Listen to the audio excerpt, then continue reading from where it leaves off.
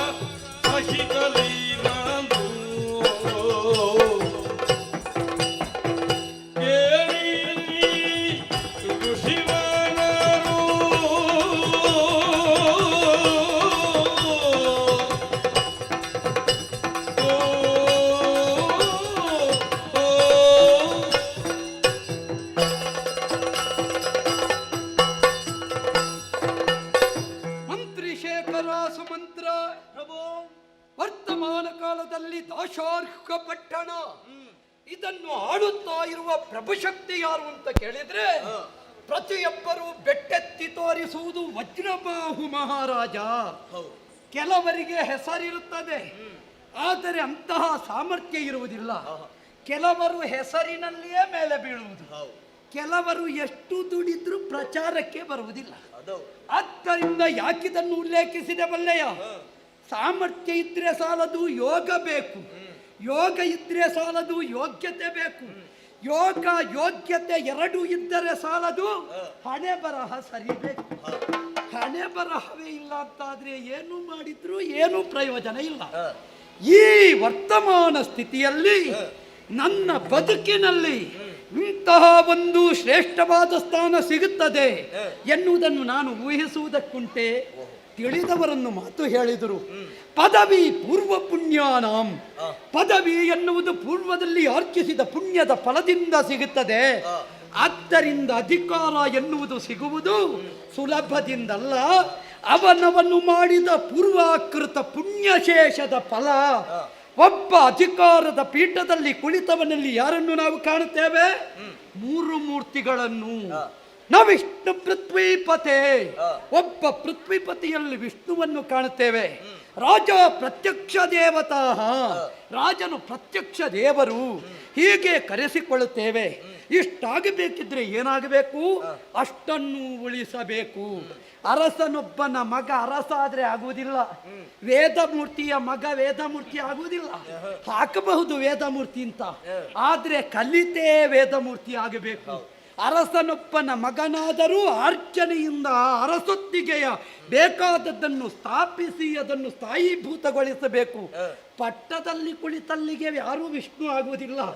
ಪಟ್ಟದಲ್ಲಿ ಕೂತು ಪಾಲನೆಯಲ್ಲಿ ವಿಷ್ಣುವಿನಂತೆ, ಲಯದಲ್ಲಿ ಪರಮೇಶ್ವರನಂತೆ, ಸೃಷ್ಟಿಶೀಲ ಗುಣದಲ್ಲಿ ಬ್ರಹ್ಮನಂತೆ ತನ್ನನ್ನು ತಾನು ತೊಡಗಿಸಿಕೊಂಡಾಗ ಮಾತ್ರ ಅವನ ಅರಸತ್ತಿಗೆ ನಿಜವಾದ ದೇವತಾ ಸ್ಥಾನ ಪ್ರಾಪ್ತಿಯಾಗುತ್ತದೆ. ಇದನ್ನೇ ಪ್ರಾಜ್ಞರಾದಂತಹ ಯೋಗಿವರೆಣ್ಯರು ನಮಗೆ ಅಭಿಷೇಕ ಮಾಡುವ ಕಾಲದಲ್ಲಿ ಹೇಳ್ತಾರೆ. ಈ ನಿಟ್ಟಿನಿಂದಲೇ ನನ್ನ ಆಳ್ವಿಕೆ ನೆಮ್ಮದಿಯಾಗಿ ಉಂಟು. ಕರುಣೇಶು ಮಂತ್ರಿ, ಅರಸನಾದವನಿಗೆ ಶಿರಸ್ವರೂಪದಲ್ಲಿ ಇರುವವ ಯಾರು ಅಂತ ಕೇಳಿದ್ರೆ ಮಂತ್ರಿ. ಆದ್ದರಿಂದಲೇ ಹೇಳಿದ್ದು ಜಗದೊಳು ಸಕಲ ಚಮತ್ಕಾರಮಂ ಬಲ್ಲೊಡೆ ಮಂತ್ರಿಯಾಗು. ಮಂತ್ರಿ ಸಿಗಬೇಕು ಅಂತ ಒಟ್ಟು ಹೇಳುವುದಲ್ಲ, ಮಂತ್ರಿ ಆಗಬೇಕು ಅಂತಿದ್ರೆ ಸರ್ವ ಚಮತ್ಕಾರಗಳನ್ನು ಬಲ್ಲವನಾಗಬೇಕು, ಮಂತ್ರಾಲೋಚನೆಯನ್ನು ತಿಳಿದವನಾಗಬೇಕು. ಮಂತ್ರ ಎನ್ನುವ ಶಬ್ದದ ಅರ್ಥ ಗೊತ್ತಿಲ್ಲದವರೆಲ್ಲ ಮಂತ್ರಿ ಆಗಿದ್ರೆ ಏನೂ ಆಗುವುದಿಲ್ಲ, ಆಗುವುದಲ್ಲ. ಆದ್ದರಿಂದ ಇವತ್ತು ನನ್ನ ಮಂತ್ರನಾಗಾರಕ್ಕೆ ಸೂಕ್ತ ಸ್ಥಾನದಲ್ಲಿ ಮಂತ್ರಿಯಾಗಿ ನೀವೊದಗಿ ಬಂದಿದ್ದಿ. ನಿನ್ನ ಸೂಚನೆ ಮಾತ್ರವಲ್ಲ, ನಮ್ಮ ಪ್ರಜೆಗಳ ಅನುಮೋದನೆ ಮಾತ್ರವಲ್ಲ, ನಮ್ಮ ಬಂಧುಗಳ ಪ್ರೇರಣೆ, ಇದೆಲ್ಲರ ಸಂಗಮವೇ ದಾಶಾರ್ಹತ ವಜ್ರಬಾಹು. ನಿಜಾರ್ಥದಲ್ಲಿ ಪ್ರತ್ಯಕ್ಷ ದೇವನಂತೆ ತನ್ನ ಅರಸೊತ್ತಿಗೆಯನ್ನು ಉಳಿಸಿಕೊಂಡು ಮೆರೆಸಿಕೊಂಡು ಬಾಳುತ್ತಾ ಇದ್ದಾನೆ ಅಂತ ಹೇಳಲಿಕ್ಕೆ ಹೆಮ್ಮೆ ಆಗುತ್ತಾ ಉಂಟು. ಇಷ್ಟು ಮಾತ್ರವಲ್ಲ, ಸಾಂಸಾರಿಕವಾದ ವಿಷಯಕ್ಕೆ ಬಂದರೆ ನನಗೆ ಒಬ್ಬಳು ಹೆಂಡತಿ ಅಲ್ಲ, ಹಲವು ಮಂದಿ ಹೆಂಡತಿಯರು. ಕಾಯದ ಕಸುವನ್ನು ಕಳೆಯುವ ಕಾಮಕ್ಕಾಗಿ ಮದುವೆ ಆದದ್ದಲ್ಲ. ಒಂದು ಕಾಲದಲ್ಲಿ ದಿಗ್ವಿಜಯವನ್ನು ಮಾಡುವ ವೇಳೆಯಲ್ಲಿ ಆ ಅರಸರು ಕಪ್ಪ ಕಾಣಿಕೆ ಕೊಡುವಾಗ ನನ್ನ ಮಗಳನ್ನು ನೀವು ವರಿಸಬೇಕು ಅಂತ ಕೇಳಿಕೊಂಡ ಕಾಲದಲ್ಲಿ ಅವರ ಅಸ್ತುಮುದ್ರೆಯೊಂದಿಗೆ ಧರ್ಮ ಕರ್ಮಕ್ಕನುಸಾರವಾಗಿ ಮದುವೆ ಆಗಿದ್ದೇನೆ. ರಾಜಾನಾಂ ಬಹುವಲ್ಲಭ ಎನ್ನುವ ಪದ್ಧತಿಯಂತೆ ನಾನು ಮದುವೆ ಆಗಿದ್ದೇನೆ. ಒಬ್ಬ ಹೆಚ್ಚು ಮದುವೆ ಆಗಬಾರದು ಅಂತ ಯಾವ ಶಾಸ್ತ್ರವೂ ಹೇಳಲಿಲ್ಲ. ಮದುವೆ ಆಗಬೇಕು. ಮದುವೆ ಆದ ನಂತರ ಎಲ್ಲ ಹೆಂಡತಿಯರಿಗೆ ಏನು ಬೇಕು ಅದನ್ನು ಕೊಡಬೇಕು, ಕೊನೆವರೆಗೆ ಅವರನ್ನು ಉಳಿಸಬೇಕು, ಅವರಲ್ಲಿ ಆದ ಸಂತಾನವನ್ನು ಬೆಳೆಸಬೇಕು. ಮಾತ್ರವಲ್ಲ, ಆದ ಸಂತಾನವನ್ನು ಸಂಸ್ಕಾರವಂತರಾಗಿ ಬೆಳೆಸಬೇಕು. ಒಬ್ಬನಿಗೆ 25 ಹುಟ್ಟಿ ಒಂದು 10-15 ಬೇಡತಕ್ಕೆ ಮಾಡಲಿಕ್ಕೆ ಬಿಡುವುದಲ್ಲ. ಅವನಿಗೂ ಸಂಸ್ಕಾರ ಕೊಡಬೇಕು. ಆವಾಗ ಮಾತ್ರ ಅವನು ಹೆಚ್ಚು ಮದುವೆ ಆದದ್ದಕ್ಕೂ ಅರ್ಥ ಬರ್ತದೆ, ಪಡೆದ ಸಂಸಾರಕ್ಕೂ ಮೌಲ್ಯ ಬರ್ತದೆ. ಆದ್ದರಿಂದಲೇ ಬಹುಪತ್ನಿ ವಲ್ಲಭನಾಗಿದ್ದೇನೆ. ಅದರಲ್ಲಿಯೂ ಪಟ್ಟದರಸಿಯಾದ ಶುಕಮತಿಯ ಬಗ್ಗೆ ಹೇಳುವುದಿದ್ರೆ ಏನು ಹೇಳಲಿ, ಏನು ಹೇಳಲಿ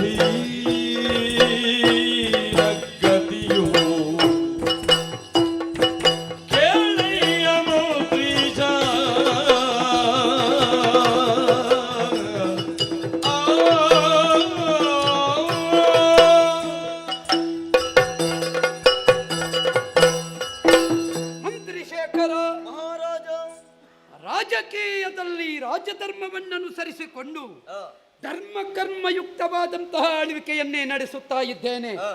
ಉತ್ತರದ ಎತ್ತರದಿಂದ ದಕ್ಷಿಣಾವರ್ತದ ತುತ್ತ ತುದಿವರೆಗಿನ ಸಮುದ್ರ ವಲಯಾಂಕಿತವಾದಂತಹ ಧರಣಿ ಮಂಡಲದಲ್ಲಿ ಧರಣಿಪತಿ ವಜ್ರಬಾಹು ಸಮರ್ಥನೂ ಹೌದು. ದೇಹ ಬಲದಲ್ಲಿ, ಮನೋಬಲದಲ್ಲಿ, ಸಂಪತ್ ಬಲದಲ್ಲಿ, ಬಂಧು ಬಲದಲ್ಲಿ, ಸರ್ವ ಬಲದಲ್ಲಿಯೂ ಸಮರ್ಥನಿದ್ದೇನೆ. ಆದರೆ ನನಗೊಂದು ನೋವುಂಟು. ಏನು ಸ್ವಾಮಿ? ಧರ್ಮ ಕರ್ಮವನ್ನೇ ವಿರಚಿಸುತ್ತಾ ಭವಿಷ್ಯದಲ್ಲಿ ನನ್ನಂತಹ ಕಂದಮ್ಮನೋರ್ವ ಈ ಪುರಕ್ಕೆ ಬೇಕು, ನನ್ನ ಉತ್ತರದಾಯಿತ್ವವನ್ನು ಹೊರತಕ್ಕ ಮಗನೊಬ್ಬ ಬೇಕು ಎನ್ನುವುದೇ ನನ್ನ ಮನದ ಅಪೇಕ್ಷೆ, ಅಪೇಕ್ಷೆ. ನೆರವೇರುತ್ತದೆ ಅಂತ ಭಾವಿಸಿದ್ದೆ. ಏನು ಕಡಿಮೆ ಹೇಳು ನನಗೆ?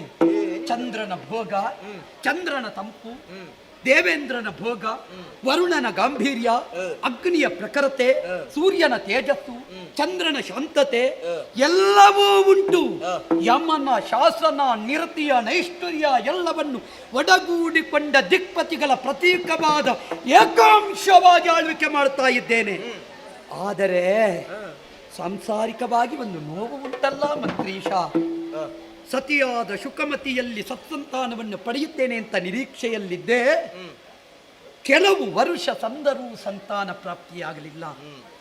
ಆಗಲೇ ಮಿಕ್ಕ ಹೆಂಡತಿಯರಲ್ಲಾದರೂ ಸಂತಾನ ಭಾಗ್ಯ ದೊರೆಯುತ್ತದೆ ಅಂತ ನಿರೀಕ್ಷೆ ಇತ್ತು. ಅವರು ಇಷ್ಟರವರೆಗೆ ಒಂದು ಸಂತಾನವನ್ನು ಕೊಡುವುದಕ್ಕೆ ಅಸಾಧ್ಯರಾಗಿ ಹೋದರು. ಈಗ ನೋವಷ್ಟೇ. ಯಾವುದಿದ್ದರೇನು ಹೇಳು?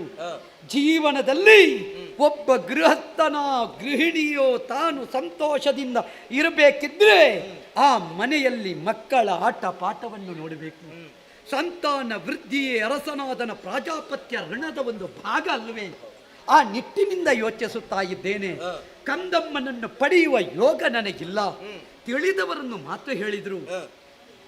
ನಕ್ಷತ್ರಗಳಿಲ್ಲದ ಆಕಾಶ, ದೇವರಿಲ್ಲದ ಗುಡಿ, ತಾವರೆ ಇಲ್ಲದ ಸರೋವರ, ಗುರುಗಳಿಲ್ಲದ ಮಠ, ವಿಗ್ರಹ ಇಲ್ಲದ ದೇಗುಲ, ತುಳಸಿ ಇಲ್ಲದ ವೃಂದಾವನ, ಮಕ್ಕಳಿಲ್ಲದ ಮನೆ, ಇದು ಏನಿದ್ದರೂ ಅದು ಲೆಕ್ಕಕ್ಕೆ ಬರುವುದಿಲ್ಲ. ಅದಕ್ಕೊಂದು ಮೌಲ್ಯ ಇಲ್ಲ. ಹಾಗಾಗಿ ನನಗಿರುವ ಆಶೆ ಒಂದೇ, ನಾನೇನೋ ಈ ಸಮಗ್ರವಾದ ಭರತ ಖಂಡದ ಯಜಮಾನನಾಗಿದ್ದೇನೆ. ಎಲ್ಲವೂ ನನ್ನಲ್ಲಿ ಉಂಟು. ಆದರೆ ಯಾಜಮಾನ್ಯವನ್ನು ಮುಂದುವರಿಸುವುದಕ್ಕೆ ನಮ್ಮಲ್ಲಿ ಒಂದು ಸಂಸಾರಕ್ಕೆ ಕುಡಿಯಿಲ್ಲವಲ್ಲ ಎನ್ನುವ ಖೇದ ವೇದನೆ ಉಂಟು ಮಂತ್ರೀಶ. ಶಿವಾರಾಧಕರು ನಾವು. ಹರ ಯಾವ ಕಾಲಕ್ಕೂ ಕೈ ಬಿಡುವುದಿಲ್ಲ ಅಂತ ನಂಬಿದವರು. ದೇವನೊಲಿದರೆ ಕೊರಡು ಕೊನರುವುದು, ದೇವನೊಲಿದರೆ ಬರಡು ಹಯನಹುದು, ದೇವನೊಲಿದರೆ ಯಾವತ್ತಿದ್ದರೂ ಬದುಕು ಬಂಗಾರವಾಗುವುದು ಎನ್ನುವಂತಹ ಉಕ್ತಿಯನ್ನು ಮರೆತವನಲ್ಲ. ಇಷ್ಟರವರೆಗೂ ನಾ ಮಾಡಿದ ಧರ್ಮ ಕರ್ಮದ ಫಲ, ಒಂದು ಮಗುವಿನ ಮುಖ ನೋಡುವ ಯೋಗ ನನ್ನ ಪಾಲಿಗೆ ಇಲ್ಲವಾಗಿ ಹೋಯಿತಲ್ಲ ಮಂತ್ರೀಶ. ಇಲ್ಲ ಒಂದು ಮಾತಾಡ್ಲ ನಾನು. ಏನು? ಪೃಥ್ವೀಶನೆ ಕೇಳು ಮನದೊಳು ವ್ಯರ್ಥಳಾಳು.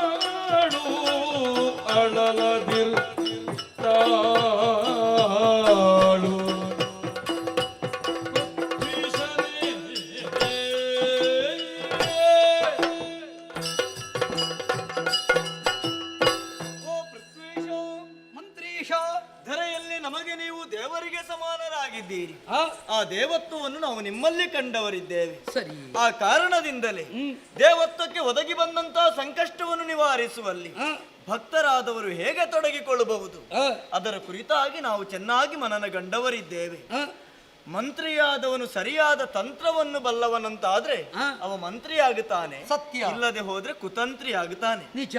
ಆ ಕಾರಣದಿಂದ ಹ್ಮ್. ಶ್ರೇಷ್ಠನಾದಂತಹ ಮಂತ್ರಿ ಆಗುವಂತಹ ಹ್ಮ್. ಹೊಣೆಗಾರಿಕೆ ನನ್ನ ಮೇಲೆ ಉಂಟು ಎನ್ನುವುದು ಸ್ಪಷ್ಟ ತಾನೆ. ತಿಳಿದವರು ಹೇಳಿದ್ದದೇ ಅಲ್ವೇ? ದೇವಸ್ಥಾನಕ್ಕೊಬ್ಬ ತಂತ್ರಿ, ರಾಜ್ಯಕ್ಕೊಬ್ಬ ಮಂತ್ರಿ, ಅವರು ಇಬ್ಬರು ಸರಿ ಇಲ್ಲ ಅಂತಾದ್ರೆ ಎಲ್ಲವೂ ಅತಂತ್ರವೇ. ಮತ್ತೆ ಕೇಳುವುದೇ ಬೇಡ. ಹೌದಲ್ಲ? ಒಳ್ಳೇದಾಗಬೇಕು ಅಂತ ಬಯಸಲಿಕ್ಕೆ ಇಲ್ವಲ್ಲ. ಆ, ಒಂದು ವೇಳೆ ಅರಸನಾದವನಿಗೆ ಒಳ್ಳೇದಾಗದೇ ಹೋಯಿತು ಅಂತ ಆದ್ರೆ ಆ. ಅದು ಮಂತ್ರಿಯಲ್ಲಿ ಕಂಡು ಬರುವ ಲೋಪದೋಷ ಅಂತ ಆಗುತ್ತದೆ. ನಿಜ. ಸ್ವಾಮಿ, ಆ. ಅದಕ್ಕೆ ಬೇಕಾಗಿ ಒಂದು ಸಲಹೆಯನ್ನು ನಾನು ಕೊಡುತ್ತೇನೆ. ಆ, ಸತ್ಸಂತಾನವನ್ನು ಹೊಂದಬೇಕು ಅಂತ ಇದ್ರೆ ಆ. ನಮ್ಮ ಆರಾಧ್ಯ ಮೂರ್ತಿಯಾದಂತಹ ಆ, ಶಿವನನ್ನು ನಾವು ಚೆನ್ನಾಗಿ ಅರ್ಚಿಸಿದೆವು ಆ. ಅಥವಾ ಅವನನ್ನು ಪೂಜಿಸಿದೆವು ಅಂತ ಆದ್ರೆ ಆ. ನಮಗೆ ಒದಗಿ ಬಂದಂತ ಕಷ್ಟದಿಂದ ನಿವಾರಣೆ ಹೊಂದಿ ಸತ್ಸಂತಾನವನ್ನು ಹೊಂದಬಹುದು ಸ್ವಾಮಿ. ಆ. ಇದು ನನ್ನ ಸಲಹೆ. ಆ. ನೀವು ಹಾಗೂ ನಿಮ್ಮ ಮಡದಿ ಆ. ಜೊತೆಯಾಗಿ ಶಿವಾರ್ಚನೆಯನ್ನು ಮಾಡಬೇಕು. ಯೋಚನೆ ಸಾಧುವೇ ಮಂತ್ರೀಶ. ಸಂತೋಷವಾಯಿತು. ನಿಮ್ಮ ಮಾತುಗಳನ್ನು ಕೇಳುವಾಗ ಅಮಿತಾನಂದವಾಯಿತು. ಆ. ಸಂತಾನ ಇಲ್ಲ ಅಂತ ಕೊರಗುತ್ತಾ ಇದ್ದೆವು. ಕಲ್ಲಾಗು ಕಷ್ಟಗಳ ವಿಧಿಯ ಮಳೆ ಸುರಿಯೇ ಅಂತ ತಿಳಿದವರಾಡಿದರು. ಆ. ಕಷ್ಟ ಕಾಲ ಬಂದಾಗ ನಾವು ಕಲ್ಲಿನಂತೆ ಎದೆಗೊಡಬೇಕಂತೆ. ಈ ವೇಳೆಯಲ್ಲಿ ಸಂತಾನ ಇಲ್ಲ ಅಂತ ವ್ಯಥಿತ ಮನಸ್ಕರಾಗುವುದಲ್ಲ. ವ್ಯಥೆಯನ್ನು ದೂರೀಕರಿಸುವ ಕಾರಣವೇ ಈಶ್ವರನನ್ನು ಭವ ಅಂತ ಕರೆದದ್ದು. ಹೌದು. ಅಭವನ ಅರ್ಚನೆಯಿಂದ ನಮ್ಮ ಭವನೆಯೆಲ್ಲ ದೂರವಾದೀತು ಎನ್ನುವ ಆತ್ಮವಿಶ್ವಾಸ ನಮಗೂ ಉಂಟು. ನೀವು ರಾಜಕಾರ್ಯದತ್ತ ತೊಡಗಿ ನನಗೆ ಮಡದಿಯ ಮುಖ ನೋಡಬೇಕು, ಅವಳನ್ನು ಸಮಾಧಾನ ಪಡಿಸಬೇಕು ಅಂತ ಉಂಟು. ನಾನು ಅವಳ ಗೃಹದತ್ತ ಸಾಗುತ್ತೇನೆ. ನೀವು ನಿಮ್ಮ ಮಡದಿಯ ಮುಖ ನೋಡಿ, ನಾವು ನಿಮ್ಮ ಮಗನ ಮುಖ ನೋಡುವುದಕ್ಕೆ ಬಯಸ್ತೇವೆ. ಸಂತೋಷ. ಹೋಗಿ ಹೋಗಿ.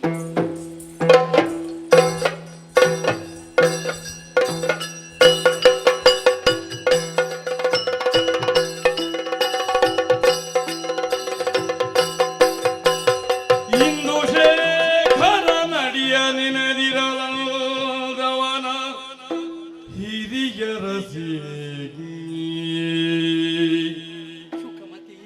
ಶುಕಮತಿಯಾಳು ಕಾಂತನಿಗೆರಗಿ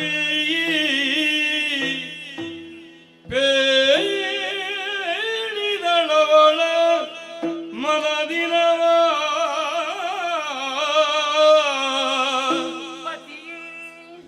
ನೀ ಲಾಲಿತಯ್ಯಾಗ ಪತಿಯೇ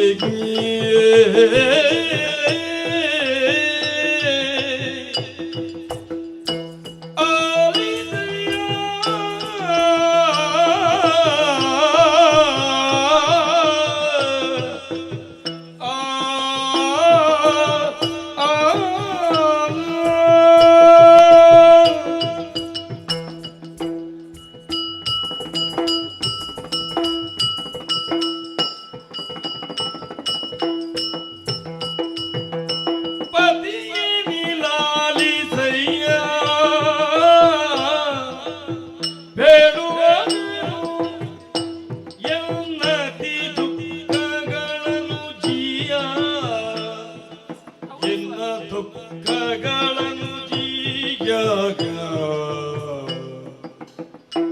ಸುತರಲ್ಲ ಬಸುರೊಳಗೆ ಬಸುರೊಳಗೆ ಜನಿಸದೆ ವ್ಯರ್ಥ ಗತಿಹೀನಳಾದೆ ಹೀಗೆ ಜನಿಸದೆ ವ್ಯರ್ಥ ಗತಿಹೀನಳಾದೆ ಹೀಗೆ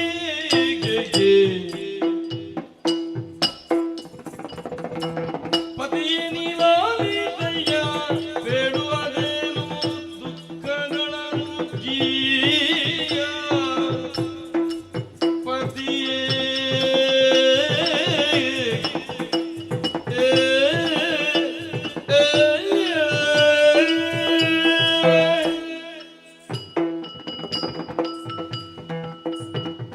ಪ್ರಾಣೇಶ್ವರ ಶುಕಮತಿ, ಮೊದಲಾಗಿ ನಿಮ್ಮ ಪದಯುಗ್ಮಗಳಿಗೆ ವಂದಿಸಿಕೊಳ್ಳುತ್ತಾ ಇದ್ದೇನೆ. ಎದ್ದೇಳು ಕಾಂತೆ. ಸ್ವಾಮಿ, ಆ ಹೆಂಡತಿಯಾದವಳು ಗಂಡನ ಛಾಯಾನುವರ್ತಿಯಾಗಿ ವರ್ತಿಸುತ್ತಾಳೆ ಎನ್ನುವಂತಹ ಮಾತಿದೆ. ನಿಜ.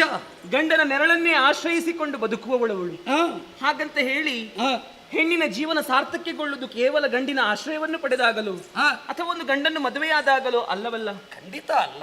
ಒಂದು ಮಗುವಿಗೆ ಜನ್ಮವನ್ನಿತ್ತಾಗ ಆ ಹೆಣ್ತನ ಎನ್ನುವುದು ಸಾರ್ಥಕ್ಯಗೊಳ್ಳುತ್ತದೆಯಂತೆ. ಮಾತೆ ಎನ್ನುವ ಶಬ್ದಕ್ಕೆ ಅರ್ಥ ಬರ್ತದೆ. ಅಲ್ಲವೇ? ಹೆಣ್ಣಾದರೆ ಸಾಲದು ಜನನಿಯಾಗಬೇಕು. ಜನನಿಯಾಗಬೇಕು. ಹಾ, ಸ್ವಾಮಿ, ಆ, ನಿಮಗೂ ತಿಳಿದಿದೆ ಏನು ದುಃಖ ಎನ್ನುವ ಹಾಗೆ. ಅರ್ಥ ಮಾಡಿಕೊಂಡೆ. ನಿನ್ನ ಗೃಹ ಪ್ರವೇಶ ಮಾಡುವಾಗ ನಾನು ತಲೆ ಬಾಗಿಯೇ ಬರುವುದು. ಹಾಗಂತ ಹೇಳಿ ಮತ್ತು ನಾನು ಅದನ್ನೇ ಹೇಳಿದ್ರೆ ಮತ್ತು ದುಃಖ ಉಮ್ಮಳಿಸಿ ಬರುತ್ತದೆ ಎನ್ನುವಂತಹ ವಿಚಾರವೂ ನನಗೆ ತಿಳಿದಿದೆ. ಕೆಲವರು ಹೆಂಡತಿಯ ಬಳಿಗೆ ಬರುವಾಗ ಯಾವಾಗಲೂ ತಲೆ ಬಾಗಿಯೇ ಬರುವುದು. ಹೌದು. ನಾನು ಆ ವಿಷಯದಲ್ಲಿ ತಲೆ ಬಾಗುವುದಲ್ಲ, ಹೆಂಡತಿಯ ನೋವರಿತು ತಲೆ ಬಾಗಿ ಬರುವುದು. ಅದು ಗಂಡನ ಕರ್ತವ್ಯವೇ ಸರಿ. ಕೆಲವರು ಗಂಡ ಬಾಗದಿದ್ರೆ ಗಂಡನ ತಲೆಯನ್ನು ಬಾಗಿಸ್ತಾರೆ. ಅಂತಹ ಹೆಂಡತಿ ನಾನಲ್ಲ. ಖಂಡಿತ ಅಲ್ಲಪ್ಪ ಸ್ವಾಮಿ, ಆ, ಈ ದಾಶಾರ್ಹಪುರದಲ್ಲಿ ಯಾವುದಕ್ಕೂ ಕೊರತೆ ಎನ್ನುವುದಕ್ಕೆ ಬರುವುದಕ್ಕೆ ಸಾಧ್ಯವೇ ಇಲ್ಲ. ಇಲ್ಲ ಕೊರತೆ ಎನ್ನುವಂತಹ ಶಬ್ದಕ್ಕೆ ಸ್ಥಾನವೇ ಇಲ್ಲ. ಇಲ್ಲ ಹೂ ಬಿಡದಂತಹ ಲತೆಗಳಿಲ್ಲ, ಇಲ್ಲ ಹಾಲನ್ನೀಯದಂತಹ ಗೋವುಗಳಿಲ್ಲ, ಇಲ್ಲ. ಭಾಮಿನಿಯರಳು ಬಂಜೆಯರಿಲ್ಲ ಅಂತ ಹೇಳುತ್ತಾರೆ. ಸತ್ಯ ಆದ್ರೆ ನಮ್ಮ ಅರಮನೆಯಲ್ಲೇ ಉಂಟಂತಾಯಿತಲ್ಲ.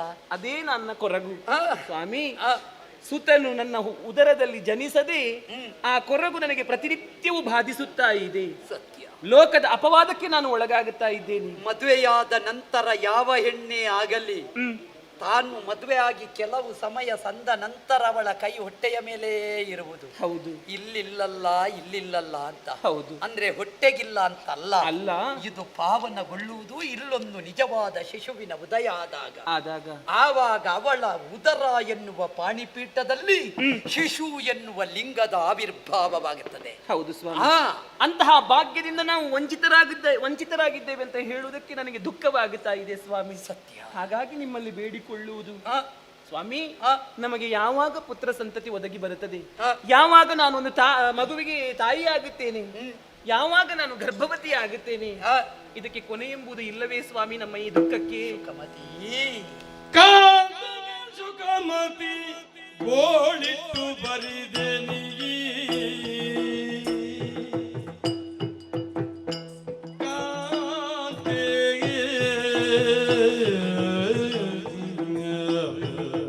ಸುಖಮತಿ.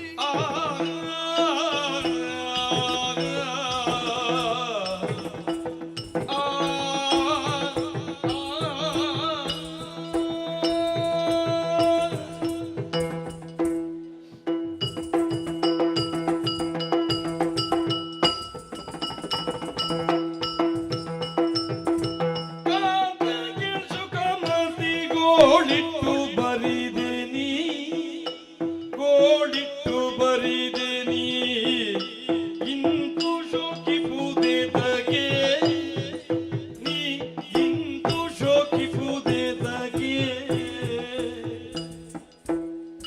ಭ್ರಾಂತಿಯವರೆ ಕೇಳ್ದ ಜನರೆಲ್ಲ, ಭ್ರಾಂತಿಯವರೆ ಕೇಳ್ದ ಜನರೆಲ್ಲ, ಬಿಡು ಬಿಡು ಚಿಂತೆಯ, ಬಿಡು ಬಿಡು ಚಿಂತೆಯ ಅಂಬುಜಾಕ್ಷಿ.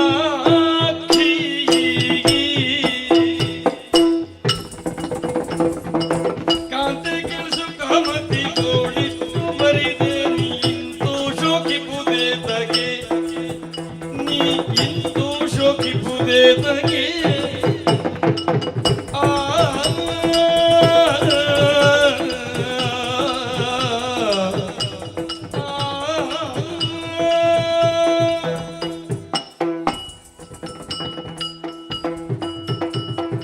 ಕಾಂತೆ ಸುಖಮತಿ. ಪ್ರಾಣೇಶ್ವರ, ನಿನ್ನ ಮಾತುಗಳು ಗಿಳಿಯ ವಾಣಿಯಂತೆ.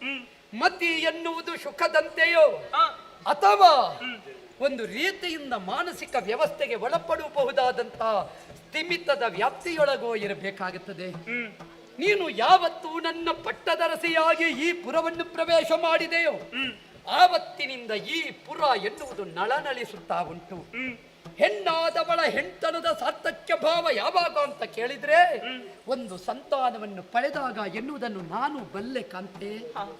ಗಂಡಾದವನ ಪಿತೃತ್ವ ಸಾರ್ಥಕ್ಯಗೊಳ್ಳುವುದು ಒಂದು ಮಗುವಿಗೆ ತಂದೆ ಆದಾಗ. ಆ ಮೂಲಕ ನಾವು ಋಣಮುಕ್ತರಾಗಬೇಕು. ಸತ್ಯ. ಪ್ರಪಂಚದಲ್ಲಿ ಗುರು ಋಣ, ಪಿತೃ ಋಣ, ಪ್ರಾಜಾಪತ್ಯ ಋಣದಿಂದ ಮುಕ್ತರಾಗಬಹುದು, ಆದರೆ ಮಾತೃ ಋಣದಿಂದ ಮುಕ್ತರಾಗುವುದಕ್ಕೆ ಯಾವನಿಂದಲೂ ಸಾಧ್ಯ ಇಲ್ಲ. ಅಪುತ್ರಸ್ಯ ಗತಿರ್ನಾಸ್ತಿ ಅಂತ ಹೇಳ್ತಾರೆ. ಸ್ವರ್ಗಂ ನೈವಚ ನೈವಚ. ಸಂತತಿಹೀನರಿಗೆ ಸದ್ಗತಿ ಶೂನ್ಯವಾಗುವುದಂತೆ. ಸತ್ಯ. ಇದೆಲ್ಲ ನನಗೆ ಆವಾಗ ಬಾಧಿಸುತ್ತಲೇ ಇರುತ್ತದೆ ಸ್ವಾಮಿ. ಪುತ್ರಿ ಎಂಬ ನರಕದಿಂದ ಬಿಡುಗಡೆ ಹೊಂದಿಸುವವನಿಗೆ ಪುತ್ರ ಅಂತ ಹೆಸರು. ಅಲ್ಲ, ಪುತ್ರಿಯೂ ಆಗಬಹುದು. ಆದ್ರೆ ಆ ಯೋಗದಿಂದ ನಾವು ಮುಕ್ತರಾಗುತ್ತಾ ಇಲ್ಲವಲ್ಲ ಎನ್ನುವುದೇ ಖೇದ. ನೋಡೊಮ್ಮೆ ರಾಜಬೀದಿಯಲ್ಲಿ ನಡೆದಾಡುವ ಅನ್ಯರ ಅನ್ನಕ್ಕಾಗಿ ತಾನು ಕೈಯಲ್ಲಿ ಬಟ್ಟಲು ಹಿಡಿದು ಬೇಡುವ ಅವನಿಗೆ 2-3 ಮಕ್ಕಳಿರುತ್ತದೆ. ಹೌದು. ಸಾಕುವುದಕ್ಕೆ ಅನ್ಯರ ತಂಗುಲಕ್ಕೆ ಕೈಯೊಡ್ಡಬೇಕಾದವನಿಗೆ ಸಂತಾನ ಉಂಟು. ಹೌದು. ಮಾರ್ಗದ ಬದಿಯಲ್ಲಿ ದುಡಿಯುವ ಒಬ್ಬ ಕಾರ್ಮಿಕನಿಗೆ ಅವನ ಹರಿದ ಬಟ್ಟೆಯನ್ನೇ ಮರಕ್ಕೆ ತೊಟ್ಟಿಲಾಗಿ ಕಟ್ಟಿ ತೂಗುತ್ತಾನೆ, ಅವನಿಗೆ ಮಕ್ಕಳಾಗುತ್ತದೆ. ರಾಜಭೋಗದಿಂದ ಬದುಕುವನಿಗೆ ಕಂದಮ್ಮರಿಲ್ಲ ಅಂದ್ರೆ ವಿಧಿಯ ತಾರತಮ್ಯವೇ ಅಲ್ಲ, ಭಗವಂತನ ಆಟವೇ? ಹೇಳುವುದಕ್ಕಿಲ್ಲ. ಯಾವತ್ತಿದ್ದರೂ ಮಕ್ಕಳನ್ನು ಪಡೆಯುವುದು ನಮ್ಮಲ್ಲಿ ಕಾಯದಲ್ಲಿ ಕಸುವುಂಟು ಎನ್ನುವುದರಿಂದಲ್ಲ. ಪುತ್ರ ಎನ್ನುವುದೊಂದು ಇಷ್ಟಿ, ಅಂದ್ರೆ ಸಂತಾನ ಎನ್ನುವುದು ಇಷ್ಟಿ. ಕಾಮ ಎನ್ನುವುದು ಯಾವಾಗ ಯಜ್ಞವಾಗುತ್ತದೋ ಆವಾಗ ಯಜ್ಞದ ಫಲರೂಪವಾಗಿ ಒದಗಿ ಬರುವ ಪ್ರಸಾದವೇ ಶಿಶು. ಆದ್ದರಿಂದಲೇ ಶಿಶುವಲ್ಲಿ ಕೇಶವನ ಕಾಣು ಅಂತ ತಿಳಿದವರಾಡಿದ್ದು. ಅಂತಹ ಶಿಶುವನ್ನು ಪಡೆಯುವುದಕ್ಕೂ ಒಂದು ರೀತಿಯ ಪೂರ್ವ ಸುಕೃತ ಬೇಕು. ಮಾತ್ರವಲ್ಲ, ವರ್ತಮಾನ ಸ್ಥಿತಿಯಲ್ಲಿ ಮಾಡಿದ ಸತ್ಕರ್ಮದ ಫಲ ಬೇಕು. ನಮಗೆ ಆ ಯೋಗವನ್ನು ಭಗವಂತ ಇನ್ನೂ ಕೊಡ್ಲಿಲ್ಲ. ಏನು ಮಾಡೋಣ ಹೇಳು? ಹೌದು, ಮಕ್ಕಳಿಲ್ಲ ಎನ್ನುವ ಹಾಗೆ ವೃತ್ತ ಪೂಜೆಯನ್ನು ಮಾಡುವಂತಹ ತಂದೆ ತಾಯಂದಿರು ಇರಬಹುದು. ಮದುವೆಯಾಗಿ 2 ವರ್ಷ ಕಳೆಯಲಿಕ್ಕಿಲ್ಲ. ಎಲ್ಲರೂ ಕೇಳುವುದು ಹಾಗೆ, ಏನು ಇನ್ನೂ ನೀವು ಪಂಚಾಂಗ ಹಾಕಲಿಲ್ಲ ಅಂತಲೇ ಕೇಳುವುದು. ಮದುವೆಯಾಗಿ ವರ್ಷ 2 ಆಗ್ಲಿಕ್ಕಿಲ್ಲ. ನೋಡುವುದು ಹೊಟ್ಟೆಯನ್ನೇ ಹೆಂಡತಿದ್ದು, ಏನು ಇನ್ನು ಪಂಚಾಂಗ ಹಾಕಲಿಲ್ಲ ಅಂತ. ಏನು ಪಂಚಾಂಗಕ್ಕೆ ವ್ಯವಸ್ಥೆ ಇದ್ದು ಹಾಕುವುದಲ್ಲ. ಪಂಚಾಂಗ ಆಗಬೇಕು ಅಂತಿದ್ರೆ ಪಂಚಮೂರ್ತಿಯ ಅನುಗ್ರಹ ಬೇಕು, ಪಂಚಾನನ ಅನುಗ್ರಹ ಬೇಕು. ಇದು ಸಾಮಾನ್ಯರು ಅರ್ಥ ಮಾಡಿಕೊಳ್ಳಬಲ್ಲರೇ? ಇಲ್ಲ. ಆದ್ದರಿಂದ ಶಿವ ಅನುಗ್ರಹ ಯಾವ ಕಾಲಕ್ಕೆ ಒದಗಿ ಬರ್ತದೆ ಅಂತ ಹೇಳುವುದಕ್ಕೆ ಯಾರಿಂದಲೂ ಸಾಧ್ಯ ಇಲ್ಲ ಕಾಂತೆ, ಸಾಧ್ಯ ಇಲ್ಲ. ಶಿವ ಒಲಿತ ಅಂತಾದರೆ ಕೇಳದೆ ಕೊಡುವ ಭಾಗ್ಯ. ಆದ್ದರಿಂದ ಇನ್ನೂ ಚಿಂತಿಸುವುದಲ್ಲ. ಚಿಂತೆ ಯಾಕೆ ಮಾಡುತ್ತಿದ್ದಿ? ಚಿನ್ಮಯನಿದ್ದಾನೆ. ಆ ಚಿನ್ಮಯಾತ್ಮಕನಾದ ಭಗವಂತನನ್ನು ಅನವರತ ಧ್ಯಾನಿಸೋಣ. ಒಂದಲ್ಲ ಒಂದು ಸಂದರ್ಭದಲ್ಲಿ ಆದ್ರೂ ಭಗವಂತ ಕೊಟ್ಟೇ ಕೊಡ್ತಾನೆ. ಜೀವರು ಕೊಟ್ಟರೆ ಮನೆ ತನಕ, ದೇವರು ಕೊಟ್ಟರೆ ಕೊನೆ ತನಕ. ದೇವರು ಕೊಡುವುದು ಕೊನೆಗೆ, ಮೊದಲು ಕೊಡುವುದಿಲ್ಲ. ಬೇಗ ಕೊಟ್ಟರೆ ದೇವರು ಅಂತ ಹೇಳುವುದಿಲ್ಲ. ಯಾವಾಗ ನಾವು ಕಷ್ಟವನ್ನು ಅನುಭವಿಸಿ ಕೊನೆಗೆ ಸಿಗುವ ಫಲ ಏನುಂಟು ಅದು ನಿಜವಾದ ಫಲ. ಪೆಟ್ಟು ಹಾಕಿದಲ್ಲಿಗೆ ಕಲ್ಲು ಮೂರ್ತಿ ಆಗುವುದಿಲ್ಲ. ಬಹು ವರುಷದ ಕಡಿತದ ಫಲರೂಪವಾಗಿ ಮೂರ್ತಿ ಮತ್ತು ಮೂರ್ತಿಯಾಗುತ್ತದೆ. ಪೆಟ್ಟೇ ಇಲ್ಲದಂತಹ ಶಿಲೆಯೊಂದು ಕೇವಲ ಇದು ಕಾಲಡಿಗೆ ಹಾಕುವಂತಹ ಹಾಸುಗಲ್ಲಾಗುತ್ತದೆ. ಆದ್ದರಿಂದ ಶಿಲಾಮಯನಾದ ಶಿವ ಯಾವ ಕಾಲಕ್ಕೂ ಈ ನಮ್ಮ ಪೀಠಕ್ಕೆ ಯಾವತ್ತು ಕಲ್ಲು ಇಡಲಾರ, ಕಣ್ಣಿಟ್ಟು ಕಾಯುವ ಅಂತ ವಿಶ್ವಾಸ ಉಂಟು. ಶಿವಧ್ಯಾನವನ್ನು ಮಾಡುತ್ತಾ ಇರೋಣ, ಪರಮೇಶ್ವರನನ್ನೇ ಧ್ಯಾನಿಸುತ್ತಾ ಇರೋಣ. ನಾನು ಎನ್ನುವುದನ್ನು ಬಿಡು, ನೀನು ಎನ್ನುವುದನ್ನು ತಿಳಿ, ನನ್ನದು ಎನ್ನುವುದನ್ನು ಮರೆ, ನಿಮ್ಮದು ಎನ್ನುವುದನ್ನರಿ. ಆವಾಗ ಹರಿಸಕನೆ ಪೊರೆವಾ, ಅವನನ್ನೇ ನುತಿಸುವ. ಹೀಗೆ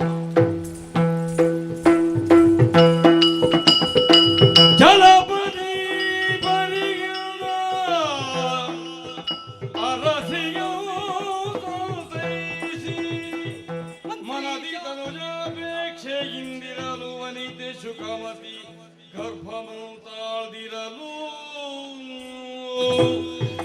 ಕಡು ಸಂತಸವ ತಾಳುತ್ತ ನುಡಿದವು ಮಂತ್ರೀಶನೊಡನೆ ಕೇಳಯ್ಯಾಗ ಮಂತ್ರಿಕುಲ ಮೌಳಿ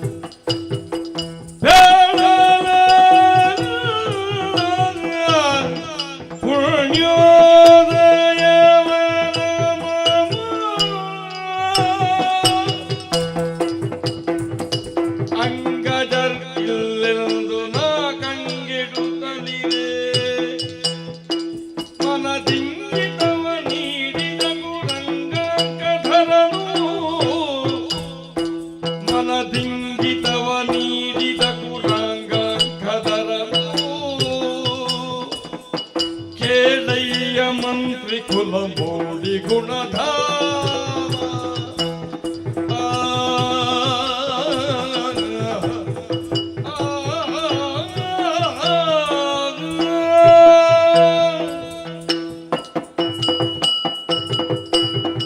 ಮಂತ್ರಿ ಕುಲಧಾಮ ಮಹಾಪ್ರಭು. ನಿಜವಾಗಿಯೂ ನಿನ್ನಂತಹ ಮಂತ್ರಿಗಳ ಸೂಚನೆ ನಮ್ಮದ್ದಾದ ಬದುಕಿನ ಯೋಜನೆಯ ಅನುಷ್ಠಾನಕ್ಕೆ ಕಾರಣ ಅಂತ ಹೇಳಿದರೂ ಅತಿಶಯೋಕ್ತಿ ಆಗುವುದಕ್ಕಿಲ್ಲ. ದೊಡ್ಡ ಮಾತು. ಕಣ್ಣೀರ್ ಕರೆಯುತ್ತಾ ಇದ್ದೆ. ಏನು ಮಾಡಲಿ? ಸತಿಯರನ್ನು ಹೇಗೆ ಸಂತೈಸಲಿ? ಪ್ರಜಾವಾರಕ್ಕೆ ಏನು ಉತ್ತರ ಕೊಡಲಿ? ಭವಿಷ್ಯದಲ್ಲಿ ಈ ಪೀಠಕ್ಕೆ ಉತ್ತರದಾಯಿತ್ವವನ್ನು ಯಾರಿಗೆ ಹೊರಿಸಲಿ? ಆ ವೇಳೆಯಲ್ಲಿ ನನಗೆ ಧೈರ್ಯ ತುಂಬಿದವ ನೀನು. ನಿಜವಾಗಿಯೂ ನಿನ್ನ ಮಂತ್ರಿಯ ವಚನ ಮಂತ್ರವಾಯಿತು ಮಂತ್ರೀಶ. ಆವತ್ತೇ ಶಿವನಿಗಿಂತ ಮಿಗಿಲಾದದ್ದು ಯಾವುದೂ ಇಲ್ಲ ಅಂತ ಸತಿಯನ್ನು ಸಂತೈಸಿದೆ. ಕಾಲ ಕೆಲವು ಸಂದಿತು. ಶಿವಾರಾಧನೆಯ ಫಲರೂಪವಾಗಿ ಈಗ ಸುಖಮತಿ ಗರ್ಭವತಿ. ಹೌದಾ? ಅದೇ ನನಗೆ ನಿಮ್ಮ ಮುಖ ನೋಡುವಾಗಲೇ ಗೊತ್ತಾಯಿತು. ಈ ಲಕ್ಷಣ ಅಂತ. ಭೂಗರ್ಭ ಬಂಜೆಯಾಗುತ್ತಾಳೆ ಅಂತ ಭಾವಿಸಿದ್ರೆ ನನ್ನ ಸತೀ ಗರ್ಭ ಉದಯಿಸಿತು. ಆಯ್ತಾ? ಪರಿಣಾಮದಲ್ಲಿ ಭೂಗರ್ಭ ಮೇಳೈಸಿತು ಅಂತ ಭಾವಿಸುತ್ತೇನೆ. ನೆಮ್ಮದಿಯಾಯಿತು. ಶಿವ ಕೊಟ್ಟ, ಶಿವ ಕೊಟ್ಟರೆ ಕೊನೆತನಕ ಎನ್ನುವುದು ಈಗ ನನಗರ್ಥವಾಯಿತು. ಸತ್ಯ, ದೇವರು ಯಾವತ್ತೂ ನಂಬಿದವರ ಕೈ ಬಿಡುವುದಿಲ್ಲ ಎನ್ನುವುದಕ್ಕೆ ಸಾಕ್ಷಿಯಾಯಿತು. ಶಿವಾರಾಧನೆಯಿಂದ ನನ್ನ ಸತಿ ಗರ್ಭವತಿಯಾಗಿದ್ದಾಳೆ. ಇದು ಒಂದು ರೀತಿಯ ಸಂಭ್ರಮ. ಹೌದೌದು. ಇಷ್ಟೇ ಮಂದಿಯಲ್ಲ, ನಾನು ಯಾರು? ನಾನೊಬ್ಬ ಈ ದಾಶಾರ್ಹದ ಯಜಮಾನ. ಹೌದು. ಯಜಮಾನರ ಪುರದಲ್ಲಿ ಯಾವ ಆಸನವೂ ಬರಿದಾಗಬಾರದು. ಇನ್ನು ಕೆಲವೇ ಸಮಯದಲ್ಲಿ ತುಂಬುವುದಕ್ಕುಂಟು. ಹೌದೌದು. ಹೌದಲ್ಲ? ಆದ್ದರಿಂದ ತುಂಬಬೇಕು ಅಂತಿದ್ರೆ ನಮ್ಮ ಕರೆಯವರಿಗೆ ಮುಟ್ಟಿದೋ ಎನ್ನುವುದು ಮುಖ್ಯ. ಎಲ್ಲರಿಗೂ ಗೊತ್ತೇ ಇರ್ಲಿಕ್ಕಿಲ್ಲ. ಯಾಕಂದ್ರೆ ಕರೆಗೆ ವ್ಯವಸ್ಥೆ ನಾವು ಇನ್ನೂ ಮಾಡಬೇಕಷ್ಟೇ. ಯಾಕೆ? ನನಗೆ ಗೊತ್ತಾದದ್ದು ಈಗ. ಸತಿಯಾದ ಶುಕಮತಿಗೆ ಗರ್ಭವತಿಯಾದ ಈ ಶುಭಾವಸರದಲ್ಲಿ ಕೆಲವೇ ಸಮಯದಲ್ಲಿ ಶ್ರೀಮಂತದ ಕಾರ್ಯಕ್ರಮ ನಡೆಯುವುದುಂಟು. ಅದಕ್ಕೆ ಬಯಕೆ ಅಂತ ಹೇಳುವುದು. ಹೌದು. ಗರ್ಭವತಿಯ ಮನದ ಬಯಕೆಯನ್ನು ಈಡೇರಿಸುವ ವ್ಯವಸ್ಥೆಗೆ ಬಯಕೆ, ಸೀಮಂತ ಅಂತ ಹೆಸರು.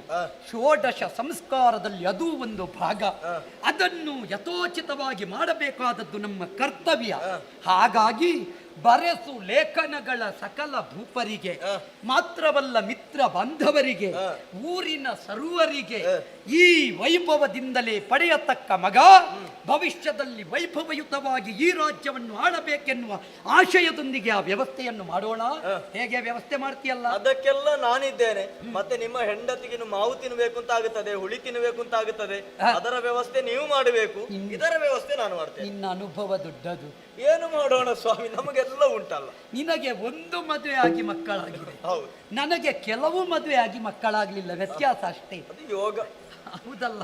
ಹಾಗಾದ ಕಾರಣ ಇದು ನಿನ್ನ ಯೋಗ, ಇದು ನನ್ನ ಯೋಗ. ಏನೇ ಇರಲಿ ಯೋಗ ಸಂಯೋಗವಾಗಬೇಕು. ಇದರ ಫಲರೂಪವಾಗಿ ಸತ್ಫಲ ಪ್ರಾಪ್ತಿಯಾಗಬೇಕು. ಸರ್ವ ವ್ಯವಸ್ಥೆಯನ್ನು ಮಾಡಿದ್ದೇನೆ. ಸರಿ ಸರಿ ಸರಿ. ನಳಿನ ಮುಖೇ ಶುಕವತಿ ಉದಯನದಿ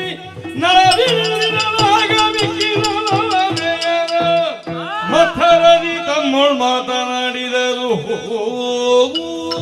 ಅಯ್ಯೋ ದೇವ್ರೇ, ಎಂತ ಸಿದ್ಧತೆ ಸ್ವಾಮಿ! ಏನಾಯ್ತು? ಅರಮನೆಯಲ್ಲಿ ಸಂಭ್ರಮವೇ ಸಂಭ್ರಮ. ಎಲ್ಲದಕ್ಕೂ ಸಿದ್ಧತೆ ಮಾಡಿದ್ದಾರೆ. ಏನಂತೆ ವಿಷಯ? ಶ್ರೀಮಂತ ಅಂತೆ, ಅವಳಿಗೆ ಅಕ್ಕನಿಗೆ ಗರ್ಭಿಣಿಯಾಗಿದ್ದಾಳೆ. ನಾಳೆ ಮಗು ಹುಟ್ಟಿದ್ರೆ ಸಂತೋಷದ ವಿಷಯ. ಯಾರಿಗೆ ಸಂತೋಷ? ನಿಮಗೆ ಸಂತೋಷ ಆಗಬಹುದು, ನನಗೆ ಸಂತೋಷ ಆಗ್ತದ? ಆಗುದಿಲ್ಲ. ಮತ್ತೆ ನಾವು ಯಾಕೆ ಮದುವೆ ಆದದ್ದು? ನಮಗೆ ಮಕ್ಕಳು ಬೇಡವಾ? ಅವಳಿಗೆ ಮಕ್ಕಳಾದ್ರೆ ಮತ್ತೆ ನಾವಿಲ್ಲಿ ಏನು ಮಾಡುವುದು? ನಾನು ಒಬ್ಬಳೆ ಮಾತಾಡುದಲ್ಲ. ಎಲ್ಲಿದ್ದೀರಿ ತಂಗಿಯರೇ? ಇಲ್ಲಿ ಬನ್ನಿ. ಎಲ್ಲಿದೆ?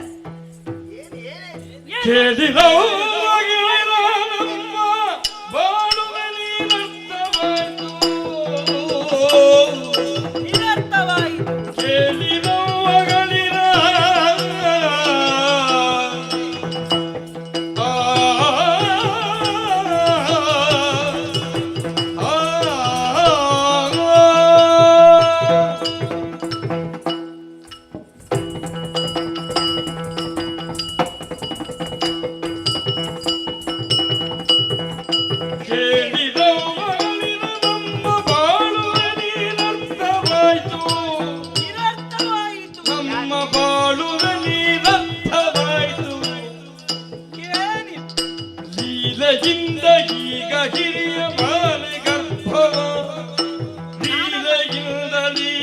ಹಿರಿಯ ಬಾಲೆ ಗರ್ಭವ ಹೌದು.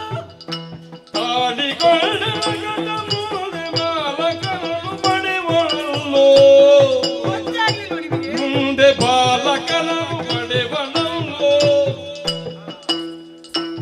ಏಳು ತಿರಜ ದುರಿಯು ಬೇಡಲ್ಯಾರಿಗೆ ಯಾರಲ್ಲಿ ಹೇಳುದು ನಾನು? ನಿಮಗೆ ಇದೇ ಆಯ್ತು. ಏಳು ತಿರಜ ದುರಿಯು ಬೇಡಲ್ಯಾರಿಗೆ ಕೇಳಿದ ಮಗಳಿನ ಆ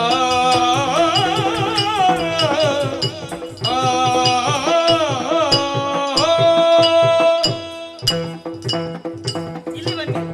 ನಿಂಗೆ ಸುಮ್ಮನೆ ಕುಳಿತುಕೊಳ್ಳಿಕ್ಕೆ ಆಗುದು ಯಾಕೆ ಸುಮ್ಮನೆ ಕೂತ್ಕೊಳ್ಬೇಕು ನಾನು? ಮೊದಲು ಹಾಕಿಕೊಂಡೇ ಇರ್ಬೇಕಾ? ಅರಮನೆಯಲ್ಲಿ ನೀವು ಎಂತ ಮಾಡುದು? ನಾವು ನಮ್ಮ ಕೆಲಸ ಮಾಡ್ತಾ ಇದ್ದೇವೆ. ಎಂತ ಕೆಲಸ ಮಾಡುದು? ನಿಮಗೆ ಇದು ಸೀರೆ ಬದಲಾಯಿಸುವುದು, ಕನ್ನಡಿ ಎದುರು ನಿಂತರೆ ಬಿಟ್ಟರೆ ಬೇರೆ ಯಾವ ಕೆಲಸವೂ ಇಲ್ಲ ನಿಮಗೆ. ಬೇಕಾದಷ್ಟು ಉಂಟು ನಮ್ಮ ಬೇಕಾದಷ್ಟು ಉಂಟು. ಎಂತ ಉಂಟು ನಿನ್ನಲ್ಲಿ? ಮತ್ತೆ ಆಭರಣ ಎಲ್ಲ ಬೇಕಾದ ಐಶ್ವರ್ಯ ಉಂಟು, ಆಭರಣ ಉಂಟು, ಎಲ್ಲ ಉಂಟು. ಎಲ್ಲ ಉಂಟು. ಹೌದು. ನಿನ್ನ ಗಂಡ ಅಂತಪುರಕ್ಕೆ ಬರದ ಎಷ್ಟು ದಿವಸ ಆಯ್ತು? ಒಂದು 4-5 ದಿವಸ ಆಯ್ತಾ ಅಂತ. ನಿನ್ನ ಗಂಡ? ನನ್ನದು ಒಂದು ಅಷ್ಟೇ ಆಯ್ತು. ನನ್ನ ಅಂತಪುರಕ್ಕೆ ಕೂಡ ಬರ್ಲಿಲ್ಲ. ಅವ್ರು 3 ದಿವಸ ಆಯ್ತು. ಯಾಕೆ ಗೊತ್ತುಂಟ ನಿಮಗೆ? ಯಾಕೆ? ಅಕ್ಕ ಇದ್ದಾಳಲ್ಲ, ಹೌದು, ಅವಳು ಅವಳು ಹೆರುವುದಿಲ್ಲ ಅಂತ ಹೇಳಿ ನಮ್ಮ ಮೂವರನ್ನು ಮದುವೆ ಆದದ್ದು. ನಿಜ. ಈಗ ಈಗ ಅವಳು ಗರ್ಭವತಿ ಅಂತ ನಾವು ಏನು ಮಾಡುದು ಈಗ? ಅಯ್ಯಯ್ಯೋ. ಕೇಳಿ.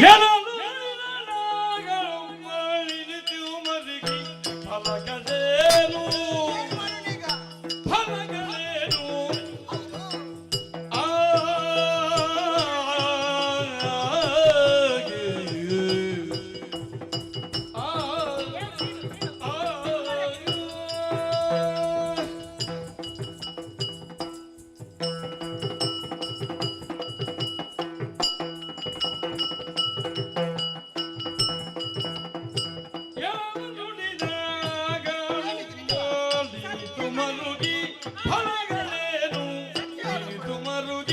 ಫಲಗಳೇನು ಏನ್ ಮಾಡೋಣ ನಾವೀಗ? ಮನದಿ ಗ್ರಹಿಸಿರೋದಿದಕ್ಕೆ ಘನದೋಪಾಯವ ಏನಾದ್ರು ಉಪಾಯ ಮಾಡಿ. ಮನದಿ ಗ್ರಹಿಸಿರೋದಿದಕ್ಕೆ ಘನದೋಪಾಯ ಇನಿ ಬರೊಳಗನಾದರೆನ್ನಿರಲು ಕೇಳುತ್ತ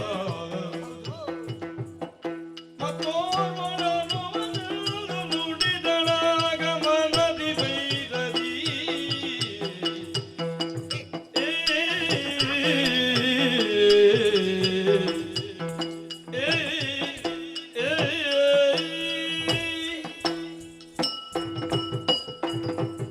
ನಾನು ಹೇಳುದು ಸತ್ಯ. ದೇವರಾಣಿ ನಿನ್ನ ಆಣೆ ಸತ್ಯ ಕಣೆ.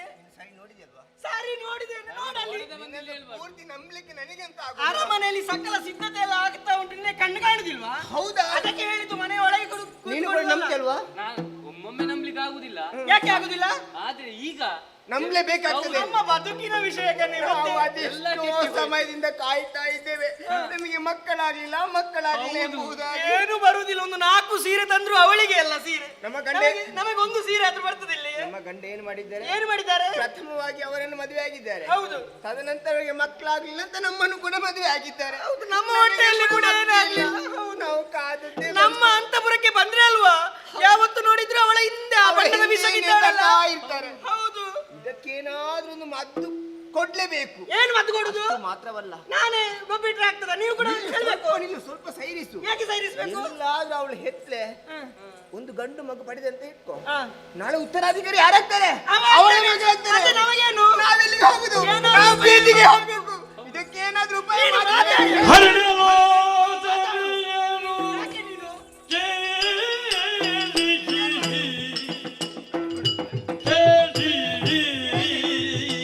ಏನೇ ಮಾಡು?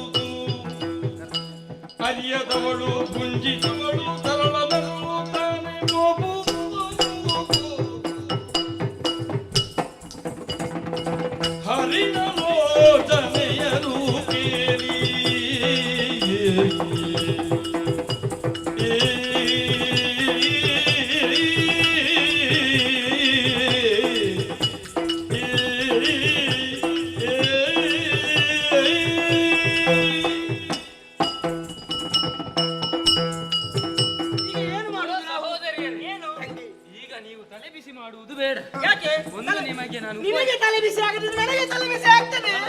ನನ್ನ ಹೊಟ್ಟೆಯಲ್ಲಿ ಏನು ಆಗ್ಲಿಲ್ಲ, ಒಂದು ಹುಳ ಮತ್ತೆ ಶಿವಜ್ಞಾನವಂತೆ, ಶಿವಜ್ಞಾನದಿಂದ ಅವರಿಗೆ ಮಕ್ಕಳು ಹುಟ್ಟುದಂತೆ. ಹೇಗೆ ಅದು ಶಿವಜ್ಞಾನದಿಂದ ಮಕ್ಕಳು? ನಿಮಗೆ ಬಾಯಿ ಒಬ್ಬೆ ಹಾಕ್ಬೇಡಿ. ಎಷ್ಟು ಜೀವಿತೇನೆ ನಾನು.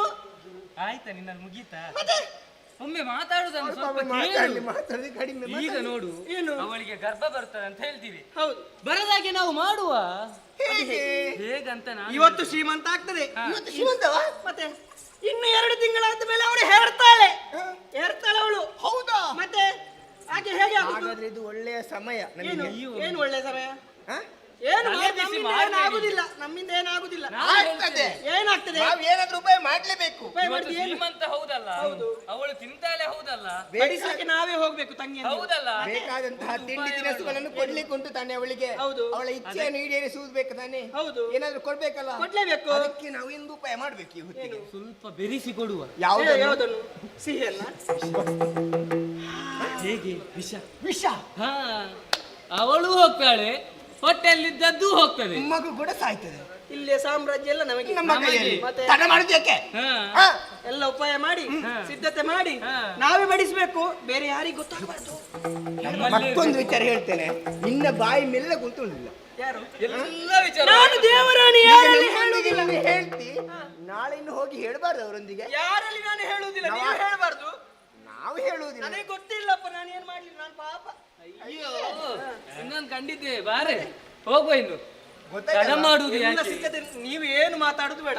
ಉಳಿದ ಸಿದ್ಧತೆ ಎಲ್ಲ ನಾನು ಮಾಡ್ತೇನೆ, ಬಡಿಸುವಾಗ ನಾನು ನೋಡ್ಕೊಳ್ತೇನೆ. ಹೋಗು.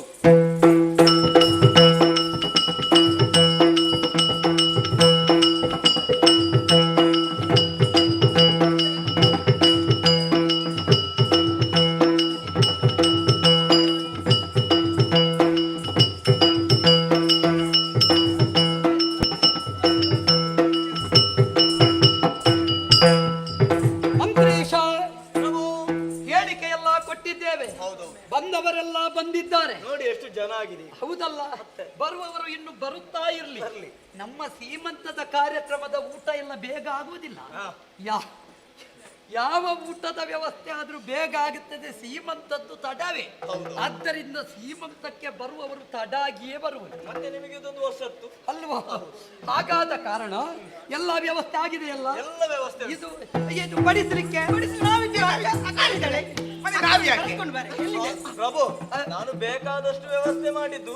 ಇವರು ಮೊದಲೇ ಹೇಳಿದ್ದಾರೆ, ಅಕ್ಕನಿಗೆ ನಾವೇ ಬಡಿಸ್ಬೇಕು, ನಾವು ಅಕ್ಕನಿಗೆ ಮತ್ತೆ ನಾವೇ ನಮ್ಮ ಬಡಿಸ್ಬೇಕು. ಪ್ರೀತಿ ಅಕ್ಕಲ್ವಾ? ನಮ್ಮ ಪ್ರೀತಿ ಬಾರಿ ಹೀಗೆ ಏನು? ಶಾಬಾಸ್.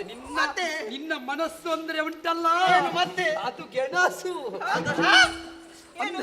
ಅಷ್ಟು ಮೃದು ಅಂತ. ಹಾಗೆ. ಹಾಗೆ ಮತ್ತೆ ಬೆಂದ್ರೆ ಮೃದು ಅಲ್ವಾ? ಮತ್ತೆ ನಮ್ಮ ಅಕ್ಕನಿಗೆ ಮಕ್ಕಳಾದ್ರೆ ನಮ್ಮ ಇವಳ ಮಕ್ಕಳಾಗಿ- ಮನಸ್ಸು ಅಂದ್ರೆ ಮೆಣಸು. ಅಂದ್ರೆ ನೀನು ಖಾರ ಆದರೂ ಈಗ ಪದಾರ್ಥ ಸರಿ ಆಗಬೇಕಿದ್ರೆ ಯಾವುದು ಬೇಕು? ಬೇಕು. ಮತ್ತೆ ನೀನು ಬೇಕು ಅಂತ. ಹಾಗೆ ಹಾಗೆ. ಹಾ, ಇವಳು ಇದ್ದಲ್ಲ, ಇವಳು ದೊಡ್ಡ ಬೆಳ್ಳುಳ್ಳಿ. ಸ್ವಾಮಿ, ಬೆಳ್ಳುಳ್ಳಿ ಅಲ್ಲ ನಿಮ್ಗೆ? ಅಂದ್ರೆ ಸರ್ವ ರೋಗದ ಪರಿಹಾರಕ್ಕೆ ಯಾವುದು ಮುಖ್ಯ ಔಷಧಿ? ಬೆಳ್ಳುಳ್ಳಿ. ಅಕ್ಕ ಯಾವುದು? ಅಕ್ಕ ಅಕ್ಕ ಅವಳನ್ನು ಹೋಗುದಿಲ್ಲ? ಅವಳು ಒಟ್ಟು ಪದಾರ್ಥ. ಎಷ್ಟು ಸೇರಿದ್ರೆ ಪದಾರ್ಥ. ಸೇರಿದ್ರೆ ಅವಳು. ಅದು ದೇವರ ದಯಿಂದ, ನಿಮ್ಮ ದಯಿಂದ ಇವರ ಹೊಟ್ಟೆಯಲ್ಲಿ ಒಂದೊಂದು ಹುಣ್ಣು ಪ್ರಾರಂಭ ಆಗಿ ಹುಣ್ಣಂದ್ರೆ ಮಕ್ಕಳು ಹುಟ್ಲಿ. ಹಾಗೆ ಹೇಳಿ ಮಂತ್ರಿಗಳೇ, ನೀವೇನು? ಅದೊಂದು ಹಾಡು ಮಾತು. ಈಗ ನಿಮ್ಮ ದೊಡ್ಡಕ್ಕ ಗರ್ಭವತಿ ಆಗಿದ್ದಾಳೆ. ಸಂತೋಷದ ಇನ್ನು ವಿಚಾರ. ನಿಮಗೆ ಮಾತ್ರ ಹೊಟ್ಟೆ ಮುಂದೆ ಬರ್ಲಿಕ್ಕಿರುವುದು. ನಮಗೆ ಬೇಡ, ಅವಳ ಮಕ್ಕಳು ನಮ್ಮ ಮಕ್ಕಳಿದ್ದ ಹಾಗೆ ಅಲ್ವಾ? ಹಾಗೆ ಅಲ್ವಾ? ಹೌದಲ್ಲ? ಮತ್ತೆ? ನಿಮ್ಮ ಗುಣವನ್ನು ಮೆಚ್ಚಬೇಕು. ಪ್ರಾಯ ಆದ್ರೆ ಬೊಜ್ಜೆ ಮುಂದೆ ಬರುವುದಷ್ಟೇ. ಮತ್ತೆ ಪ್ರಾಯ ಆದ್ರೆ ಬೊಜ್ಜೆ ಮುಂದೆ ಯಾರಿಗೆ ಪ್ರಾಯ ಆದದ್ದು? ಅಲ್ಲ, ಮುಂದಕ್ಕೆ ಅಂತ ಹೇಳಿ. ಇದರಲ್ಲಿ ಒಂದಕ್ಕಾದ್ರೂ ಪ್ರಾಯ ಆದ ಹಾಗೆ ಕಾಣ್ತದೆ. ಇಲ್ಲಪ್ಪ. ಯಾಕಂದ್ರೆ ನಾವು ಹೋಗುವಾಗ ದಿಗ್ವಿಜಯದ ಕಾಲದಲ್ಲಿ ಸಣ್ಣ ಸಣ್ಣವರನ್ನೇ ನನಗೆ ದೇಣಿಗೆಯಾಗಿ ಕೊಟ್ಟವರು. ಆಗಲಿ ಇದು ವ್ಯವಸ್ಥೆ ಎಲ್ಲ ಆಗ್ಬೇಕು. ಶ್ರೀಮಂತಕ್ಕೆ ಅಕ್ಕನನ್ನು ಕರೆದುಕೊಂಡು ಬಾ. ನೀನು ಒಬ್ಬಳೆ ಆಚೆ ಈಚೆ. ಯಾವುದಕ್ಕೂ ಕಡಿಮೆ ಆಗಬಾರ್ದು, ತನ್ನದೆಲ್ಲ ಹಾಕಿ. ಸುಖಮತಿ. ಮೆಲ್ಲ ಮೆಲ್ಲ. ದೇವ್ರೇ,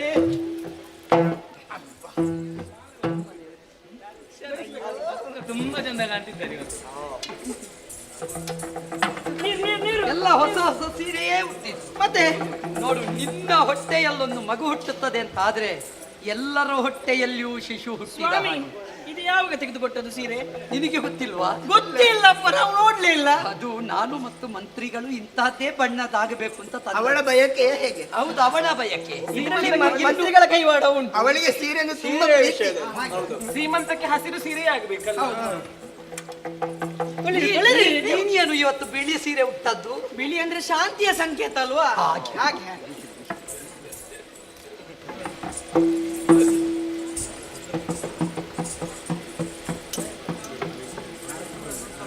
ಮತ್ತೆ ಯಾರು ನೀವು ಬೇಸರ ಪಡಬೇಡಿ, ನೀವು ಸ್ವಲ್ಪ ಸ್ವಲ್ಪ ಬಡಿಸಿ, ತೊಂದರೆ ಇಲ್ಲ.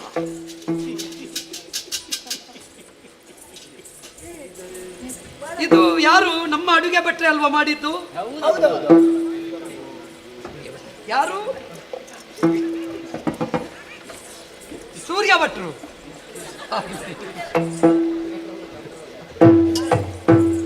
ಬಹಳ ವ್ಯವಸ್ಥೆ ಆಗಿದೆ. ನಿರೀಕ್ಷೆ ಇರಲಿಲ್ಲ ನನಗೆ. ಇನ್ನು ಸ್ವಲ್ಪ ಎತ್ತರಕ್ಕೆ ಬರಬೇಕು. ತಂದದ್ದರಲ್ಲಿ ಸ್ವಲ್ಪ ಉಳಿಸಲಿಲ್ಲಲ್ಲ ಸ್ವಾಮಿ, ಇಷ್ಟು ಎತ್ತರ ಆಗ್ಬೇಕು. ಇಷ್ಟು ಎತ್ತರ. ಅದು ಬೆಳೆದು ಸ್ವಲ್ಪ ಕೆಳಗೆ ಕೂತ್ಕೊಂಡ್ರೆ ಆಯ್ತು, ಅಷ್ಟೆತ್ತ ಬರ್ತದೆ.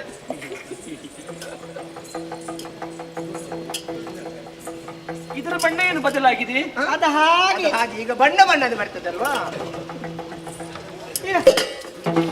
ಅವಸರ ಅವಸರ, ಎಲ್ಲರಿಗೂ ಅವಸರ ಇಲ್ಲ. ಅಕ್ಕ, ನೀವು ತಿನ್ನಿಸ್ತೀರಿ ಸ್ವಾಮಿ. ಮೊದಲು ಅವರು ಬನ್ನಿ ಬನ್ನಿ. ಏನಿದ್ದರು ಹೃದಯವಂತರು ನೀವು. ನೀವು ತಿನ್ನಿಸಿ. ನಿಮ್ಮ ಒಂದು ಆ ಗುಣ ಉಂಟಲ್ಲ, ಯಾವ್ದು? ನನಗೆ ಅದು ತಳಾದಲ್ಲಿದ್ದದ್ದು. ಇದು ಬಣ್ಣ ಬಣ್ಣದಾಗುದಾ? ಎಲ್ಲ ಒಂದೇ, ಎಲ್ಲದಕ್ಕೂ.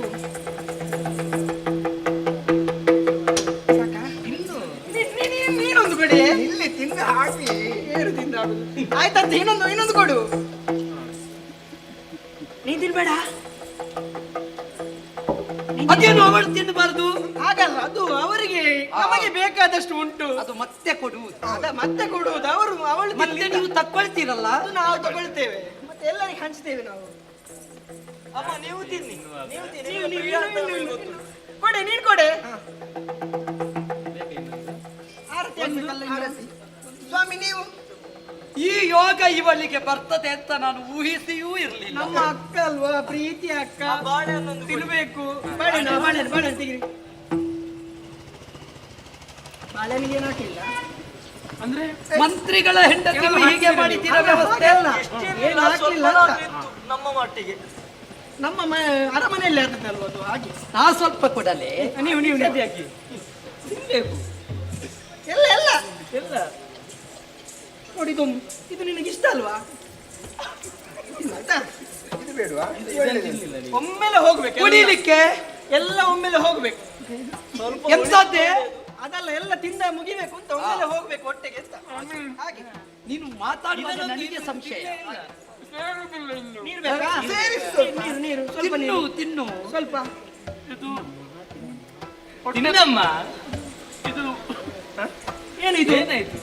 ಏನಾಗ್ತದೆ? ಜಾಗ್ರತೆ. ಏನೋ ಸಿಹಿ ಸಿಹಿ ಸಿಹಿ ಇಲ್ಲ. ಅದು ಎಲ್ಲ ಸಿಹಿ ಹೆಚ್ಚಾಯಿತು. ಹೌದು ಹಾಗೆ.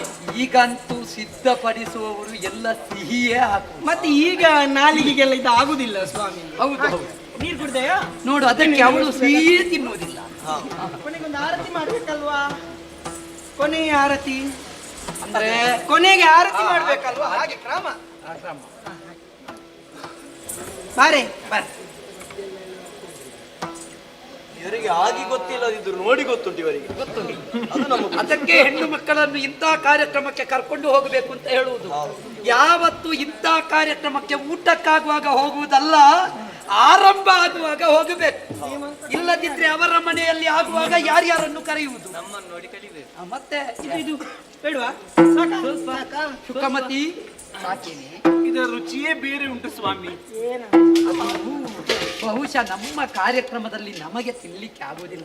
ಅದು ಮತ್ತೆ ತಿನ್ನುತ್ತಾ ಇರಬಹುದು. ಬೇಡದ್ದೆಲ್ಲ ಹಾಕ್ಲಿಲ್ಲ, ನಮ್ಮ ಮನೆಯಲ್ಲೇ ಮಾಡಿದ್ದಾರೆ. ಅದು ಸೀರೆ ತುದಿಯಲ್ಲಿ ಕಟ್ಲಿಕ್ಕೆ ಉಂಟಲ್ಲ, ಅದು ಯಾವುದು? ಅದಲ್ಲ. ಮತ್ತೆ ಯಾವುದು? ಅದು ಬೇರೆ ಒಳಗೆ ವ್ಯವಸ್ಥೆ ಇರಬಹುದು. ನಮಗೆ ಶ್ರೀಮಂತ ಆಗಿ ಗೊತ್ತಿಲ್ವಲ್ಲ, ಹಾಗೆ ನಮಗೆ ಗೊತ್ತಿಲ್ಲ. ನೀವೆಲ್ಲ ಕ್ರಮ ಹೇಳ್ಬೇಕು. ಸರಿ ಸರಿ ಸರಿ ಎಲ್ಲ ಒಳಗೆ ಸರಿ, ಅವಳನ್ನು ಮೆಲ್ಲ ಕರ್ಕೊಂಡು ಹೋಗಿ. ಮಂತ್ರಿಗಳೇ, ಪ್ರಭು ಉತ್ತಮವಾದ ಕಾರ್ಯಕ್ರಮವನ್ನು ಏರ್ಪಡಿಸಿದ್ದೇವೆ. ಎಷ್ಟು ಒಳ್ಳೇದಾಯ್ತು. ಶ್ರೀಮಂತ ಕಾರ್ಯಕ್ರಮ ನಡೆದು ಹೋಯಿತು. ಇನ್ನು ನಮ್ಮವರಿಗೆಲ್ಲ ಭೋಜನದ ವ್ಯವಸ್ಥೆ ಉಂಟಲ್ಲ, ಇನ್ನೆಷ್ಟು ಮಂದಿ ಹೇಳಲಿಕ್ಕುಂಟು ಇದೇ ಆದೀತು ಅಂತ ಅಲ್ವಾ? ಹಾಗಾದ ಕಾರಣ ಭೋಜನದ ವ್ಯವಸ್ಥೆ ಎಲ್ಲ ಸಿದ್ಧಪಡಿಸೋಣ, ಸಂತೋಷದಿಂದ ಕಾರ್ಯಕ್ರಮ ಮುಂದುವರಿಸೋಣ. ವನಿತೆಯರು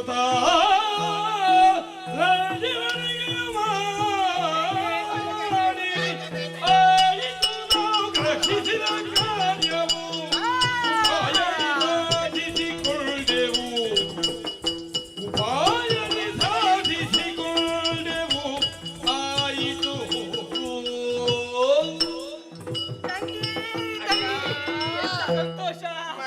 ಅವಳಿಗೆ ಗೊತ್ತೇ ಆಗ್ಲಿಲ್ಲ, ಅವಳು ತಿಂದದ್ದೇ. ನನ್ನ ಉಪಾಯ ಹೇಗೆ? ಎಂತ ಗೊತ್ತಾದದ್ದು? ಒಂದನ್ನು ಉಳಿಸ್ಲಿಲ್ಲ, ಎಲ್ಲ ಮುಕ್ಕಿದೆ ಅವಳು. ಸಿಹಿಲ್ಲ ಅಂತ ಹೇಳ್ತಾ ಇದ್ಲು. ಅವಳ ಪಿಂಡ ಕೆಳಗೆ ಬೀಳಬಾರ್ದು, ಬೀಳಲೇಬೇಕು. ಅಲ್ಲಿಗೆ. ಇವಳು ಮಾತಾಡುವಾಗ ಸ್ವಲ್ಪ ಅವರಿಗೆ ಅನುಮಾನ ಬರ್ತಿತ್ತು. ಏನಾಗ್ಲಿಲ್ಲ. ನಿನ್ನ ಬಾಯನ್ನು ಸ್ವಲ್ಪ ಸುಮ್ಮನೆ ಕೂತ್ಕೊಳ್ಳುವುದೇ ಇಲ್ಲ. ಯಾಕೆ? ಏನಾದ್ರೂ ಹೇಳಲೇಬೇಕು. ನಾನು ಇಷ್ಟು ಮಾತಾಡಿದ್ರೆ ನಿಮಗೆ ಗೊತ್ತಾದದ್ದು, ನಿಮಗೆ ಇಲ್ಲದ್ರೆ ಗೊತ್ತಾಗ್ತದ? ಅಲ್ಲಿ ಸಂಶಯ ಬರುವಾಗಿ ವರ್ತಿಸ್ತಾ ಇದ್ದಿ ಸ್ವಲ್ಪ ಯಾರು? ಸ್ವಲ್ಪ ನೀನು. ಆದ್ರೂ ನನ್ನ ಉಪಾಯ ಫಲಿಸಿತಲ್ಲ. ಮತ್ತೆ ಇವಳದು ಉಪಾಯ. ಮತ್ತೆ ಬೆಳ್ಳುಳ್ಳಿ ಅಂದ್ರೆ ಬೆಳ್ಳುಳ್ಳಿ ಇವಳು. ಮತ್ತೆ ಇದು ಸಣ್ಣ ಬೆಳ್ಳುಳ್ಳಿ ಅಲ್ಲ ಅದು. ಹಾ. ಈಗ ನಮ್ಮ ಕೆಲಸ ಎಲ್ಲ ಆಯ್ತು. ಹೌದು. ಇನ್ನು ಮುಂದೆ ಏನಾಗ್ತದೆ ಅಂತ ನಾವು ನಿರೀಕ್ಷೆಯಲ್ಲಿರು. ಆದೀತು.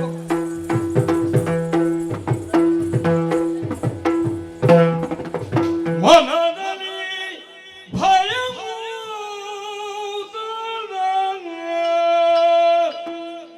ಘನ ಶೋಕ ಪೊಂದಿ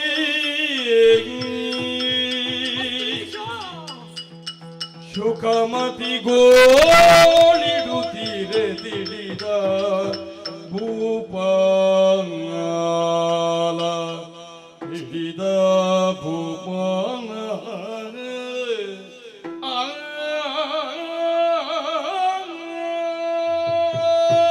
ಶ್ರೀಮಂತ ಕರ್ಮವನ್ನು ಸತಿಗೆ ಪೂರೈಸಿದೆ. ನೆಮ್ಮದಿಯಿಂದಲೇ ಕೆಲವು ಸಮಯ ಇರುತ್ತಳು. ಆದರೆ ಈಗೀಗ ಗರ್ಭವ ಬೆಳೆಯುತ್ತಾ ಇದ್ದ ಹಾಗೆ ಅವಳ ಹೊಟ್ಟೆಯಲ್ಲಿ ಹುಣ್ಣು ಮಾತ್ರವಲ್ಲ, ಅವಳಿಗೆ ಯಾವುದೋ ಒಂದು ವ್ಯಾಧಿ. ಎಲ್ಲಿವರೆಗೆ ದುರಂತ ಅಂತ ಕೇಳಿದ್ರೆ ಅವಳ ಮೈಯಲ್ಲಿ ಆದ ಹುಣ್ಣು ದುರ್ವಾಸನೆ ಬೀರುತ್ತಾ ಉಂಟು. ಯಾಕೆ ಈ ಸ್ಥಿತಿ? ಏನಾಗಿ ಹೋಯಿತು? ಭಗವಂತ ಕೊಟ್ಟ ಪ್ರಸಾದ ಅಂತ ಭಾವಿಸಿ ನಾನು ಸರ್ವ ವ್ಯವಸ್ಥೆ ಮಾಡಿದ್ರೆ ಭಗವಂತ ಕೊಡುವಾಗ ನನ್ನ ಪಾಲಿಗೆ ವಿಷ ಕೊಟ್ಟನೆ. ಅಮೃತ ಫಲ ಅಂತ ಭಾವಿಸಿದ್ರೆ ಕಹಿ ಫಲವನ್ನು ಕೊಟ್ಟನೆ. ಯಾಕೆ ನನ್ನ ಸತಿಯಾದ ಶುಕಮತಿಗೆ ಈ ರೀತಿಯ ದುಸ್ಥಿತಿ? ನಿತ್ಯ ನಿರಂತರ ಶಿವಾರಾಧನೆಯಲ್ಲಿ ತೊಡಗಿದವಳು, ಶಿವ ಕೊಟ್ಟ ಫಲ ಅಂತ ಗರ್ಭವನ್ನು ಪೋಷಿಸಿದವಳು, ಅಂತ ಗರ್ಭವತಿ ಇದೀಗ ರೋಗಗ್ರಸ್ತೆಯಾಗಿದ್ದಾಳೆ. ಬಿದ್ದಲ್ಲಿಂದ ಏಳದ ಸ್ಥಿತಿ. ಗರ್ಭವತಿಯಾದ ಈಕೆಗೆ ಇಂತಹ ದುರಂತ ಬಂತು ಅಂತಾದ್ರೆ ಏನು ಮಾಡೋಣ? ಇಲ್ಲ, ಅವಳನ್ನು ಸಮಾಧಾನ ಪಡಿಸಬೇಕು. ಅವಳ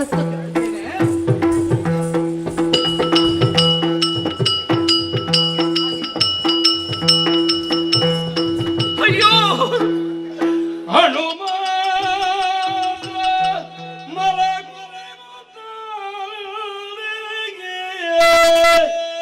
ಶುಕಮತಿ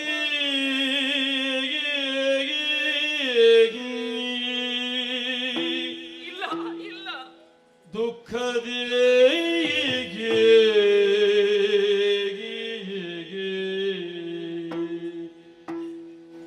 ದುಃಖದಿ ಹರ ಹರ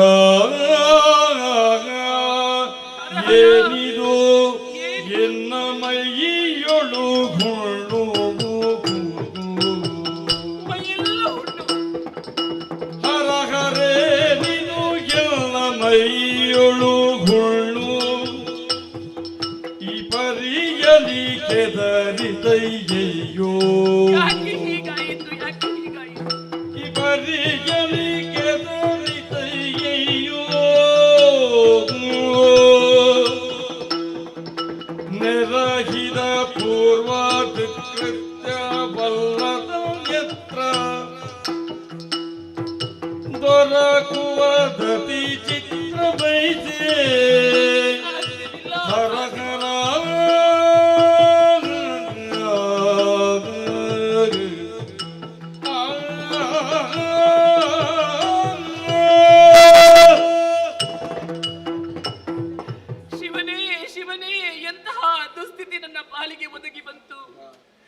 ಮಕ್ಕಳು ಬೇಕು ಎನ್ನುವ ಹಾಗೆ ಚಿಂತೆಯನ್ನು ಮಾಡುತ್ತಿರುವಂತಹ ಸಂದರ್ಭದಲ್ಲಿ ಪರಮೇಶ್ವರನ ಅನುಗ್ರಹದಿಂದ ನಾನು ಗರ್ಭವತಿಯಾದೆ. ಬಹಳ ವಿಜೃಂಭಣೆಯಿಂದ ನನ್ನ ಸೀಮಂತ ಕಾರ್ಯಕ್ರಮವು ನಡೆದು ಹೋಯಿತು.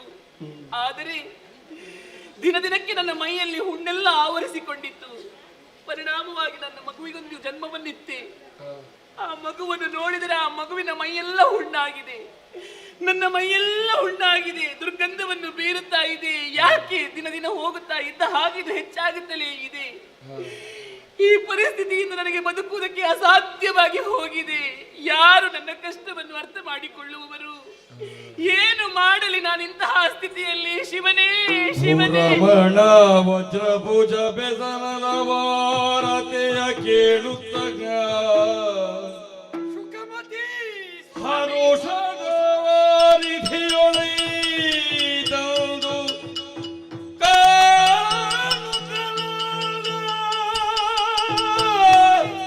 ಕಾಣುತ್ತನ ವಿಸ್ಮಯವೇ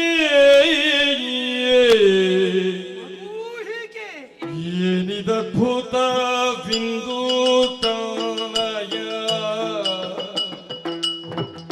ಮಾನಿನಿಯು ಪಡೆದಿದ್ದ ಶಿಶು ಏನಿದದ್ಭುತ ಬಿಂದು ತನಯ ಮಾನಿನಿಯು ಪಡೆದಿದ್ದ ಶಿಶು ಅನರಾರದ ರುಚಿಗಳಡಚಿದು ಅನರಾರದ ರುಚಿಗಳಡಚಿದು ಏನಿದ ಕಟ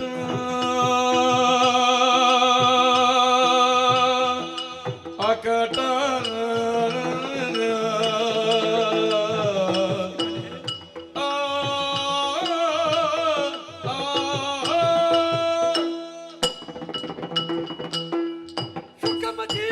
ಸ್ವಾಮಿ, ನೋಡಿ ನಮ್ಮ ಪ್ರಾರಬ್ಧವನ್ನು ನೋಡಿ. ಯಾವ ಜನ್ಮದಲ್ಲಿ ಯಾರಿಗೆ ನಾವು ಎರಡೆನಿಸಿದೆವೋ ಗೊತ್ತಿಲ್ಲ. ಯಾವ ಗರ್ಭವತಿಗೆ ನಾ ದ್ರೋಹ ಬಗೆದಿದ್ದೇನೋ ಹೋದ ಜನ್ಮದಲ್ಲಿ ನಾ ತಿಳಿಯೇ ಕಾಂತೆ. ನಿನಗೆ ಸೀಮಂತವನ್ನು ವೈಭವದಿಂದ ಮಾಡಿದ್ದೆ. ಯಾರ ಕೆಂಗಣ್ಣು ನಿನ್ನ ಮೇಲೆ ಬಿತ್ತೋ ಗೊತ್ತಿಲ್ಲ. ನಿನಗೆ ರುಜೆ ಅಡಸಿತು. ನೀ ಹೇರುವ ಮಗುವಾದರೂ ಚೆನ್ನಾಗಿ ಹೊರಗೆ ಬಂದಿತ್ತು ಅಂತ ಭಾವಿಸಿದ್ರೆ ಮಗುವಿನ ಮೈಯೆಲ್ಲ ಹುಣ್ಣು ಸ್ವಾಮಿ. ಮೈ ಎಲ್ಲ ಹುಣ್ಣಾಗಿದೆ. ರೋಗಗ್ರಸ್ತೆ ತಾಯಿ, ರೋಗಗ್ರಸ್ತ ಮಗು. ನಮ್ಮವರೆಲ್ಲ ಹೇಳ್ತಾ ಇದ್ದಾರೆ ಇದು ದುರ್ಯೋಗ, ಇದು ದುರ್ಯೋಗ ಅಂತ. ದುರ್ಗಂಧವೇ ಬರ್ತಾ ಬಂತು. ಇಲ್ಲ, ಯೋಚನೆ ಮಾಡಬೇಡ. ಸ್ವಲ್ಪ ಕೂತ್ಕೋ. ಯಾರಲ್ಲಿ ಮಂತ್ರಿಗಳೇ ಆ ವೈದ್ಯರನ್ನು ಬರ್ಲಿಕ್ಕೆ ಹೇಳಿ. ಎಲ್ಲಿದ್ದಾರೆ ವೈದ್ಯರು? ವೈದ್ಯರು ಬರ್ಲಿ. ಪಂಡಿತರು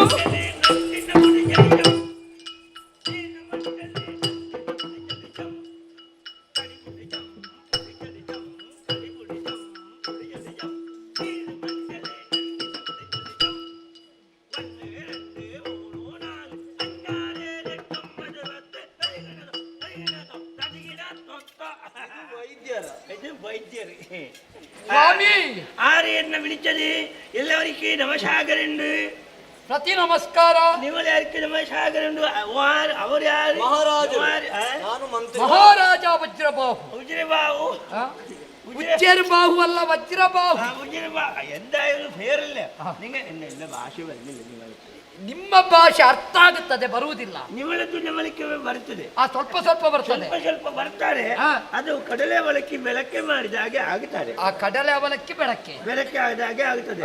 ಬೇಜಾರಿಲ್ಲ. ಅದು ಇಲ್ಲಪ್ಪ. ನಿಮ್ಮ ಎರಡು ಹಲ್ಲು ನೋಡುವಾಗಲೇ ಗೊತ್ತಾಗುತ್ತದೆ ನನಗೆ. ಗಂಡೆ ಉಳಿದಿತ್ತು ಮೇಲೆ ಹೋಯಿ ಅದಕ್ಕೆ ಜೋರಾಡಿ. ಇವರು ಮಂತ್ರಿ. ಓ ಮಂತ್ರಿ ನಮಸ್ಕಾರ. ಯಾವುದು?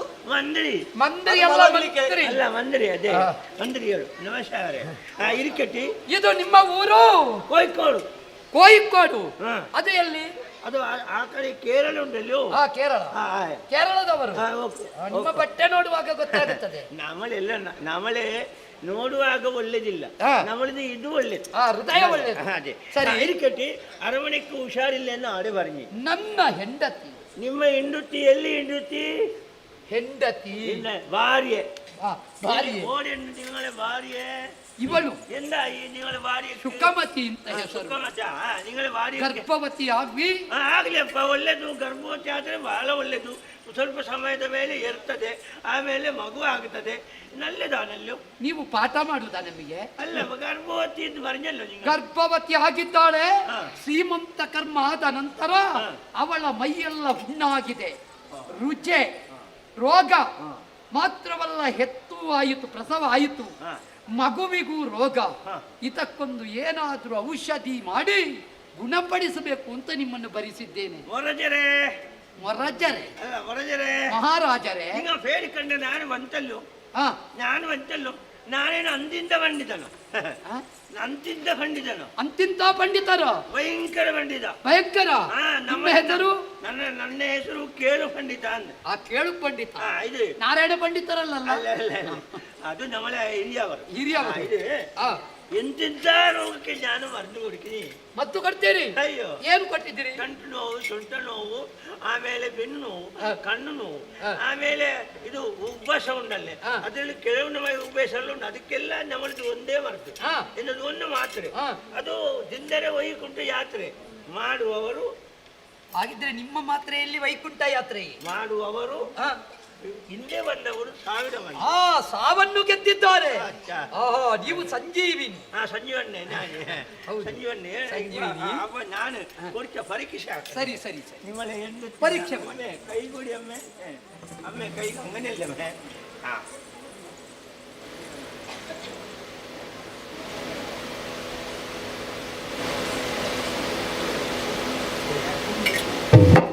ಹೆದರಬೇಡಿ ಹೆದರಬೇಡಿ ಭಯವು ಬೆದರಬೇಡ ಬೆದರಬೇಡ. ಹಾಗಲ್ಲ ಬೆದರಬೇಡ ಬೆದರಬೇಡ ಬೆದರಬೇಡ ಅಂದ್ರೆ ಹೆದರಬೇಡ. ಹೆದರಬೇಡ ಯಾಕೆ ಇದು ದೊಡ್ಡ ವಿಷಯ ಅಲ್ಲ, ದೊಡ್ಡ ವಿಷಯ ಅಲ್ಲ. ಹಾಗಿದ್ರೆ ಗುಣ ಆಗುತ್ತದೆ. ಹೆಚ್ಚು ಸಮಯ ಬೇಡ. ದೇವರು ಬಂದ ಹಾಗೆ ಬಂದ್ರಿ. ಮೆರವಣಿಗೆಯ ಕೆಲವು ದಿವಸದಲ್ಲಿ ನಾನು ಸರಿ ಮಾಡಿ ಕೊಡ್ತಾರೆ. ಹೌದೇ? ಹೌದು.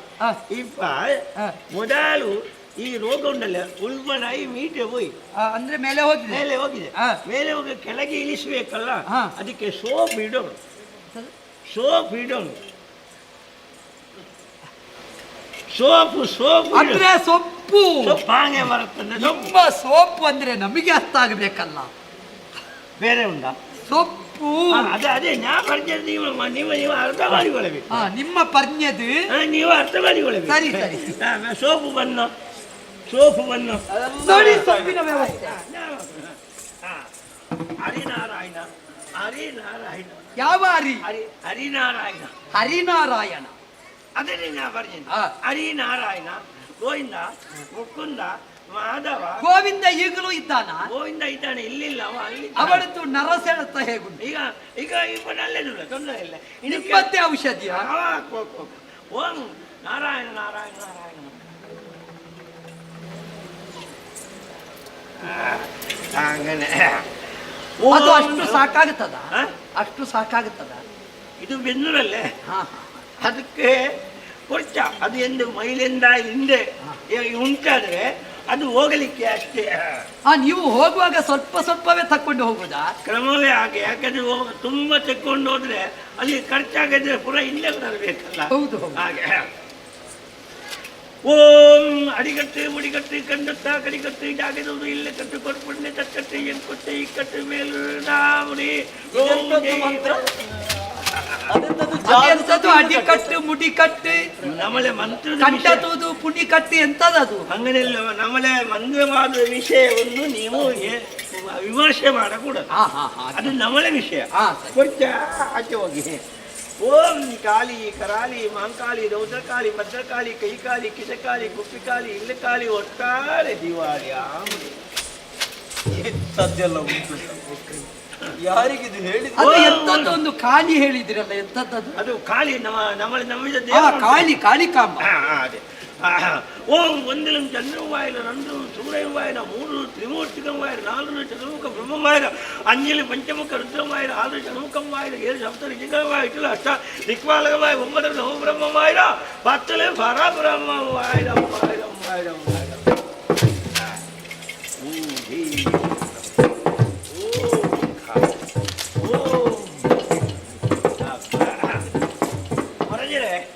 ಹೊರಜಿರೆ ಮಹಾರಾಜರೇ ಹೊರಜಿರೆ ಹಾ. ನಾನು ಕೆಲವು ಕಷಾಯ ಕೊಡ್ತಾರೆ ಹಾ ಮತ್ತೆ ಎಣ್ಣೆ ನಿಮಗೆ ಎಣ್ಣೆ ಯಾವಾಗಲೂ ಬೇಕಾ? ನಾನು ಹಾಕಲಿಲ್ಲ. ಅಲ್ಲ ಕುದಿಸಲಿಕ್ಕೆ ನಾನೇ ಕುದಿಸಿ ಮತ್ತೊಬ್ಬರಿಗೆ ಹಾಕ್ಲಿಕ್ಕೆ ಕೊಡುದು. ಹಾ ಅವರಿಗೆ ಕಷಾಯ ಹಾ ಮತ್ತೆ ಎಣ್ಣೆ ಮೇಲೆ ಕೂಸಲಿಕ್ಕೆ ಹಾ ಹಾ ಮೈಗೆ ಹಚ್ಚಲಿಕ್ಕೆ ಮಗುವಿಗೆ ಮತ್ತೆ ಅವರಿಗೆ ಹಾ. ಸ್ವಲ್ಪ ಹಚ್ಚಿ ಕೆಲವು ದಿವಸ ನೋಡಬೇಕು. ನೋಡ್ಬೇಕು. ಯಾಕಂದ್ರೆ ಒಂದೇ ಸಲ ಮದ್ದು ಮೇಲೆ ಅಂದ್ರೆ ಇದು ಉಲ್ಬಣ ಆಗಿದೆಲ್ಲ. ಇದು ಗುಣ ಆಗುವಲ್ಲಿವರೆಗೆ ನಿಮಗೆ ಇಲ್ಲಿಯೇ ವ್ಯವಸ್ಥೆ. ನಾವು ಉಳಿನಿಲ್ಲ ನಿಂಗ ಬೇಡಿಕೊಂಡ ಎನ್ನ ಯಾರು ಬೇಡಿಕೊಂಡ? ಮಂತ್ರಿಗಳೇ, ನಮ್ಮ ಹಳೆ ಮನೆ ಉಂಟಲ್ಲ, ಹೌದೌದು, ಅದರಲ್ಲಿ ಸದ್ಯ ಯಾರು ಇಲ್ಲಲ್ಲ? ಯಾರು ಇಲ್ಲ. ಹಳೆ ಮನೆಯಲ್ಲಿ ಮನುಷ್ಯ ಮಾರಿಲ್ಲ, ಬೇರೆಂದ ಉಂಡ? ಬೇರೆ ಏನು ಇರ್ಲಿಕ್ಕಿಲ್ಲ, ಅದು ನಮ್ಮವರದ್ದೇ. ಪ್ರಭು ಒಂದುಂಟು, ಹಾ. ಇವರಿದ್ದಲ್ಲಿಗೆ ಬೇರೆ ಯಾವ್ದು ಬರ್ಲಿಕ್ಕೆ. ಅಲ್ಲ ಉಣ್ಣೆಗೆ ನಮಲಿಕ್ಕೆ ಉಪಕಾರ ಉಂಟು ಒಂದು ಅದಕ್ಕೆ ಹಾಗೆ, ಹಾಗೆ. ಹಾಗೆ ನಿಮಗೆ ಕುದಿಸಲಿಕ್ಕೆ ಎಲ್ಲ ವ್ಯವಸ್ಥೆ ಉಂಟು. ಕುದಿಸಿ ಎಂದು ಕುದಿಸಲಿಕ್ಕೆ ಕಷಾಯ ಹಾ ಕುದಿಸಲಿಕ್ಕೆ ಕಷಾಯ ಮತ್ತೆ ಎಣ್ಣೆ ಎಲ್ಲ ಎಣ್ಣೆ ಆಗಾಗ ನಾವು ವೆಚ್ಚ ಮಾಡಬೇಕು. ನಿಮಗೆ ಎಣ್ಣೆ ಆಗಾಗ ಅಲ್ಲಿಗೆ ಬರ್ತದೆ ಬರ್ತದೆ ಕುದಿಸಲಿಕ್ಕೆ. ಹಾ. ಹಾಗಾದ್ರೆ ದಿವಸಕ್ಕೆ 3 ಸಲ ಎಣ್ಣೆ ಹಾಕಬೇಕು ಅಮ್ಮನಿಗೆ. ಆ ಎಣ್ಣೆ ಹಾಕಿ ಸ್ನಾನ ಮಾಡಿಸಬೇಕು, ಬಿಸಿ ನೀರ ಸ್ನಾನ ಮಾಡಿಸಬೇಕು. ಎಲ್ಲ ತಯಾರು ಅಲ್ಲಿ ಮಾಡಿದ್ರೆ ನಾನು ಅಲ್ಲಿ ಇದ್ದೀರಲ್ಲ? ಅಮ್ಮಿನ ಒಳಗೆ ಕಳಿಸಿ. ಸರಿ ಸರಿ ವ್ಯವಸ್ಥೆ ಮಾಡೋಣ. ಹೀಗೆ ಬಾ.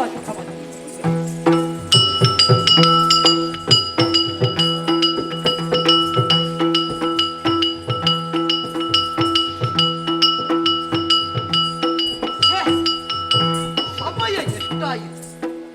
ಔಷಧಿ ನಡೆಯುತ್ತಲೇ ಉಂಟು, ರೋಗ ಉಲ್ಬಣವಾಗುತ್ತಲೇ ಉಂಟು. ಯಾಕೆ ವೈದ್ಯರ ಪ್ರಯತ್ನ ನಿಷ್ಫಲವಾಗುತ್ತಾ ಉಂಟು? ಒಮ್ಮೆ ಕರೆಯಿಸಿ ಅವರನ್ನು. ಬರ್ತಾ ಇದ್ದಾರೆ. ಪಂಡಿತರೇ, ಸಮಯ ಎಷ್ಟಾಯಿತು? ತುಂಬಾ ಆಯ್ತು. ಸ್ವಲ್ಪವೂ ಗುಣ ಆಗುವುದು ಕಾಣುವುದಿಲ್ಲ. ಪುರ ಇಡೀ ವಾಸನೆ ಬರ್ತಾ ಇದೆ ಅಂತ ಬೊಬ್ಬೆ ಹಾಕುತ್ತಾ ಇದ್ದಾರೆ. ಏನು ನಿಮ್ಮ ಔಷಧಿ ಪ್ರಯೋಜನ ಆಗಲಿಲ್ವೇ? ಮಹಾರಾಜರೇ, ಆರಂಭದಲ್ಲಿ ಹೇಳಿದ್ರಿ ಇದು ಏನು ಇಲ್ಲ ಅಂತ. ನೀವೆಲ್ಲ ಬೇಜಾರು ಮಾಡಬಾರ್ದು, ಹಾ, ಮತ್ತೆ ಸೀಟು ಮಾಡಬಾರ್ದು. ಸಿಟ್ಟು ಮಾಡಬಾರ್ದು. ಮಾಡಬಾರ್ದು, ಯಾಕಂದ್ರೆ ಹಾ. ನಾವು ಇಂಥ ರೋಗಕ್ಕೆ ಎಷ್ಟೋ ಕಡೆ ಮದ್ದು ಕೊಟ್ಟಿದ್ದೇವೆ, ಗುಣ ಮಾಡಿಸಿದ್ದೇವೆ. ಹಾ. ಆದ್ರೆ ಈಗ ರೋಗ ನಮಗೆ ಹಿಡಿಯುವ ಲಕ್ಷಣ ಉಂಟು. ಒಳಗೆ ಹೋಗ್ಲಿಕ್ಕೆ ಆಗುದಿಲ್ಲ, ಮೂಗಿಗೆ ಕೈ ಹಿಡ್ಕೊಂಡೇ ಹೋಗಬೇಕು. ಎಂತದ್ದು ಮಾಡಿದ್ದೀರಿ? ನಿಮಗೂ ಮೂಗುಂಟಲ್ವಾ? ನಿಮಗೂ ಎಲ್ಲರೂ ಕೊಂಡಲೆ ನನಗೆ ಕೊಂಡಲೆ ಹಾಗಲ್ಲ, പിന്നെ ವೈದ್ಯನಾದವನಿಗೆ ವಾಸನೆಯು ಪರಿಮಳ. ಹೌದು, ನಾವೆಲ್ಲ ಇಷ್ಟರವರೆಗೆ ನಾವು ಹಾಗೆ ನೋಡಿತ್ತು ಆ. ಮಾಡಿತ್ತು. ಯಾಕೆ ಆ. ಅವ ಒಬ್ಬ ಕಾಯಿಲೆ ಇದ್ದ ಮನುಷ್ಯ ಅಂತ ನಾವು ದೂರ ಹೋಗೋ ಕ್ರಮ ಇಲ್ಲ. ಇಲ್ಲ, ನಾವು ಅಷ್ಟು ಒಂದು ವೈದ್ಯೋ ನಾರಾಯಣೋ ಹರಿ. ಹರಿ ಮತ್ತೆ ಆ. ಅಂತ ಹರಿಯಾದ ನಾನು ಆ. ಹಾಗೆ ಮಾಡ್ತೇನೆ. ಆದ್ರೆ ಇದು ಹಾಗಲ್ಲ. ಆ. ಮದ್ದು ಮಾಡಿದಷ್ಟು ರೋಗ ಹೆಚ್ಚಾಗುತ್ತದೆ ಅಂದ್ರೆ ಆ. ನನ್ನ ಮದ್ದು ಪ್ರಯೋಜನ ಆಗುದಿಲ್ಲ. ಪ್ರಯೋಜನಕ್ಕೆ ಬರುವುದಿಲ್ಲ. ಯಾಕಂದ್ರೆ ಇಲ್ಲದಿದ್ರೆ ಇದು ಇಷ್ಟುವರೆಗೆ ಗುಣ ಆಗಬೇಕಿತ್ತು. ಹಾಗಿದ್ರೆ ಬೇರೆ ವೈದ್ಯರನ್ನು ಕರೆಸಲೇ? ಇನ್ನು ಮತ್ತೊಬ್ಬ ವೈದ್ಯರನ್ನು ನೀವು ಕರೆಸಿ ಮದ್ದು ಮಾಡುವಾಗ ಅದು ಕೊಳೆತು ಒಂದೊಂದೇ ತುಂಡು ಬೇರೆ ಬೇರೆ ಆಗುವ ಲಕ್ಷಣ ಉಂಟು. ಹಾಗಿದ್ರೆ ಇದು ಔಷಧಿಯಿಂದ ಗುಣವಾಗುವಂತ ಸ್ಥಿತಿಯಲ್ಲಿಲ್ಲ. ಖಂಡಿತ ಇಲ್ಲ. ಬೇರೆ ಏನಿದಕ್ಕೆ ಏನೋ ಸಾಧಿಸುವ ಒಂದು ದೋಷ ರಾಯರ ಇದು. ದೋಷ. ದೋಷದ ಪರಿಹಾರ ಮಾಡುವುದು ನಾವು ಪಂಡಿತರಾಗ್ಲಿಕ್ಕಿಲ್ಲ. ಅದಕ್ಕೆ ಜ್ಯೋತಿಷ್ಯರೇ. ಜ್ಯೋತಿಷ್ಯರಾಗಬೇಕು. ಹಾ. ಜ್ಯೋತಿ ನಿಮ್ಮಲ್ಲಿದ್ದ ಯಾರಾದ್ರೂ ಒಳ್ಳೆ ಹಾ. ಒಳ್ಳೆಯ ಗೊತ್ತಿದ್ದ ಜ್ಯೋತಿಷ್ಯರನ್ನು ಕರೆಸಿ ಹಾ. ಅವರಲ್ಲಿ ವಿಷಯ ತಿಳಿಸಿ ಹಾ. ಆ ಮೂಲಕ ಯಾವ ದೋಷದಿಂದ ಬಂದಿದೆ ಹಾ. ಅಂತ ಅವರು ಹೇಳಿದ್ರೆ ಆ ದೋಷಕ್ಕೆ ಪರಿಹಾರ ಮಾಡಿದ ಮೇಲೆ ನನ್ನನ್ನು ಕರೆಯಿಸಿ ನಾನು ಮಾಡುವ ಮದ್ದು ಮಾಡುವ ಹಾಗಿದ್ರೆ ದೋಷ ಮುಕ್ತರಾಗಬೇಕು. ಆಗಬೇಕು. ಮತ್ತೆ ಔಷಧಿ ಮಾಡಬೇಕು.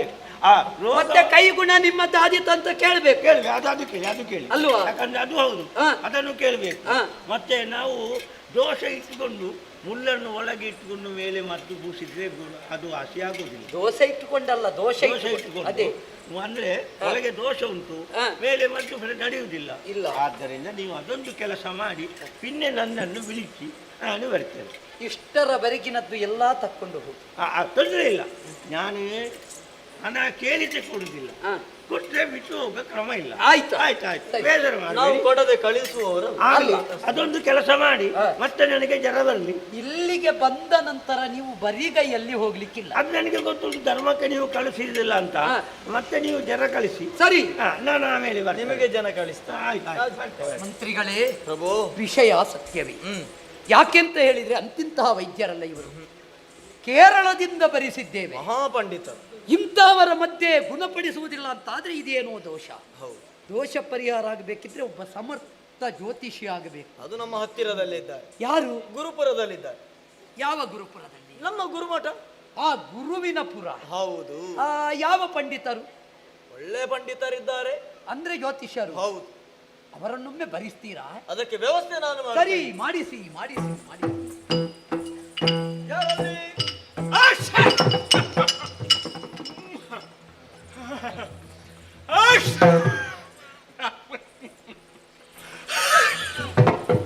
ಗುರುಗಳೇ, ನಿಮಗೆ ಎಂತದ್ದಾಗಿದೆ?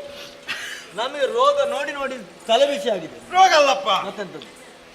ವಿಷಯ ನಮಗೆ ತಲೆಯಲ್ಲಿ ಸ್ವಲ್ಪ ಜ್ಞಾನ ಬೆಳಿಬೇಕಾದ್ರೆ ಜ್ಞಾನ ಚೂರ್ಣ ಅಂತ ಸ್ವಲ್ಪ ಆವಾಗ ತಗೊಳ್ಳುದು, ಸ್ವಲ್ಪ ಸ್ವಲ್ಪ ಸ್ವಲ್ಪ ಸ್ವಲ್ಪ ತಗೊಳ್ಳುದು.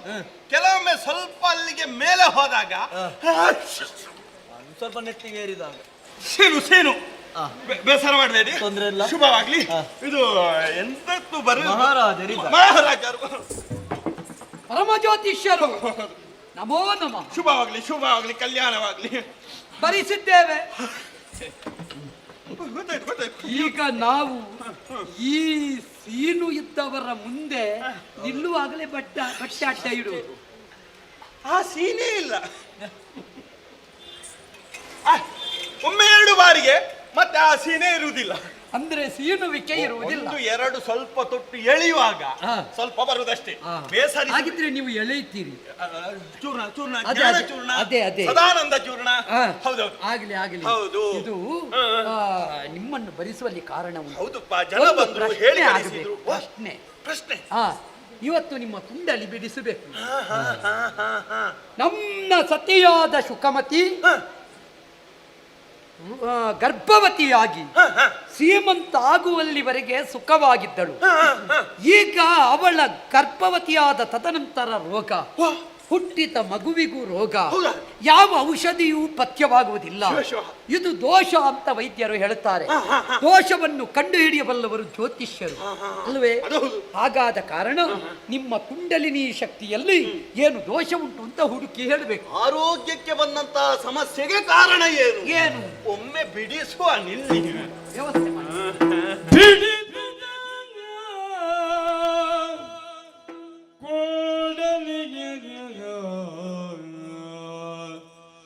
ಗಡಿಗಡಿಗೆ ಸೀನುತ ಇನ್ನು ಕುಂಡಲಿ ಹಾರದಿದ್ರೆ ಸಾಕು. ಕುಂಡಲಿಗೆ ಏನಾಗುವುದಿಲ್ಲ. ಸರಿ. ಬಿಡಿಸುತ್ತ ಕೂಡಲಿಯ ಸೀನುತ ಹೋಯ್ತು ಹೋಯ್ತು. ಗುಣಿಸುತ್ತಲೀ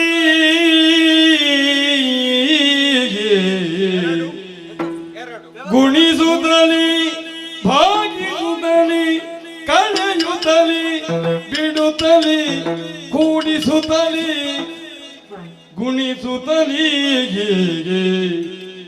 ಕೆಳಗೆ ಭೂಪಾಲ ನಿರ್ಣಯ ಸತಿಯರ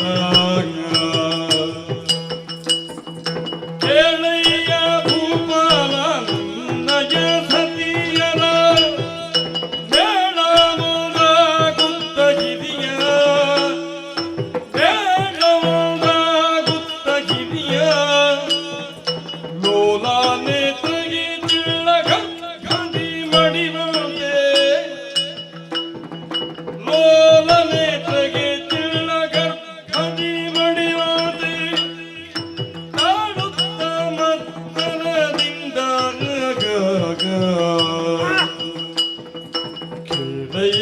ಭೂಪಾಲ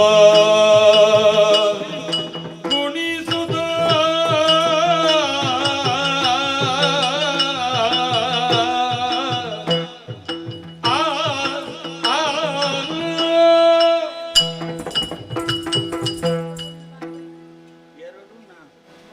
ನಾಲ್ಕು 2 8 8 2 16. ಅದು ನಮಗೆ ಗೊತ್ತಿದ್ದ. 16 16 24. ಅದು ಹೇಗೆ? ಮಂದಾರ ಜ್ಯೋತಿಷ್ಯರೇ, ಹೇಗೆ ಕುಂಡಲಿನಿಯಲ್ಲಿ ಬಂತ? ಸಮಸ್ಯೆ ಉಂಟು. ಆ ಏನೋ ಸಮಸ್ಯೆ ಉಂಟು. ಇದು ನಮಗೆ ಓದ್ಲಿಕ್ಕೆ ಬರ್ತದೆ. ಇದು ಇಲ್ಲ, ನಿಮಗೆ ಓದ್ಲಿಕ್ಕೆ ಆಗುದಿಲ್ಲ. ಅದನ್ನ ಅಷ್ಟು ವರ್ಷ ಕರಗತ ನಾವು ಮಾಡಿಕೊಂಡವರಿದ್ದೇವೆ. ಆದಿತ್ತು ಆದಿತ್ತು. ನೀವು ಹೇಳಿದ್ದು ಸರಿ. ಇಲ್ಲಿ ಒಂದು ಸಮಸ್ಯೆ ಉಂಟು. ಇದು ಹೊರಗಿನ ಸಮಸ್ಯೆಯೋ ಒಳಗಿನ ಸಮಸ್ಯೆಯೋ? ಇಲ್ಲಿ ಅದು ಸರಿಯಾಗಿ ನೋಡ್ತೇನೆ. ಆರೋಗ್ಯಕ್ಕೆ ಬಂದಂತಹ ಸಮಸ್ಯೆ. ಎಂತದ್ದಾಯ್ತು ನಿಮ್ಮ ಕುಂಡಲಿನಿ ಸರಿ ಇಲ್ವ? ಛೇ! ಕುಂಡಲಿ ಸರಿ ಉಂಟು, ಗ್ರಹಗತಿಗಳು ಸರಿ ಇಲ್ಲ. ಎರಡು ಸಿಹಿಯಾಳ ತನ್ನಿ. ಯಾಕೆ ಇದು ಕುಂಡಲಿಯಲ್ಲಿ ವಿಷಯ ನೋಡಿ ನನಗೆ ಆಶ್ಚರ್ಯಚಕಿತವಾದದ್ದು. ಆಗ ಗ್ರಹಗತಿಗಳು ಸರಿ ಇಲ್ಲ. ಆ, ಗುರು ಸುಮ್ಮನೆ ಕುಳಿತಿದ್ದಾನೆ. ಯಾಕೆ ಕುಳಿತ? ಗುರು ಮುಖದ ಮೇಲೆ ಕೈ ಮಾಡಿ ಕುಳಿತಿದ್ದಾನೆ. ಗುರು ಬಲ ಕಡಿಮೆ ಉಂಟು ಅಂತ. ಹಾಗಿದ್ರೆ ಪ್ರಫುಲ್ಲ ಚಂದ್ರ ಇಲ್ವಾ? ಚಂದ್ರ ಪ್ರಫುಲ್ಲ ಚಂದ್ರ ಉಂಟು. ವದನ ಪ್ರಫುಲ್ಲವಾಗಿ ಚಂದ್ರನಂತೆ ಚಂದ್ರ ಉಂಟು, ಗ್ರಹಗತಿಯಲ್ಲಿ ಚಂದ್ರ ಉಂಟು. ಸರಿ ಉಂಟು. ಅನುಗ್ರಹ ಸರಿ ಇಲ್ಲ. ಚಂದ್ರ ತಂಪಿರುವುದಲ್ಲ, ಬಿಸಿ ಇದ್ದಾನೆ. ಪ್ರಶಾಂತ ಎಲ್ಲಿ ಹೋದ? ಆ, ಅಕೊಳ್ಳಿ ಆ, ಆ, ಭಯಂಕರ. ಅಕೊಳ್ಳಿ ಎಂತದ್ದಾಯ್ತು? ರಾಹು ಕೈ ಕಟ್ಟಿ ನಿಂತಿದ್ದಾನೆ. ಪೂರ್ಣೇಶ. ಓ ಹೇಗೆ ತಾಳದಲ್ಲಿದ್ದಾನ? ಅಲ್ಲಪ್ಪ, ತಾಳ ಬಿಟ್ನ? ಅವಾಗ ಅಲ್ಲೇ ಇದ್ದಾನೆ ಆ, ನೋಡಿ ಅಂತೆ. ಆ, ಒಳಗೆ ಶನಿ ಬದಿಯಲ್ಲೇ ಇದ್ದಾನೆ. ನನ್ನನ್ನು ನೋಡಿದ್ರೆ ನೀವು ಅಲ್ಲೇ ಯಾರ ಬದಿಯಲ್ಲಿರುವುದು? ಶನಿ ನಿಮ್ಮ ಬದಿಯಲ್ಲಿಯೋ? ಹಾ, ನಿಮಗೆ ಎಂತದ್ದಾಗುದು? ಇಲ್ಲಿ ಅದು ಗ್ರಹಗತಿ ನೋಡು. ಈಗ ಇದು ಸರಿ, ಜಾತಕದ್ದು ಸರಿ. ನಾನು ಸಂಖ್ಯಾಬಲದಿಂದ ನೋಡ್ತೇನೆ. ಈಗ 1ರಿಂದ ಮೇಲೆ 10ರಿಂದ ಒಳಗೆ ಒಂದು ಅಂಕೆ ಹೇಳಿ ನೋಡುವ. ಆ, 1 8. 8. ಆ, 8ಕ್ಕೆ ಒಂದೆಷ್ಟನ್ನಾದ್ರೂ ಕೂಡಿಸಿ. ಎಷ್ಟನ್ನಾದ್ರು ಅಂತ ಹೇಳಿದ್ರೆ ಒಂದೆಷ್ಟು? ಎರಡು ಇರ್ಲಿ. 2. 8ಕ್ಕೆ 2 ಕೂಡಿಸಿದ್ರೆ ಎಷ್ಟಾಗ್ತದೆ? 10. 10 ಆಯ್ತಲ್ಲ. ಆ, 10ರಿಂದ 5 ತೆಗಿದ್ರೆ 5. ಹಾಕೊಳ್ಳಿ. ಸಮಸ್ಯೆ ಉಂಟು.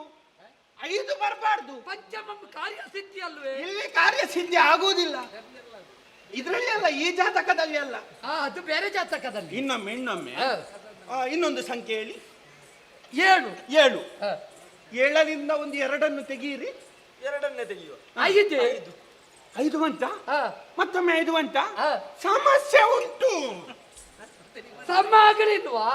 5 ಬರಬಾರ್ದಿತ್ತು. ಮತ್ತೆ ನಿಮ್ಮನ್ನು ಬರ್ಲಿಕ್ಕೆ ಅಂತದ ಕೇಳಿದ್ದು? ಸಮಸ್ಯೆ ಇದ್ದದ್ದಕ್ಕೆ ಬರ್ಲಿಕ್ಕೆ ಹೇಳಿದ್ದು. ಹೀಗೆ ಮಾಡುವ. ಈ ಸಮಸ್ಯೆಗೆ ಕಾರಣ ಹ. ವಿಷಯ ಗೊತ್ತಾಗ್ಬೇಕಲ್ಲ. ಹ.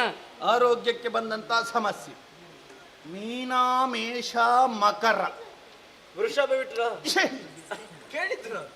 ಹಾಗೆ ಬಿಡ್ಲಿಕ್ಕೆ ಆಗುದಿಲ್ಲ, ಅದಾಗಿ ಹೋಗಬೇಕು. ಎಡೆಯಲ್ಲಿ ಬಾಯಿ ಹಾಕಬೇಡಿ. ಅದು ವೃಷಭನಿಗೆ ಕಷ್ಟ ಆಗ್ತದೆ. ಆದೀತು. ಮೀನ, ಮೇಷ, ಮಕರ, ಮಾಮಿ ಅಕರ, ಮಗಳೀಕರ. ಎಂತದ್ದು? ಅದೆಂತದ್ದು ಮಾಮಿ? ವಿಮರ್ಶೆ ಮಾಡ್ಲಿಕ್ಕೆಲ್ಲ ಅದು ಲೆಕ್ಕದಲ್ಲಿ. ಆ, ಲೆಕ್ಕದಲ್ಲಿ ನಮಗೆ ಸುಲಭ ಆಗುವಾಗೆ ನಾವು ಲೆಕ್ಕ ಮಾಡ್ತಾ ಹೋಗುದು. ಹಾಕೊಳ್ಳಿ, ಸಮಸ್ಯೆಗೆ ಕಾರಣ ಇದುವೇ. ಯಾವುದು? ಈ ಕಾರಣದಿಂದಲಾಗಿಯೇ ಈ ರೀತಿಯ ಆರೋಗ್ಯಕ್ಕೆ ಸಮಸ್ಯೆ ಬರುವುದಕ್ಕೆ ಕಾರಣವಾಗಿ ಹೋಯಿತು. ಏನಾಯಿತು ಸ್ವಾಮಿ? ಕಾರಣ ಉಂಟು. ಏನು ಸಮಸ್ಯೆಗೆ ಕಾರಣ ಏನು? ಇದುವೇ.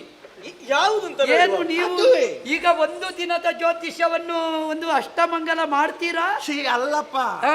ನಿಮಗೆ ಎಳೆದು ನಿಮಗೆ ಹೇಳಿ ನಷ್ಟ ಮಂಗಳ ಮಾಡುವಂತ ನಾನು ಜ್ಯೋತಿಷ್ಯ ಅಲ್ಲ. ಮತ್ತೆ ನಾನು ಒಳ್ಳೆದಕ್ಕೆ ಹೇಳುದು. ಆ, ಇದು ಆ, ಆರೋಗ್ಯಕ್ಕೆ ಬಂದ ಸಮಸ್ಯೆ ಆದ್ರಿಂದ ಇದು ನಿಮಗೆ ನಿಮಗೆ ಕೈ ಬಿಸಿ ಮಾಡ್ಬೇಕು, ವ್ಯವಸ್ಥೆ ಇಲ್ಲ, ಮಾಡುವ. ಇಲ್ಲ, ನನಗೆ ಇಲ್ಲಿ ಬರ್ತಾ ಉಂಟು, ವಿಷಯ ಬರ್ತಾ ಉಂಟು. ಎಲ್ಲಿ ನೆತ್ತಿ? ಹೆಂಡತಿ ಒಬ್ಬಳೇ ಇರುವುದಾ? ಅಲ್ಲ, ನಾನು ಬಹುಪತ್ನಿ ವಲ್ಲಭ. ಕೆಲವು ಮಂದಿ ಇದ್ದಾರೆ. ಇದು ಈ ರೀತಿಯಾದಂತಹ ಕಾಯಿಲೆ ಬರುವುದಕ್ಕೆ ಕಾರಣ ಆಹಾರದಿಂದ, ತಿನ್ನುವಂತ ಆಹಾರದಿಂದ ದೇಹದ ಒಳಗೆ ವಿಷ ಸೇರಿದೆ. ಒಪ್ಪುವುದಕ್ಕಾಗುವುದಿಲ್ಲ. ವಿಷಯ ಸ್ಪಷ್ಟ. ನಮ್ಮಲ್ಲಿ ಇರುವ ಒಬ್ಬೊಬ್ಬ ಪಾಕಶಾಸ್ತ್ರಜ್ಞನು ಹ್ಮ್. ವೇದವರಿತು ಪಾಕ ಮಾಡುವವರು, ಹೌದೌದು. ಬೋಧ ಇಲ್ಲದವರಲ್ಲ. ಪಾಕಶಾಸ್ತ್ರಜ್ಞರು ಅದು ನನ್ನ ಉಳಿದ ಹೆಂಡತಿಯರು ಒಟ್ಟಿಗೆ ಬಡಿಸಿದ್ದು. ಹ, ಎಂತದ್ದು ಹೇಳ್ತೀನಿ? ಎಷ್ಟು ಪ್ರೀತಿಯಿಂದ ಅವರಿಗೆ ಅಕ್ಕ ಅಂದ್ರೆ ಪಂಚಪ್ರಾಣ. ಸಮಸ್ಯೆ ಅದುವೇ. ಅದಕ್ಕೆ 5 ಬಂತು ನೋಡಿ. 5 ಬಂತಲ್ಲ, 5 ಬರಬಾರ್ದಿತ್ತು. ಅದೇ ಸಮಸ್ಯೆ. ಈಗ 5 ಮಂದಿ ಅಲ್ಲ. ಹ, ಈಗ ಇವರು ಮೊದಲ ಗರ್ಭಿಣಿಯ? ಹೌದು, ದೊಡ್ಡವಳು. ಈಗ ವಿಷಯ ಇದು ಹ. ಆಹಾರದಲ್ಲಿ ವಿಷ ಸೇರಿರುವುದು ಹ. ಇದು ಪಾಕಶಾಸ್ತ್ರಜ್ಞರೇ ವಿಷ ಸೇರಿಸಿದ್ದಾರೆ ಅಂತ ಹೇಳುವುದಕ್ಕಾಗುವುದಿಲ್ಲ. ಹ. ಇದು ಹೊರಗಿನಿಂದ ಬಂದಂತಹ ಸಮಸ್ಯೆ ಅಲ್ಲ, ಈಗ ಹೊರಗೆ ಸಮಸ್ಯೆ ಇಲ್ಲ, ಒಳಗಿನಿಂದದೇ ಇರುವಂತಹ ಸಮಸ್ಯೆ. ಒಳಗಿಂದೆಲ್ಲ ಅಂತದಿಲ್ಲ ಸ್ವಾಮಿ. ಸಮಸ್ಯೆ ಜಟಿಲವಾಗಿ ಉಂಟು. ನಾನು ಬಾಯಿ ಬಿಟ್ಟು ಹೇಳಿದ್ರೆ ಅದು ತಪ್ಪಾಗುತ್ತದೆ. ಛೇ, ನೀವು ಹೇಳಬಹುದು. ನೀವು ಅರ್ಥವಿಸಿಕೊಳ್ಳಬೇಕು. ಇದು ರಾಜನ ಕಟ್ಟಾಜ್ಞೆ. ನೀವು ಕುಂಡಲಿ ಬಿಡಿಸಿದ್ದೀರಿ, ಕುಂಡಲಿಯಲ್ಲಿ ಬಂದದ್ದನ್ನು ಹೇಳಬೇಕು. ಬೇಸರ ಮಾಡಬೇಡಿ, ಇದ್ದದನ್ನು ಇದ್ದ ಹಾಗೆ ಹೇಳುವುದು. ಹಾ. ಇನ್ನು ನಮ್ಮೊಳಗೆ ನಾವೇ ತಂದಿಟ್ಟಿಗೆ ಹೋದಂತ ಜ್ಯೋತಿಷಿ ಅಂತ ಹೇಳಬಾರ್ದು. ಇಲ್ಲ. ಇದು ಹಾ. ಇದು ಮಿಕ್ಕ ಪತ್ನಿಯರೆಲ್ಲ ಇವರೊಂದಿಗೆ ಹೇಗೆ? ಛೇ, ಬಹಳ ಅನ್ಯೋನ್ಯರಾಗಿದ್ದಾರೆ. ಗರ್ಭಿಣಿ ಆದ ಮೇಲೆ ಎಷ್ಟು ಪ್ರೀತಿ ಛೇ. ನಾವು ನೋಡ್ಲಿಲ್ಲ. ಅದು ಕೆಲವೊಮ್ಮೆ ಅತಿಯಾದಂತಹ ಪ್ರೀತಿ ಕೂಡ ಸಮಸ್ಯೆಗೆ ಕಾರಣ ಆಗುತ್ತದೆ. ಅಂದ್ರೆ ಇದು ಕುಂಡಲಿ ಪ್ರಕಾರ ನೋಡುವಾಗ ಒಳಗಿನಿಂದವರಲ್ಲೇ ಬಂದಂತಹ ಸಮಸ್ಯೆ ಎನ್ನುವ ಹಾಗೆ ಸ್ಪಷ್ಟವಾಗಿ ಗೋಚರಿಸ್ತಾ ಉಂಟು. ಒಳಗಿಂದ ಅಂದ್ರೆ ನಮ್ಮ ಮುಖ್ಯ ಪತ್ನಿಯವರೆಲ್ಲ ಅಂದ್ರೆ ವಿಷಯ ಮಾತ್ಸರಿ ಏನಾದ್ರೂ ಬಂದು ಹಾ, ಅಲ್ಲಿಗೆ ಅನ್ನದಲ್ಲಿ ಅಥವಾ ತಿನ್ನುವ ಆಹಾರದಲ್ಲಿ ವಿಷ ಇದು ಶ್ರೀಮಂತ ಅಲ್ಲ, ಯೋಚಿಸಿ, ನೀವು ಯೋಚಿಸಿ. ಅಲ್ಲಿ ತೋರಿಸುವುದು ನಾನು ಹೇಳುವುದಲ್ಲ. ನನಗೆ ಅವರಿಗೆ ಯಾವುದೇ ದ್ವೇಷವಿಲ್ಲ. ಹಾ. ನಾನು ಇದ್ದದ್ದನ್ನು ಇದ್ದ ಹಾಗೆ ಹೇಳುವುದು. ಕೂತುಕೊಳ್ಳಿ. ಯೋಚನೆ ಮಾಡಿ. ಮಂತ್ರಿಗಳೇ, ಕರೆಯಿರಿ ಅವರನ್ನು. ಅಮ್ಮನವರು ಒಮ್ಮೆ ಬನ್ನಿ. ಅಮ್ಮನವರು ಏನಾಯ್ತು? ಇಲ್ಲಿ ಅವಳಿದ್ದಾಳೆ.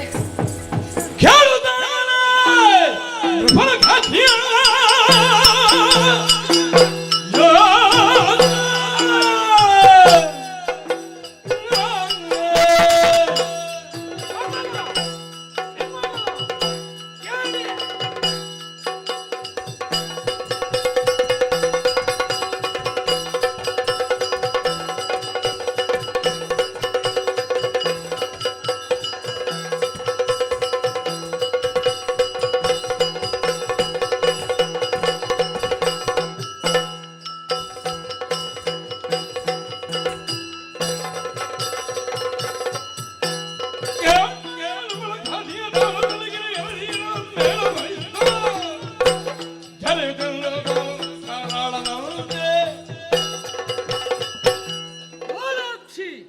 ಏನು ದೇವರು ಇವತ್ತು ಸಿಟ್ಟು ಬಂತದೆ ನಿಮಗೆ? ಕಮಲಾಕ್ಷಿ, ಯಾಕೆ ಸ್ವಾಮಿ ಕೋಪ? ಏನಾಯ್ತು? ಏನಾದ್ರೂ ಮಾಡಿದ್ದೇನೆ ನೀವು? ಮುಂದೆ ಬನ್ನಿ, ಮತ್ತೆ ಮುಂದೆ ಬನ್ನಿ. ಮುಂದೆ ಬಂದಿದ್ದೇವೆ. ನೋಡಿದ್ರಿ ಅವರು ಯಾರು ಅಂತ? ಪಂಡಿತರು. ಜ್ಯೋತಿಷ್ಯರು. ಹೌದು. ಅವರಿಗೇನು ಬಾಯಾರಿಕೆ ಬೇಕಾ? ಅದ್ಯಾರು?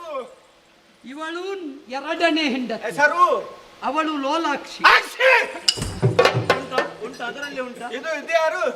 ಕಮಲಾಕ್ಷಿ. ಹಾಕೊಳ್ಳಿ. ಸೀನು ಎರಡು ಸೀನು ಬಂತ. ಆ, ಅದುವೇ ವಿಷಯ. ಅದು ಇವರು ಅವರಿಗೆ ಕುಡಿಲಿಕ್ಕೆ ತರ್ತೇವೆ. ಬನ್ನಿ ಮುಂದೆ. ಉಪಚಾರ ಆಯ್ತಾ? ಯಾರಲ್ಲಿ ಆದ್ರೂ ಆಗ್ಬೋದು, ಇವರಲ್ಲಿ ಕುಡಿಯುವುದಕ್ಕೆ ತರಿಸುವೆ. ಹಾಗಿದ್ರೆ ನೀವು ಹೇಳಿದ್ದು ಅದು ಅವರಿಗೆ ಕೊಟ್ಟದ್ದು ಇವರೇ. ಏನು? ಮೊನ್ನೆ ಸೀಮಂತದಲ್ಲಿ ನಮ್ಮ ಅಕ್ಕ. ಬಡಿಸುವುದಕ್ಕೆ ಬೇರೆ ವ್ಯವಸ್ಥೆ ಇದ್ದರು, ನೀವ್ಯಾಕೆ ಬಡಿಸಿದಿರಿ? ನಮ್ಮ ಪ್ರೀತಿ ಅಕ್ಕ ಅದಕ್ಕೆ ನಾವೇ ಬೇಕಾದದ್ದನ್ನೆಲ್ಲ ಬಡಿಸಿತ್ತು. ಇದ್ದದ್ದನ್ನೇ ಬಡಿಸಿದಿರಾ, ಏನಾದ್ರೂ ಸೇರಿಸಿದಿರಾ? ಏನು ಸೇರಿಸುದು ನಾವು? ಏನಿಲ್ಲಪ್ಪ, ನಮಗೆ ಗೊತ್ತೇ ಇಲ್ಲ. ವಿಷಪ್ರಾಶನವಾಗಿದೆ, ಇದು ಕಂಡ ಜ್ಯೋತಿಷ್ಯ. ಶಾಂತಂ ಪಾಪಂ ಶಾಂತಂ ಬಾರಿಸ್ತೆ. ಪಾಪಂ. ನಮಗೆ ಗೊತ್ತೇ ಇಲ್ಲಪ್ಪ. ಯಾರು ಹೇಳಿದ್ರು ವಿಷ ಹಾಕಿದೆ ಅಂತ? ದೇವರೇ ತರಿಸಿದ್ಯಾರು? ಏನಾಯ್ತು? ನೀನ ವಿಷ ಹಾಕ್ಬಿಟ್ಟೆ. ಯಾರು ಕೊಟ್ರು? ಇವೆಲ್ಲ ಯಾಕೆ ಹೀಗೆ ಮಾಡ್ತೀವಿ ಗೊತ್ತಾಗುದಿಲ್ಲ. ದೇವ್ರೇ, ಬೇಡ. ಹೆಂಡತಿ ಹೆಂಡತಿ ಅಂತ ತಲೆ ಮೇಲೆ ಇಟ್ಟುಕೊಂಡ್ರೆ ಪ್ರಾಣ ಹೆಂಡತಿ. ಇಲ್ಲ ಇಲ್ಲ.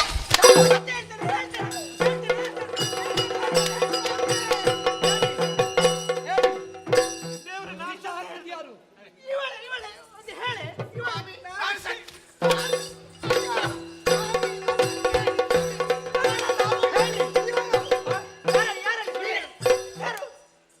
ನಾನು ಸುಮ್ಮನೆ ಹಾಕ್ತಿದ್ದದ್ದು ಯಾರು? ನಾನು ಸುಮ್ಮನೆ ಇದ್ದೆ. ಹೌದಾ?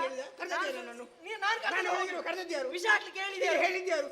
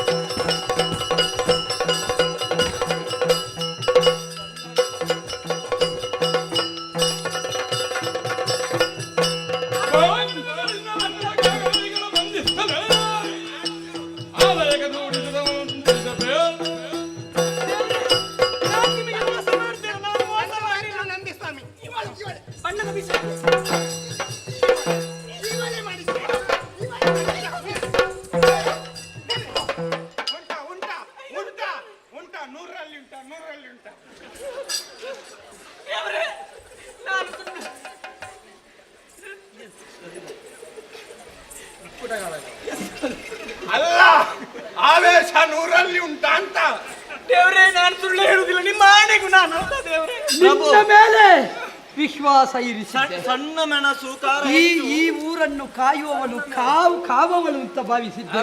ಕಾಯುವ ಕಾವಲು ಕಟ್ಟೆಯಲ್ಲಿ ಇರುವಾಗ ಎಂತದ್ದು? ಊರ ಕಾಯುವ ಕಟ್ಟೆಯಲ್ಲಿ ಕಾಯುವ ಕಾವಲು ಕಟ್ಟೆಯಲ್ಲಿ ನಿಮ್ಮಂತವರು ಇರುವಾಗ ಇಂಥ ಅನ್ಯಾಯವನ್ನು ಮಾಡಿದ್ದಾರಲ್ಲ. ಇವರು ಯಾರು? ಯಾರು? ಹರಿಯ ಕೊರಳಲು ರಾರಾಜಿಸುವ ಮಂದಾರ ಅಂತ ಭಾವಿಸಿದ್ದೆ. ಇವರನ್ನು ಸಂದೇಶ ಕೊಡುವ ಪತ್ನಿಯರು ಅಂತ ಭಾವಿಸಿದ್ರೆ ನನಗೂ ನೀರು ಕೊಟ್ಟು ನನ್ನ ಸಂಸಾರಕ್ಕೆ ಸೂತಕ ಬರುವ ಹಾಗೆ ಮಾಡ್ತಿದ್ರು. ನಾನೆಲ್ಲ ಇವಳಿಗೆ ಏನಾದ್ರೂ ಮಾಡಿ ನನಗೇನು ಮಾಡಬೇಡಿ. ನಿಮ್ಮನ್ನು ಸರಿಯಾಗಿ ಉಪ್ಪು ನೀರು ಕುಡಿಸಿ ನಿಮ್ಮ ಬೊಜ್ಜು ಕರಗಿಸಲಿಲ್ಲ. ಯಾರಿಗೆ ನಾನು ನಾನು ಸರಿ ಇದ್ದೇನೆ? ನೋಡುತ್ತೇನೆ.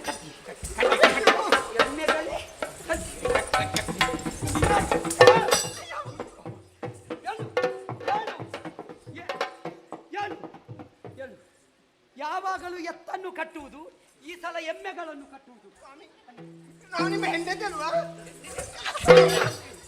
ಪಾಪಿ, ಹುಟ್ಟಿದ ಒಂದು ಸಂತಾನ ವಂಶ ವೃದ್ಧಿಗೆ ಬೇಕಾಗಿ ಪಡೆದಿದ್ದೆ. ನೀವು ಹೆಣ್ಣು, ನಮಗೆ ನೀವು ಹೀಗೆ ನಾವು ಎನಿಸಿದ್ದು ಪತಿಯೇ ಪರದೈವ ಎನ್ನುವುದೇ. ಪತಿ ಪರದೈವಲ್ಲ, ನಿಮಗೆ ಇನ್ನು ಕೆಲವು ಸಮಯದಲ್ಲಿ ಪರಾದೈವ ಆಗುತ್ತೇನೆ.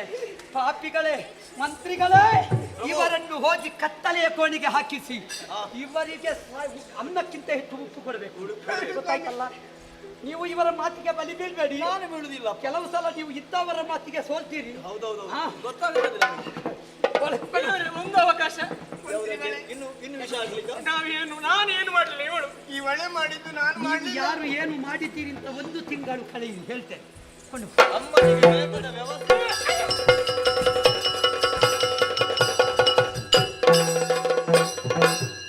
ಸತ್ಯ ವಿಷಯ ಹೊರಬಂತಲ್ಲ. ನಿಮ್ಮಂತಹ ಜ್ಯೋತಿಷ್ಯರು ಇದ್ರೆ ಮನೆ ಬೆಳಗುತ್ತದೆ. ನಾವು ನಿಜವಾಗಿ ಇದ್ದದ್ದನ್ನು ಇದ್ದ ಹಾಗೆ ಹೇಳುವುದು ಸ್ವಾಮಿ, ಬೇಸರಿಸಬಾರದು. ಶಿವ ಬಂದ ಹಾಗೆ ಬಂದಿರಿ, ಸತ್ಯವನ್ನು ತಿಳಿಸಿದಿರಿ, ತಮಗೆ ವ್ಯವಸ್ಥೆ ಮಾಡಿ. ಒಳ್ಳೇದು ಒಳ್ಳೇದು ಒಳ್ಳೇದು ಒಳ್ಳೇದು. ಮಂತ್ರೀಶ ಕೇಳು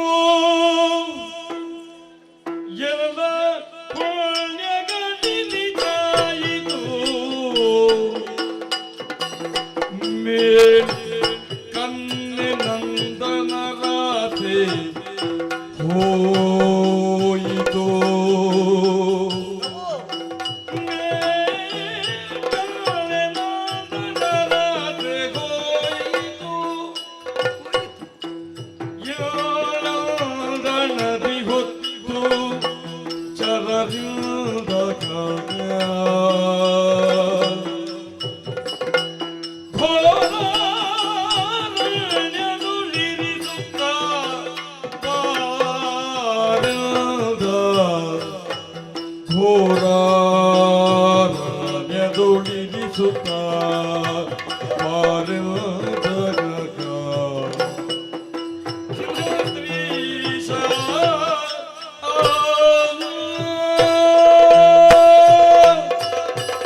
ಮಂತ್ರೀಶ, ಬದುಕು ಜಟಕಾ ಬಂಡಿ, ವಿಧಿ ಅದಕ್ಕೆ ನೇತಾರ.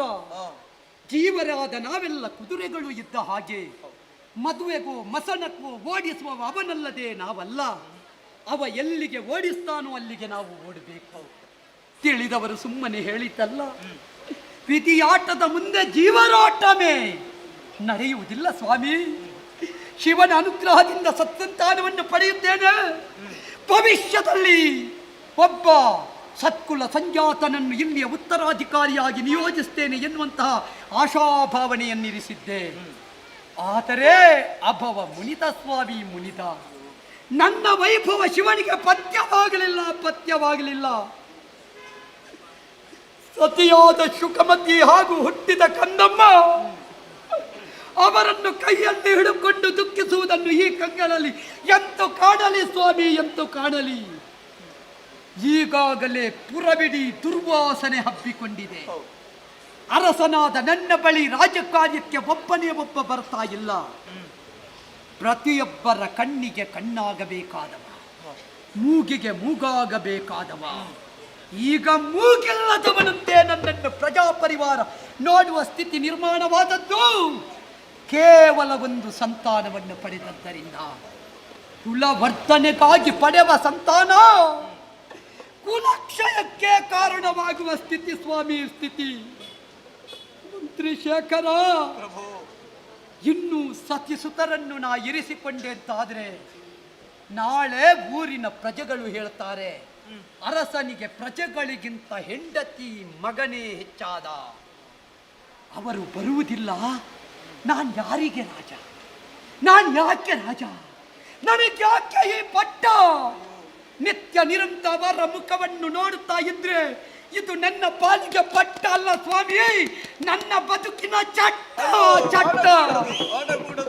ಇಲ್ಲ ಇಲ್ಲ ಸ್ವಾಮಿ, ಮನಸ್ಸು ಗಟ್ಟಿ ಮಾಡಿದ್ದೇನೆ. ಈ ರಾಜ್ಯದ ಉಳಿವಿಗಾಗಿ, ಈ ರಾಜ್ಯದ ಉಳಿವಿಗಾಗಿ, ಈ ಅರಮನೆಯ ಕ್ಷೇಮಕ್ಕಾಗಿ ಸದಾ ಸೌಗಂಧ ಬೀರುತ್ತಾ ಇದ್ದ ದಾಶಾರ್ಹದ ಅರಮನೆ ಇವತ್ತು ಯಾವ ಕಾಲಕ್ಕೂ ದುರ್ವಾಸನೆಯ ಬೀಡಾಗ ಕೂಡದು. ಅದಕ್ಕೆ ಬೇಕಾಗಿ ಸತಿಯಾದ ಶುಕಮತಿ, ಹುಟ್ಟಿದ ಕಂದನಾದಂತಹ ಎಳೆ ಶಿಶು, ಅವರಿರುವರನ್ನು ಕಾಡಿಗೆ ಬಿಟ್ಟು ಬನ್ನಿ ಸ್ವಾಮಿ, ಕಾಡಿಗೆ ಬಿಟ್ಟು ಬನ್ನಿ. ಅಯ್ಯೋ ಅಯ್ಯೋ ಅಯ್ಯೋ, ಏನಾಡುತ್ತಾ ಇದ್ದೀರಿ ಸ್ವಾಮಿ? ಬೇಡ ಪ್ರಭು, ಇಂತಹ ಕಠಿಣ ನಿರ್ಧಾರವನ್ನು ತೆಗೆದುಕೊಳ್ಳಕೂಡದು. ಬೇಡ ಬೇಡ ಬೇಡ ಮಂತ್ರಿ ಪ್ರಭು.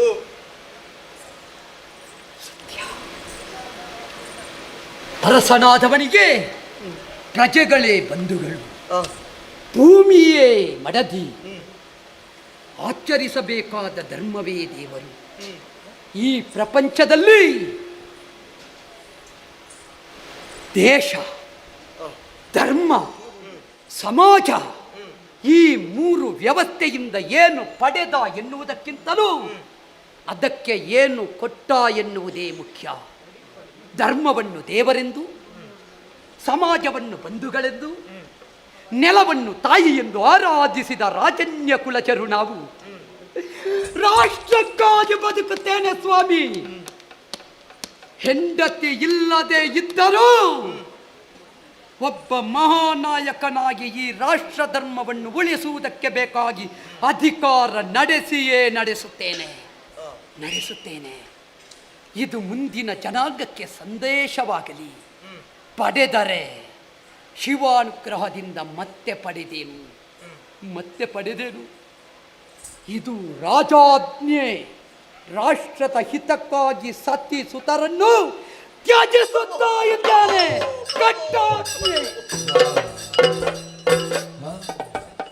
ಏನಾಗಿ ಹೋಯಿತು?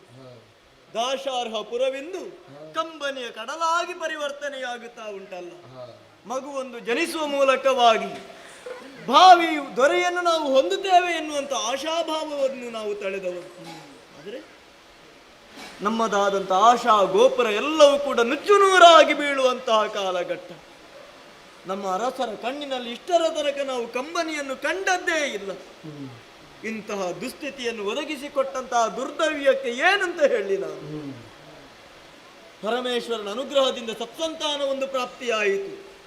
ಮುಂದಕ್ಕೆ ಲೋಕ ಬೆಳಗುವಂತ ಕುಮಾರನಾಗುತ್ತಾನೆನ್ನುವಂತ ಭಾವದಿಂದ ಇದ್ರೆ ಬೇರೆಯವರಲ್ಲ, ಮನೆಯವರೇ ಹೀಗೆ ಮಾಡುವುದೇ? ಅದಕ್ಕೆ ಆಡುವುದು.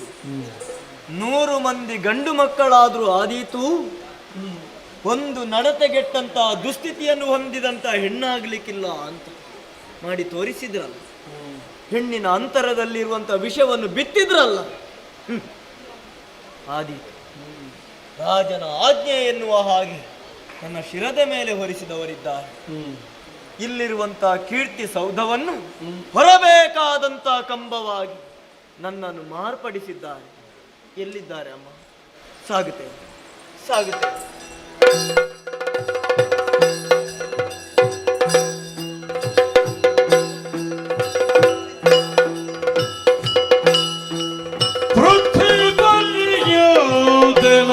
ಸಚಿವನು ಚಿತ್ತದಲ್ಲಿ ಮರುಗುತ್ತ ಎರಗಿ ಬೀಳ್ದ.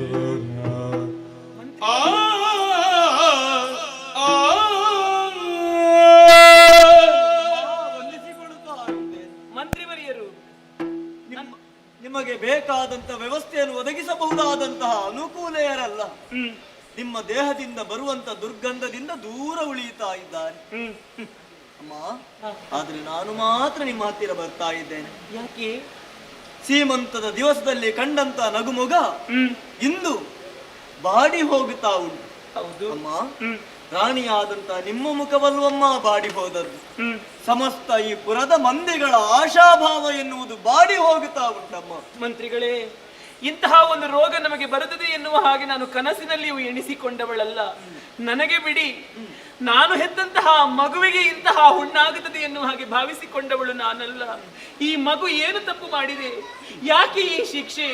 ದೇವರು ಯಾಕೆ ಇಂತಹ ಅಗ್ನಿ ಪರೀಕ್ಷೆಗೆ ನಮ್ಮನ್ನು ಒಡ್ಡಿದ್ದಾರೆ? ನನಗೆ ಅರ್ಥವಾಗದು ಮಂತ್ರಿಗಳೇ. ಒಂದು ಮಾತುಂಟಮ್ಮ, ನೂನಂ ಕಾಲೋ ದುರತ್ಯಯ, ಕಾಲನ ಗರ್ಭದಲ್ಲಿ ಏನಡಗಿದೆ ಎನ್ನುವುದನ್ನು ತಿಳಿಯುವುದಕ್ಕೆ ಎಂಥವರಿಂದಲೂ ಸಾಧ್ಯವಿಲ್ಲ. ಕಾಲ ಎನ್ನುವುದು ದೇವರನ್ನು ಕೂಡ ಬಿಟ್ಟದಿಲ್ವಂತೆ. ಅಮ್ಮ, ಅಂತದ್ರಲ್ಲಿ ನಾವೆಲ್ಲ ಏನಮ್ಮ ದೊಡ್ಡ ವಿಷಯ. ರಾಜಾಜ್ಞೆಯನ್ನು ಹೊತ್ತು ಬಂದಿದ್ದೇನೆ ತಾಯಿ. ಏನು ಮಂತ್ರಿಗಳೇ, ಏನಾಗಬೇಕು ನನ್ನಿಂದ? ಇಲ್ಲಿ ಹೊರ ಬರುತ್ತಾ ಇರುವಂತ ಕಮಟು ವಾಸನೆಯಿಂದ ಪ್ರಜಾವರ್ಗದವರು ಆಸ್ಥಾನದ ಕಡೆಗೆ ಮುಖ ಮಾಡುತ್ತಾ ಇಲ್ಲ.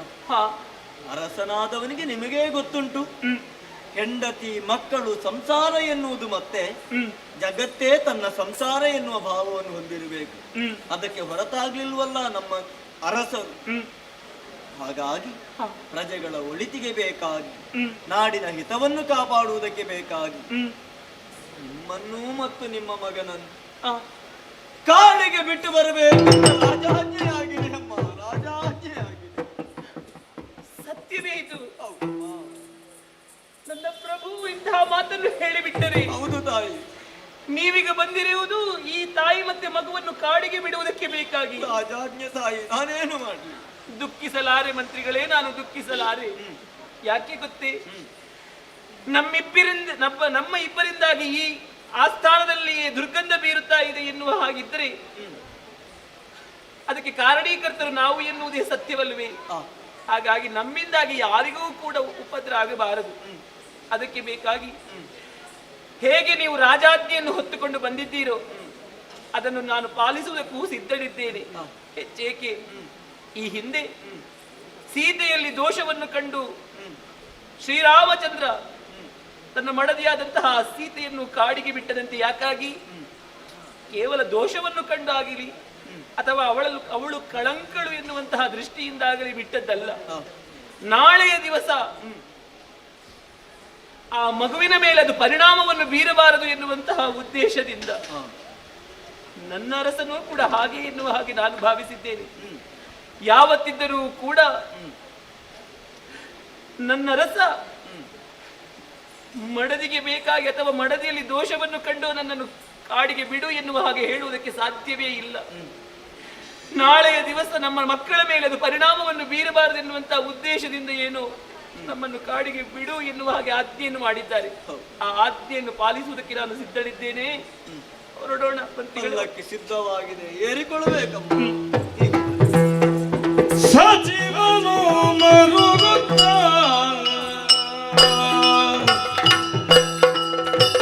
ಮಾತಾ ಪುತ್ರರ ಶಿಬಿಗೆಯೊಳಗೇರಿದಿ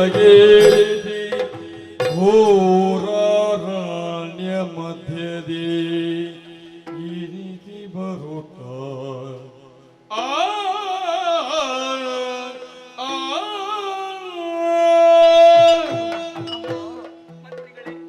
ಘೋರವಾದಂತ ಅರಣ್ಯ ಪ್ರದೇಶವಮ್ಮ ಇದು. ಇಲ್ಲಿಯ ತನಕ ನಿಮ್ಮನ್ನು ಕರೆದುಕೊಂಡು ಬಂದು ಬಿಟ್ಟು ಹೋಗುವುದಕ್ಕೆ ರಾಜಾಜ್ಞೆ ಇರುವುದು. ನಿಮ್ಮನ್ನು ಈ ಸ್ಥಿತಿಯಲ್ಲಿ ಬಿಟ್ಟು ಬಿಡುವುದಕ್ಕೆ ನನಗೂ ಮನಸ್ಸಾಗುವುದಿಲ್ಲ. ಆದ್ರೆ ಅರಸರಲ್ಲಿ ನಾವು ದೇವತ್ವವನ್ನು ಕಂಡವರು, ಅವರ ಸೇವೆ ಮಾಡಬೇಕಾದದ್ದು ಮಂತ್ರಿಯಾಗಿ ನನ್ನ ಕರ್ತವ್ಯ.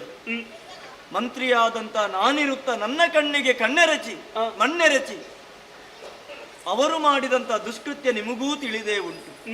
ಮುಂದೆ ಏನು ಆಗಕೂಡದು. ಅದಕ್ಕೆ ಬೇಕಾಗಿ ನಾನು ತಿರುಗಿ ಆ ಕಡೆಗೆ ಹೋಗುವನಿದ್ದೆ. ಸರಿ ಮಂತ್ರಿಗಳೇ. ಅಮ್ಮ, ಇನ್ನು ನಮ್ಮ ದಾರಿ ನಮಗೆ.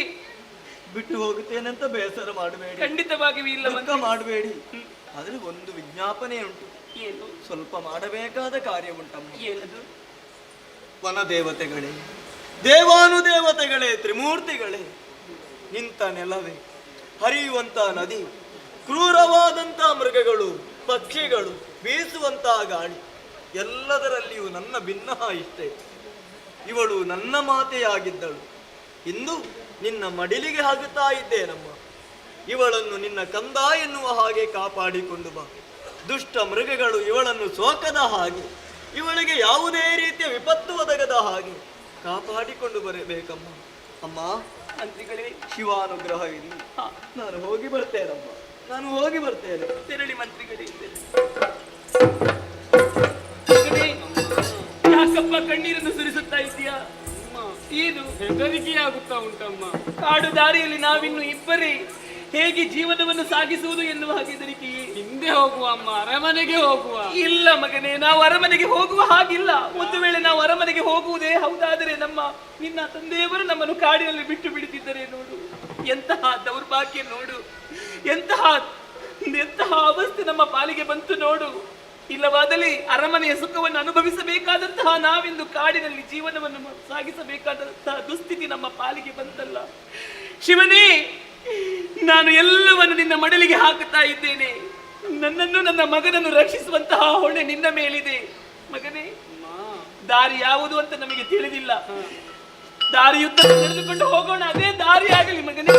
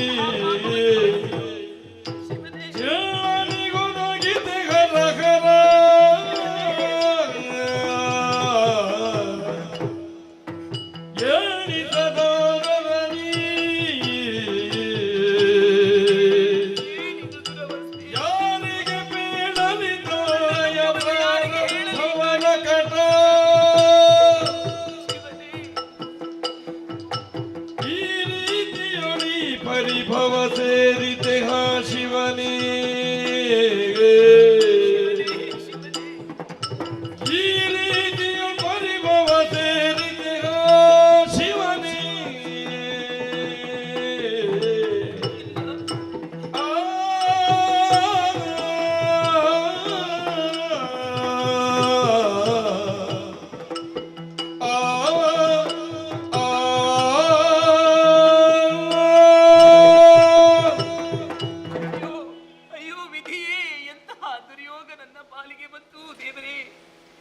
ಕಾಡಿನಲ್ಲಿ ಈ ಮಗುವನ್ನು ಹಿಡಿದುಕೊಂಡು ಕಲ್ಲು ಮುಳ್ಳುಗಳನ್ನು ದಾಟಿ ದಾಟಿ ಬಹಳ ದೂರ ಸಾಗಿ ಬಂದೆ. ನಾನಾದರೂ ಆ ನೋವನ್ನು ಸಹಿಸಿಕೊಳ್ಳುವೆನು. ಆದರೆ ಈ ಪುಟ್ಟ ಕಂದಮ್ಮನಿಗೆ ಆ ನೋವನ್ನು ಸಹಿಸುವಂತಹ ಶಕ್ತಿ ಇದೆಯೇ? ಖಂಡಿತವಾಗಿಯೂ ಇಲ್ಲ. ಪಾಪ ಈ ಪುಟ್ಟ ಕಂದಮ್ಮನಿಗೆ ತಿಳಿದಿದೆಯೇ ನಾವು ಕಾಡು ದಾರಿಯಲ್ಲಿ ಬರ್ತಾ ಇದ್ದೇವೆ, ನಾವು ಕಾಡು ಪಾಲಾಗಿದ್ದೇವೆ ಎನ್ನುವ ಹಾಗೆ? ಇಲ್ಲ. ಅಮ್ಮ ನನ್ನನ್ನು ಎಲ್ಲಿ ಕರೆದುಕೊಂಡು ಹೋಗುತ್ತಾಳೋ ಅದೇ ದಾರಿಯನ್ನು ಹಿಡಿಯುತ್ತೇನೆ ಎನ್ನುವ ಹಾಗೆ ಮುಂದುವರಿದು ಬಂದೆವು. ಆದರೆ ನಮಗೆ ಬಂದಂತಹ ಸ್ಥಿತಿ ಇದು ಯಾವ ತಾಯಿ ಮಗನಿಗೂ ಬರಬಾರ್ದಪ್ಪ. ಮೈಯೆಲ್ಲ ಹುಣ್ಣು, ಮಾತ್ರವಲ್ಲ ದುರ್ಗಂಧ ಬೀರುತ್ತಾ ಇದೆ. ಇದೇ ಕಾರಣದಿಂದಾಗಿ ನಾವು ಅರಮನೆಯಿಂದ ಕಾಡು ಪಾಲಾಗುವಂತಹ ಸ್ಥಿತಿ ನಮ್ಮ ಪಾಲಿಗೆ ಬಂತು. ಪೂರ್ವ ಜನ್ಮದಲ್ಲಿ ಯಾವ ಪಾಪವನ್ನು ನಾನು ಮಾಡಿದೆನೋ ಏನೋ, ನನಗೆ ಈ ಜನ್ಮದಲ್ಲಿ ನಾನು ಅದನ್ನು ಅನುಭವಿಸುತ್ತಾ ಇದ್ದೇನೆ. ಹಾಗಾದರೆ ಇನ್ನು ದಿಕ್ಕು ನನಗಿಲ್ಲ. ನನ್ನವರು ಎನ್ನುವ ಹಾಗೆ ಕರೆಯುವುದಕ್ಕೆ ನನಗೆ ಯಾರೂ ಇಲ್ಲ. ನನ್ನ ದುಃಖವನ್ನು ನಾನು ಯಾರಲ್ಲಿ ಹೇಳಿಕೊಳ್ಳಲಿ? ಮಗನೇ, ಎದ್ದೇಳು. ನಮಗಿದೊಂದೇ ದಾರಿಯಲ್ಲ ಮಗನೇ. ಹಸಿವಾಗುತ್ತಾ ಇದೆ ನನಗೆ. ಏನಾದರೂ ಕೆರೆ ತೊರೆಯಲ್ಲಿ ನೀರನ್ನು ಸಿಕ್ಕಿದ್ರೆ ಕುಡಿಯೋಣವಂತೆ, ಹಣ್ಣು ಹಂಪಲು ಸಿಕ್ಕಿದ್ರೆ ತಿನ್ನೋಣವಂತೆ. ಮುಂದೆ ಸಾಗೋಣ ಬಾ ಮಗನೇ.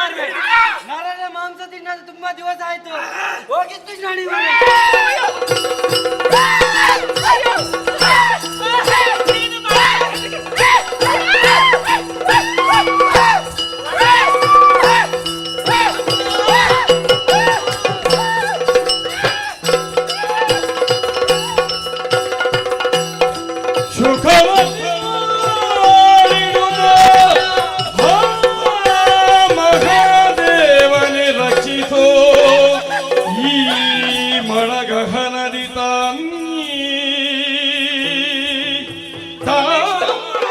ತಾಮತಿಯೊಳಗೆ ದುಡಿಯನೆ ಮಹಾದೇವ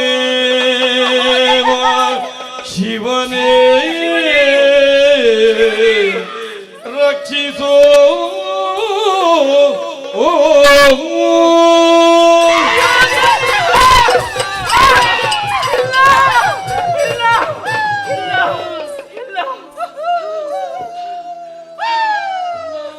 ಈ ಭೂತ ಪ್ರೇತಗಳು ನಮ್ಮನ್ನು ಅಟ್ಟಿಸಿಕೊಂಡು ಬರುತ್ತಾ ಉಂಟು. ಇದನ್ನು ನೋಡುವಂತಹ ಶಕ್ತಿಯು ನಮಗಿಲ್ಲ. ಆದರೆ ಮನಸ್ಸಿನಲ್ಲಿ ನಾನು ಪರಮೇಶ್ವರನನ್ನು ಧ್ಯಾನಿಸುತ್ತಾ ಇದ್ದೇನೆ. ನೀನಲ್ಲದೆ ನಮ್ಮನ್ನು ಪೊರೆಯುವವರು ಯಾರೂ ಇಲ್ಲ. ಓ ಮೃತ್ಯುಂಜಯ, ಓ ಪರಮೇಶ್ವರ, ನಿನ್ನ ಅನುಗ್ರಹವಿಲ್ಲದೆ ನಾವು ಬದುಕಿ ಉಳಿಯುವುದಕ್ಕೆ ಸಾಧ್ಯವೇ ಇಲ್ಲ. ನಮ್ಮನ್ನು ಈ ಭೂತ ಪ್ರೇತಗಳಿಂದ ರಕ್ಷಿಸು ಶಿವನೇ, ಶಿವನೇ.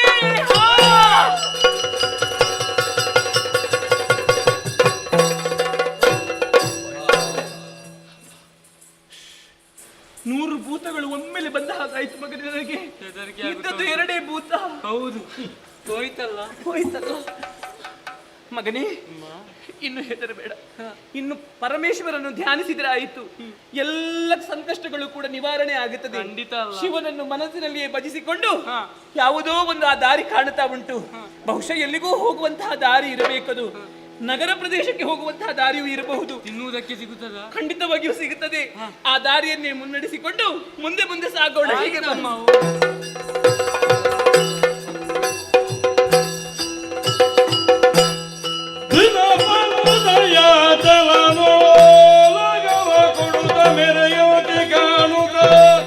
ಮನದಿ ಶುಕಮತಿ ಹರುಷತಾಡಿದಳು. ಈ ರೀತಿಯ ಬಯಾರುತ್ತ ಮಾದಿನಿ ಅನಾಯವನ್ನು ಕಳೆದೊಂದು ರಾಜ್ಯವನ್ನು ದೂರದಿ ಬರಿಕಿಸಿಯೇ ನಾರಿ ಧೈರ್ಯವ ತಾಳ್ದು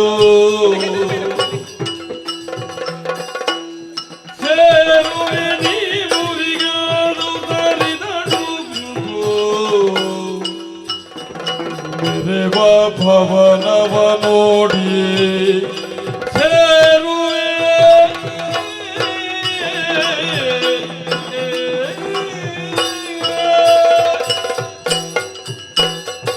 ನನಗೆ ಬಾಯಾರಿಕೆ ಆಗುತ್ತಾ ಉಂಟಮ್ಮ. ಬಾಯಾರಿಕೆ ಆಗುತ್ತಾ ಇದೆ. ಅದು ಓ ಆ ಕೊಳದಲ್ಲಿ ನೀರುಂಟು ಮಗನೇ. ಬೊಗಸೆಯಲ್ಲಿ ನೀರು ಹಿಡಿದುಕೊಂಡು ಬರುತ್ತೇನೆ. ನಿನ್ನ ಬಾಯಾರಿಕೆಯನ್ನು ಉಪಶಮನಗೊಳಿಸುತ್ತೇನೆ ಮಗನೇ. ಕುಡಿ. ಅಮ್ಮ, ನಿಮಗೆ? ನನಗೂ ಸ್ವಲ್ಪ ಕುಡಿಯುತ್ತೇನೆ ಮಗನೇ. ಇನ್ನೇನು ಬೇಕು ನಿನಗೆ? ತಿನ್ನುವುದಕ್ಕೆ ಏನಿದೆ ಮಗನೇ? ಇದು ಇನ್ನು ಮಗನೇ, ಈ ಹಣ್ಣನ್ನು ನೀವು ತಿಂದಿರಮ್ಮ? ನನಗೆ ಬೇಡ ಮಗನೇ. ನೀನು ತಿಂದ್ರೆ ನನ್ನ ಹೊಟ್ಟೆ ತುಂಬಿದ ಹಾಗೆ. ಕುಳಿತುಕೋ, ನಿನ್ನ ಆಯಾಸವನ್ನು ನೀನು ಪರಿಹರಿಸಿಕೊಳ್ಳು. ಕಂದ, ಹೇಗೂ ನಾವು ಈ ದಾರಿಯನ್ನು ಸಾಗಿ ಮುಂದೆ ಬರುತ್ತಾ ಇದ್ದಾಗ ಅಲ್ಲಿಗೆ ಕಣ್ಣಿಗೆ ಗೋಚರಿಸುತ್ತಿರುವುದೊಂದು ಭವನ. ಆ ಭವನವನ್ನು ಕಂಡಾಗ ನನಗೆ ಅರ್ಥವಾಗುತ್ತದೆ, ಯಾರೋ ಅಲ್ಲಿ ಒಬ್ಬರು ಇರಬಹುದು ಎನ್ನುವ ಹಾಗೆ. ಅವರಲ್ಲಿ ಹೋಗಿ ನಮ್ಮ ಸಂಕಷ್ಟವನ್ನೆಲ್ಲವನ್ನು ಹೇಳಿಕೊಳ್ಳೋಣ. ಮತ್ತೆ ದೇವರಿದ್ದಾರೆ. ಶಿವನನ್ನೇ ಧ್ಯಾನಿಸುತ್ತಾ ಆ ಭವನದೆಡೆಗೆ ಸಾಗೋಣ.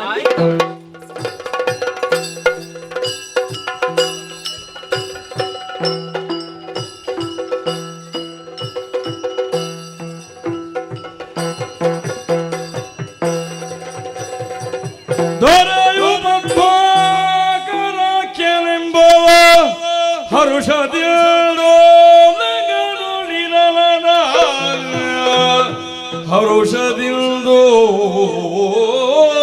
ಲಗದೊಳಿರಲದ ಪರಿಕಿಸುತ್ತ ಹತ್ತಿರಕ್ಕೆ ಕರೆಯುತ್ತ ಯುವತಿಗಿಲ್ತಿಲ್ದ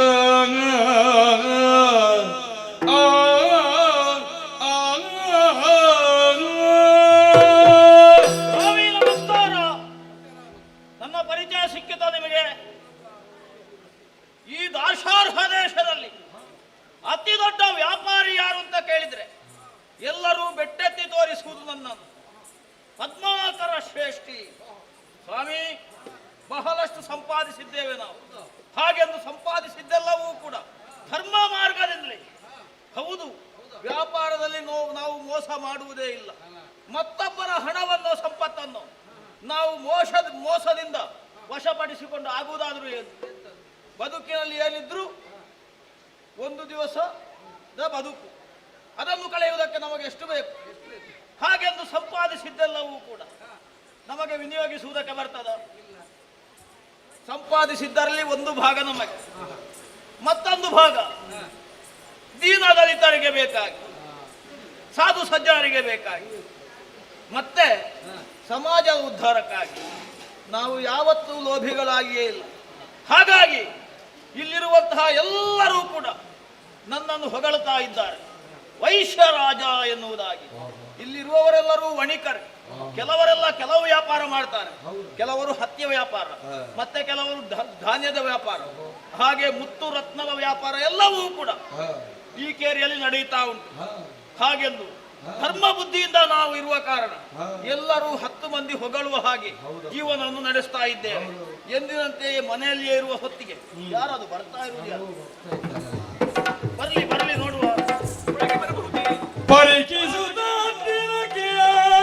ಕರೆವು ತಿಳ್ತಿಲ್ಲ ಯಾರೋ ನೀನು ಯಾರಮ್ಮ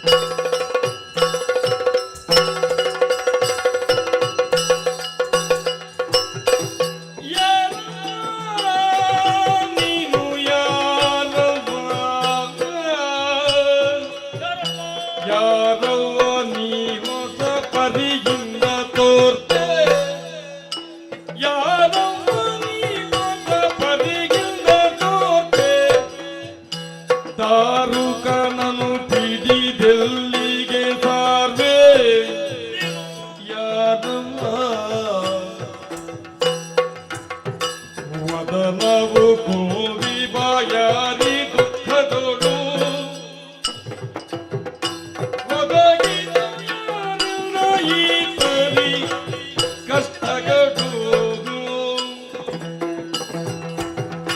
ಸುಧತಿ ನೀರಿಳಿಯುವುದು ನಿನ್ನಂಬಕದೊಳು ಸುಧತಿ ನೀರಿಳಿಯುವುದು ನಿನ್ನಂಬಕದೊಳು ಬೆದರಿನ ಪರಿದೈಜವತಾಟು ಯಾರವ ಯಾರವ ನೀನು ಯಾರವ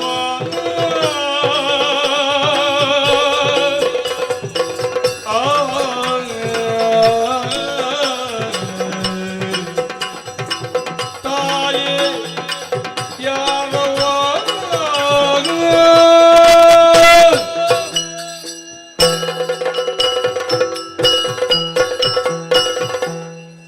ನಮಸ್ಕರಿಸಿದ್ದೇವೆ. ಪ್ರತಿ ನಮಸ್ಕಾರಗಳು ತಾಯಿ. ಹೇಳಮ್ಮ, ಹೇಳು. ನಿನ್ನನ್ನು ನೋಡುವಾಗ ಆಶ್ಚರ್ಯವೆನಿಸ್ತಾ ಇದೆ.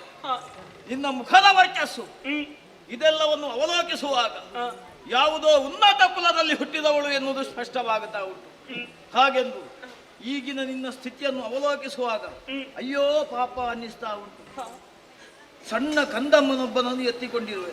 ನನ್ನ ಮಗ ಅಮ್ಮ, ಮುಖದಲ್ಲಿ ನೋಡಿದ್ರೆ ಏನೋ ಯಾತನೆಯನ್ನು ಅನುಭವಿಸುವ ರೀತಿಯಲ್ಲಿ ಗೋಚರಿಸುತ್ತಾ ಇರುವೆ. ಈ ಕುಮಾರನನ್ನು ನೋಡಿದ್ರೆ ಯಾವುದೋ ವ್ಯಾಧಿಗೆ ಒಳಗಾದ ಹಾಗೆ ಗೋಚರಿಸ್ತಾ ಇದ್ದಾನೆ. ಅಮ್ಮ, ಯಾರಮ್ಮ ನೀನು? ಎಲ್ಲಿಂದ ಬಂದವಳು? ಇಲ್ಲಿಗೆ ಬರುವುದಕ್ಕೆ ಕಾರಣ ಏನು? ನಿನ್ನ ಮನೆಯಲ್ಲಿ ನಿನ್ನ ದಾತಾರರು ಯಾರು ಹೇಳಬಹುದೇ ತಾಯಿ? ಏನು ಅಂತ ಹೇಳಿ ನಮ್ಮ ದುಃಖವನ್ನು ನಮ್ಮ ಸ್ಥಿತಿಯನ್ನು. ಕೇಳಯ್ಯ ವೈಶ್ಯೇಂದ್ರ ಎನ್ನಯ ಪರಿಭವ ಕೇಳಯ್ಯ ವೈಶ್ಯೇಂದ್ರನಯ ಪರಿಭವಗ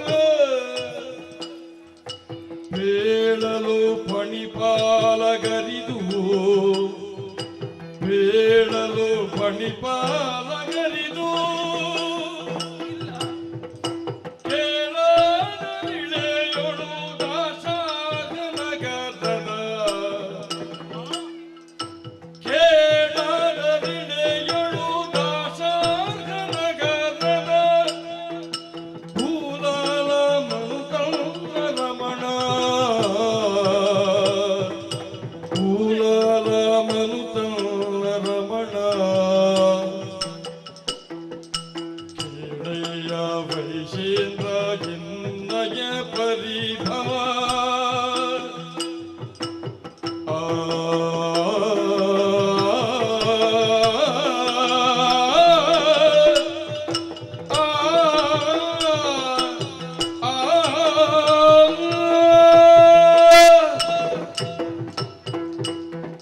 ಅಯ್ಯ ವೈಶೇಂದ್ರ, ನಾನು ಆಡುವಂತಹ ಮಾತುಗಳನ್ನು ಪ್ರೀತಿಯಿಂದ ಅವಧರಿಸಬೇಕು. ಏನಮ್ಮ? ನಾನು ಕನಸಿನಲ್ಲಿ ಎಣಿಸಿಕೊಂಡವಳಲ್ಲ, ಇಲ್ಲಿಯವರೆಗೆ ನಾನು ಬಂದು ತಲುಪುತ್ತೇನೆ ಎನ್ನುವ ಹಾಗೆ. ನಿಮ್ಮ ಬಳಿಗೆ ಬಂದಾಗ ಮನಸ್ಸಿನಲ್ಲಿ ಯಾವುದೋ ಒಂದು ಸಂತೋಷ ನನಗೆ ಅಧಿಕವಾಗುತ್ತಾ ಇದೆ. ಇಲ್ಲಿಗೆ ಬಂದ ಬಳಿಕ ಯಾವ ರೀತಿಯ ಭಯವೂ ಬೇಡ. ವೈಶೇಂದ್ರ, ನನ್ನನ್ನು ಯಾರು ಎನ್ನುವ ಹಾಗೆ ಪ್ರಶ್ನಿಸುತ್ತಾ ಇದ್ದೀರಿ. ಹೌದಮ್ಮ. ನನ್ನ ಪರಿಚಯವನ್ನು ಕೇಳುತ್ತಾ ಇದ್ದೀರಿ. ನನ್ನ ಪರಿಚಯವನ್ನು ಹೇಳಿದರೆ ಖಂಡಿತವಾಗಿಯೂ ನಿಮಗೆ ಆಶ್ಚರ್ಯವಾದೀತು. ನೀವು ಹೇಳಿದಂತೆ ನನ್ನದಾದಂತಹ ವರ್ಚಸ್ಸು ಕಾಂತಿಯನ್ನು ಕಾಣುವಾಗ ಯಾವುದೋ ಒಂದು ಅರಸು ಮನೆತನದವಳು ಎನ್ನುವ ಹಾಗೆ ನಿಮಗೆ ಅನ್ನಿಸುತ್ತಾ ಇದ್ದಿರುವುದು ಸತ್ಯವೇ? ಹೌದೇ? ಹೌದು. ದಾಶಾರ್ಹಪುರ ಎನ್ನುವುದನ್ನು ನೀವು ಕೇಳಿರಬಹುದು ತಾನೆ? ಹೌದು. ಅಲ್ಲಿ ಅರಸನಾದಂತಹ ವಜ್ರಬಾಹು ನಮ್ಮೋಡೆಯರು. ಆ ವಜ್ರಬಾಹುವಿನ ಮಡದಿ ಶುಕಮತಿ ಅಂದರೆ ನಾನೇ. ಮಹಾರಾಣಿ, ಯಾಕಮ್ಮ ನಿನಗಿಂತಹ ಸ್ಥಿತಿ? ಮಕ್ಕಳಿಲ್ಲ ಎನ್ನುವಂತಹ ಕೊರಗು ನಮ್ಮ ಇಬ್ಬರಿಗೂ ಕೂಡ ಬಾಧಿಸುತ್ತಾ ಇತ್ತು. ಆದರೆ ಒಂದು ದಿವಸ ನನ್ನ ಇನಿಯನನ್ನು ಕರೆದು ಪರಮೇಶ್ವರನನ್ನು ಭಜಿಸಿದರೆ ಖಂಡಿತವಾಗಿಯೂ ನಮಗೆ ಪುತ್ರ ಸಂತತಿ ಒದಗಿ ಬರುತ್ತದೆ ಎನ್ನುವ ಹಾಗೆ ಹೇಳಿದರು. ಅಂತೆಯೇ ಪರಮೇಶ್ವರ ಧ್ಯಾನವನ್ನು ಮಾಡಿದೆವು. ನಾನು ಗರ್ಭವತಿಯಾದೆ. ಹೌದೇ? ಒಂದು ಮಗನಿಗೆ ಜನ್ಮವನ್ನೂ ಇತ್ತೆ. ಆದರೆ ಗರ್ಭವತಿ ಆಗುವಂತಹ ಸಂದರ್ಭದಲ್ಲಿ ಮೈಯೆಲ್ಲ ರುಜಿ ಆವರಿಸಿತು. ನನಗೆ ರುಜಿ ಆವರಿಸಿತ್ತು ಎನ್ನುವ ಹಾಗೆ ನಾನು ದುಃಖವನ್ನು ಪಟ್ಟರೆ ನಾನು ಹೆತ್ತಂತಹ ಮಗುವಿಗೂ ಕೂಡ ರುಜಿ ಆರಂಭಿಸಿತು. ಪರಿಣಾಮವಾಗಿ ನಮ್ಮಿಬ್ಬರಲ್ಲಿಯೂ ಕೂಡ ಹುಣ್ಣು ಅಧಿಕವಾಗುತ್ತಲೇ ಹೋಯಿತು. ದಿನ ದಿನ ಹೋಗುತ್ತಿದ್ದಂತೆಯೇ ಈ ಹುಣ್ಣು ಅಧಿಕವಾಗಿ ದುರ್ಗಂಧ ಬೀರುವುದಕ್ಕೆ ಆರಂಭವಾಯಿತು. ವೈದ್ಯರನ್ನು ಕರೆದು ಮದ್ದು ಮಾಡಿಸಲಿಲ್ವೇ ತಾಯಿ? ಭೇಷಜರನ್ನು ಕರೆಸಿ ಮದ್ದು ಮಾಡಿಸಿದರೂ ಕೂಡ ಆ ಮದ್ದು ಏನು ಪರಿಣಾಮವನ್ನು ಕೊಡದೆ ಮುಂದೆ ದಿವಸ ಕಳೆದಂತೆ ದುರ್ಗಂಧವನ್ನು ಬೀರುತ್ತಾ ಆಸ್ಥಾನಕ್ಕೆ ಬರುವವರೇ ಕಡಿಮೆಯಾಗಿ ಹೋದ್ರು. ಯಾರೂ ಕೂಡ ಬರುವುದಕ್ಕೆ ಮನ ಮಾಡುತ್ತಾ ಇರಲಿಲ್ಲ. ಇದೇ ಕಾರಣದಿಂದ ಏನು ನನ್ನಿನಿಯ ಮಂತ್ರಿಗಳನ್ನು ಕರೆದು ನನ್ನನ್ನು ಮತ್ತು ನನ್ನ ಮಗನನ್ನು ಕಾಡು ಪಾಲು ಮಾಡಿಬಿಟ್ಟರು. ವೈಶೇಂದ್ರ, ಕಾಡು ಪಾಲು ಮಾಡಿಬಿಟ್ಟರು. ಇಂತಹ ದುರ್ಗತಿಯೇ ನಿನಗೆ? ಹೆದರಬೇಡ ತಾಯಿ, ಹೆದರಬೇಡ. ಬಿಡುಮರನ ಚಿಂತೆಗಳನ್ನು ಕೇಳಲ ಪಡೆದವಳ ಸರಿಯು ನೀನು. ಬಿಡುಮರದ ಚಿಂತೆಗಳನ್ನು ಕೇಳಲ ಪಡೆದವಳ ಸರಿಯು ನೀನು. ಬಿಡದೆ ಅನವರತ ನಿನ್ನ ಸೌಖ್ಯದಲ್ಲಿ ನಡೆಸುವೆನು ಕೇಳು ನಾಗ. ಬಿಡು ಮನದ ಚಿಂತೆಗಳನ್ನು.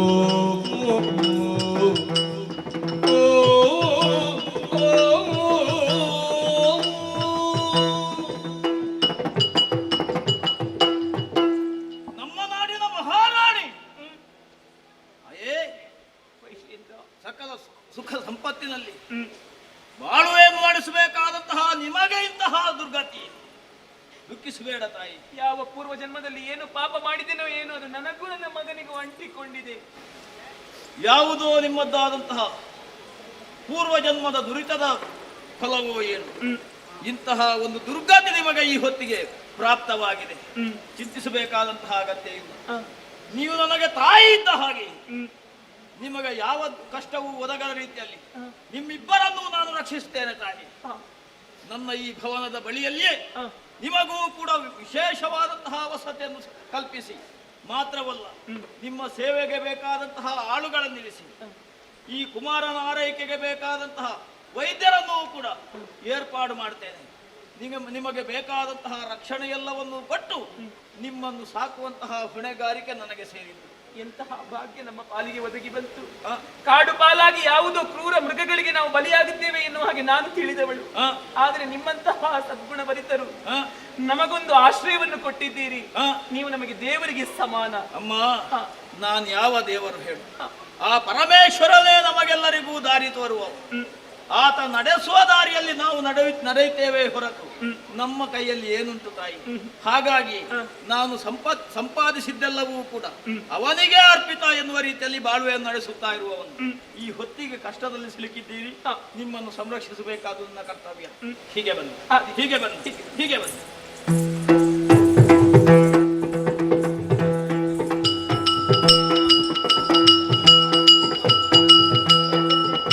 ಊರವಣಿಸುತ್ತ ರೋಗದುರಿಯೊಳು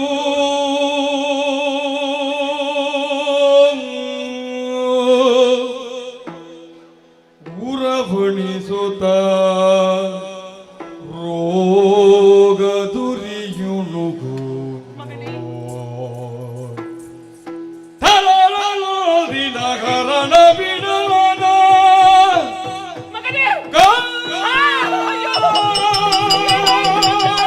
ಸುಖಮತಿಯೋ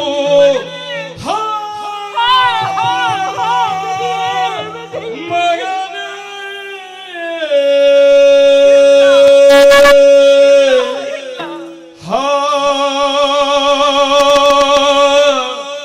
ಎಲ್ದೆನು ತಳಲಿದಳು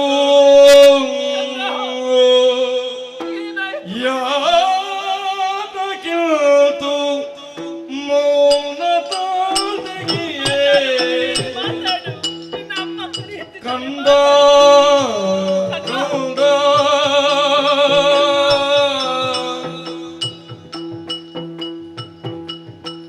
ನಿನ್ನ ಮಾತೆಯೊಡನೆ ಮುನಿದ ನಿನಗೆ ನಿನ್ನ ಮಾತೆಯೊಡನೆ ಮುನಿಸೆ ನಿನಗೆ ಅಯ್ಯೋ ದುರ್ವಿಧಿ, ಏನಿದು? ಮಾತಾಡು ಮಗನೇ, ಒಮ್ಮೆ ಕಣ್ಣೆರೆದು ನೋಡು. ಪ್ರೀತಿಯಿಂದ ಚಿದರೆದು ಕಂದ ಕಂದ ಕಣ್ಣೆರೆದು ನೋಡು ಮಗನೇ. ಪ್ರೀತಿಯಿಂದ ಕ್ಷಿಯ ತೆರೆದು ಕಂದ ಕಂದ ಮಗನೇ, ಮಗನೇ, ಇಲ್ಲ. ಒಂದು ಮಾತನಾಡಬಾರದೆ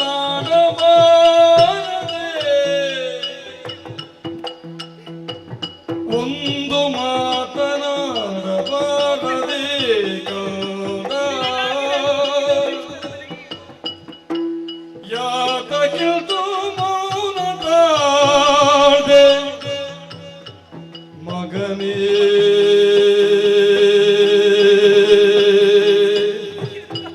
ಕಂದ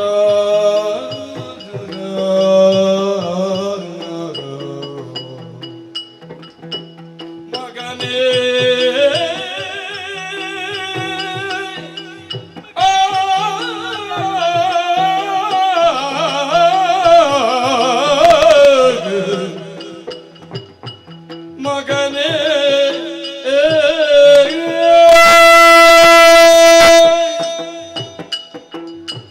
ಮಗನೇ, ಮಗನೇ, ಮಗನೇ, ಒಮ್ಮೆ ಕಣ್ಣೆರೆದು ನೋಡು ಕಂದ. ಒಮ್ಮೆ ಈ ತಾಯಿಯಲ್ಲಿ ಮಾತಾಡು. ಇಲ್ಲಿಯವರೆಗೆ ನಾನು ಪ್ರಾಣವನ್ನು ಉಳಿಸಿಕೊಂಡಿದ್ದೇನೆ ಅಂತ ಹೇಳಿದ್ರೆ ಅದು ನಿನಗೆ ಬೇಕಾಗಿ ಮಗನೇ. ನಿನ್ನನ್ನು ಉಳಿಸಿಕೊಳ್ಳುವುದಕ್ಕೆ ಬೇಕಾಗಿ ತಾಯಿ ತನ್ನ ಪ್ರಾಣವನ್ನೇ ಒತ್ತೆಯಾಗಿಟ್ಟುಕೊಂಡು ಇಷ್ಟರವರೆಗೆ ಬದುಕಿ ಉಳಿದವಳು ಕಂದ. ಆದರೆ ನನ್ನ ಕಣ್ಣ ಮುಂಭಾಗದಲ್ಲಿಯೇ ನಿನ್ನ ಪ್ರಾಣ ಪಕ್ಷಿ ಹಾರಿ ಹೋಯಿತಲ್ಲ ಶಿವನೇ. ದೇವರೇ, ಯಾಕೆ ಇಂತಹ ಅಗ್ನಿ ಪರೀಕ್ಷೆ ನನಗೆ? ಹುಟ್ಟಿದಾಗಲೇ ನನ್ನ ಮಗನಿಗೆ ಒಂದು ದೊಡ್ಡ ರೋಗವನ್ನೇ ಕೊಟ್ಟು ನನಗೆ ಆ ಮಗುವಿಗೆ ಜನ್ಮವನ್ನು ಕೊಟ್ಟೆ. ಪರಿಣಾಮವಾಗಿ ಅದೆಷ್ಟೋ ನೋವುಗಳನ್ನು ಅನುಭವಿಸಿ ಆ ಮಗು ಇಲ್ಲಿಯವರೆಗೆ ಬದುಕಿತ್ತು. ಆದರೆ ಇಂದೀಗ ಅದನ್ನು ನೋಡುವುದಕ್ಕೆ ನಿನಗೆ ಮಾತ್ಸರ್ಯ ಉಂಟಾಯಿತೆ ಶಿವನೇ. ನನ್ನ ಕಣ್ಣ ಮುಂಭಾಗದಲ್ಲಿ ನಾನು ಬದುಕಿರುವಾಗಲೇ ನನ್ನ ಮಗನನ್ನು ನಾನು ಕಳೆದುಕೊಂಡು ಬಿಟ್ಟೆನಲ್ಲ. ನನ್ನ ಮಗನ ಪ್ರಾಣ ಪಕ್ಷಿಯನ್ನೇ ತೆಗೆದುಕೊಂಡು ಬಿಟ್ಟೆಯಲ್ಲ ನೀನು. ಮಗನೇ, ಮಾತಾಡು ಕಂದ. ಒಮ್ಮೆ ಕಣ್ಣೆರೆದು ನೋಡು, ಈ ತಾಯಿಯ ಮುಖವನ್ನೊಮ್ಮೆ ನೋಡು.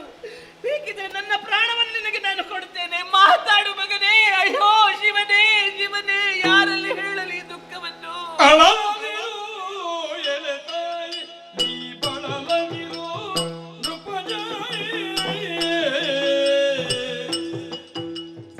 ಅಳದಿರು ಎಲೆ ತಾಯಿ ನೀ ಬಳಲದಿರು ನೃಪಜಾಯಿ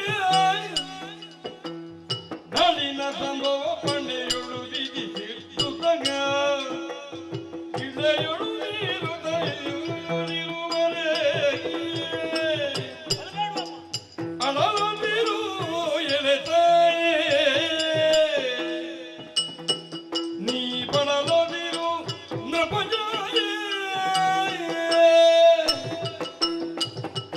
ನೋಡಿ ನನ್ನ ಮಗನ ಸ್ಥಿತಿಯನ್ನು ನೋಡಿ ನಾನು ನನ್ನ ಮಗನನ್ನು ಕಳೆದುಕೊಂಡು ಬಿಟ್ಟಿದ್ದೇನೆ. ತಾಯಿ, ನನಗರ್ಥ ಆಗ್ತಾ ಇದೆ ನಿನ್ನ ನೋವು ಏನು ಅಂತ. ಹೀಗಾಗಬಾರದಿತ್ತು, ಆದರೂ ಘಟಿಸಿ ಹೋಯಿತಲ್ಲ.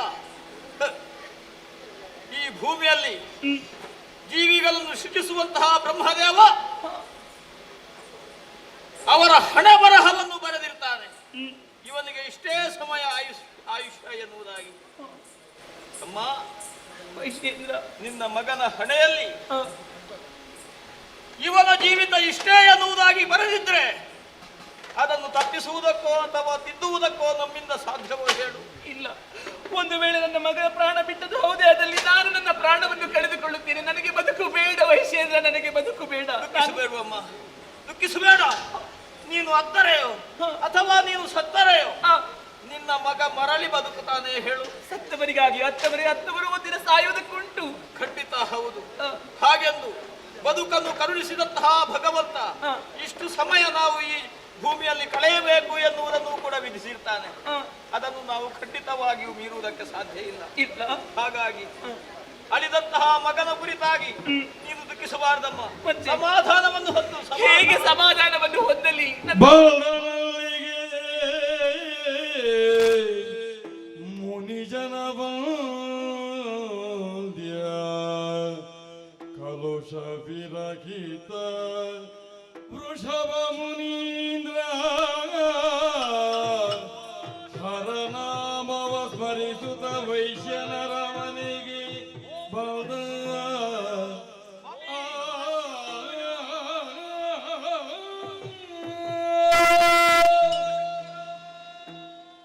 ಮುನಿಪೋತ್ತಮರೇ, ವಂದಿಸಿಕೊಂಡಿದ್ದೇನೆ. ಎದ್ದೇಳಪ್ಪ. ನನ್ನ ಮನೆಯ ಬಾಗಿಲಿಗೆ ಬಂದಂತಹ ನಿಮ್ಮನ್ನು ಕರೆತಂದು ಉಚಿತವಾದ ರೀತಿಯಲ್ಲಿ ನಿಮ್ಮನ್ನು ಸತ್ಕರಿಸಬೇಕಿತ್ತು. ಆದರೆ ಅಂತಹ ಸ್ಥಿತಿಯಲ್ಲಿ ಈಗ ನಾನಿಲ್ಲ ಸ್ವಾಮಿ. ನನ್ನ ಮನೆ ಈಗ ಸೂತಕದ ಮನೆಯಾಗಿ ಹೋಗಿದೆ. ನೋಡಿದಿರಾ, ಈ ನಾಡನ್ನಾಳುವಂತಹ ದೊರೆಯ ಮಡದಿ ಪಡೆದಂತಹ ಒಬ್ಬನೇ ಮಗನನ್ನು ಕಳೆದುಕೊಂಡು ದುಃಖದಲ್ಲಿದ್ದಾಳೆ. ಅವಳನ್ನು ಸಮಾಧಾನ ಪಡಿಸುವುದಕ್ಕೆ ನನ್ನಿಂದ ಸಾಧ್ಯ ಇಲ್ಲ. ನೀವೇ ಒಂದೆರಡು ಮಾತುಗಳನ್ನು ಆಡಬೇಕು ಅವಳಿಗೆ. ಮುನಿಗಳೇ, ನಾನು ನನ್ನ ಪ್ರಾಣವನ್ನು ಕಳೆದುಕೊಂಡು ಬಿಡುತ್ತೇನೆ. ನನ್ನ ಮಗನನ್ನೇ ನಾನು ಕಳೆದುಕೊಂಡಿದ್ದೇನೆ. ಜನಪದನಿಲ್ದು ಯಾ ಕಡಲುವೆಯ ಬಿಡು ಶೋಕವ ಸುಖಮತಿ ಬಿಡು ಶೋಕವ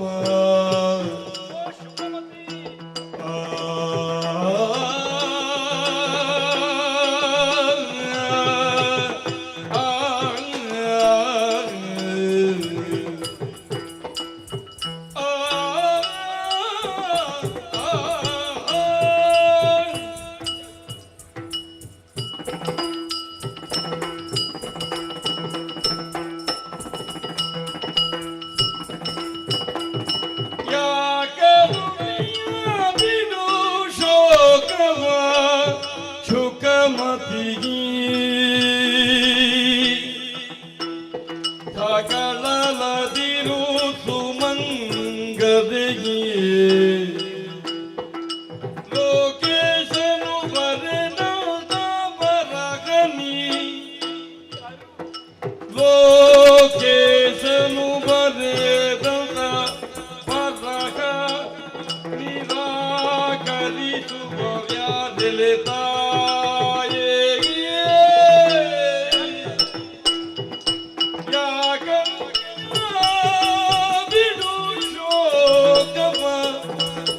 ಶುಕಮತಿ ಕಡುಬಿಗೆ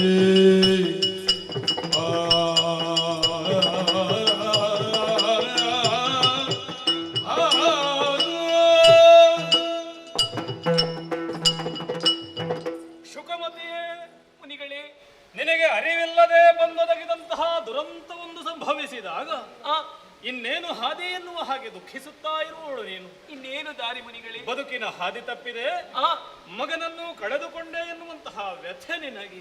ಎಲ್ಲಾ ನೋವುಗಳನ್ನು ಈ ನನ್ನ ಮಗುವಿನ ಮುಖವೊಂದು ನನಗೆ ಉತ್ತರವನ್ನು ಕೊಡುತ್ತಾ ಇತ್ತು. ಸಂತೋಷದಿಂದ ಮೆರೆಯುತ್ತಿದ್ದೆ. ಇನ್ನು ಆ ಮಗನೂ ಇಲ್ಲವಲ್ಲ ಮುನಿಗಳೇ. ಏನು ಮಾಡುವುದಕ್ಕೆ ಸಾಧ್ಯ ತಾಯಿ? ಮಾತೃ ಹೃದಯ ಒಂದು ತನ್ನ ಕರುಳ ಬಳ್ಳಿ ಕಳಚಿ ಹೋದಂತಹ ಸಂದರ್ಭದಲ್ಲಿ ಎಷ್ಟು ವ್ಯಥೆ ಪಡುತ್ತಾಳೆ ಎನ್ನುವುದಕ್ಕೆ ಮಾತೃ ಹೃದಯವೇ ಸಾಕ್ಷಿ. ಆ ಮಾತೃ ಹೃದಯ ಮಾತ್ರ ಅರ್ಥ ಮಾಡಿಕೊಳ್ಳುವುದಕ್ಕೆ ಸಾಧ್ಯವಮ್ಮ. ಹೌದು ಮುನಿಗಳೇ. ಮಮತಾ ಮೈಯಾದಂತಹ ನೀನು ಒಬ್ಬನೇ ಒಬ್ಬನ ಮಗನನ್ನು ಉಳಿಸಿಕೊಳ್ಳುವುದಕ್ಕೆ ನನಗೆ ಭಾಗ್ಯ ಒದಗಿ ಬಂದಿಲ್ವಲ್ಲ ಇಲ್ಲ ಎನ್ನುವ ಹಾಗೆ ಪ್ರಲಾಪಿಸುತ್ತಾ ಇದ್ದೀಯ ತಾಯಿ. ಹೌದು, ಏನು ಮಾಡುವುದಕ್ಕೆ ಸಾಧ್ಯ ಹೇಳು? ಏಕಕಾಲದಲ್ಲಿ ಗುಡುಗು ಸಿಡಿಲು ಮಳೆ ಎರಗಿ ಬಂದಂತಹ ಕಾಲದಲ್ಲಿ ನಾವು ಕೈ ಎತ್ತಿ ಅದನ್ನು ತಡೆಯುತ್ತೇವೆ ಎನ್ನುವ ಹಾಗೆ ಪ್ರಯಾಸ ಪಟ್ಟರೂ ಕೂಡ ಅದನ್ನು ತಡೆಯುವುದಕ್ಕೆ ಸಾಧ್ಯವೇ ತಾಯಿ? ಇಲ್ಲ. ಜೀವನದ ಆಗುಹೋಗುಗಳ ಲೆಕ್ಕಾಚಾರವನ್ನು ಬರೆಯುವಂತಹ ವಿಧಿಯೇ ಪ್ರತಿಕೂಲನಾಗಿ ವರ್ತಿಸಿದ್ರೆ ಯಾರು ಏನು ಮಾಡುವುದಕ್ಕೆ ಸಾಧ್ಯವಮ್ಮ? ಇಲ್ಲ. ಇದು ನಿಮ್ಮ ಬದುಕಿನ ಹಣೆ ಬರಹ ಎನ್ನುವ ಹಾಗೆ ಭಾವಿಸದೆ ಉಳಿದ್ರೆ ದುಃಖ ಒಂದೇ ಕಾರಣವಾಗುತ್ತದೆ. ನೀ ಈಗ ಎಷ್ಟೇ ರೋಧಿಸಿದರೂ ಕೂಡ ಅದು ಅರಣ್ಯ ರೋದನವಾದೀತೆ ವಿನಃ ಯಾವ ಫಲವೂ ದೊರೆಯುವುದಕ್ಕಿಲ್ಲ ತಾಯಿ. ಅಯ್ಯೋ, ಹಾಗಾದ್ರೆ ಪುತ್ರ ಶೋಕ ಎನ್ನುವುದು ನಿರಂತರವಾಗಿ ನನಗೆ ಬಾಧಿಸುತ್ತಲೇ ಇರುತ್ತದೆ. ಅಡಿಗಡಿಗೆ ನಾನು ಕಣ್ಣೀರನ್ನು ಸುರಿಸುತ್ತಲೇ ನನ್ನ ಕಾಲವನ್ನು ಕಳೆಯಬೇಕೇ ಮುನಿಗಳೇ? ಅಮ್ಮ, ಏನು ಮಾಡೋಣ? ವಿಧಿ ಇತ್ತಂತಹ ಆಯುಷ್ಯ ಇಷ್ಟೇ ಎನ್ನುವ ಹಾಗೆ ಭಾವಿಸಿದ್ರೆ, ನಾನು ಆಲೋಚಿಸಿದ್ರೆ ಯಾಕೆ ಹೀಗಾಯಿತು? ವಿಧಿಯ ವರಹವೇ ಇಷ್ಟೇ, ಈ ಮಗುವಿನ ಆಯುಷ್ಯವೇ ಇಷ್ಟೇ ಅಲ್ವಮ್ಮ? ಅಲ್ವೇ? ನಿಮ್ಮ ಬದುಕಿನ ಹಾದಿ ತಪ್ಪುವಲ್ಲಿ ನಿಮ್ಮವರೇ ನಿಮ್ಮ ಬದುಕಿಗೆ ಮುಳುವಾಗಿ ಒದಗಿ ಬಂದರು. ನಮ್ಮವರೇ ನಮ್ಮ ಬದುಕಿಗೆ ಮುಳು. ಪರಿಣಾಮವಾಗಿ ವ್ಯಥಿಸುವಂತಹ ಕಾಲ. ನಿನ್ನರಸ ರೋಷಾಗ್ನಿ ಭರಿತನಾಗಿ ನಿಮ್ಮನ್ನು ಕಾಡಿಗಟ್ಟುವಂತಹ ದುಸ್ಥಿತಿ ಒದಗಿ ಬಂತು. ಏನಾಯ್ತು ಮುನಿಗಳಂತದ್ದು? ಕೊನೆಗೂ ಮಗುವನ್ನು ಕಳೆದುಕೊಳ್ಳುವಂತಹ ಸ್ಥಿತಿ ನಿನ್ನ ಪಾಲಿಗೆ ಒದಗಿ ಬಂತಲ್ಲ. ನಿನಗೆ ಈ ಬದುಕಿನಲ್ಲಿ ಭಾಗ್ಯವನ್ನು ಒದಗಿಸುವುದಕ್ಕೆ ಇರುವ ಒಬ್ಬನೇ ಒಬ್ಬ ಮಗ. ಆ ಮಗು ಬದುಕಿತು, ನನ್ನ ಬಳಿಯಲ್ಲೇ ಉಳಿಯಿತು ಅಂತಾದ್ರೆ ನಿನ್ನ ವ್ಯಥೆ ದುಃಖ ಎಲ್ಲವೂ ನೀಗಿ ಹೋಗುತ್ತದೆ ತಾನೆ. ಅಮ್ಮ, ನಾನು ಪ್ರಯತ್ನಿಸ್ತೇನೆ. ನನ್ನ ತಪದ ಫಲದಿಂದ ಏನು ಮಾಡುವುದಕ್ಕೆ ಸಾಧ್ಯ ಎನ್ನುವ ಹಾಗೆ ಯೋಚಿಸ್ತೇನೆ. ನಾವು ನಮ್ಮ ಬದುಕಿನ ಸ್ವಾರ್ಥಕ್ಕೆ ಬೇಕಾಗಿ ನಮ್ಮ ತಪದ ಫಲವನ್ನು ವಿನಿಯೋಗಿಸಿದವರಲ್ಲ. ಜಗತ್ತಿನಲ್ಲಿ ಕ್ಲೇಶಗಳು ಒದಗಿ ಬಂದಾಗ, ಕಷ್ಟಗಳು ಒದಗಿ ಬಂದಾಗ ಅದೆಲ್ಲವನ್ನು ನೀಗಿಸುವುದಕ್ಕೆ ನಮ್ಮ ತಪದ ಫಲವನ್ನು ವಿನಿಯೋಗಿಸ್ತೇವೆ. ನಿಷ್ಕಲ್ಮಶ ಹೃದಯವನ್ನು ಉಳ್ಳ ನೀನು ಯಾವ ಕಾಲಕ್ಕೂ ದುಃಖಿಸಬಾರದು ಎನ್ನುವಂತಹ ಭಾವವನ್ನು ನಾ ಹೊಂದಿದವ. ಭವದಲ್ಲಿ ಬೆಳಲಿದವರಿಗೆ ಭಗವಂತನ ಅನುಗ್ರಹ ಇದೆಯಂತೆ. ನಾ ಮೃತ್ಯುಂಜಯ ಎನ್ನುವ ಹಾಗೆ ಹೇಳಲಾರೆ, ಆದರೆ ಮೃತ್ಯುಂಜಯನ ಅನುಗ್ರಹಕ್ಕೆ ಸತ್ಪಾತ್ರನಾದವ. ಆ ಫಲದಿಂದ ನಾನು ನನ್ನ ಪ್ರಯತ್ನವನ್ನು ಮಾಡ್ತೇನೆಮ್ಮ. ನೋಡೋಣ, ಬದುಕನ್ನು ಒದಗಿಸುವುದಕ್ಕೆ ಈ ಮಗುವಿಗೆ ಬೇಕಾಗಿ ನಾನು ಶತಾಯಗತಾಯ ಪ್ರಯತ್ನಿಸ್ತೇನೆ. ಮಂತ್ರಪೂರಿತವಾದಂತಹ ಜಲವನ್ನು ಈ ಮಗುವಿನ ಮೇಲೆ ಸಂಪ್ರೋಕ್ಷಿಸಿದ್ದೇನೆ. ನೋಡೋಣ.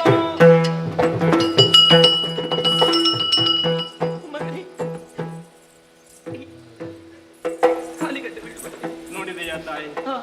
ಇದು ನಾ ಮಾಡಿದೆ ಎನ್ನುವಂತಹ ಅಹಂಕಾರದ ಭಾವವನ್ನು ಯಾವತ್ತೂ ಹೊಂದಲಾರೆ. ಇದು ಶಿವನ ಅನುಗ್ರಹ, ಶಿವನ ಒಲುಮೆ.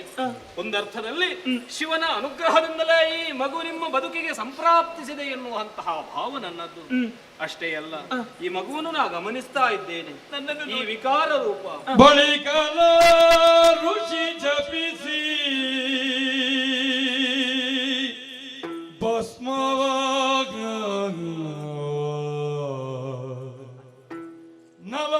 ನಲವಿನಿಲ್ದಿರುವರ ಕಾಯವ ಒಲಿದು ತಡಬರಿಸೋಕೆ ಹುಣ್ಣುಗಳಡಗಿ ತನು ಕಾಂತಿ ಬೆಳಗಿ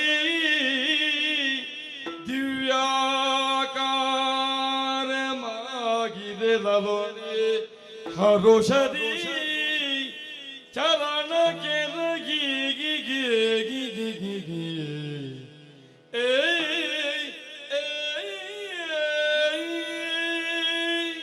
ನಾನೊಂದು ಬಗೆದರೆ ದೈವ ಮತ್ತೊಂದು ಬಗೆಯುತ್ತದೆ.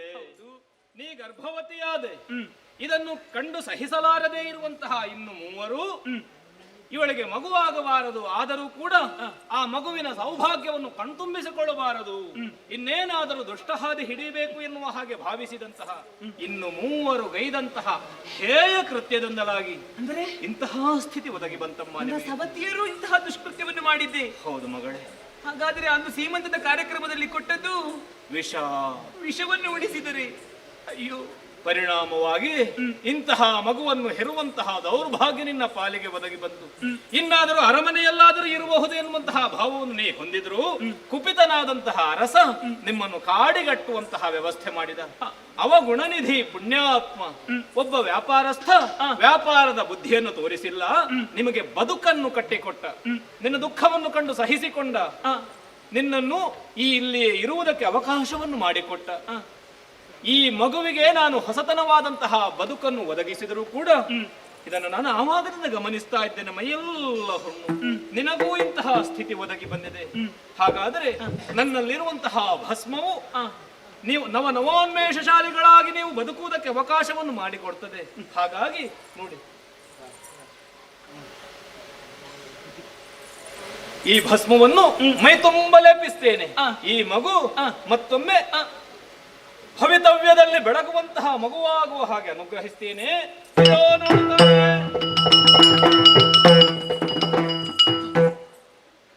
ನನ್ನ ಮಗುವಿನ ಹುಣ್ಣೆಲ್ಲವೂ ಮಾಯವಾಗಿ ಹೋಯಿತು. ಈಗ ಸುಂದರ ರೂಪನಾಗಿ ಕಾಣುತ್ತಾ ಇವ ಭುವನ ಭಾಗ್ಯ. ಹೌದಲ್ಲ, ನನ್ನಲ್ಲಿರುವಂತಹ ಹುಣ್ಣು ಅಮ್ಮ ಮಗುವಿಗೆ ಇಂತಹ ಭಾಗ್ಯವನ್ನು ಒದಗಿಸಿದ ಬಳಿಕ ನಿಷ್ಕಲ್ಮಶ ಹೃದಯವನ್ನು ಹೊಂದಿದಂತಹ ನೀನು ಕೂಡ ಒಳ್ಳೆಯ ಬದುಕನ್ನು ಸಾಗಿಸುವುದಕ್ಕೆ ಬೇಕಾಗಿ ಇದೋ ಇದೋ ನೋಡುತ್ತಾ ಎಲ್ಲವೂ ಹೋಯಿತೆ. ಆದೀತು ಮಗನೇ, ಈ ಮುನಿಯಿಂದಾಗಿ ನಮಗೆ ಹೊಸ ಜೀವನವೇ ಬಂತು. ಈ ವೈಶೇಂದ್ರಿಂದಾಗಿ ನಾವು ಇಂತಹ ಈ ಸಂತೋಷದ ಈ ಕ್ಷಣವನ್ನು ನಾವು ಅನುಭವಿಸುತ್ತಾ ಇದ್ದೇವೆ. ಇವರಿಬ್ಬರು ದೇವರುಗಳು ಇಲ್ಲದಿದ್ರೆ ಖಂಡಿತವಾಗಿಯೂ ನಾವು ಕಾಡು ಪಾಲಾಗಿ ಹೋಗುತ್ತಿದ್ದೆವೋ ಏನು. ಶುಕಮತಿ, ನೀ ಆಚರಿಸಿಕೊಂಡು ಬಂದಂತಹ ಧರ್ಮ, ಅಳವಡಿಸಿಕೊಂಡಂತಹ ಯಾವ ಸದ್ಗುಣಗಳುಂಟೋ ಅದೇ ನಿನಗೆ ಬದುಕನ್ನು ಒದಗಿಸಿದೆ. ಇಲ್ಲವಾದರೆ ನಾ ಹಾದಿಯಲ್ಲಿ ಹೋಗುತ್ತಾ ಇದ್ದವ ಇವನ ಬಳಿಗೆ ಬರಬೇಕಿತ್ತಿ, ನಿಮ್ಮ ವ್ಯಥೆಯನ್ನು ಕಾಣಬೇಕಿತ್ತಿ, ನಿಮ್ಮನ್ನು ಅನುಗ್ರಹಿಸಬೇಕಿತ್ತಿ. ಎಲ್ಲವೂ ಶಿವನ ಇಚ್ಛೆ ಎನ್ನುವುದೇ ಸತ್ಯ. ಇಲ್ಲಿಗೆ ನಿಮ್ಮ ಬದುಕು ಮುಗಿಯಲಿಲ್ಲ. ನಿಮಗೆ ಭವಿಷ್ಯವನ್ನು ಕಟ್ಟಿಕೊಟ್ಟವ ವೈಶ್ಯೇಂದ್ರ. ಇನ್ನು ಮುಂದಕ್ಕೂ ನಿಮ್ಮ ಜೀವನ ನಿರ್ವಹಣೆ ಅವನಿಂದಲೇ ಸಾಗುವುದಕ್ಕೆ ಸಾಧ್ಯ. ಹಾಗಾಗಿ ಇವನಿಗೆ ಸ್ವಾಮಿ, ನಿಮ್ಮಿಂದಲೇ ಮತ್ತೆ ಜೀವವನ್ನು ಹೊಂದಿದ ಈ ಹುಡುಗ, ಇವನಿಗೆ ಒಂದು ಒಳ್ಳೆಯ ನಾಮಕರಣ ನಿಮ್ಮ ಮುಖದಿಂದಲೇ ಆಗಬೇಕು. ಅಷ್ಟೇ ಅಲ್ಲ, ನಾಮಕರಣದ ಜೊತೆಯಲ್ಲಿ ನಿನಗೊಂದು ಹೊಣೆಗಾರಿಕೆಯನ್ನು ನಾ ಕೊಡುವನಿದ್ದೆ. ಏನು ಸ್ವಾಮಿ? ವಿಧಿ ಬರೆದಂತಹ ಆಯುಷ್ಯವನ್ನು ನಾ ತೀರಿಸಿದೆ, ನೀಗಿಸಿದೆ, ಅದನ್ನು ಬದಲಾಯಿಸಿದೆ ಎನ್ನುವಂತಹ ಅಪವಾದ ನನ್ನ ಪಾಲಿಗೆ ಬರಕೂಡದು. ಇದು ವಿಧಿಯ ಇಚ್ಛೆಯೂ ಹೌದು, ಹರನ ಸಂಕಲ್ಪವೂ ಹೌದು.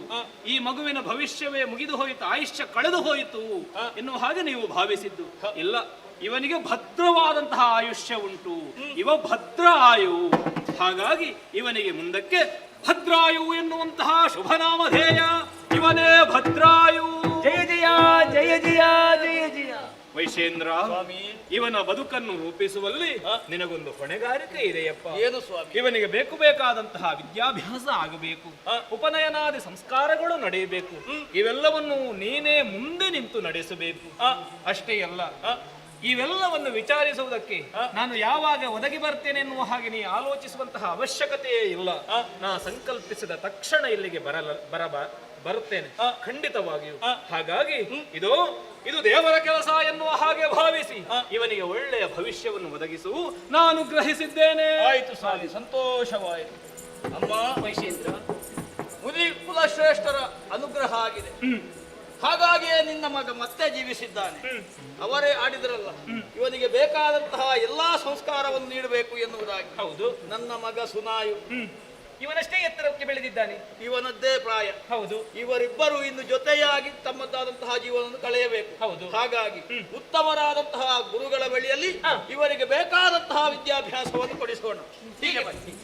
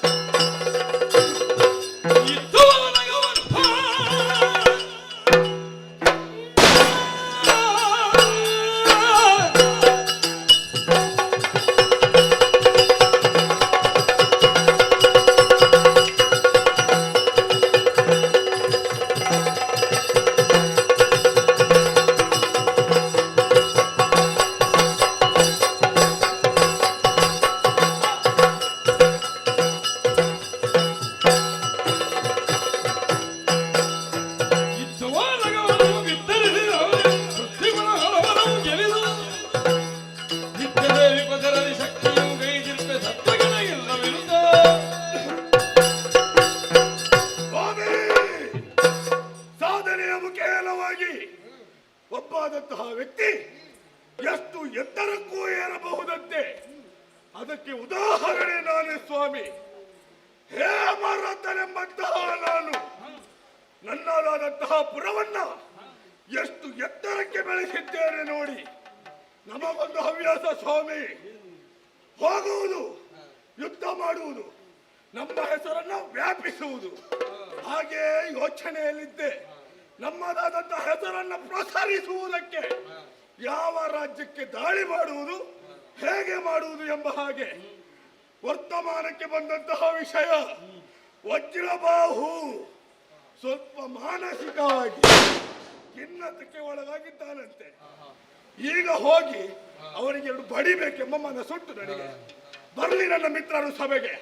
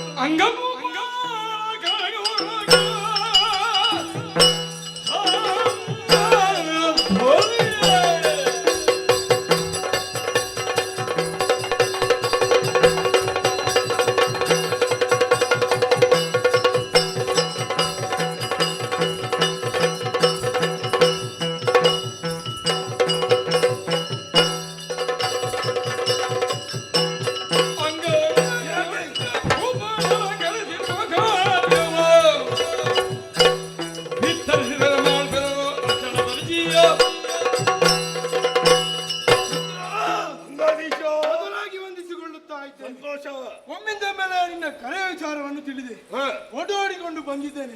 ಕರೆ ಕೊಟ್ಟಿದ್ದಾದ್ರೆ ಏನೋ ವಿಚಾರವಿದ್ದು ಖಚಿತ. ಮಿತ್ರ ಕರೆಸಿದ ಕಾರಣವೇನು ತಿಳಿಸಿದರೆ ನಾನು ಮಾಡ್ತೇನೆ. ಮಿತ್ರ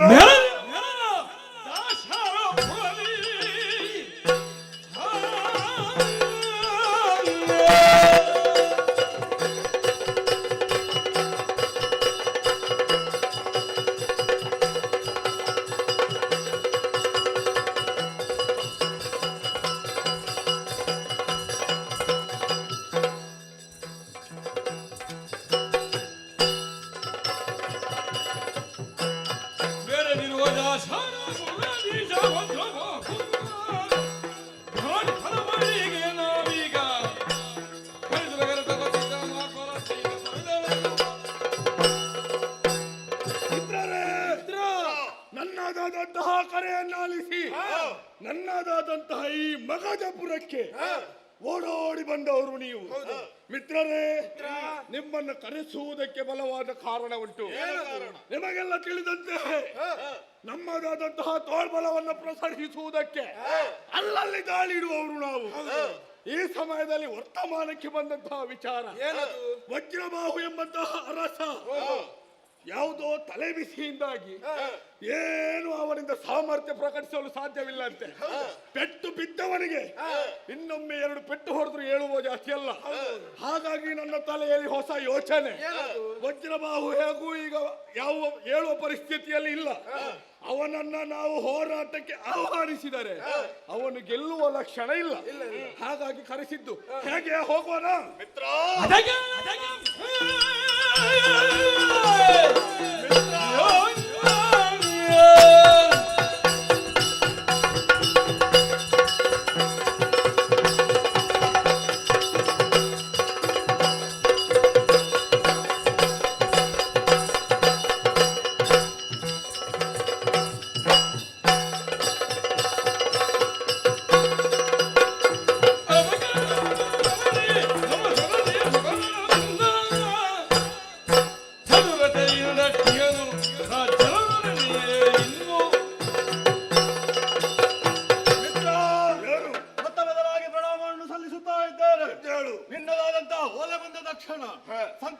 ಅಸ್ವಸ್ಥನಾಗಿದ್ದೇನೆ, ಇಲ್ಲಿಗೆ ಓಡಾಡಿಕೊಂಡು ಧಾವಿಸಿದ್ದೇನೆ. ಯಾಕೆ? ನಿನಗೆ ಬೆಂಬಲವನ್ನು ಸೂಚಿಸಬೇಕು ಎಂಬುದಾಗಿ. ನಮಗೆ ವಿರೋಧಿಯಾಗಿರುವಂತಹ ಅರಸ ಈ ಸಂದರ್ಭದಲ್ಲಿ ದುರ್ಬಲನಾಗಿದ್ದಾನೆ.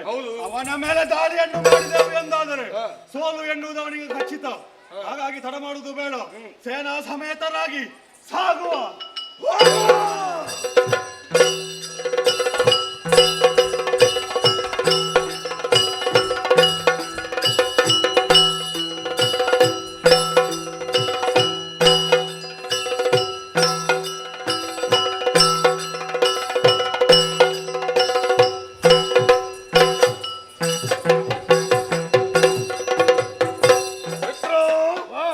ಬಂದು ಸೇರಿದ ದಾಶಾರಿ ಒಬ್ರು ಏನು ಯಾರು ಕಾಣುವುದಿಲ್ಲ, ಕಣ್ಣಿಗೆ ದೇಹಕ್ಕೆ ಆಯಾಸವೂ ಆಗಿದೆ. ಒಳಗೆ ಹೋಗ್ಬೇಕಾದ್ರೆ ಯಾರಾದ್ರೂ ಕೇಳುವುದಕ್ಕಿರಬೇಕು. ಯಾರಾದರೂ ಇದ್ದಾರ ಎಂಬ ಹಾಗೆ ಹುಡುಕುವ ಬನ್ನಿ. ಮಿತ್ರ, ಏನಯ್ಯ? ಒಂದು ಮೂರ್ತಿಯನ್ನು ಕೂರಿಸಿದ್ದಾರೆ. ಮೂರ್ತಿಯನ್ನಿಟ್ಟಿದ್ದಾರೆ, ಮತ್ತೆ ಅದು ನಗಾಡ್ತಾ ಉಂಟು ಎಲ್ಲರನ್ನ ನೋಡಿ. ಅದರ ಭಾವ ಎನ್ನುವುದು ಬದಲಾಗುತ್ತಾ ಇಲ್ಲ, ಸ್ಪಂದನೆ ಇಲ್ಲ. ಮೂರ್ತಿ ಎನ್ನುವುದು ಸ್ಪಷ್ಟವಾಗಿ ಅರ್ಥವಿಸಿಕೊಂಡಿದ್ದೇವೆ, ಹಾಗಾಗಿ ಹೇಳ್ತಾ ಇರುವುದು. ಇದನ್ನು ಹೀಗೆ ಬಿಡುವುದು ಬೇಡ, ನಮಗೆ ನಮ್ಮ ಕೆಲಸ ಆಗ್ಬೇಕು. ಪುಡಿ ಪುಡಿ ಮಾಡಿ ಇದರ ಸ್ಪಂದನೆ ಉಂಟು ಈ ಮೂರ್ತಿಗೆ. ಶಾಂತಿ, ಶಾಂತಿ, ಯಾರು? ಸಮಾಧಾನ. ನಾವು ಯಾವತ್ತೂ ಇದ್ರು ರೋಷಕ್ಕೆ ಒಳಗಾಗಬಾರದು. ಯಾಕೆ? ಯಾಕಂದ್ರೆ ರೋಷ ಎನ್ನುವುದು ಮನುಷ್ಯನ ಅಧಪತನಕ್ಕೆ ಕಾರಣವಾಗುತ್ತದೆ. ಶಾಂತಿಹೀನನಾದವನು ಪಶು ಶಮಾನವಂತೆ ಬಲ್ಲವರು ಹೇಳಿದಂತ ಮಾತು. ಇದನ್ನು ಯಾರು ಬರೆದು ಕೊಟ್ಟದ್ದು ನಿನಗೆ? ಇದು ಯಾರು ಬರೆದದ್ದೆಂದರೆ ಅದು ಗೊತ್ತಿಲ್ಲ. ಇಲ್ಲಿ ಬನ್ನಿ. ಸರಿ ಇದ್ದರೆ ಮಾಡುವುದಿವ. ನಿಲ್ಲಿ ನಿಲ್ಲಿ ನಿಲ್ಲಿ, ಸಮಾಧಾನ. ಇದು ನೀವೆಲ್ಲ ಈಗ ಬಂದು ನಿಂತಿದ್ದೀರಿ. ಎಲ್ಲ ಮಾತೆಯರಿಗೂ ಈ ನೀವಲ್ಲ, ಇದಕ್ಕಿಂತ ಮೊದಲು ಬಂದವರು ಎಲ್ಲ ಮಾತೆಯರಿಗೂ ನಮಸ್ಕಾರವನ್ನು ಮಾಡಿ ಅವರನ್ನು ಒಳಗೆ ಕಳಿಸಿರುವಂತಹ ವೇಳೆಯಲ್ಲಿ ನೀವು ಬಂದು ಇಲ್ಲಿ ನಿಂತವರಿದ್ದೀರಿ. ನಿಮ್ಮ ಮುಖಾವಲೋಕನವನ್ನು ಮಾಡುವಾಗ ಒಬ್ಬ ಶಾಂತಿ ಇರ್ಲಿ, ಕ್ರೋಧ ಬೇಡ. ನಾವೇನಿದ್ರು ಕೂಡ ಮಾತುಕತೆಯಲ್ಲಿ ಬಗೆಹರಿಸೋಣ. ಈಗ ನೀವು ಬಂದವರ ಪರಿಚಯ ಇಲ್ಲ, ಹಾಗಂತ ಪರಿಚಯ ಇಲ್ಲದವರನ್ನು ಒಳಗೆ ಹೋಗಿ ಬಿಟ್ರೆ ನನಗೆ ಮತ್ತೆ ಕಷ್ಟ ಆಗ್ತದಂತ. ಕರ್ತವ್ಯ ಪ್ರಜ್ಞೆ ಉಂಟು ಇವನ. ಉಂಟು, ನನಗೆ ಉಂಟು, ನಿಮಗುಂಟ ಉಂಟಲ್ಲ, ಇಬ್ಬರಿಗೆ ಉಂಟು. ಹಾಗಾಗಿ ಇಬ್ಬರು ಕರ್ತವ್ಯ ಪ್ರಜ್ಞರಿದ್ದವರು ನಾವು ಕರ್ತವ್ಯದಲ್ಲೇ ಮಾತಾಡಿಕೊಳ್ಳೋಣ. ಈಗ ನಿಮ್ಮ ಬಗ್ಗೆ ಒಂದು ಸವಿವರವೇ ಬೇಕು. ನಿಮ್ಮ ಹೆಸರುಗಳು, ಊರುಗಳು, ಬಂದಂತ ಕಾರ್ಯ, ಇಲ್ಲಿ ನಿನ್ನಂತ ಕೆಲಸ, ಈ ಎಲ್ಲವನ್ನು ಹೇಳಿದ್ದೀರಂತಾದ್ರೆ ಸಮಾಧಾನ. ಆಧಾರ ಬೇಕು ನಿನಗೆ. ಹೌದೌದು, ಆಧಾರ ಬೇಕು. ಈಗ ನಾಯಕರು ನೀವಲ್ಲ. ಹೌದು. ಈಗ ನಿಮ್ಮಿಂದಲೇ ತೊಡಗಿಸಿಕೊಳ್ಳೋಣ. ಆರಂಭಿಸು. ನಿಮ್ಮ ನಾಮಧೇಯ ಹೇಮರಥ. ಹೇಮರಥ, ಒಳ್ಳೆಯದು. ತಾವು ಬಂದಂತ ಊರು ಮಗಧ. ಮಗ ಮಗ ಎಂತದ್ದು? ಏನು? ಅಲ್ಲಲ್ಲ, ಊರು ಮಗಧ ದೇಶ. ಮಗಧ ದೇಶ. ಹೆಸರಿಂತ ಹೇಳಿದ್ರಿ? ಹೇಮರಥ. ಹೇಮರಥ. ಹೇಮರಥ, ಮಗಧ ದೇಶ. ತಾವುಗಳು ಕಳಿಂಗ. ಓ, ಕಳಿಂಗ. ಕಳಿಂಗ. ಕಳಿಂಗ ಇನ್ನ ನಾಳೆಗೆ ಉದ್ಗಾರ. ತಮ್ಮ ಊರು ಅಂಗದಾದಿಪ. ಓ, ಏನು? ಮಂಗ. ಅಂಗ. ಅಂಗ. ಕಿವಿ ಸಾಕು. ಮುಂಡಾಸಬಿದ್ದು ಸ್ವಲ್ಪ ತಾವು ವೀರವರ್ಮ. ಅಲ್ಲ, ಇಲ್ಲಿ ಕೇಳುದಿಲ್ಲ, ಇಲ್ಲಿಂದ ಬರ್ತದೆ. ಕೇಳಿಸುವ ಕಿವಿ ಯಾವುದು? ಈ ಕಡೆ ಸ್ವಲ್ಪ ಕೇಳುದು, ಇದು ಕೇಳುದೇ ಇಲ್ಲ. ಹಾಗಾಗಿ ಇಲ್ಲಿಂದ ನೇರ ಇಲ್ಲಿಗೆ ಬರ್ತದೆ. ಹಾಗಾಗಿ ನಮ್ಮ ಊರು ಯಾಕೆ ನಿನಗೆ? ಉರುಂಟ. ವಂಗಾದೀಪ. ಉರುಂಟು. ಯಾವುದು? ಎಂತದ್ದು? ಊರುಂಟ. ಮತ್ತೆ ಊರಿಲ್ಲದೆ ಯಾವ? ವಂಗಾದೀಪ. ಓಂಬುವಾದೀಪ. ಯಾವುದು? ಅದು ನೀನು ಪಾಪಿ ಮಗ. ಓಂಬುವಾದೀಪ, ವಂಗಾದೀಪ. ವಂಗಾದೀಪ. ತಾವು ಹೇಮರಥ, ಕಳಿಂಗ, ವಂಗಾದೀಪ ಮೂವರು ಸೇರಿ ಇಲ್ಲಿ ತರಲು ಐತರಲು ಕಾರಣವೇನು? ಅಪ್ಪ ಇದ್ದಾನ ಒಳಗೆ? ಇದ್ದಾರೆ. ಹಾ? ಯಾವ ದೊಡ್ಡಪ್ಪವ ಚಿಕ್ಕಪ್ಪವ? ನಿನಗೆ ಯಾವ ಅಪ್ಪ ಇದ್ದು ಒಳಗೆ? ನಮಗೆ ತುಂಬಾ ಅಪ್ಪ ಉಂಟು. ಹೌದಾ? ಅವರೆಲ್ಲ ಅಪ್ಪನವರು ಬೇಡ ನಮಗೆ. ಮತ್ತೆ ನಿನಗೆ ಉದ್ಯೋಗ ಕೊಟ್ಟ ಅಪ್ಪ ಇದ್ದಾನಲ್ಲ, ಅಣ್ಣಪ್ಪ, ಏಯ್! ಅನ್ನದಾತ. ಹಾಗೆ ಅನ್ನದಾತ. ಅವನಿಗೆ ಒಂದು ಬುದ್ಧಿ ಕಲಿಸುವುದಕ್ಕೆ ಬಂದದ್ದು. ತಾವುಗಳೇ? ಹೌದಯ್ಯ. ಏನಂತ? ಈ ದೇಶವನ್ನ ವಶಪಡಿಸುವ ಉದ್ದೇಶ ನಮ್ಮದ್ದು. ಹೌದು. ಅವನಲ್ಲಿ ಸಾಮರ್ಥ್ಯ ಉಂಟುಂತಾದ್ರೆ ನಮ್ಮನ್ನ ಎದುರಿಸುವುದಕ್ಕೆ, ಎದುರಾಗುವುದಕ್ಕೆ ಹೇಳು. ವಶೀಕರಣ ಏಯ್! ನಿಮ್ಮದಲ್ಲ, ದೇಶ ವಶೀಕರಣ. ಹಾಗೆ ವಶೀಕರಣ ಮಾಡುವುದಕ್ಕೆ ಅಲ್ಲಿಂದ ಇಲ್ಲಿ ತನಕ ಬಂದ. ಹೌದು. ರೋಷ ಬೇಡ, ಹೋಗಿ ಹೇಳ್ತೇನೆ. ಆದಷ್ಟು ಬೇಗ ಹೇಳು. ಆಮೆಲ್ಲ ಸಮಾಧಾನ ಸಮಾಧಾನ. ತಲೆ ಹಾರಿಸಿ ಏನು? ಬಲ್ಲವರು ಒಂದು ಮಾತು ಹೇಳಿದ್ದಾರೆ ಗೊತ್ತಾ? ಹೇಗೆ? ಹೋಗಿ ಹೇಳ್ತೇನೆ. ಮಿತ್ರರೇ, ಹೋದಂತಹ ದೂತ ವಿಚಾರ ತಿಳಿಸಿಯಾನು. ನಿರೀಕ್ಷೆಯಲ್ಲಿರುವುದು.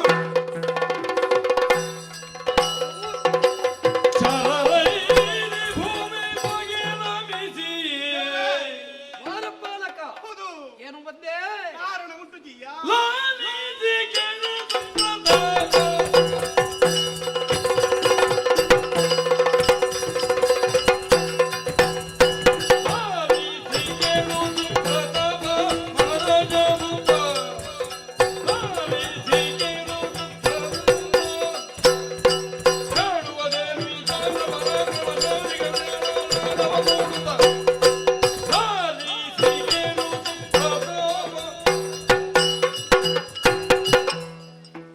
ಅಲ್ಲಿ ಕಾಯುತ್ತಾ ಇದ್ದವ ನೀನು ಇಲ್ಲಿಗೇನು ಬಂದೆ? ಅಲ್ಲಿ ಕಾಯಿಸುವುದಕ್ಕೆ ನೋಡಿದ್ರು, ಅಲ್ಲಿ ಇನ್ನು ಕಾಯಿಸುವುದು ಬೇಡ ಅಂತ ಇಲ್ಲಿ ಓಡಿಕೊಂಡು ಬಂದದ್ದು. ಏನೋ ಕಾಯಿಸುವುದು ಅಲ್ಲ, ಹ? ಬೆನ್ನಿಗೆ ಎರಡು ಬೀಳುವ ಅಂದಾಜಲ್ಲಿತ್ತು. ಹ. ಬೀಳುವಕ್ಕಿಂತ ಮೊದಲು ಬಂದು ತಮ್ಮ ಸನ್ನಿಧಾನದಲ್ಲಿ ವಿತರಿಸುವ ಅಂತ ಸ್ವಲ್ಪ ತಲೆ ಖರ್ಚು ಮಾಡಿ ಓಡಿಕೊಂಡು ಬಂದೆ. ನೀನು ತಕ್ಕೊಳ್ಳಿಕ್ಕಿರುವವನ ಅಲ್ಲಪ್ಪ, ನೀನು ಕೊಡ್ಲಿಕ್ಕೆ ಇರುವ ಕೊಡುವುದಕ್ಕೆ ಇರುವುದೇನು ಹೌದು. ಹಾ. ಸುಮ್ಮನೆ ನಮ್ಮ ಕೈಯಲ್ಲಿ ಪೆಟ್ಟು ತಿಂದು ಸತ್ರು ಅಂತ ಸುಮ್ಮನೆ ಸುದ್ದಿ ಆಗಿ ನಾವೊಂದು ದೊಡ್ಡದಾಗುದು ಬೇಡ ಅಂತ.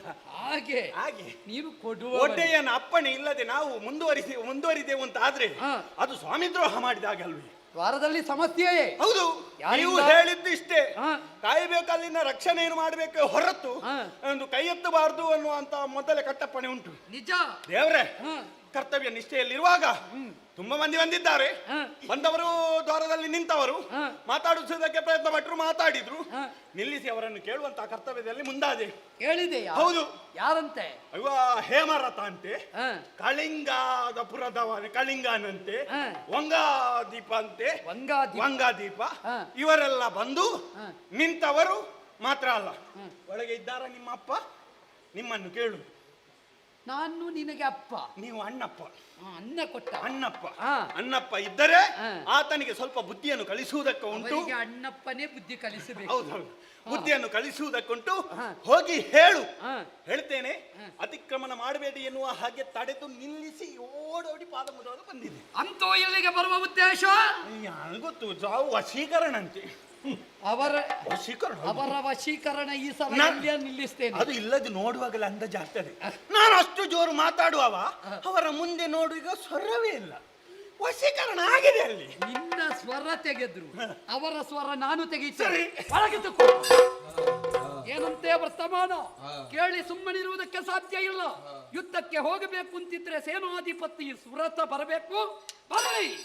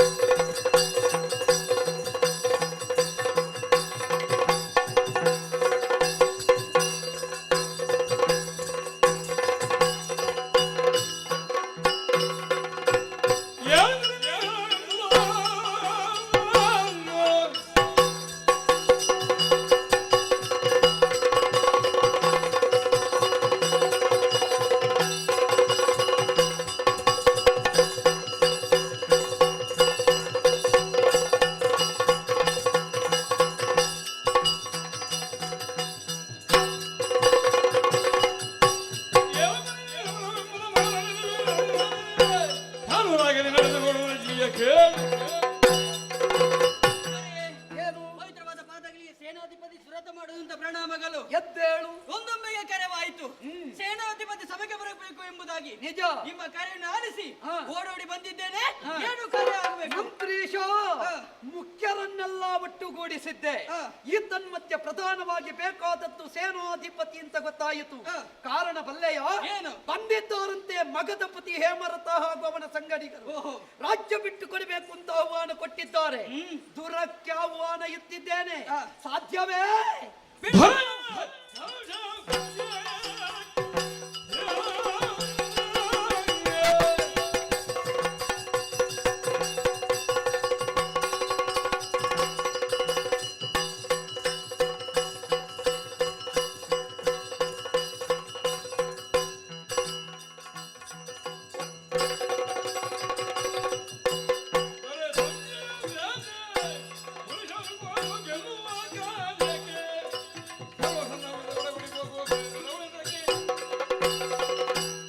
ನಮ್ಮನ್ನೆಲ್ಲ ಸಂಪತ್ತು ಮತ್ತು ದೇಶವನ್ನು ಬಯಸಿ ವಿರೋಧಿಗಳು ಬಂದರೆ ನಿಜ. ಬಿಡಿ ಬಿಡಿ ಚಿಂತೆ. ಸಂಪತ್ತು ಬಿಡಿ, ನಮ್ಮ ನಾಡಿನ ಒಂದು ಹಿಡಿ ಮಣ್ಣನ್ನು ಕೂಡ ಕೊಂಡು ಹೋಗಿ ನಾನು ಬಿಡುವುದಿಲ್ಲ. ಸಂತೋಷವಾಯಿತು ಸಾರ್ಥಕ್ಯ. ಈ ಮಣ್ಣನ್ನು ಬಯಸಿ ಬಂದವರಿಗೆ ಮಣ್ಣೇ ಕಾಣಿಸಬೇಕು. ನಮ್ಮ ಬಲ ಏನು ಅಂತ ಗೊತ್ತಾಗಬೇಕು. ಒಬ್ಬ ಹೇಮರಥ ಬಂದದ್ದಲ್ಲ, ಕೆಲವರು ಈ ಸಲ ಒಟ್ಟಾಗಿ ಬಂದಿದ್ದಾರೆ. ಈ ವಜ್ರಬಾಹುವನ್ನು ಇಳಿಸ್ತೇನೆ ಅಂತ ಬಂದವರಿಗೆ ಬಾಹುಜನಾಥನನ್ನ ಸಾಮರ್ಥ್ಯ ಕಾಣಿಸಬೇಕು. ಹೀಗೆ ಹೋಗುವುದಲ್ಲ, ನಾವು ಹೋಗುವಾಗಲೇ ನಮ್ಮ ರವ ಅವರಿಗೆ ಮುಟ್ಟಬೇಕು. ಖಂಡಿತ. ತೇರಮಂಗಡದ ಜಜ್ಜಾರವ, ಗಜದ ಘಂಟಾರವ, ಹಯದ ಹೇಶಾರವ, ಸೇನಾರವ, ಬೇರಿ ಕಹಳಾರವ, ರಣ ಕಿಲ ಕಿಲ ರವದೊಂದಿಗೆ ಸಾಗಲಿದ್ದೇನೆ.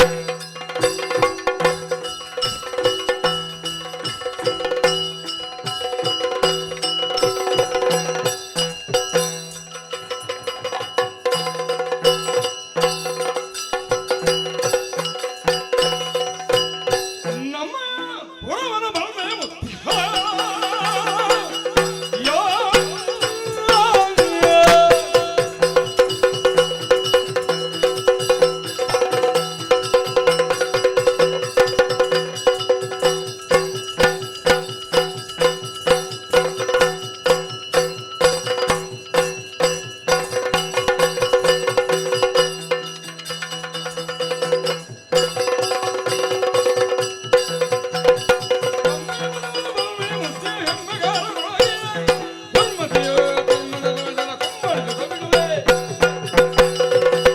ಗೆಳೆಯನ ಪ್ರತಿಸ್ಪರ್ಧಿಯೇ, ಬಂದವ ನೀನು ಯಾರೇ ಆಗಿರಬಹುದು, ಆದರೆ ನಮ್ಮ ಸಂಪತ್ತನ್ನು ಬಯಸಿ ಬಂದಿದ್ದೀಯಾ. ನಾವೇನು ಕೈಗೆ ಬಳೆ ತೊಟ್ಟು ಹೊರಗೆ ಕಾಡುತ್ತೇವಾ? ನೋಡು, ಒಳ್ಳೆ ಮಾತಿನಿಂದ ಬಂದ ದಾರಿಗೆ ಸುಂಕ ಇಲ್ಲ ಎಂಬುದಾಗಿ ಹಿಂದಿರುಗಿದ್ರೆ ಲೇಸು, ಇಲ್ಲವಾದರೆ ತಲೆ ತಲೆ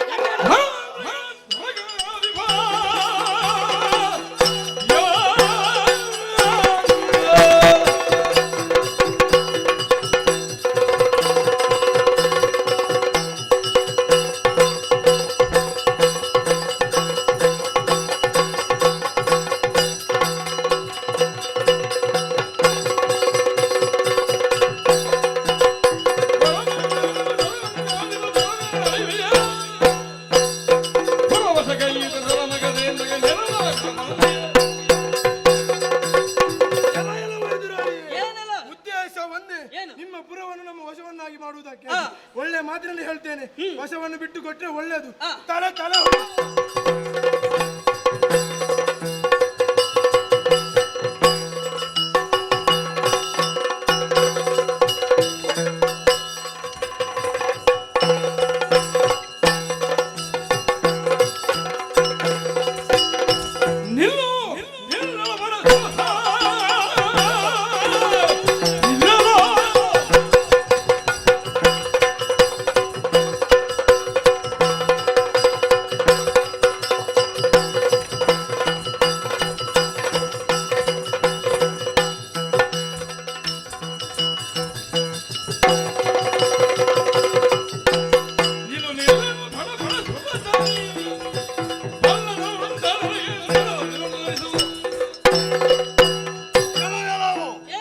ಧೈರ್ಯಕ್ಕೆ ಮೆಚ್ಚಲೇಬೇಕು.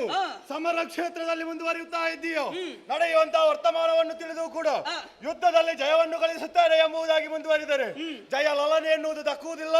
ಹಿಂದೆ ಸರಿ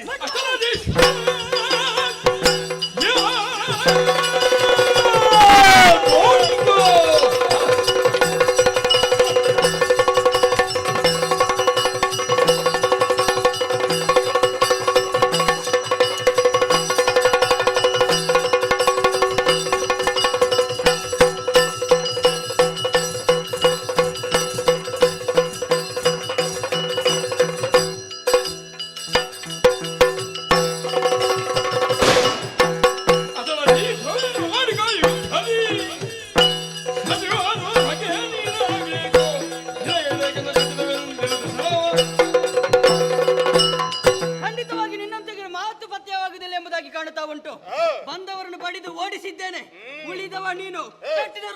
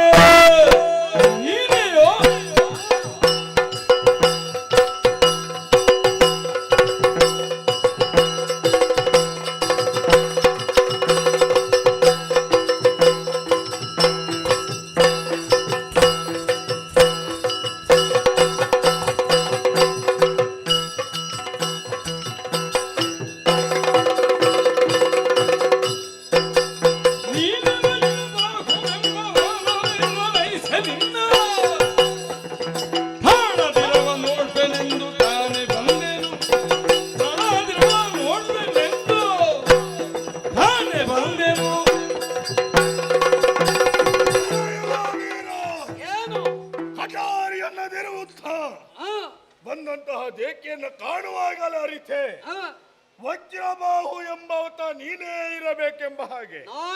ಅರಸ, ನನ್ನದಾದಂತಹ ಮಿತ್ರರೆಲ್ಲ ನೆಲಸಮಗೊಳಿಸಿ ಗೆದ್ದೆ ಎಂಬ ಹಾಗೆ ಹಿಗ್ಗಬೇಡ. ಅವರೆಲ್ಲರನ್ನ ಕೇಳುವುದಕ್ಕಿರುವವ ನಾನೇ ಹೇಮರಥ. ಒಳ್ಳೆಯ ಮಾತಲ್ಲಿ ಹೇಳುತ್ತೇನೆ ಕೇಳು. ನಮ್ಮ ಉದ್ದೇಶ ಈ ಪುರವನ್ನು ಪಡೆಯುವುದು. ನೀನಾಗಿ ನಮ್ಮ ಪಾಲಿಗೆ ಒಪ್ಪಿಸಿದರೆ ಒಂದು ಅವಕಾಶ ಕೊಡ್ತೇವೆ, ಇಲ್ಲವಾದರೆ ಹೋರಾಟಕ್ಕೆ ಬಂದರೆ ನೀನೇ ಇಲ್ಲದಾಗೆ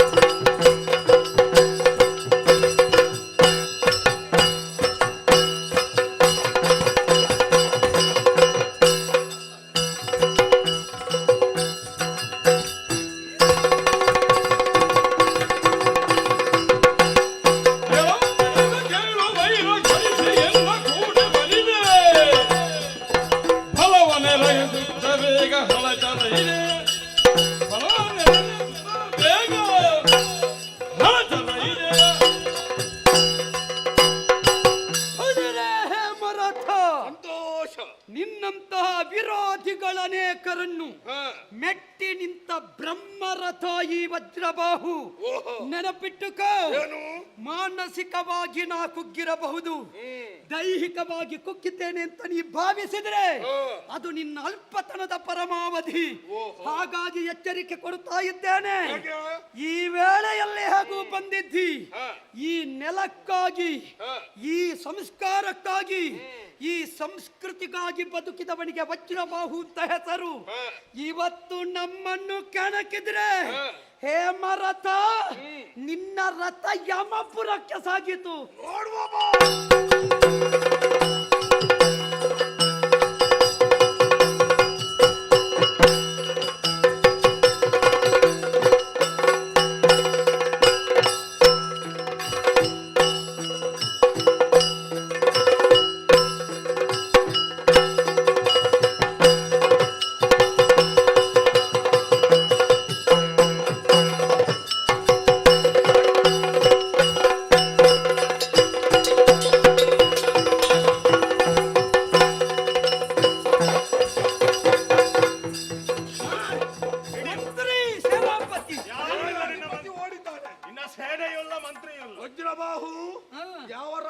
ಅದು ಬ್ರಹ್ಮರಥ. ಬ್ರಹ್ಮರಥ. ಈಗ ಹಗ್ಗ ಹಾಕಿ ಎಳೆಯುವ ಚಂದ ತೋರಿಸ್ತೇನೆ ನಿನಗೆ. ನೋಡು.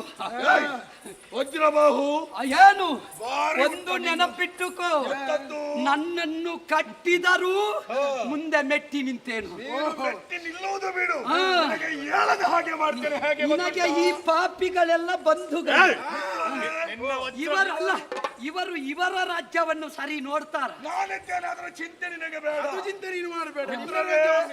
ಇವನು ಇಷ್ಟರವರೆಗೆ ಎಷ್ಟು ತಿಂದಿದ್ದಾನೆ ಅದೆಲ್ಲವನ್ನ ಕಾರಿಸಬೇಕು. ಹೇಗೆ ಗೊತ್ತುಂಟ, ಇಷ್ಟರವರೆಗೆ ಅವನು ಉಪ್ಪು ಬೆರೆಸಿದ ಪದಾರ್ಥ ತಿಂದದ್ದು. ಹೌದು. ಇನ್ನು ಇವನು ಬರೀ ಉಪ್ಪನ್ನೇ ತಿನ್ನಬೇಕು. ಕುಡಿಲಿಕ್ಕೆ ನೀರು ಹಾಗೆ ಉಪ್ಪಿನ ನೀರನ್ನೇ ಕುಡಿಸಬೇಕು. ಉಪ್ಪಿನ ನೀರ? ಇನ್ನು ಇವನಿಗೆ ಹೇಳಲಿಕ್ಕಾಗಬಾರದು. ಇವರಿಗೆ ನೀರು ಕುಡಿಸಬೇಕು. ಒಂದು ನೆನಪಿಟ್ಟುಕೊಳ್ಳಿ, ಇದು ವಜ್ರಬಾಹು. ಒಂದಲ್ಲ ಒಂದು ದಿನ ನಿಮ್ಮ ಆಯು ನನ್ನ ಕೈಯಲ್ಲಿದ್ದೀರಿ. ಈ ವಜ್ರವನ್ನ ಪುಡಿ ಮಾಡಿ ನಮ್ಮಲ್ಲಿದ್ದಂತಹ ಆಭರಣಕ್ಕೆ ಸೇರಿಸುವ, ಹಿಂಬಾಲಿಸಿ. ನೋಡುವ.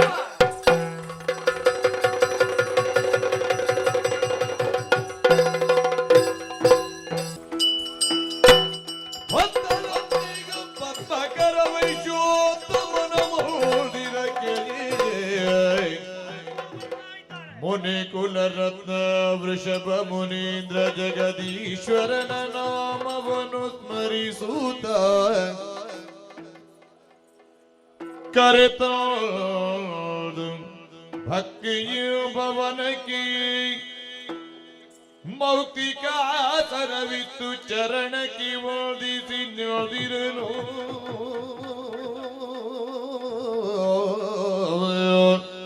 ಓ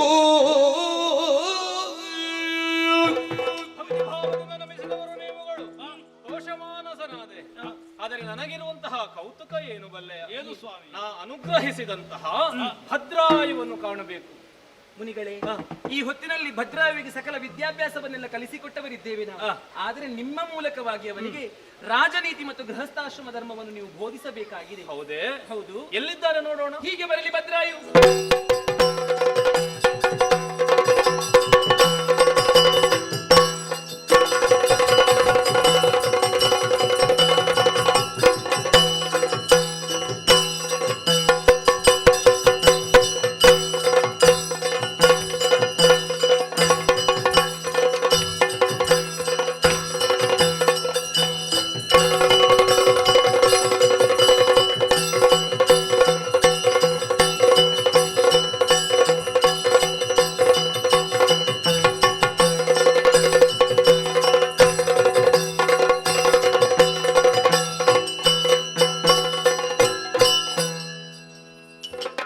ಗುರುವರ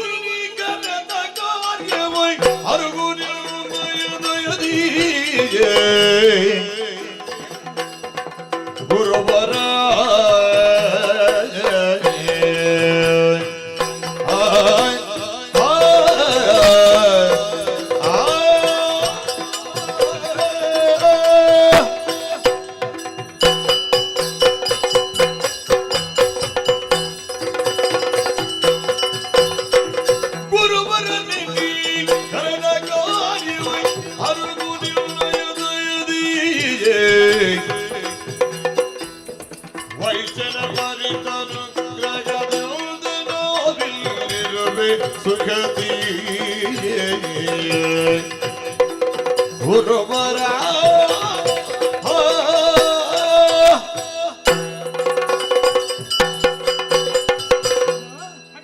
ಆಶೀರ್ವದಿಸು ತಾಯಿ. ಶುಭವಾಗಲಿ ಕಂದ. ಮಹಾಪ್ರಭುಗಳೇ, ಅಡ್ಡ ಬಿದ್ದಿದ್ದೇನೆ. ಎದ್ದೇಳಪ್ಪ. ಗುರುವರಿಯ, ಭದ್ರಾಯು, ಇಂದು ನಿಮ್ಮ ಪಾದ ಪದ್ಮಗಳಿಗೆ ಸಾವಿರ ಸಾವಿರ ಪ್ರಣಾಮಗಳು. ಶ್ರೇಯೋಸ್ತು. ಗುರುವರಿಯ, ಇಂದು ನನ್ನ ತಾಯಿ ಹಾಗೂ ನನ್ನ ಜೀವನದಲ್ಲಿ ಬೆಳಕಾಗಿ ಬಂದವರು ನೀವು. ನಮ್ಮ ದೇಹದಲ್ಲಿ ಪ್ರಾಣವಾಯುವಿನ ಸಂಚಾರ ಉಂಟು ಅಂತಾದ್ರೆ ಅದಕ್ಕೆ ಕಾರಣ ನೀವಲ್ವೇ ಗುರುವರಿಯ?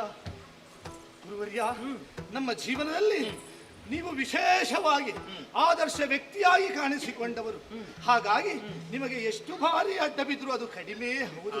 ಆದ್ರೆ ಇಂದು ವಿಶೇಷವಾಗಿ ಭದ್ರಾಯು ಬರಲಿ ಅಂತ ನಿಮ್ಮ ಕರೆಯಾಯಿತು. ಓಡೋಡಿ ಬಂದಿದ್ದೇನೆ. ನನ್ನಿಂದ ಏನಾಗಬೇಕು, ಯಾಕಾಗಿ ಕರೆಸಿದ್ರೆ ಹೇಳಬಹುದು? ಮಗು ಹೀಗೆ ಬರ. ಕೇಳುವ ಕುಮಾರ ನೀ ಮುದದಿ ಕುಮಾರ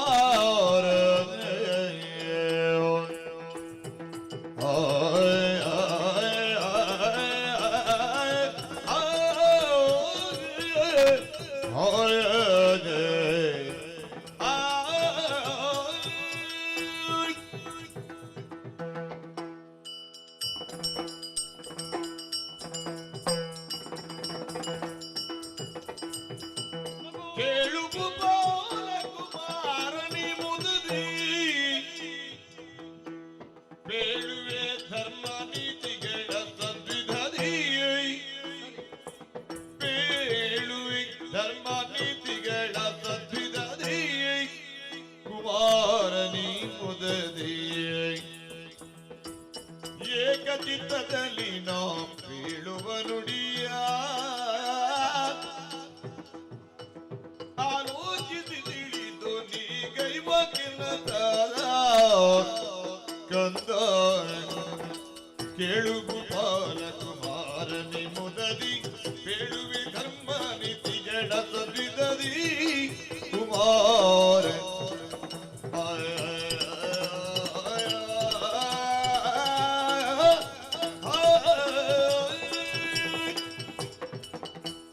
ಕೇಳು ಕುಮಾರನಿ ಮುದದಿ ಭದ್ರಾಯು ಗುರುವರ್ಯ ನಿನ್ನ ದೇಹಕಾಂತಿ ಮುಖದಿಂದ ಹೊರಡುತ್ತಾ ಇರುವಂತಹ ದಿವ್ಯ ಪ್ರಭೆ ಇವೆಲ್ಲವನ್ನು ಕಾಣುವಾಗ ಆನಂದ ಭರಿತನಾದ ನಾನು ಸರಿ ನಿನಗೆ ಪೂರ್ವಜನ್ಮದ ವಾಸನೆಯೊಂದಿದೆ ಪರಿಣಾಮವಾಗಿ ಮತ್ತೆ ಬದುಕನ್ನು ಒದಗಿಸುವುದಕ್ಕೆ ನನಗೆ ಅವಕಾಶ ಒದಗಿ ಬಂತು ಸರಿ ಬ್ರಾಹ್ಮಣ ಕುಮಾರನಾಗಿ ಮೆರೆದಂತಹ ನೀನು ಇವಾಗ ಒಬ್ಬ ಅರಸನಿಗೆ ಒಬ್ಬ ಕ್ಷತ್ರಿಯನಿಗೆ ಮಗುವಾಗಿ ಕಾಣಿಸುವಂತಹ ಯೋಗ ಭಾಗ್ಯ ನಿನ್ನ ಪಾಲಿಗೆ ಒದಗಿ ಬಂತಪ್ಪ ಸರಿ ಪರಿಣಾಮವಾಗಿ ಸತ್ತು ಬದುಕಿದವ ನೀ ಚಿರಂಜೀವಿ ಆಗಬೇಕು ಎನ್ನುವ ಹಾಗೆ ಭಾವಿಸಿಯೇ ನಿನಗೆ ಅನುಗ್ರಹವನ್ನು ನಾ ಕೊಟ್ಟೆ ಸರಿ ಬೇಕಾದಂತಹ ವಿದ್ಯಾಭ್ಯಾಸಕ್ಕೆ ಅವಕಾಶ ಮಾಡಿಕೊಡು ಎನ್ನುವ ಹಾಗೆ ವೈಶ್ಯೇಂದ್ರನಿಗೆ ಸೂಚನೆ ಕೊಟ್ಟೆ ಪರಿಣಾಮವಾಗಿ ಈಗ ಪ್ರಬುದ್ಧನಾಗಿ ನೀನು ಬೆಳೆದಿದ್ದೀ ಜೀವನದ ಭಾಗ್ಯ ಶಿಲ್ಪಿ ನೀವು ಅಂತ ಹೇಳಿದ್ರು ಅದು ಕಡಿಮೆ ಖಂಡಿತವಾಯಿತು ಇಲ್ಲಿಗೆ ನಿನ್ನ ಬಾಳ ಪಯಣ ಮುಗಿಯಲಿಲ್ಲ ನಿನಗೆ ಸರಿಯಾದಂತಹ ರಾಜನೀತಿಯನ್ನು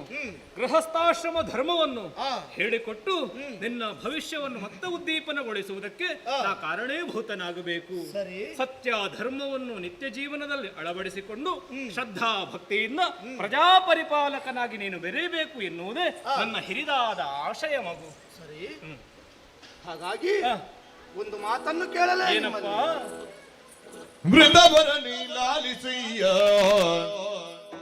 ತಿಳಿದೆನತಿ ಹಿತದೀ ಸಕಲವನು ಜೀಯ ಮುನಿವರೋ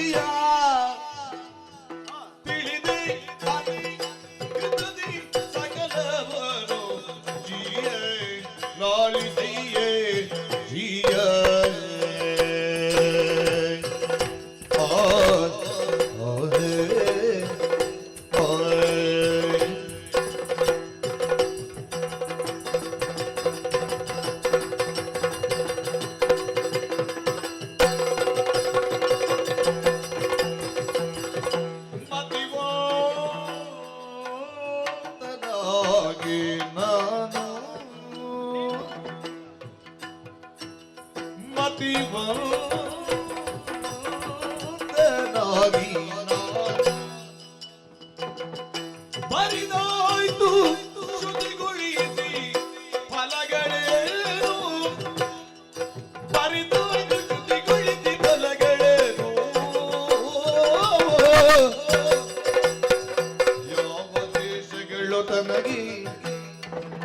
ಯಾವ ದೇಶಗಳು ತನಗೆ ಮಜ್ಜನಕರಾವನರುದರಿಯ ಹೀಗೆ ಮಜ್ಜನಕರಾವನರುದರಿಯ ಹೀಗೆ ಜೀವಿತದಿ ಪರದೇಶಿಯು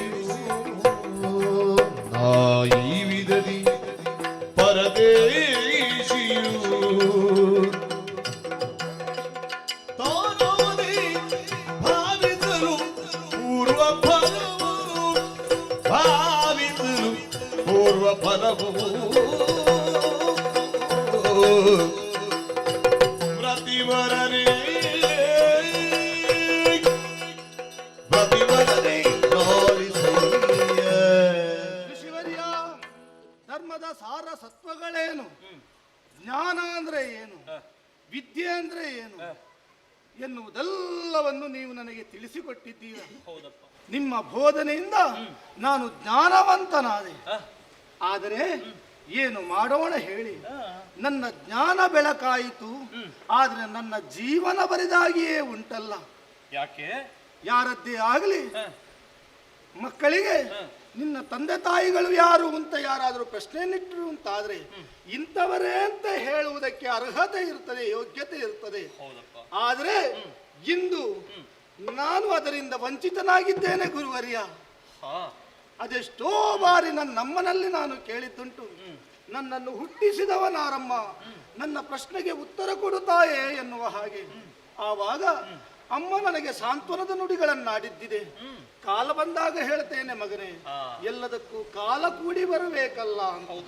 ಆದ್ರೆ ಬೆಳೆದು ಇಷ್ಟು ದೊಡ್ಡವನಾಗಿದ್ದೇನೆ, ಇನ್ನೂ ನನ್ನ ತಂದೆ ಯಾರು ಎನ್ನುವುದನ್ನು ತಿಳಿಯದೇ ಹೋದೆ. ಕಾಲದ ನಿರೀಕ್ಷೆಯಲ್ಲಿದ್ದೇನೆ. ಹಾಗಾಗಿ ತಿಳಿಯುವ ಕುತೂಹಲದಿಂದ ನಿಮ್ಮಲ್ಲಿ ಒಂದು ಪ್ರಶ್ನೆಯನ್ನು ಕೇಳ್ತಾ ಇದ್ದೇನೆ ಗುರುವರ್ಯ. ನನ್ನ ತಂದೆ ಯಾರು, ಮಾತ್ರವಲ್ಲ ನನ್ನ ದೇಶ ಕೋಶಗಳೇನು, ಸ್ವಲ್ಪ ನೀವು ಬಿಡಿಸಿ ಹೇಳಿದ್ರೆ ನನ್ನ ಮನಸ್ಸಿಗೆ ಸಮಾಧಾನವಾದೀತು, ಒಳ್ಳೆಯ ಕಾರ್ಯದಲ್ಲಿ ಮುಂದುವರಿಯುವುದಕ್ಕೆ ನನಗೆ ಅನುಕೂಲವಾದೀತು. ಮರುಗದಿರು ಕೇಳುವರ ನಿನ್ನ ಪಿತ ಮೆರೆವ ದಾಶಾರ್ಹ ನಗರ ಧರಣೀಶ ವಜ್ರಭುಜನು ಆನಡಾನುರಿವಿನಾಥನ ಪರಿಯನು ಮರುಗದಿರು ಕೇಳುವರ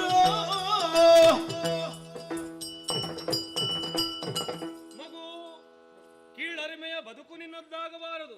ಆತ್ಮವಿಶ್ವಾಸದಿಂದ ಬದುಕು ಸಾಗಿಸುವುದಕ್ಕೆ ನಿನಗೆ ಹಿರಿದಾದ ಹಿರಿಮೆಯ ಕಥೆಯೊಂದಿದೆಯಪ್ಪ.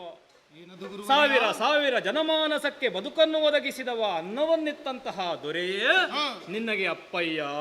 ಒಂದು ಊರಿನ ಅರಸ, ದಾಶಾರ್ಹಪುರದ ಅರಸ ವಜ್ರಬಾಹು ಸಾಮಾನ್ಯನಲ್ಲ, ಅಸಾಮಾನ್ಯ ವಿಕ್ರಮಿಯಾದಂತಹ ಆತನೇ ನಿನಗೆ ಜನಕನಪ್ಪ. ನಿಮ್ಮ ಮಾತುಗಳನ್ನು ಕೇಳಿದಾಗ ನನ್ನ ಜನ್ಮ ಸಾರ್ಥಕ ಆಯಿತು ಎನ್ನುವಂತಹ ಭಾವ ಪುಟಿದೇಳುತ್ತಾ ಇದೆ. ವಜ್ರಬಾಹು ಮಹಾಪ್ರಭುಗಳು ನನ್ನ ಜನಕನೇ. ಧನ್ಯನಾದೆ. ಅದೇ ಸಂತೋಷದಿಂದ ವಿಹರಿಸಬೇಡ. ಈಗ ವಜ್ರಬಾಹು ಅದೇ ಸುಸ್ಥಿತಿಯಲ್ಲಿ ಬೆಳೆಯುತ್ತಾ ಇಲ್ಲ, ಬೆಳಗುತ್ತಾ ಇಲ್ವಪ್ಪ. ಏನಾಯಿತು ನನ್ನ ಜನಕನಿಗೆ, ಏನಾಯಿತು ಗುರುವರ್ಯ? ಈಗಾಗಲೇ ಅವನನ್ನು ಮಗಧೇಶ ಎನ್ನುವವ ಬಂಧಿಸಿ ಸೆರೆಯೊಳಿಟ್ಟಿದ್ದಾನೆ. ಹರಗರ ಹರಗರ ಎನ್ನ ಪ್ರಾಣೀಶಗೆ ಈ ಪರ್ಯಾಯ್ದಯ್ಯೋ ಶಿವನೇ ಒರೆ ಮುದ್ಯಾರಿ ಪರಿಗರಿ ಪರ ಕಾಣಿ ಹರಗರ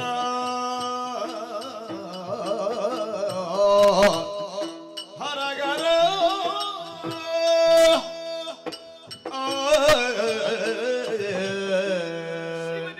ಶಿವನೇ, ಎಂತಹ ದುಃಖದ ವಾರ್ತೆಯನ್ನು ನಾನು ಕೇಳುತ್ತಾ ಇದ್ದೇನೆ.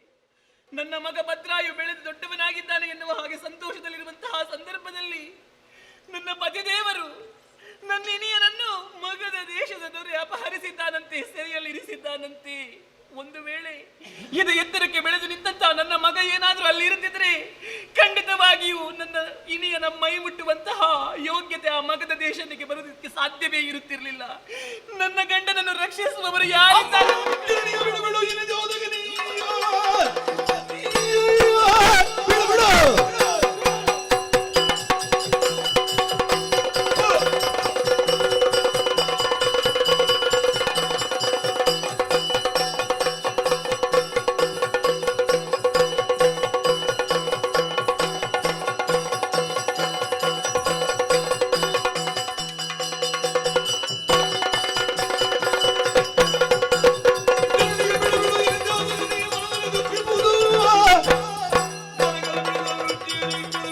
ಒಲಿಯುವುದು.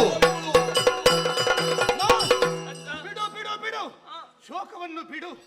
ನನ್ನ ಅಪ್ಪಯ್ಯನನ್ನು ಬಂಧಿಸಿದವ ಎಂತಹ ಪರಾಕ್ರಮಿಯಾಗಿರಲಿ, ಅವನನ್ನು ಕೊಳುಗುಳದಲ್ಲಿ ಮಣಿಸಿ ವಿಜಯ ಪತಾಕೆಯನ್ನು ಹಾರಿಸಿ ಅಪ್ಪನನ್ನು ನಾನು ಬಂದ ಮುಕ್ತಗೊಳಿಸ್ತೇನೆ.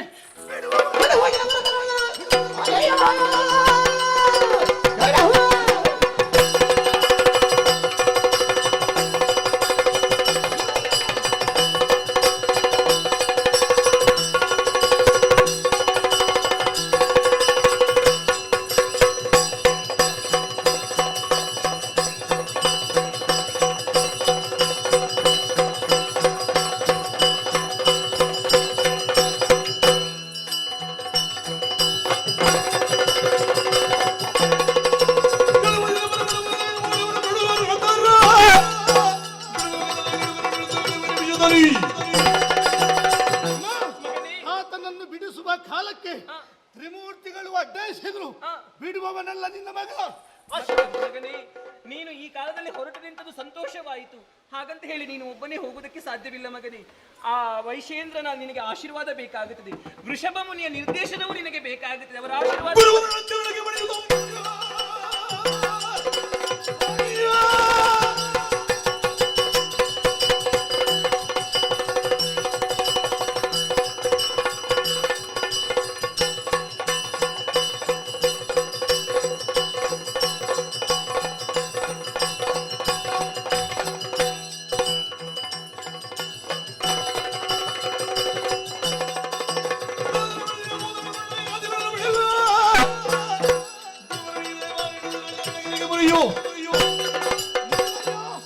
ಆ ಭೂತಳೇಶ ಎಂತಹ ಘನ ಪರಾಕ್ರಮಿಯಾಗಿರಲಿ, ವೀರತ್ವದ ವಿಸ್ಫುಲಿಂಗವಾಗಿರಲಿ, ಬಿಡುವವನಲ್ಲ ಆಶೀರ್ವದಿಸಿ.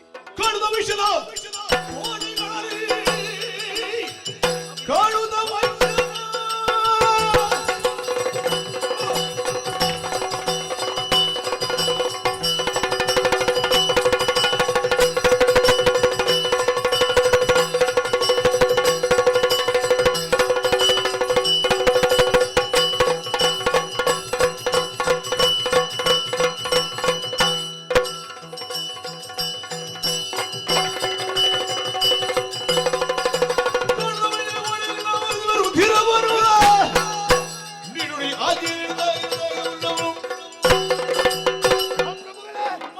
ಈ ಕೂಡಲೇ ಹೋಗ್ತೇನೆ, ಎದುರಾಳಿಯನ್ನು ಸದೆ ಬಡಿದು ಬರ್ತೇನೆ. ಆಶೀರ್ವಾದಿಸಬೇಕು. ನಮ್ಮ ಆಶೀರ್ವಾದ ಎಂದೂ ನಿನ್ನ ಹಿಂದೆ ಇದೆ. ಮಗನೇ ಬದ್ರಾಯು ನಾವಲಿದು ನಿನಗೆ ಸಂಗ್ರಾಮದಳು ಜಯ ಸೇರುವಂತೆ ಪ್ರೇಮದಿರು ದಿವ್ಯ ಧನುಜಲ ಅಗ್ಗಯಾಸ್ತ್ರ ನಿಖಿಳಾಮದ ಮಂತ್ರಾಸ್ತ್ರವಿದಕ್ಕೂ ಮಗನೇ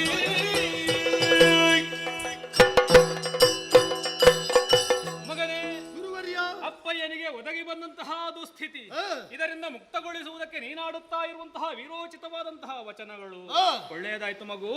ಇದುವರೆಗೂ ಆಯಾಸಗೊಂಡವ ನೀನು ಇನ್ನು ಮುಂದಕ್ಕೆ ನಿರಾಯಾಸನಾಗಿ ಯುದ್ಧವನ್ನು ಜಯಿಸಬೇಕು. ಅದಕ್ಕೆ ಸದನುಗ್ರಹ ಬೇಕಾದದ್ದು ನನ್ನದ್ದು ಮಗು. ಅದಕ್ಕೆ ಬೇಕಾಗಿ ನಿನಗೆ ದಿವ್ಯವಾದಂತಹ ಧನುಷರಾವಳಿಗಳು, ಅಕ್ಷಯಾಸ್ತ್ರಗಳು, ಮಂತ್ರಾಸ್ತ್ರಗಳು, ಅಷ್ಟೇ ಅಲ್ಲ ಮರಣ ಭಯವನ್ನು ದೂರಗೊಳಿಸುವುದಕ್ಕೆ ಬೇಕಾಗಿ ಶಿವಕ ಮಾತಾ ಎನ್ನುವಂತಹ ಮಂತ್ರವನ್ನು ನಿನ್ನ ಕಿವಿಯ ಮೂಲಕ ನಾವು ಸುರುತ್ತಾ ಇದ್ದೇನೆ.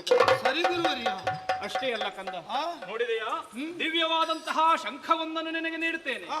ಅಷ್ಟೇ ಅಲ್ಲ, ವಿಶೇಷವಾದಂತಹ ಖಡ್ಗವನ್ನು ನಿನಗೆ ಒಲಿದು ಇಟ್ಟಿದ್ದೇನೆ.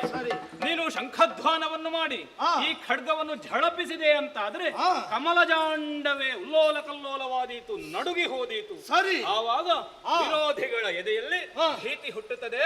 ಅವರೇ ನಿನ್ನ ಕಣ್ಣ ಮುಂಭಾಗದಲ್ಲಿ ಬಂದು ನಿಲ್ಲುತ್ತಾರೆ. ಅವರನ್ನು ಎದುರಿಸಿ ಗೆಲ್ಲುವುದಕ್ಕೆ ನಾ ಕೊಟ್ಟಂತಹ ಖಡ್ಗವೇ ನಿನಗೆ ಸಹಕಾರಿಯಾಗಿ ಒದಗಿ ಬರುತ್ತದೆ. ನನ್ನ ಪೂರ್ಣಾನುಗ್ರಹ ಇದೆ ಮಗು. ಮುನಿಯನ್ನು ಕಿವಿಗೊಡುತ್ತಾ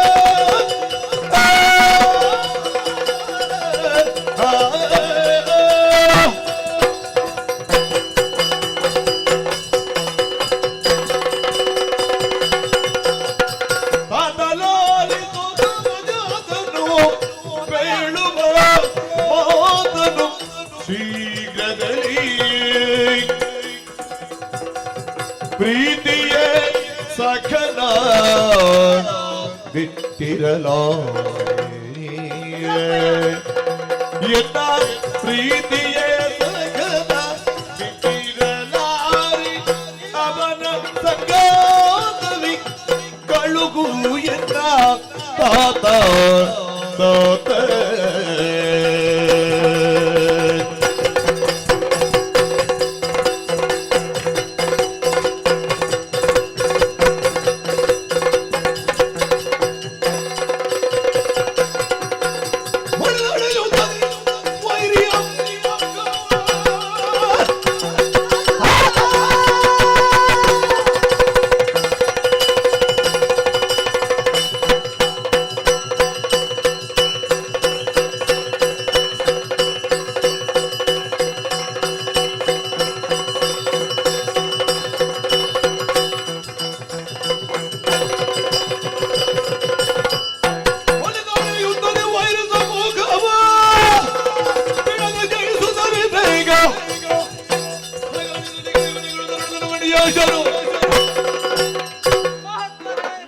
ವಂದಿಸಿಕೊಳ್ಳುತ್ತಾ ಇದ್ದೇನೆ. ಒಳಿತಾಗಲಿ ಮಗು. ತೀರ್ಥರೂಪರೇ, ಸುನಾಯು ಪವಿತ್ರವಾದಂತಹ ಪಾದಗಳಿಗೆ ಶಿರವಾಗುತ್ತಾ ಇದ್ದೇನೆ. ಎದ್ದೇಳು ಮಗ. ನಮ್ಮ ಒಡೆಯನಾದಂತಹ ಒಡೆಯನನ್ನು ಹಾ. ಸೆರೆಮನೆಯಿಂದ ಬಿಡಿಸುವುದಕ್ಕೆ ಬೇಕಾಗಿ ಅವರ ಮಗನಾದಂತಹ ಭದ್ರಾಯು ಹೊರಟು ನಿಂತವನಿದ್ದಾನೆ. ಹೌದಪ್ಪ. ಈ ಹೊತ್ತಿಗೆ ಹಾ. ಮಧ್ಯಪ್ರವೇಶ ಮಾಡಿದ್ದೇನೆ. ಯಾಕೆ? ಯಾಕೆ? ನಾನು ಹಾಗೂ ಭದ್ರಾಯು ಹಾ. ಗುರುಮಠದಲ್ಲಿ ಜೊತೆಯಾಗಿ ವಿದ್ಯೆಯನ್ನು ಕಲಿತವರು. ಯಾವುದೇ ಕೆಲಸವನ್ನು ಮಾಡುತ್ತಿದ್ದರೂ ಕೂಡ ಹಾ. ನಮ್ಮ ಜೊತೆ ಬಿಟ್ಟು ಯಾವುದು ಕೆಲಸ ಕೂಡ ಇಲ್ಲ. ಆಹಾ. ಹಾಗಾಗಿ ಹಾ. ಈ ಹೊತ್ತು ಹಾ. ಈ ನಾಡಿನ ಮಣ್ಣಿನ ಋಣ, ಹಾ. ಅರಸನ ಋಣ ನಮ್ಮ ಮೇಲಿದೆ.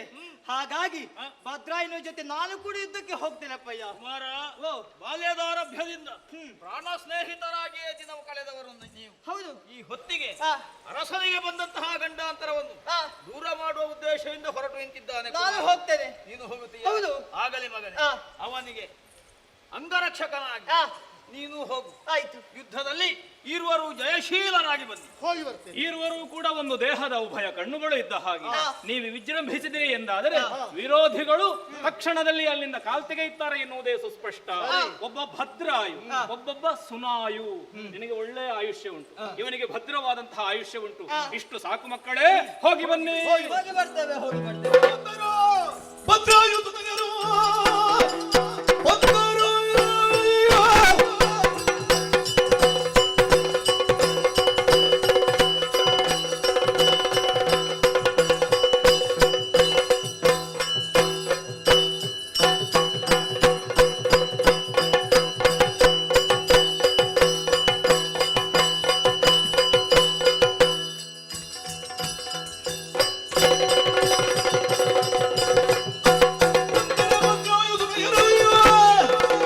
ಸಂತೋಷದಿಂದ ಚಂದ್ರಸೂರ್ಯರಂತೆ ಕೂರರು ಸಂತನನ್ನು ನಡೆಸಿ ಬೇಗ ಪಿತನ ರಾಜ್ಯಕ್ಕಾಗ ಅಂತರಿದ್ದು ಬಾಲಕರ ಪುಸ್ತಕಗಳು ಬಿದರು ಬಂದರು ಭದ್ರಾಯು ಸುಣ್ಣಯ್ಯರು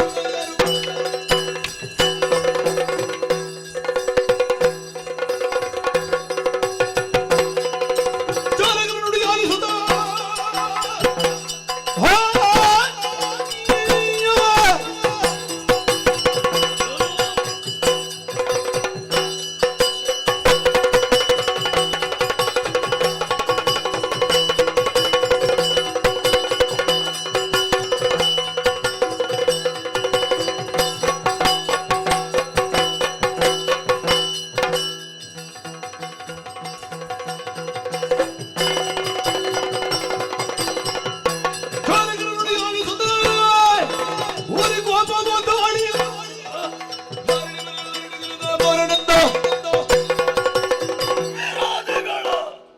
ಚಿತ್ತಭಿತ್ತಿಯಲ್ಲಿ ಭಯದ ಬೀಜವನ್ನು ಬಿತ್ತಿ ಸರ್ವತಂತ್ರ ಸ್ವತಂತ್ರರಾಗಿ ಮೆರೆಯುತ್ತಿರುವಂತಹ ಮಗಧಾಧಿಪತಿ ಹೇಮರಥನನ್ನು ವಿಚಾರಿಸುವುದಕ್ಕಾಗಿ ಈರುವರು ಬಾಲಕರು ಬಂದಿದ್ದಾರಂತೆ.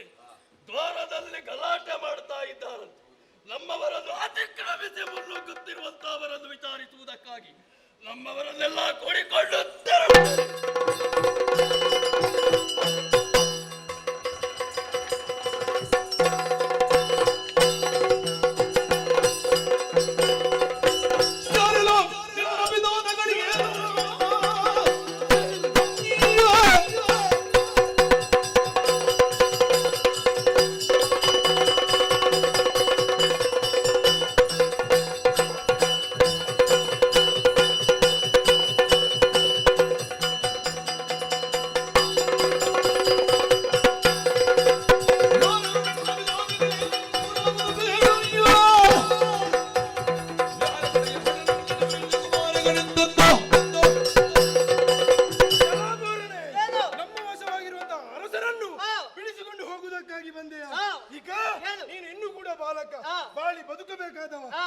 ಬಂದಿದೆ. ನಡಿ ನಡಿ.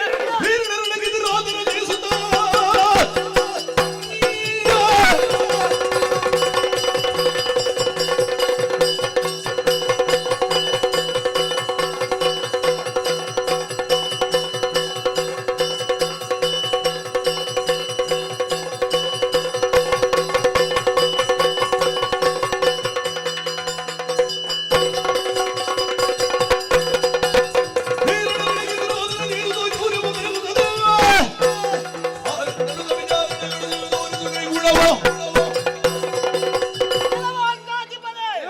ನಮಗೂ ನಿಮಗೂ ಯಾವುದೇ ರೀತಿಯ ದ್ವೇಷ ಇಲ್ಲ.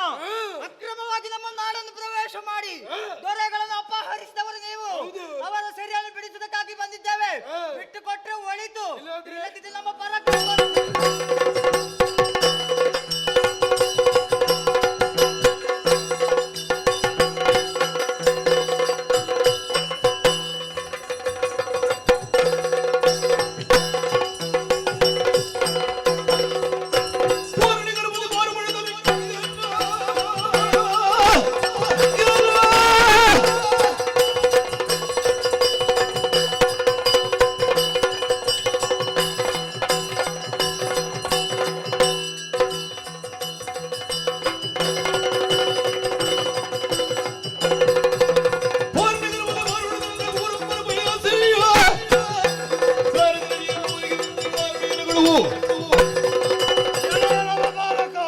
ವಜ್ರಭಾವವನ್ನು ಸೆರೆಮನೆಯಿಂದ ಬಿಡಿಸುವುದಕ್ಕಾಗಿ ಸಮರ ಕ್ಷೇತ್ರದಲ್ಲಿ ಮುಂದೆತ್ತಿ ಬರ್ತಾ ಇದ್ದೀಯ. ಬರೀದೆ ಸಾಯದಿರು, ಹಿಂದೆ ಸಾರಿ.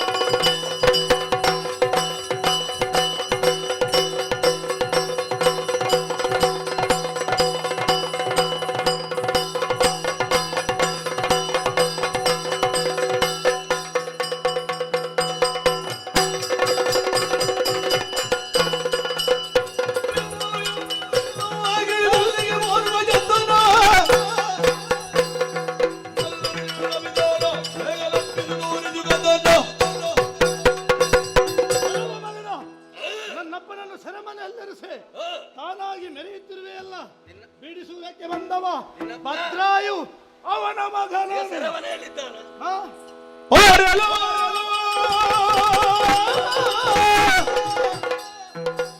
ಪೂತುರೆ ಶಹಭಾಸು ಹಿರೂರೆ ಆರೆ ನೃಪಾಲ ಕುವರನೆ ಆರೆಲೋ ಆರೆಲೋ ಆರೆಲೋ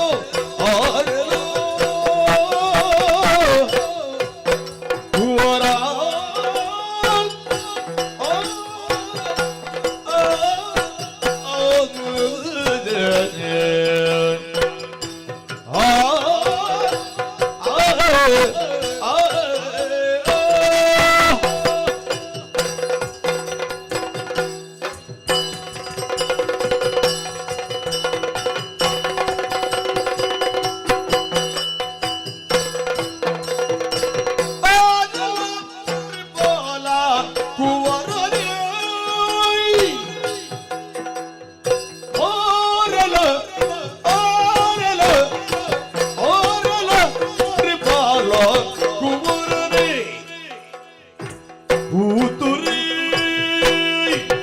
ಶಹಬಾದು ಬಿರುರೆ ಭೂತುರಿ ಭೂತುರಿ ಭೂತುರಿ ಭೂತುರಿ ಶಹಬಾದು ಬಿರುರೆ ಹೋದ ನಿನಗೆ ಮರಿದಿ ಕರುವ ಯಾತಕ್ಕೆ ನೋಡು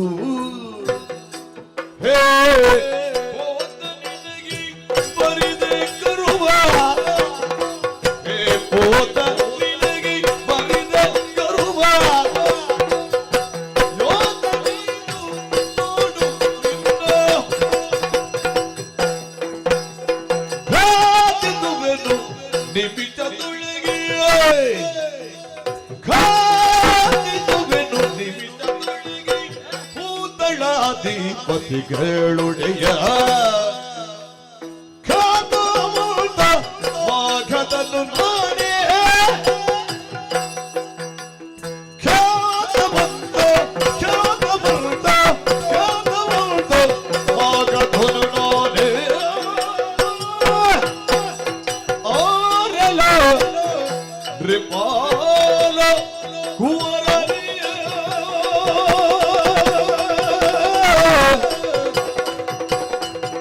ಭೂತುರೇ ಭೂತುರೇ ಭೂತುರೇ ಶತಬಾದು ಬಿರುರೆ ಆನಲ ರಿಪಾಲ ಕುವರನಿಯ ಕುವರ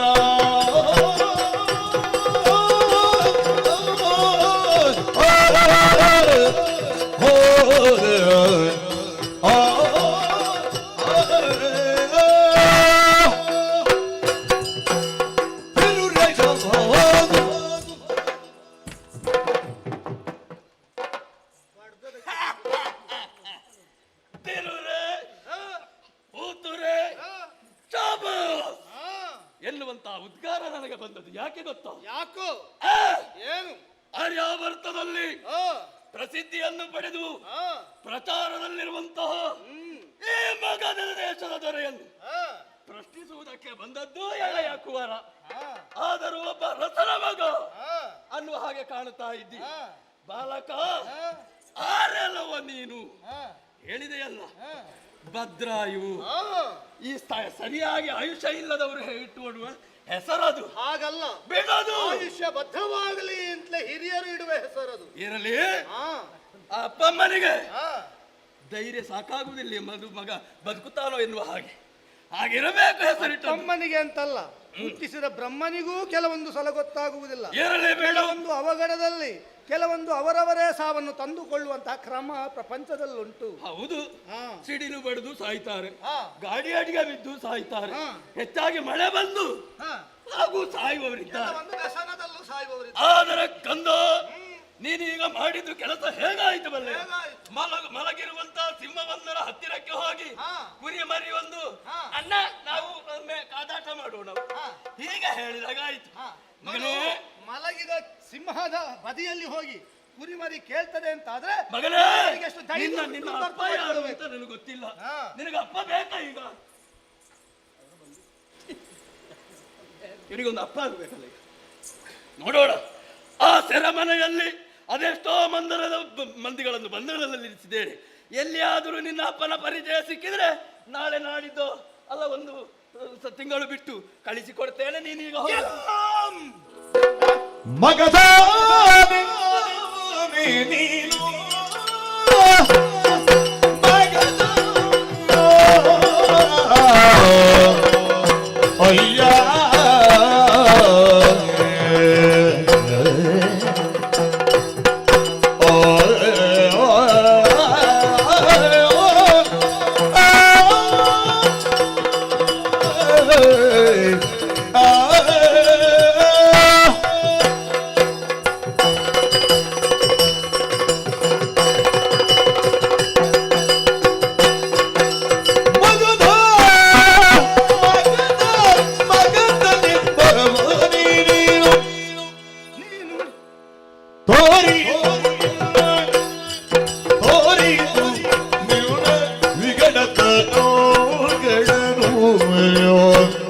ಮಗದ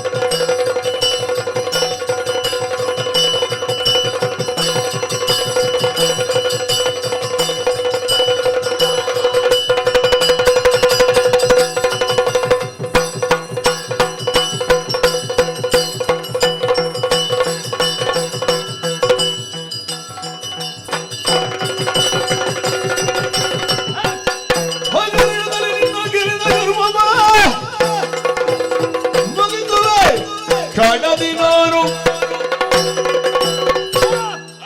ಮಗದನೆನ್ನುವ ನೃಪತಿ ನೀನೇನು? ನಾನೇ ಸರಿ. ನಾನು ಇಷ್ಟರವರೆಗೆ ಹೇಳಿದ ವಿಷಯ ನಿನಗೆ ಅರ್ಥ ಆಗಲಿಲ್ಲ ಕಾಣಬೇಕು. ಆಗಿದು ನಿನ್ನ ಸೆರೆಮನೆಯಲ್ಲಿ ವಜ್ರಬಾಹು ಇದ್ದಾನಲ್ವೋ? ಹೌದಾ? ಅವನ ಮಗನೇ ನಾನು. ನನಗೆ ಯಾರೆಲ್ಲ ಇದ್ದಾರೆ ಅಂತ ಲೆಕ್ಕಕ್ಕೆ ಸಿಕ್ಲಿಲ್ಲ, ಅಷ್ಟು ಮಂದಿ ಇದ್ದಾರೆ ನಮ್ಮಲ್ಲಿ. ಹೌದಾ? ಎಲ್ಲರನ್ನು ತಂದಿರಿಸಿದ್ದಿ ಅಂತಾದ್ರೆ ನಿನ್ನ ಹುಚ್ಚುತನ ಹೆಚ್ಚು ಅಂತ ಅರ್ಥ ಮಾಡಿಕೊಂಡೆ. ಹಾಗಾಗಿ ಹೇಳ್ತೇನೆ, ಅವನನ್ನು ಬಿಟ್ಟುಗಳು, ಇಲ್ಲ ಅಂತಂದ್ರೆ ಪ್ರಾಣ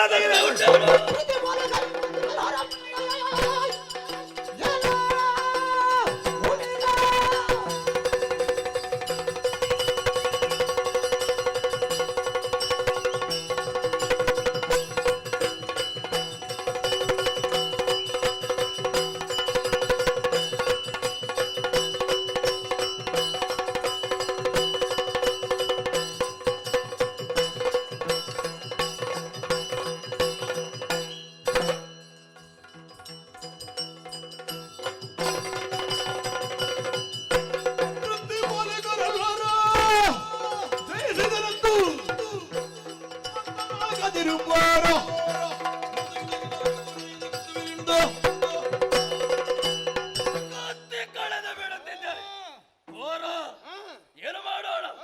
ಆಯುಷ್ಯ ಇದ್ರೆ ಒಂದು 4 ದಿವಸ ಬದುಕಲೇ ಎಂಬುದಾಗಿ ಹೇಳಿದರೆ ಛಲದಿಂದ ಅಹಂಕಾರದಿಂದ ಮುರಿಯುತ್ತಿರುವಂತ ನಿನ್ನನ್ನು ಘಾತಿಸ್ತೇನೆ.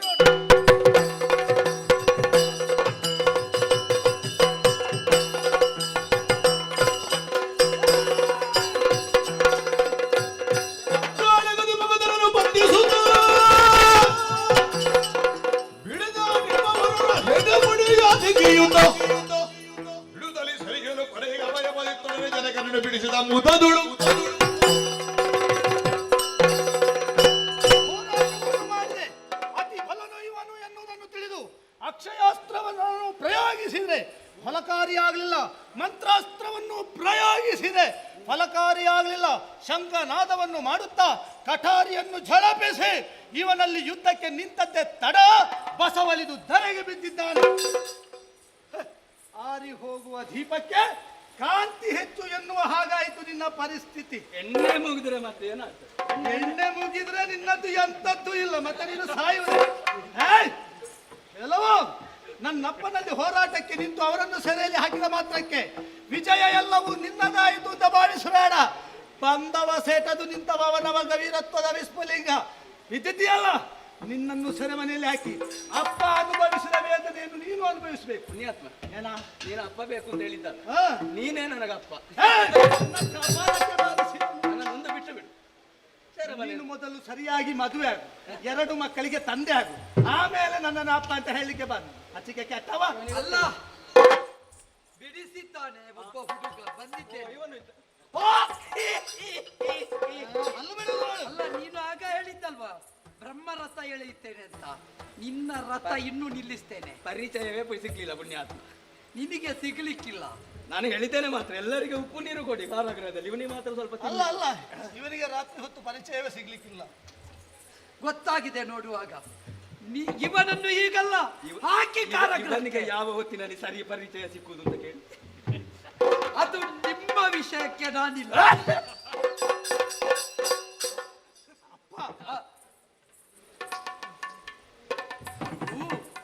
ಹಾಗಾದ್ರೆ ನಮ್ಮವರಿಗೆ ಆಜ್ಞೆ ಕೊಡು. ಇವನನ್ನು ಕಾರಾಗೃಹ ತಿರುರ ಬಿದ್ದಿದೆ ನಿನಗೆ ಸುರಪರಾಕ್ರಮಿ ಒರೆಯಲೇ ನಿನ್ನ ದಾಸಗಿ ಗುಣಮಣಿಯೇ ವೀರಕ್ಕೆ ನೀನಿರುವ ಊರ್ಯಾವುದರು ಪಿತಾನ್ಯಾರು ನಿನ್ನಯ ಕರೆವೋ ಆರು ಪೆಸರೇನೋ ತಿರುರೇ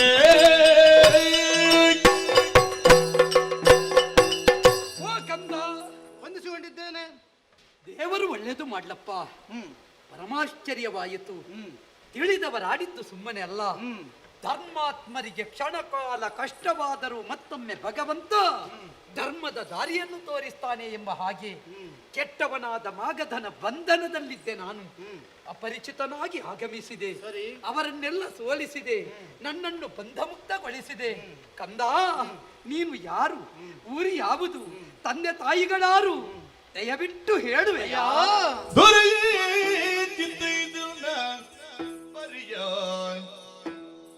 ಅರಗುವದೀಗ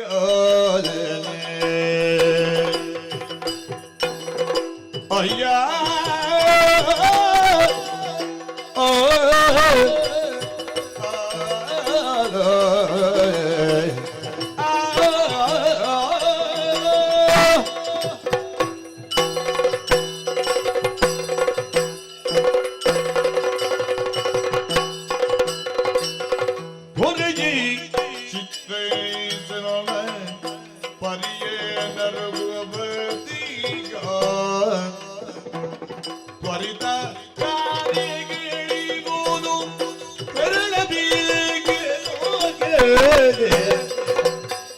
ಕಿರಿದು ದಿನದಲ್ಲಿ ಬಗೆನು ಹರುಷದಿರಿ ಎಂದು ಚರಣ ಕೊಂಡಿದುದಾಗ ಹೊರಟ ಭದ್ರಾಯು ಹೊರೆಯೇ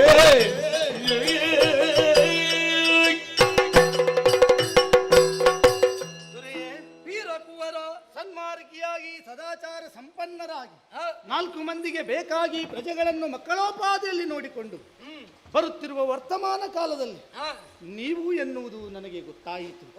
ನೀವು ಕಷ್ಟದಲ್ಲಿದ್ದೀರಿ ಎನ್ನುವ ವಿಚಾರವನ್ನರಿತು ಯೋಧನಾಗಿ ವೀರನಾಗಿ ನಿಮಗೆ ಬಂದ ಕಷ್ಟವನ್ನು ಪರಿಹಾರ ಮಾಡಿ ನಿಮ್ಮನ್ನು ಬಂಧಮುಕ್ತಗೊಳಿಸಬೇಕು ಎನ್ನುವ ಸದುದ್ದೇಶದಿಂದಲೇ ನಾನು ಶಿವಾರಾಧಕ ಶಿವಕುಮಾರನಾದ ಸುಬ್ರಹ್ಮಣ್ಯನೇ ಬಂದ ಹಾಗೆ ಬಂದೆಯಪ್ಪ. ಅಂತೂ ಹಾಗೆ ಬಂದು ನಿಮ್ಮನ್ನು ಬಂಧಮುಕ್ತಗೊಳಿಸಿದನಲ್ಲ, ಧನ್ಯನಾದೆ. ಸಂತೋಷವಾಯಿತು ತಾನೆ. ಅಯ್ಯ ದೊರೆ, ನಾನು ಯಾರು ಎನ್ನುವಂತಹ ವಿಚಾರವನ್ನು ತಿಳಿಸುವ ಸಮಯ ಇದಲ್ಲ. ಕಾಲ ಬಂದಾಗ ನಾನು ಹೇಳ್ತೇನೆ, ಕಾಲ ಬಂದಾಗ ನೀವು ತಿಳಿದುಕೊಳ್ಳುವಿರಂತೆ. ಇವಾಗ ರಾಜಕಾರ್ಯ ಎನ್ನುವುದು ನನ್ನನ್ನು ಕೈಬೀಸಿ ಕರೆಯುತ್ತಾ ಇದೆ. ಹಾಗಾಗಿ ರಾಜಕಾರ್ಯದ ನಿಮಿತ್ತ ನನ್ನ ಪುರವನ್ನು ಸೇರುವರೆ ನೀವು ಅವಕಾಶವನ್ನು ಕಲ್ಪಿಸಿಕೊಡ್ಬೇಕು. ವಿಜಯೀ ಭವ. ಹೋಗಿ ಬರ್ತೇನೆ. ಪರಮಾಶ್ಚರ್ಯ. ಪರಿಚಯ ಹೇಳುತ್ತಾ ಇಲ್ಲ, ಬದಲಾಗಿ ತನ್ನ ಬಾಹು ವಿಕ್ರಮದಿಂದಲೇ ಬಾಹುಜರನ್ನು ಗೆದ್ದ ಯಾರೇ ಇರಬಹುದು ಒಬ್ಬ ಉತ್ತಮನಾಗಿ ಆಗಮಿಸಿದ್ದಾನೆ. ಮರಳಿ ಪುರವನ್ನು ಸೇರಿಕೊಂಡು ನೆಮ್ಮದಿಯಿಂದ ಆಳುತ್ತಾ ಇರುತ್ತೇನೆ.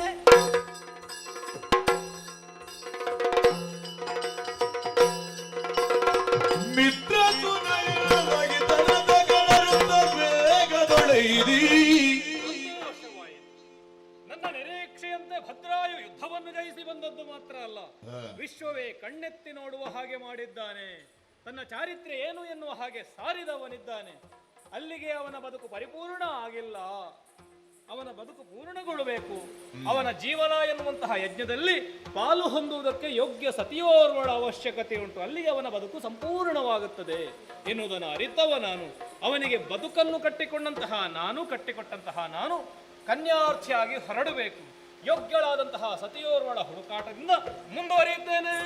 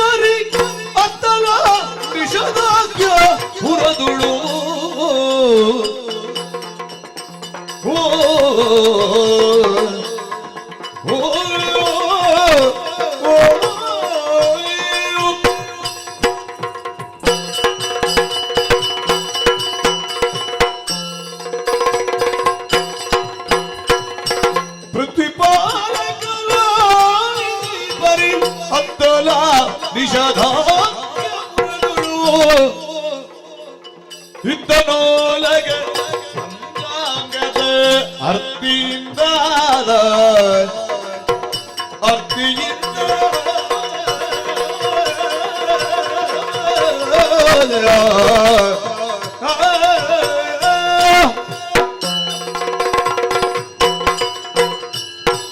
ಪರಮೇಶ್ವರ ಕಾಪಾಡು ಸ್ವಾಮಿ ಕಾಪಾಡು. ಜಗತ್ತಿನಲ್ಲಿಯೇ ವಿಖ್ಯಾತವಾದಂತಹ ನಿಷಧಪುರಕ್ಕೆ ಒಡೆಯನಾಗಿ ಚಂದ್ರಾಂಗದ ಎನ್ನುವಂತ ನಾಮಾಂಕಿತದಿಂದ ಧರ್ಮ ನ್ಯಾಯ ನಿಷ್ಠೆಯಿಂದ ಆಳ್ವಿಕೆಯನ್ನು ಮಾಡುತ್ತಾ ಬರ್ತಾ ಇದ್ದೇನೆ. ಸುಖ ದಾಂಪತ್ಯದಲ್ಲಿ ಸೀಮಂತಿಣಿ ಎನ್ನುವಂತ ಮಡದಿಯೊಂದಿಗೆ ಒಂದುಗೂಡಿದ ಪರಿಣಾಮವಾಗಿ ಹುಟ್ಟಿಕೊಂಡಂತ ಮಗಳು ಕೀರ್ತಿ ಮಾಲಿನಿ ನಮ್ಮ ಕುಲದ ಕೀರ್ತಿಯನ್ನು ಎತ್ತರಿಸುವುದಕ್ಕಾಗಿ ಹುಟ್ಟಿದ್ದಾಳೆ ಎನ್ನುವ ಹಾಗೆ ಬೆಳೆಯುತ್ತಾ ಇದ್ದಾಳೆ. ರಾಜ್ಯದಲ್ಲಿ ಸುಖ ಶಾಂತಿ ನೆಮ್ಮದಿಯಿಂದ ನಾವು ಬಾಳುತ್ತಾ ಇದ್ದೇವೆಂತಾದ್ರೆ ಇದಕ್ಕೆ ಕಾರಣ ಪರಮೇಶ್ವರನ ದಯೆ. ಏನದು ಗೆಜ್ಜೆ ಸದ್ದು ಕೇಳುವುದು? ಕೆಳಗೆ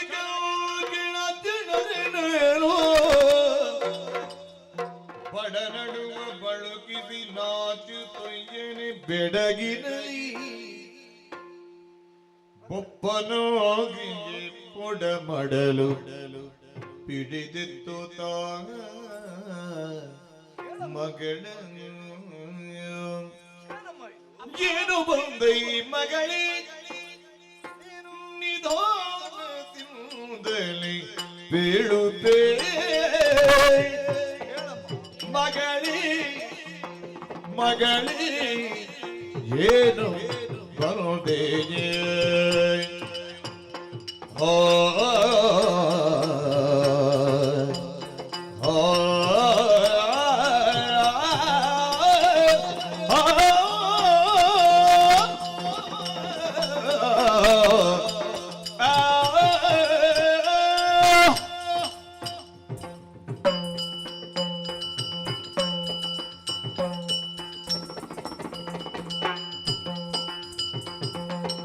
ಏನು ಬರುತ್ತೈ ಮುದ್ದು ಮಗಳೇ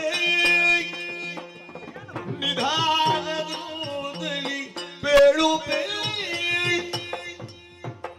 ನಿನ್ನ ನನದ ಸಿರಿ ಕೌದಿರಿ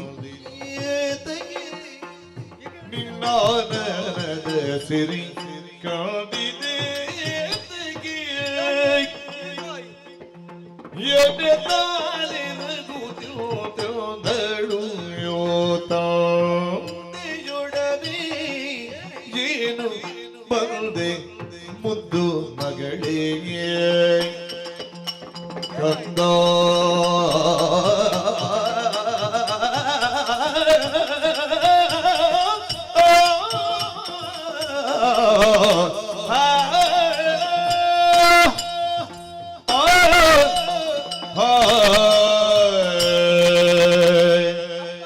ಮಗಳೇ ಕೀರ್ತಿ ಮಾಲಿನಿ, ಪದಕಮಲಗಳಿಗೆ ವಂದಿಸಿಕೊಳ್ತಾ ಇದ್ದೇನೆ. ಪರಮೇಶ್ವರ ಅನುಗ್ರಹ ನಿನಗಿರ್ಲಿ ಅಮ್ಮ. ಮಗಳೇ ಅಪ್ಪ, ಸದಾ ಕಾಲ ಸಂತೋಷದಿಂದ ಗೆಳತಿಯರೊಂದಿಗೆ ಆಟ ಪಾಠಗಳಲ್ಲಿ ತೊಡಗಿದ್ದಂತಹ ನೀನು ಒಂದೊಮ್ಮೆಗೆ ನನ್ನ ಆಸ್ಥಾನದ ಬಳಿಗೆ ಬಂದಿದ್ದಿ, ನನ್ನ ಸಮ್ಮುಖದಲ್ಲಿ ನಿಂತಿದ್ದಿ. ಮಗಳೇ ಏನಪ್ಪ? ನಿನ್ನ ಮುಖವನ್ನು ಕಂಡೆ ಅಂತ ಆದ್ರೆ ಸದಾ ಕಾಲ ನನಗೆ ನಮ್ಮ ವಂಶದ ಕೀರ್ತಿ ಬೆಳಗುತ್ತದೆ ಎನ್ನುವ ಭಾವವೇ ಮೂಡುವುದಮ್ಮ. ಯೋಗ್ಯರಾದಂತ ಗುರುಗಳಲ್ಲಿ ಬೇಕಾದಂತಹ ಶಿಕ್ಷಣವನ್ನು ನಿನಗೆ ಕೊಡಿಸಿದವನಿದ್ದೇನೆ. ಬೆಳೆದು ತಂದೆಯನ್ನು ಮೀರಿ ಬೆಳೆದು ನಿಂತಿದ್ಯಮ್ಮ. ಮಗಳೇ ಏನಪ್ಪ? ನೀನು ಬೆಳಗಿದ್ದು ಮಾತ್ರವಲ್ಲ, ಮತ್ತೆ ನಮ್ಮ ಪೂರ್ವಜರು ಮಾಡಿದಂತ ಯಾವೆಲ್ಲ ಕೀರ್ತಿಗಳುಂಟು ಅದು ಇನ್ನಷ್ಟು ಎತ್ತರಕ್ಕೇರಬೇಕು ಎನ್ನುವ ಆಶಾಭಾವವೇ ನನ್ನದ್ದು. ಹಾಗಲ್ಲ ಮಗಳೇ, ಏನು ತಂದೆ? ಈ ಸಂತೋಷದ ಆನಂದವನ್ನು ನಾನು ಸದಾ ಕಾಲ ಕಂಡು ಮನಸ್ಸಿಗೆ ತೃಪ್ತಿಯನ್ನು ಹೊಂದುವವ. ಇವತ್ತು ಹಾಗಲ್ಲ, ಮತ್ತೆ ಯಾವುದೋ ಒಂದು ದುಃಖದಿಂದ ಯಾವುದೋ ಒಂದು ಚಿಂತೆಯಿಂದ ನನ್ನೆಡೆಗಾಗಿ ಬಂದಿದ್ದಿ. ಸದಾ ಕಾಲ ನಗುತ್ತಾ ಇದ್ದಂತ ನಿನ್ನ ಮುಖ ಇಂದು ಬಾಡಿ ಹೋಗಿದೆ. ಮಗಳೇ, ಏನಪ್ಪ? ತಂದೆಯಾದವನ ಮುಂದೆ ಮಗಳಾದವಳು ಬಂದು ಈ ರೀತಿಯಾಗಿ ನಿಂತಳು ಅಂತ ಆದ್ರೆ ತಂದೆಗೆ ಮನೋವೇದನೆ ಆಗುತ್ತದಮ್ಮ. ಯಾಕಮ್ಮ, ಏನಾಯಿತು ಹೇಳು ನನ್ನಲ್ಲಿ. ನನ್ನ ವಿಚಾರವನ್ನೇ ಹೇಳಬೇಕೆ?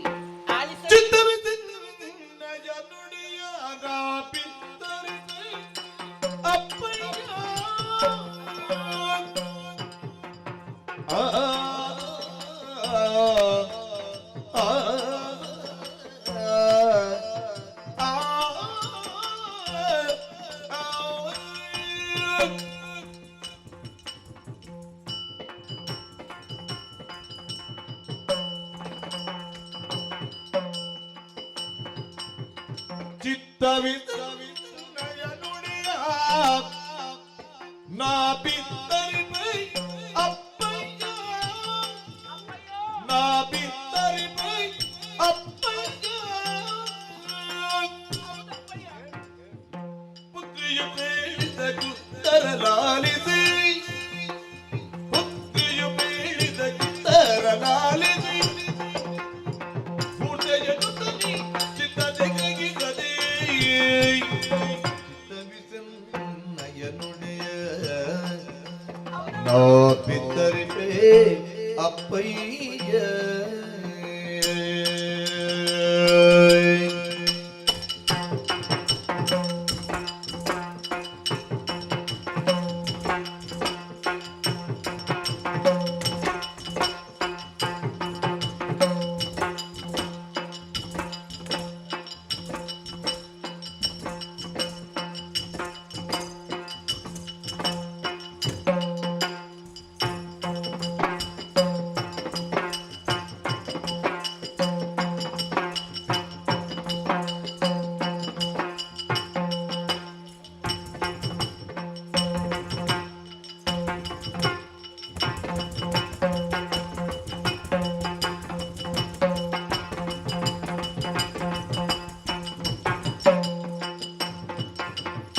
ಪುತ್ರಿಯು ಬೇಡಿದ ಕುತ್ತರ ಲಾಲಿಸಿ ಮೂರ್ತೆಯನ್ನು ತನಿ ಚಿತ್ತದೆಗಿಗದೆ ಚಿತ್ತವಿನಯ ನುಡಿಯ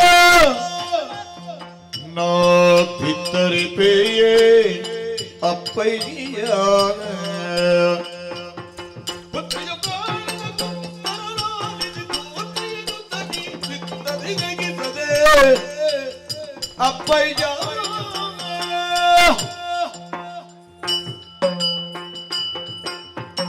ಅಪ್ಪ ಮಗದೊಮ್ಮೆ ವಂದಿಸಿಕೊಳ್ತಾ ಇದ್ದೇನೆ. ಏನು ಪದೇ ಪದೇ ನಮಸ್ಕಾರ ಮಾಡ್ತಿಂತಾದ್ರೆ ಏನೋ ಒಂದು ಉಂಟು ಅಂತ ಅರ್ಥ. ಹಾಗಲ್ಲ ಯಾವ ಚಮತ್ಕಾರ ಉಂಟು? ತಂದಿ, ನೀವು ಆಡುವಂತಹ ಮಾತು ಸತ್ಯವೇ. ಮಗಳಾಗಲಿ ಹೆಂಡತಿಯಾಗಲಿ ಬಂದು ಗಂಡನಿಗೆ ಪದೇ ಪದೇಯಾಗಿ ಅಭಿವಂದಿಸಿಕೊಳ್ತಾ ಇದ್ದಾರೆ ಅಂತಾಗಿದ್ದರೆ ಅದರಲ್ಲಿ ಯಾವುದೋ ಒಂದು ಗುಟ್ಟು ಅಡಗಿದೆ ಎನ್ನುವ ಹಾಗೆ ಸತ್ಯವಾದಂತಹ ನುಡಿ. ಆದ್ರೆ ಒಂದು ಹೇಳೋ, ಹೆಂಡತಿಯಲ್ಲಿ ಮಗಳನ್ನು ಪಡೆದ ಮೇಲೆ ಆ, ಮಗಳ ಮೇಲೆ ತಂದೆ ಆದವನಿಗೆ ಅತಿ ಅಂತ ಪ್ರೀತಿ ಇರು. ಹೌದೌದು. ನಿನ್ನ ಮಾತಿಗೆ ಇಲ್ಲ ಅಂತ ಹೇಳಲಿಕ್ಕೆ ಇಲ್ಲ. ಅದು ಯಾಕೆ ಗೊತ್ತಾ? ಸಂಗೀತ ಕಲಿಬೇಕು ಅಂತ ಹೇಳಿದಿ, ಸಂಗೀತ ಆಯ್ತು. ನಾಟ್ಯ ಕಲಿಬೇಕು ಅಂತ ಹೇಳಿದಿ, ನಾಟ್ಯವೂ ಆಯ್ತು. ಇನ್ನೆಂತ ನಿನಗೆ ಮಾತಾಡ್ಲಿಕ್ಕೆ ಕಲಿಬೇಕು, ಮಾತಾಡ್ಲಿಕ್ಕೆ ಸ್ವಲ್ಪ ಕಲಿಯಬೇಕು ಅಂತ ಆಸೆ. ಅದಕ್ಕೊಂದು ವ್ಯವಸ್ಥೆ ಮಾಡ್ಲಿಕ್ಕೆ ಉಂಟು. ಹೌದು, ಅದಕ್ಕೆ ನೀವೇ ವ್ಯವಸ್ಥೆ ಮಾಡಬೇಕು. ಆದೀತಪ್ಪ. ಅಪ್ಪ, ನೀವು ಹೇಳಿದ್ದು ಒಂದು ಮಾತು ಸತ್ಯ.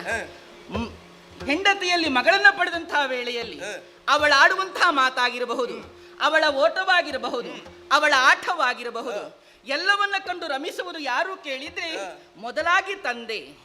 ತಂದೆಗೆ ಯಾವ ಕಾಲಕ್ಕೂ ಮಗಳಾದವಳ ಮೇಲೆ ಪ್ರೀತಿ, ತಾಯಿಗೆ ಯಾವ ಕಾಲಕ್ಕೂ ಮಗನ ಮೇಲೆ ಪ್ರೀತಿ. ಇದು ಎಲ್ಲರಿಗೂ ಗೊತ್ತಿರುವಂತಹ ವಿಚಾರವೇ. ಆದ್ರೆ ನಾನು ಹಾಗಲ್ಲ. ಮಗನಿಗೆ ಮಗನಾಗಿ, ಮಗಳಿಗೆ ಮಗಳಾಗಿ ಬೆಳೆದವಳಲ್ಲವೇ. ಈ ಕಾಲಕ್ಕೆ ಮಾತಿಗೂ ನಾ ಅಚ್ಚುಮೆಚ್ಚು, ತಂದೆಗೂ ನಾ ಅಚ್ಚುಮೆಚ್ಚು.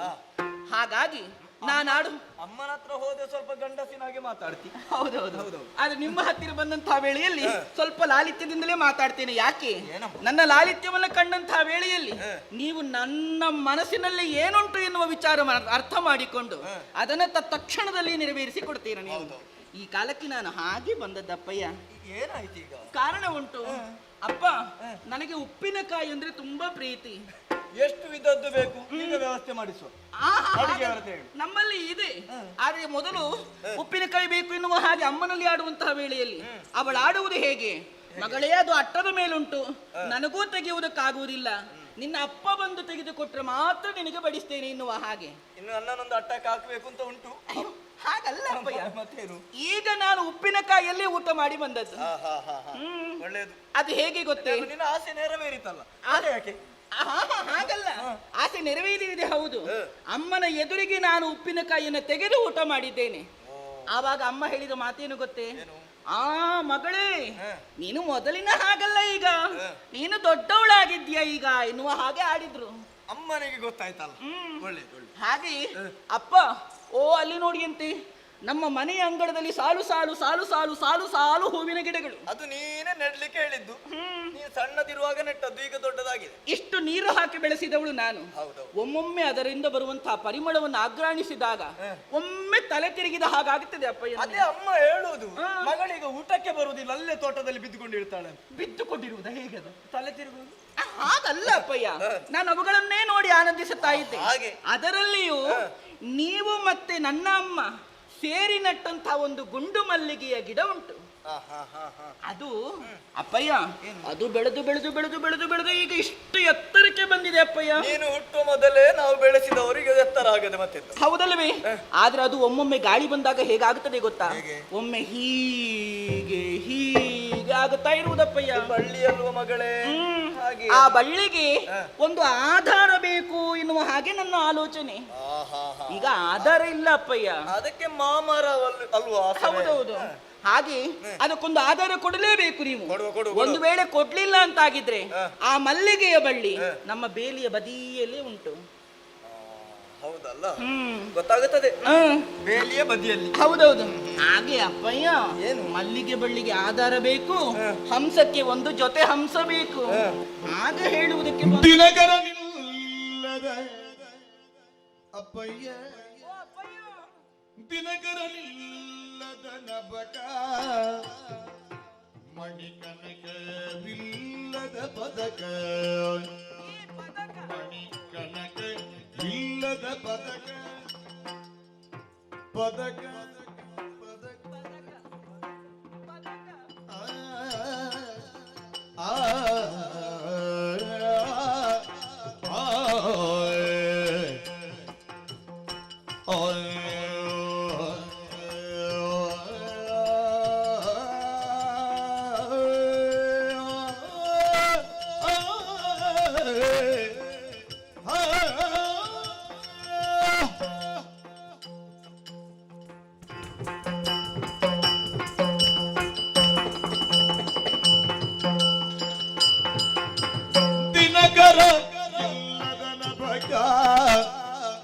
ಮಣಿಕನಕ ಇಲ್ಲದ ಪದಕ, ಮಣಿಕನಕ ಇಲ್ಲದ ಪದಕ, ಇಲ್ಲದ ಪದಕ, ಇಲ್ಲದ ಪದಕ.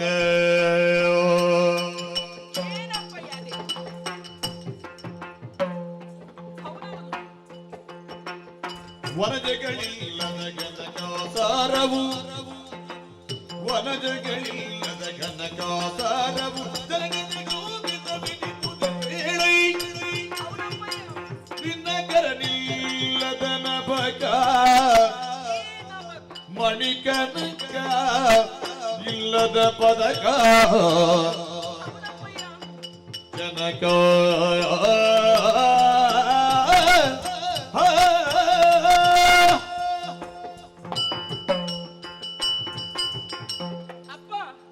ಹೂವಿನ ಗಿಡದ ಬಗ್ಗೆ ನಾನು ಮಾತನಾಡ್ತಾ ಇದ್ದೇನೆ.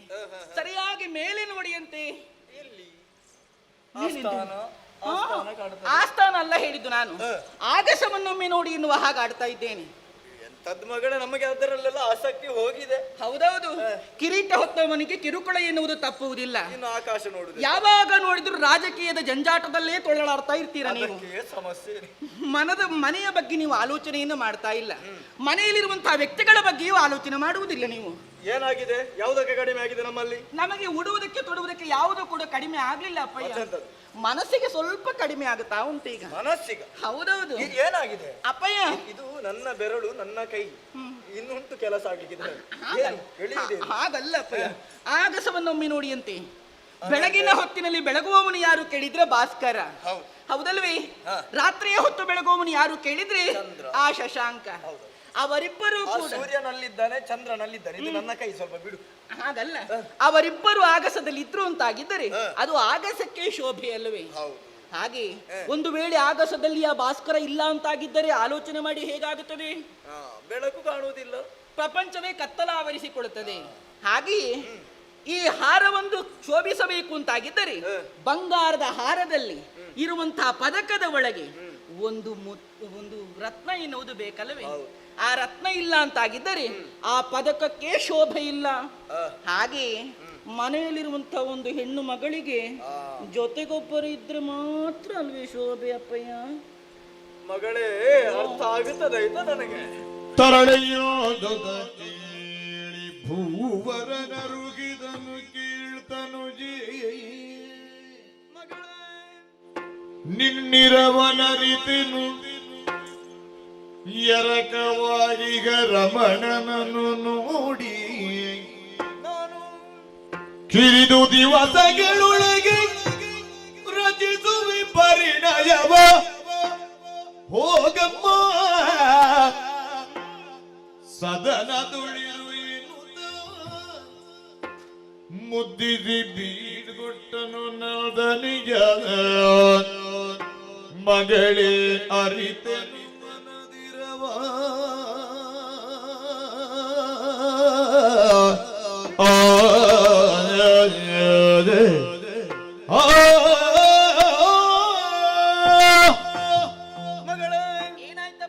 ಅಟ್ಟಕ್ಕೆ ಹೋಗಿ ಉಪ್ಪಿನಕಾಯಿ ತೆಗೆಯುವಾಗಲೇ ಗೊತ್ತಾಗಿದೆ ಏನು ವಿಷಯ ಅಂತ.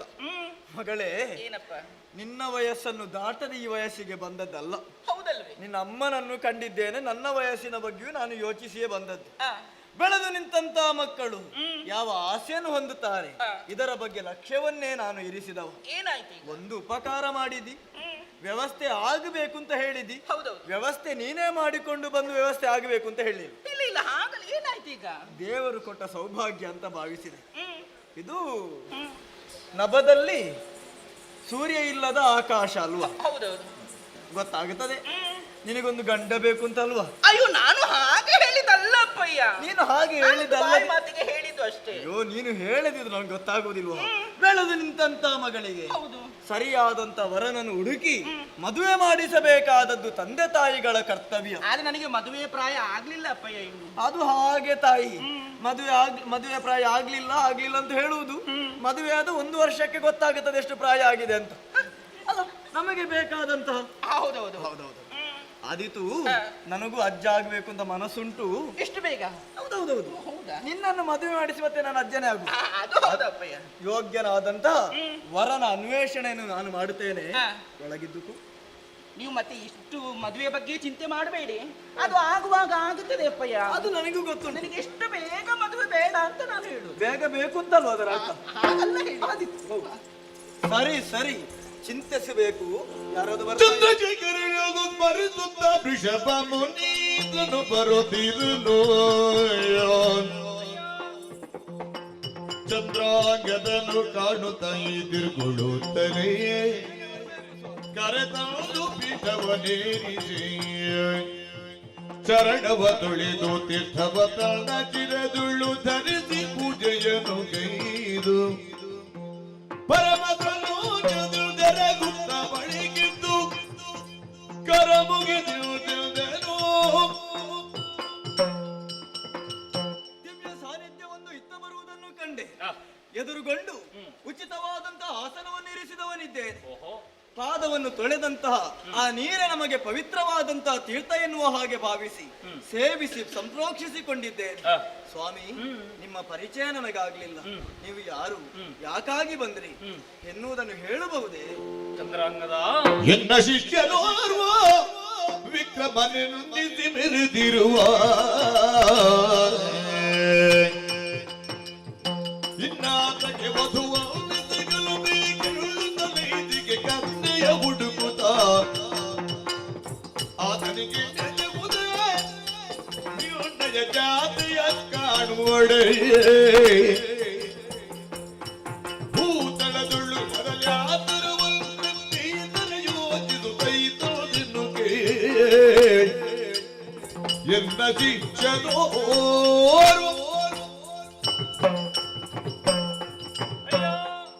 ಋಷಿ ಮೂಲವನ್ನು ಪರಿಚಯವನ್ನು ಯಾವ ಕಾರಣಕ್ಕೂ ಕೇಳಕೂಡದು. ಎನ್ನುವುದು. ನಾವು ವೃಷಭಮುನಿ ಜಗತ್ತಿನೆಲ್ಲೆಡೆಯಲ್ಲಿ ಸಂಚರಿಸಿ ಲೋಕೋನ್ನತಿಯನ್ನು ಬಯಸುವವ ಎನ್ನುವುದನ್ನು ತಿಳಿದರಷ್ಟೇ ಸಾಕು. ವೃಷಭ ವಾಹನನ ಭಕ್ತರು ಸ್ವಾಮಿ ನಾವು. ಖಂಡಿತವಾಗಿಯೂ ನಾನು ಕೂಡ ಅವನ ಭಕ್ತನೇ, ಅವನ ಅನುಗ್ರಹಕ್ಕೆ ಸತ್ಪಾತ್ರನಾದವ. ಅವನ ದರ್ಶನ ಯೋಗ ಅಂತ ಭಾವಿಸ್ತೇನೆ. ನೀ ಯಾವ ಯೋಚನಾ ಲಹರಿಯಲ್ಲಿ ಮುಂದುವರಿಯುತ್ತಾ ಇದ್ದೀಯೋ ಅದಕ್ಕೆ ಪೂರಕವಾಗಿ ನಾ ಒದಗಿ ಬಂದವ.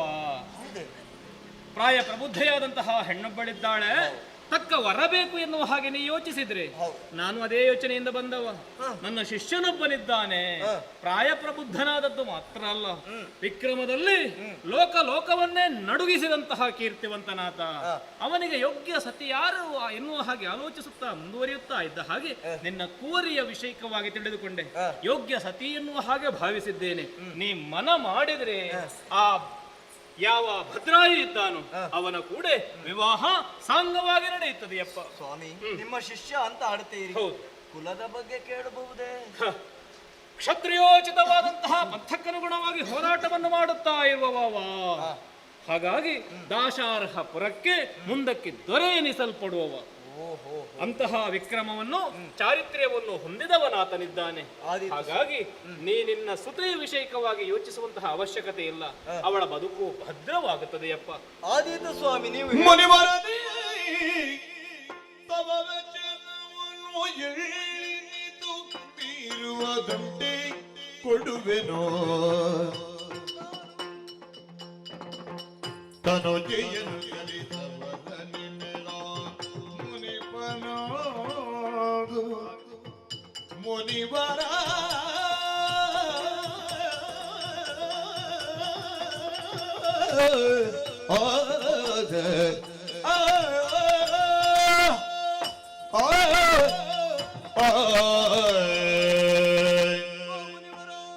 ನೀವಾಡಿದ ಮಾತಿಗೆ ಎರಡು ಮಾತನಾಡುವವ ನಾನಲ್ಲ. ಆದೀತು ಸ್ವಾಮಿ, ನಿಮ್ಮ ಆಯ್ಕೆ ಸಾಧುವಾದದ್ದು ಎನ್ನುವ ಭಾವದಿಂದ ನೀವು ಹೇಳಿದ ಹಾಗೆ ನಡೆಯುವುದಕ್ಕೆ ಸಿದ್ಧನಿದ್ದೇನೆ. ಮುಹೂರ್ತವನ್ನು ನೀವೇ ನಿಗದಿಪಡಿಸಬೇಕು. ಆದರೆ ಒಂದು ಉಪಕರಿಸಬೇಕು ನೀನು. ಏನು ಸ್ವಾಮಿ? ಅಯ್ಯ, ಈ ವಿಚಾರವನ್ನು ನಿನ್ನಲ್ಲೇ ಗೌಪ್ಯವಾಗಿರ್ಲಿ. ಯಾವ ಕಡೆಗೆಲ್ಲ ನೀನು ಓಲೆ ಕಳುಹಿಕೊಡುತ್ತೆ ಎನ್ನುವ ಹಾಗೆ ನಾ ಕೇಳಲಾರೆ. ಆದರೆ ತಪ್ಪದೆ ದಾಶಾರ್ಹ ಪುರದ ಅರಸನಿಗೆ ನೀ ಓಲೆಯನ್ನು ಬರೆದು ಕಳುಹಿಕೊಡತಕ್ಕದ್ದು. ಆದಿತ್ಯ ಮಾಡುವುದಿಲ್ಲ, ನಿಮ್ಮ ಆಜ್ಞೆ ಅಂತ ಒಳಿತಾಗಲೇ. ಸರಿ, ಸಕಲರಿಗೂ ತಿಳಿಯುವ ಹಾಗೆ ಓಲೆಯನ್ನು ಬರೆದು ಕಳಿಸ್ತೇನೆ ನೋಡು.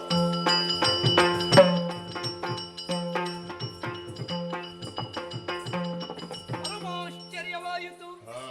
ಏನು ವಿಚಿತ್ರ! ಆ ನಿಷಧಪುರದ ಅಧಿಪತಿಯಾದಂತಹ ಚಂದ್ರಾಂಗದ ಓಲೆಯೊಂದನ್ನು ನನಗೆ ಬರೆದು ಕಳುಹಿಸಿದ್ದಾನೆ. ಸ್ವಸ್ತಿ ಶ್ರೀ ವಜ್ರಬಾಹು ಮಹಾರಾಜರಿಗೆ ನಿಷಧಪತಿಯ ಅಭಿವಾದನ. ನನ್ನ ಮಗಳಾದಂತಹ ಕೀರ್ತಿಮಾಲಿನಿಗೆ ವೈವಾಹ ಕಾರ್ಯಕ್ರಮ. ಇದರಲ್ಲಿ ಭಾಗಿಗಳಾಗಿ ಈ ಕಾರ್ಯಕ್ರಮವನ್ನು ನೀವೇ ನಡೆಸಬೇಕು. ನೀವು ಬಾರದೇ ಇದ್ದರೆ ವಿವಾಹ ನಡೆಯುವುದಿಲ್ಲ. ಛೇ, ನಾನು ಹೋಗುವುದಕ್ಕೂ ಆ ಮದುವೆಗೂ ಏನು ಸಂಬಂಧ? ಏನಿದ್ದರೂ ನನ್ನದ್ದು ಅವನದ್ದು ನಾಳ ಋತುಪರ್ಣರ ಸಂಬಂಧದ ಹಾಗೆ. ಅವನ ಕಾರ್ಯಕ್ರಮದಲ್ಲಿ ಭಾಗಿಯಾಗಬೇಕು. ನಮ್ಮವರನ್ನು ಸೇರಿಸಿಕೊಂಡು ನೇರವಾಗಿ ನಿಷಧಪುರಕ್ಕೆ ಸಾಗುತ್ತೇನೆ.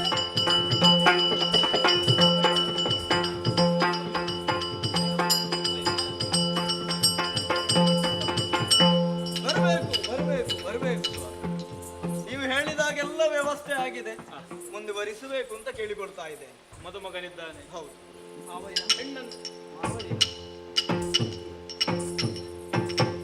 ಪ್ರಭು ವಂದಿಸಿಕೊಳ್ಳುತ್ತಾ ಇದ್ದೆ. ಪ್ರತಿ ನಮಸ್ಕಾರ. ಸಂತೋಷವಾಯಿತು. ನೋಡಿದ ಹಾಗುಂಟು. ನಿನ್ನ ರಕ್ಷಕ ಅಲ್ವಾ? ಶುಕಮತಿ ಸ್ವಾಮಿ, ಎದ್ದೇಳು. ನಿನ್ನನ್ನು ಒಂದು ಕಾಡಿಗೆ ಬಿಟ್ಟವ ನಾನು. ಈಗ ಮತ್ತೊಮ್ಮೆ ನೀನು ಮೊದಲಿದ್ದ ಶುಕಮತಿ. ಹೌದು. ಹೇಗೆ ಉಳಿದೆ? ಈ ಪುಣ್ಯಾತ್ಮರು ಯಾರು? ನನ್ನನ್ನು ಇವ ಭರಿಸುವುದಕ್ಕೆ ಕಾರಣ ಏನು? ನನ್ನನ್ನು ಬಂಧಮುಕ್ತಗೊಳಿಸಿದ ಇವ ಯಾರು? ಏನು ಒಂದು ಅರ್ಥವಾಗುತ್ತಾ ಇಲ್ವಲ್ಲ? ನೀವು ಕಾಡಿಗೆ ಬಿಟ್ಟಂತಹ ಸಂದರ್ಭದಲ್ಲಿ ಭೂತ ಪ್ರೇತಗಳನ್ನು ನಟ್ಟಿಸಿಕೊಂಡು ಬಂದಂತಹ ಆ ಸಮಯದಲ್ಲಿ ಆ ಭೂತ ಪ್ರೇತಗಳಿಂದ ತಪ್ಪಿಸಿಕೊಂಡು ನಾನು ನಗರ ಪ್ರದೇಶವನ್ನು ಸೇರಿದವಳು. ಪದ್ಮಾಕರ ಎನ್ನುವಂತಹ ವೈಶ್ಯನ ಅರಮನೆಯಲ್ಲಿ ನನಗೊಂದು ಆಶ್ರಯ ದೊರಕಿತು. ಆ ಸಂದರ್ಭದಲ್ಲಿ ನಿಮ್ಮ ಮಗನಿಗೆ ಅಂದ್ರೆ ನನ್ನ ಹೊಟ್ಟೆಯಲ್ಲಿ ಹುಟ್ಟಿದಂತಹ ಆ ಮಗು ಸತ್ತು ಹೋಯಿತು ಸ್ವಾಮಿ, ಸತ್ತು ಹೋಯಿತು. ಹೌದೇ? ನಮಗೆ ಮಕ್ಕಳಿಲ್ಲ. ಕತೆ ಅಲ್ಲಿಗೆ ನಿಲ್ಲುವುದಿಲ್ಲ. ಮತ್ತೆ ಆ ಸಂದರ್ಭದಲ್ಲಿ ವೃಷಭ ಮುನಿಗಳ ಆಗಮನವಾಯಿತು. ಅವರ ಭಸ್ಮದಿಂದಾಗಿ ಮತ್ತೊಮ್ಮೆ ನಮ್ಮ ಮಗ ಜನಿಸಿದ, ಅಂದ್ರೆ ಪುನರ್ಜನ್ಮವನ್ನು ಪಡೆದ. ಹೌದೇ? ಆರೋಗ್ಯವಂತನಾಗಿಯೇ ಬಂದನೆ. ಆರೋಗ್ಯವಂತನಾಗಿ ಬಂದ. ನೀವು ಸೆರೆಮನೆಯಲ್ಲಿರುವಂತಹ ಸಂದರ್ಭದಲ್ಲಿ ನಿಮ್ಮನ್ನು ಸೆರೆಮನೆಯಿಂದ ಬಿಡಿಸಿದಂತವನು ಬೇರೆ ಯಾರೂ ಅಲ್ಲ, ನಿಮ್ಮ ಮಗ ಭದ್ರಾಯು. ಮಗನೇ ನೋಡಿ ಪದುಳದೇವು ತಕ್ಕವಿಸಿ ಮುದದೊಳಿಲ್ ತಂದ ಕಡುಪಾಪಿನ ನಿಮ್ಮ ನಡಬಿಜುಳಗಿರಿಸಿದಿರು ಬೃಢ ಕಾಯ್ದಷ್ಟು ಗೆಲುವ ಸುರಿಸಿದನು ಕಡುಪಾಪಿನ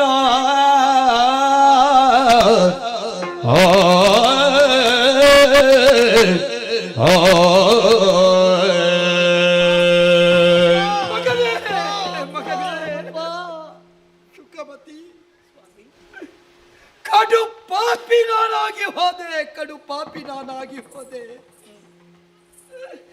ನಿಮಗೆ ಬೇಕಾದ ವ್ಯವಸ್ಥೆಯನ್ನು ಮಾಡುವ ಸಾಮರ್ಥ್ಯ ಇದ್ದ ಭೂಪತಿಯಾಗಿ ನಿಮ್ಮನ್ನು ಉಳಿಸಿಕೊಳ್ಳಲಾರದ ನತದೃಷ್ಟನಾಗಿ ಪಾಷಾಣ ಹೃದಯಿಯಾಗಿ ನಿಮ್ಮನ್ನು ಕಾಡಿಗೆ ಬಿಟ್ಟೆ. ಒಬ್ಬ ಸಾಮಾನ್ಯ ವೈಶ್ಯನಿಗೆ ಇರುವಂತಹ ಮಾರ್ತವತೆ ಒಬ್ಬ ಭೂಪತಿಯಾದ ನನಗಿಲ್ಲದೆ ಹೋಯಿತು. ಶಿವನಂತೆ ಒಲಿದು ಬಂದ ಋಷಿವರನ ಅನುಗ್ರಹ, ದೇವರಂತೆ ರಕ್ಷಿಸಿದ ವೈಶ್ಯನ ಕೊಡುಗೆ, ಅವರ ಮುಂದೆ ನಾ ಕುಬ್ಜನಾದೆ. ಮಕ್ಕಳೇ, ಬಂಧದಲ್ಲಿದ್ದ ನನ್ನನ್ನು ಬಂಧ ಮುಕ್ತಗೊಳಿಸಿದಿರಿ. ನಿಮ್ಮೀರುವರ ಕರಗಳನ್ನು ಪಾದ ಅಂತ ತಿಳಿದು ನನ್ನನ್ನು ಕ್ಷಮಿಸಿ. ಇಂತಹ ಮಾತುಗಳನ್ನು ನೀವು ಆಡಬಾರದು. ಇದೆಲ್ಲವೂ ವಿಧಿಲೀಲೆ, ವಿಧಿ ಸಂಕಲ್ಪವಪ್ಪ. ಗತಿಸಿ ಹೋದಕ್ಕೆ ನಾವು ಚಿಂತಿಸಿ ಫಲವಿಲ್ಲ. ಮದುವೆಯ ಮನೆ ಸಂಬಂಧವನ್ನು ಒಂದು ಮಾಡಬೇಕಂತೆ. ಈ ಮದುವೆ ಮನೆಯಲ್ಲಿ ನೀವು ಕಣ್ಣೀರು ಹಾಕಬಾರದಪ್ಪ. ವಜ್ರಬಾಹು, ಬರೆದವ ಹೀಗೆ ಬರೆದಿದ್ದರೆ ನಾವು ನಾಟಕವಾಗಿ ಅದನ್ನು ವಿರಚಿಸಲೇಬೇಕಾಗಿ ಹೋಯಿತು. ನೋಡು, ಸತ್ಯ. ನೀ ನಿಮಿತ್ತ ಮಾತ್ರ. ಬರೆದವ ಸುತರನ್ನು ಒಂದಾಗಿಸಿದಂತಹ ಧನ್ಯತಾ ಭಾವ ನನಗುಂಟು. ಬರೆದವ ಈ ರೀತಿ ಬರೀತಾನೆ ಅಂತ ನಾವು ನಿರೀಕ್ಷೆಯೇ ಮಾಡಿರಲಿಲ್ಲ. ಅವ ಬರೆದಂತೆ ನಾವು ಕುಣಿಯಬೇಕು. ಕುಣಿದೇವಲ್ಲ, ಆದರೂ ಕುಣಿಯಬೇಕಾದಂತಹ ವೇದಿಕೆಯಾಗಿ ಇದು ವೈವಾಹ ಮಂಟಪವಾಯಿತು. ಪ್ರತಿಯೊಬ್ಬರಲ್ಲಿಯೂ ವಿನಯ ಇದ್ದಾಗ ಎಲ್ಲವೂ ವಿನಯ ಪರವಾಗಿಯೇ ಸಾಗುತ್ತದೆ. ನಿನ್ನ ಮಗ ಮಾಣಿಕ್ಯನಾದ ಅಲ್ವಾ? ಆಗಲಿ, ಸಂತೋಷ. ಇದು ಮದುವೆ ನನ್ನ ಮಗನಿಗೆ. ಮಗನಿಗೆ, ನನ್ನ ಮಗಳಿಗೆ. ಮಗಳು ಎಲ್ಲಿ? ಮಗಳೇ, ಕೀರ್ತಿ ಮಾಲಿನಿ ಅಂತ ಹೆಸರು, ನನ್ನ ಮಗಳು. ಆಗಲಿ ಮಗನೇ. ಅಪ್ಪ, ಯೋಗಿಗಳು ನಿರ್ಣಯಿಸಿದ್ದು ನಾವು ಬೇಡ ಅಂತ ಹೇಳಲಿಕ್ಕಿಲ್ಲ. ಆಗಲಿ, ಸಂತೋಷ. ಇದು ಮಗಳೇ, ಹಿಡಿದುಕೋ. ಮೊದಲು ಯಾರು? ಮೊದಲು ಅವಳು. ದಾರಿ ಕೊಡುವುದಕ್ಕೆ ನಾನಲ್ವ ಅಪ್ಪ? ಆದೀತು.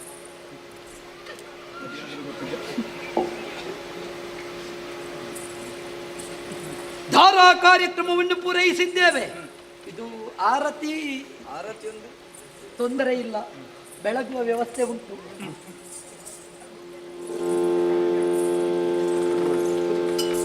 ಆರತಿ ಬೆಳಗಿದರು ಮಂಗಳಾಂಗಿಯರ ಆರತಿ ಬೆಳಗಿದರು, ಆರತಿ ಬೆಳಗಿದರು ಮಂಗಳಾಂಗಿಯರ ಆರತಿ ಬೆಳಗಿದರು. ಭದ್ರಾಯುವಿಗೆ ಕೀರ್ತಿ ಮಾಲಿನಿಗೆ ಆರತಿ ಬೆಳಗಿದರು, ಮಂಗಳಾಂಗಿಯರ ಆರತಿ ಬೆಳಗಿದರು. ಶೋಭಾನೆ ಶೋಭಾನೆ ವೃಷಭ ಮುನಿವರ ವೃಷಭ ವಾಹನ ಬಂದಂತೆ ನನ್ನ ಸತಿಸುತರನ್ನು ಬಂದು ರಕ್ಷಿಸಿದಿರಿ. ಕೊನೆಗೆ ವಿವಾಹ ಕಾರ್ಯಕ್ರಮವನ್ನು ನಿಮ್ಮ ದಿವ್ಯ ಹಸ್ತದಲ್ಲೇ ಪೂರೈಸುವ ವ್ಯವಸ್ಥೆಯನ್ನು ಮಾಡಿದಿರಿ. ಇದೊಂದು ಶುಭ ಕಾಲ. ಇನ್ನು ನನಗೆ ಅಧಿಕಾರ ಸಾಕು ಅಂತಾಗಿದೆ. ಒಂದು 4 ದಿವಸ ನಮ್ಮಲ್ಲಿ ಆತಿಥ್ಯ ಸ್ವೀಕರಿಸಿ. ಖಂಡಿತ ಸಿದ್ಧನಿದ್ದೇನೆ. ಆತಿಥ್ಯವನ್ನು ಸ್ವೀಕರಿಸಿ ಮತ್ತೊಮ್ಮೆ ಮಗನಾದ ಭದ್ರಾಯುವನ್ನು ದಾಶಾರ್ಹಪುರದ ಅಧಿಪತಿಯಾಗಿ ನಿಯೋಜಿಸಿದ್ದೇನೆ.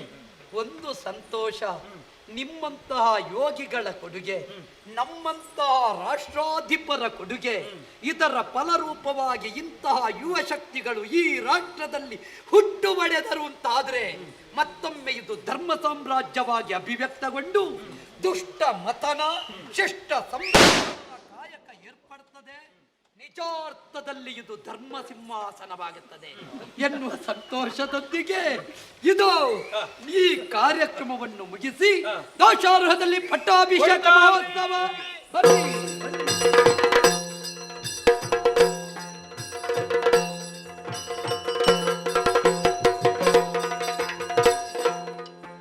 ಸೆರೆಯೊಳಿಕ್ಕಿದ ಮಗದ ಮಕ್ಕಳ ಹರುಣದಲ್ಲಿ ಬೀಳಿಸುತ್ತ ಆದರದಿ ಮರಣಿಸುತ್ತಾದ ಸರಸವಿ ಮರಣಿಸಿಗಳುಗಿದ ಅವನಿ ಪಾವನರ ಮಗ ಭದ್ರಾಯು. ಆರಾಧ್ಯ ಮೂರ್ತಿಯಾಗಿರುವಂತಹ ಪರಮೇಶ್ವರನನ್ನು ಮನಸಾ ಧ್ಯಾನಿಸಿ ದಶಾರ್ಹಪುರದ ರಾಜಚಾವಡಿಯನ್ನು ಪ್ರವೇಶ ಮಾಡಿದವನಿದ್ದೇನೆ. ತಂದೆಯಾದಂತಹ ವಜ್ರಬಾಹುವಿನ ಆ ಸರಿಯಾದಂತಹ ಮಾರ್ಗದರ್ಶನದೊಂದಿಗೆ ಅವರ ಧವಳ ಕೀರ್ತಿಗೆ ಯಾವುದೇ ಕೊರತೆ ಬಾರದ ಹಾಗೆ ಆಳ್ವಿಕೆಯನ್ನು ನಡೆಸುತ್ತಾ ಇದ್ದೇನೆ. ಸೆರೆಯಲ್ಲಿದ್ದಂತಹ ಮಗದ ಮುಖ್ಯರೆಲ್ಲರನ್ನು ಕೂಡ ಸೆರೆ ಬಿಡಿಸಿ ಕಳುಹಿಸಿದ್ದಾಗಿದೆ. ಜೀವನದಲ್ಲಿಯೂ ನಮಗೆ ಸಂತೋಷ. ಸತ್ಕುಲ ಪ್ರಸೂತೆಯಾದಂತಹ ಹೆಣ್ಣೋರ್ವಳನ್ನು ಮದುವೆಯಾಗಿ ಜೀವನದ ಪರಮ ಸುಖವನ್ನು ಈ ಭದ್ರಾಯು ಅನುಭವಿಸುತ್ತಾ ಇದ್ದಾನೆ ಎನ್ನುವಲ್ಲಿ ಮನಸ್ಸಿಗೆ ಸಮಾಧಾನ. ಯಾರಂತೆ ಯಾರಂತೆ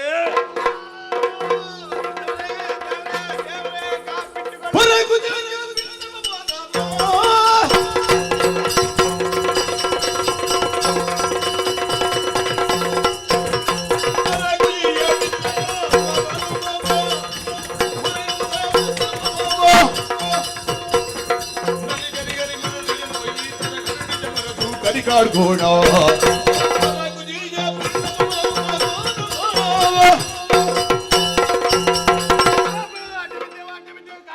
ಕಾಯ್ಬೇಕು ಸ್ವಾಮಿಯೇ.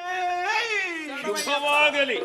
ಕಾಯಬೇಕಲ್ಲ, ಕಾಯಬೇಕು. ಕಾಯಬೇಕು. ಕಾಡಬದಿಯಲ್ಲಿ ಜೀವಿಸುವವರು ನಾವು ಕಿರಾತ ವರ್ಗದವರು. ನಾವಡರು ನಿಮ್ಮ ನಾವಡರು ನಮ್ಮ ನಾಡವರು, ನಾವಡರು ನಮ್ಮ ನಾಡವರು, ನಾಟವರು ನಾವಡರಲ್ಲ, ನನ್ನ ನಾಡವರು. ನನ್ನ ರಾಜ್ಯಕ್ಕೆ ಒಳಪಟ್ಟಂತಹ ಕಾಡಿನಲ್ಲಿ ಜೀವಿಸುವವರು. ಆದ ಕಾರಣ ನನ್ನ ನಾಡವರು. ನಾಟವರು ಅದು ಓಡಿಕೊಂಡು ಬಂದದಲ್ಲ. ಹೌದು. ನಟುವಿನ ಒಡ ಆಚೆ ಈಚೆ ಆಯ್ತು. ನಾವು ಒಡ ಹೋಗಿ ನಾಟವ ಆಗ್ಬೇಕು. ಇದು ಒಡ ಆಯ್ತು. ಅಂತೂ ಒಡೆ ನಿನ್ನ ಬಾಯಿಯಲ್ಲಿ ಸರಿ ನಿಲ್ಲುವುದಿಲ್ಲ. ಅದು ದೇವರ ಬೇಸರ ಮಾಡಬಾರ್ದು. ಇಲ್ಲಪ್ಪ, ಇದು ಅದೇ ನಿಮ್ಮ ನಾಡಿನಲ್ಲಿ ನಮಗೊಂದು ನೆಲೆಯನ್ನು ಕಲ್ಪಿಸಿಕೊಟ್ಟವರು ನೀವು. ಹೌದೌದು. ಅಲ್ಲಿ ಕಾಡಿನ ಬದಿಯಲ್ಲಿ ಇಷ್ಟು ಜಾಗದಲ್ಲಿ ನೀವು ಜೀವಿಸಬೇಕು. ನಿಜ. ಉಂಡು ತಿಂದು ಸುಮ್ಮನೆ ಅಲೆಮಾರಿ ಜೀವನ ಮಾಡುವುದಲ್ಲ, ದುಡಿದು ತಿನ್ನಿ. ಹೌದು. ಅಲ್ಲಿ ಬೇಕಾದಂತ ಅಲ್ಲಲ್ಲಿ ಹೋಗಿ ಚಿಚ್ಚಿ ಮಾಡಿ, ಏನು ಕೃಷಿ ಮಾಡಿ, ಚಿಚ್ಚಿ ಮಾಡಿ. ಹೌದು. ಕೃಷಿಸೋ ನಾಶಿಸೋ ನಿನಗೆ ಗೊತ್ತಿಲ್ಲದೆಲ್ಲ ಯಾಕೆ ಹೇಳುವುದಕ್ಕೆ ಪ್ರಯತ್ನ ನೀವು ಮಾಡಿ? ಹೇಳಿದ ಮಾತು ಕೃಷಿತೋ ಮಾಸ್ತಿ ದುರ್ಭಿಕ್ಷಂ. ಸಾಕಷ್ಟು ಸಾಕು. ಹಾಗೆ ನಾವು ಕೂಡ ಕೃಷಿ ಮಾಡುವುದಕ್ಕೆ ಹೋದೆವುದಿಯ. ಆಗಲಿ. ಒಂದೇ ಬೆಳೆಯನ್ನು ಬೆಳೆದ್ರೆ ಎಲ್ಲ ನಮಗೆ ಇಲ್ಲಿ ಕಾಲಕ್ಕೆ ಆಗ್ಲಿಕ್ಕೆಲ್ಲ ಬಹು ಬೆಳೆಯನ್ನು ನಂಬಬೇಕು. ಅದಕ್ಕೆ ಹೇಳ್ತಾರೆ ಮಿಶ್ರ ಬೆಳೆ. ನಿಜ. ಸಮ್ಮಿಶ್ರ ಮಿಶ್ರ ಬೆಳೆ. ಮಿಶ್ರ ಬೆಳೆ. ಮಿಶ್ರ ಬೆಳೆಯಲ್ಲಿ ಅಲ್ಲಲ್ಲಿ ಸ್ವಲ್ಪ ಅಷ್ಟು ಬೆಳೆ, ಇಲ್ಲಿ ಸ್ವಲ್ಪ ಒಂದಿಷ್ಟು ಬೆಲೆ ಬೇರೆ, ಒಂದಿಷ್ಟು ತರಕಾರಿ ಬೆಳೆಗಳು, ತರಕಾರಿ ಬೆಳೆಗಳು ಹಲವು ಬೆಳೆದೆವು. ಬೆಂಡೆಕಾಯಿ ಮಾಡಿದ್ದೆವು. ಹೌದಾ? ಬೆಂಡೆಕಾಯಿ ಮಾಡಿದ್ದೆವು. ಹೇಗಿತ್ತು ಬೆಳೆ? ಬೆಂಡೆಕಾಯಿ ಏನು ಬೆಳೆ, ಇದು ಗಿಡವೇನು ಒಳ್ಳೆದು ಬಂತು. ಬೆಂಡೆಕಾಯಿ ಮಾತ್ರ ಹೀಗೆ ಶುರುಂಟು ಕಟ್ಟಿ ಹೋಗುದು. ಅದಕ್ಕೆ ಪೌಷ್ಟಿಕ ಗೊಬ್ಬರ ಕಡಿಮೆ ಆಗಿರ್ಬೇಕು. ಅದೇ ಇವ ಬಂದು ಕೇಳಿದ ನನ್ನಲ್ಲಿ, ಏನ್ ರಾಮಣ್ಣ, ಬೆಳೆಗಳಿಗೆ ಮತ್ತು ರೈತರ ಗೊಬ್ಬರಕ್ಕೆ ಯಾವ ಗೊಬ್ಬರ ಆಗ್ತಾ ಇದೆಯಾ? ಅದಕ್ಕೆ ನೀನೇನು ಹೇಳಿದೆ? ಸಾವ್ಯ ಎಂತ ಸಾವಯವ ಗೊಬ್ಬರ. ಸಾವಯವ ಗೊಬ್ಬರ ಹಾಕಿದೆ. ಅದು ಹಾಕಬೇಡ, ಈ ಗೊಬ್ಬರ ಹಾಕುಂತ ನಾ ಮತ್ತೊಂದು ಕೊಟ್ಟ, ಅದನ್ನು ಖುದ್ದು ಹಾಕಿದೆ. ಬೆಂಡೆಕಾಯಿ ಚುರುಂಟಿ ಹೋಗುದು. ಸರಿ, ಅವನ ತೋಟ ನೋಡ್ತೇನೆ. ಅವನ ತೋಟದಲ್ಲಿ ಬಲಿಷ್ಠವಾದಂತ ಬೆಂಡೆಕಾಯಿ. ನಾನೊಂದು ಉಪಾಯ ಮಾಡಿದೆ. ಅವನ ತೋಟದಲ್ಲಿರುವಂತ ಬೆಂಡೆಕಾಯಿಯನ್ನು ತಂದು ನನ್ನ ತೋಟದಲ್ಲಿರುವ ಚುರುಂಟು ಕಟ್ಟಿದ ಬೆಂಡೆಕಾಯಿಯ ಮುಂದೆ ಒಂದು ಕೋಲಿಗೆ ಕಟ್ಟಿ ಪುರ್ಕಂತ ಅದರ ಮುಂದೆ ಇಟ್ಟೆ. ಏನಾಯ್ತು? ನೋಡಿ ಆದ್ರೂ ಕಲೀಲಿ ಅಂತ. ನಿನ್ನ ಹಾಗೆ ಬುದ್ಧಿ ಉಂಟಲ್ಲ. ಹೌದು, ಇದು ಹಾಗಾಗ್ಲಿಲ್ಲ, ಇದು ಶುರುಂಟಿ ಕಟ್ಟಿಯೇ ಹೋಗುದು. ದೇವ್ರೆ, ಅದು ಇರ್ಲಿ ವಿಷಯ. ಬಾಕಿ ಬೆಳೆಗಳೆಲ್ಲ ಬಹಳ ಫಲವತ್ತಾಗಿ ಬಂತು. ಆದರೆ ನಿಮಗೆ ತರಬೇಕು, ನೀವು ಸ್ವಲ್ಪ ಜಾಗ ಕೊಟ್ಟಕ್ಕೆ ನಿಮಗೆ ನೆನಪಿಗೆ ಸ್ವಲ್ಪ ಫಲ ಕಾಣಿಕೆ. ಯಾವಾಗಲೂ ಬೆಳೆ ಕಾಣಿಕೆ ತರುತ್ತಾ ಇದ್ದವರು ಈ ಸಲ ಯಾಕೆ ತರಲಿಲ್ಲ? ನಮಗೆ ಕೈಗೆ ಸಿಗಲಿಲ್ಲ ದೇವರೇ. ಅಂದ್ರೆ ಪ್ರಾಣಿಗಳ ಹಾವಳಿ. ಯಾವ ಪ್ರಾಣಿಗಳು ಏನು ಉಪದ್ರವವನ್ನು ಮಾಡಿದ್ದಾವೆ? ಒಂದು ಬಗೆದಲ್ಲ, ಯಾವುದೆಲ್ಲ ಬರ್ತದ. ಹುಲಿ ಬರುದು, ಆಮೇಲೆ ಇದು ಹುಲಿ ಬರುದು, ಕರಕಟ್ಟಿ ಬರುದು, ಕರಡಿ ಬರುದು, ಸಿಂಹ ಬರುದು. ಸಿಂಹ ಎರಡು ಸೊಂಡಿಲಿದ್ದು ಮುಂದೊಂದು ಸೊಂಡಿಲು, ಒಂದು ಸೊಂಡಿಲಿಂದು ಆನೆ, ಎರಡು ಸೊಂಡಿಲಿಲ್ಲ. ಅದಕ್ಕೆ ಹಿಂದೆ ಇದ್ರೆ ಅದು ಬಾಲ. ಅದು ಬರುದು. ಇದ್ದ ಬೆಳೆಗಳನ್ನೆಲ್ಲ ಸರ್ವನಾಶ ಮಾಡಿ ನಮಗೂ ಬದುಕುವುದಕ್ಕೆ ಕಷ್ಟವನ್ನು ಮಾಡಿ ನಾವು ಇನ್ನು ಒಂದು ಕೆಲಸ ಮಾಡುವ. ಜಾಗ ಬಿಟ್ಟು ಕೊಟ್ಟವರಿದ್ದಾರೆ, ಸನ್ನಿಧಾನಕ್ಕೆ ಹೋಗಿ ನಾವೊಂದು ಬೇರೆ ಕಡೆ ವಲಸೆ ಹೋಗುವ ಎನ್ನುವ ಹಾಗೆ ನಿಮ್ಮ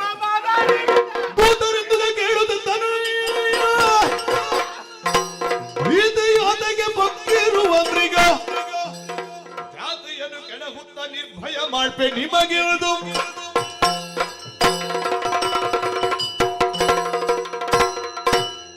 ಮೃಗಗಳಿಂದಾಗಿ ನಿಮಗೆ ಕಷ್ಟವಾಗಿದೆ. ಕೃಷಿಗಳಿಗೆ ಉಪದ್ರವವನ್ನು ಮಾಡುತ್ತಾ ಇದ್ದಾವೆ, ಜಾನುವಾರುಗಳಿಗೆ ನೋವನ್ನು ಕೊಡುತ್ತಾ ಇದ್ದಾವೆ. ಎಂದಾದ ಮೇಲೆ ಬೇಟೆಯಾಡಬೇಕಾದಂತಹ ಅನಿವಾರ್ಯತೆ ಇದೆ. ಯೋಚಿಸಬೇಡಿ, ನಾಳೆ ಬೇಟೆಯಾಡುವುದು, ನಾಡಿದ್ದು ಬೇಟೆಯಾಡುವುದು ಎನ್ನುವ ಹಾಗೆ ನಾನೇನು ಮೀನಮೇಷ ಎಣಿಸುವವನಲ್ಲ. ಈ ಕ್ಷಣದಲ್ಲಿಯೇ ನಿಮ್ಮೊಂದಿಗೆ ಬಂದು ಬೇಟೆಯಾಡಿ ದುಷ್ಟ ಮೃಗಗಳ ನಾಶವನ್ನು ಮಾಡಿ ನಿಮಗೆ ಬಂದಂತಹ ಕಷ್ಟವನ್ನು ನಾನು ದೂರ ಮಾಡ್ತೇನೆ. ಬಲೆಗಳನ್ನು ಸಿದ್ಧಗೊಳಿಸಬೇಕು, ಆಯುಧಗಳು ಸಿದ್ಧವಾಗಿ ಉಂಟು. ಹಾಗಿದ್ರೆ ತಡ ಯಾಕೆ? ಮುಂದುವರಿಯುವ.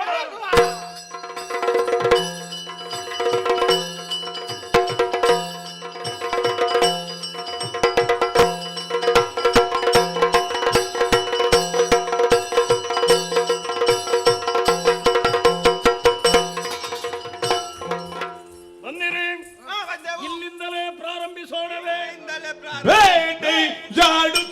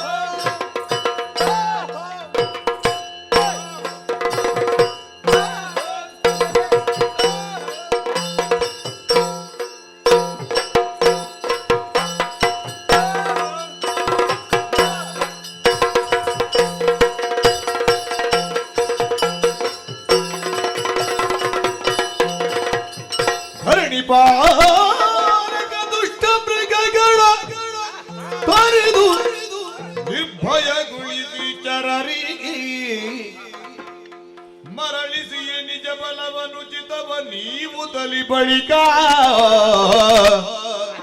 ಬಳಿಕ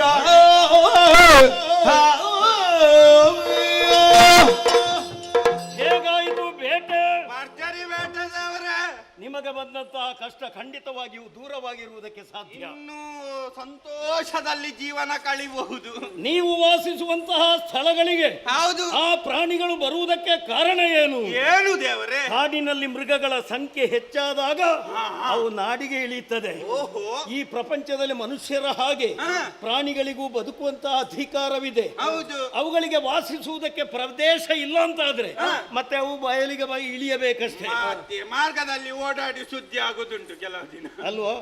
ಈಗ ಮೃಗಗಳ ನಿಯಂತ್ರಣವನ್ನು ಮಾಡಿದ್ದಾಗಿದೆ. ಹೌದು ದೇವರೇ. ಈಗ ಕಾಡು ವಿಶಾಲವಾಗಿ ಅವುಗಳಿಗೆ ಎಷ್ಟು ಬೇಕೋ ಅಷ್ಟು ಕಾಡಿನಲ್ಲೇ ಜೀವಿಸುವುದಕ್ಕೆ ಸಾಧ್ಯ. ಎಲ್ಲ ಓಡಿದೆ. ನಿಮ್ಮದಾದಂತಹ ಕಷ್ಟ ದೂರವಾಯಿತು ತಾನೇ? ಸಂತೋಷ ಆಯ್ತು. ಸಮಾಧಾನವಾಯಿತು ತಾನೇ? ಹೌದು. ನನಗೆ ಇನ್ನು ಸ್ವಲ್ಪ ಬೇರೆ ಕಾರ್ಯ ಇದೆ.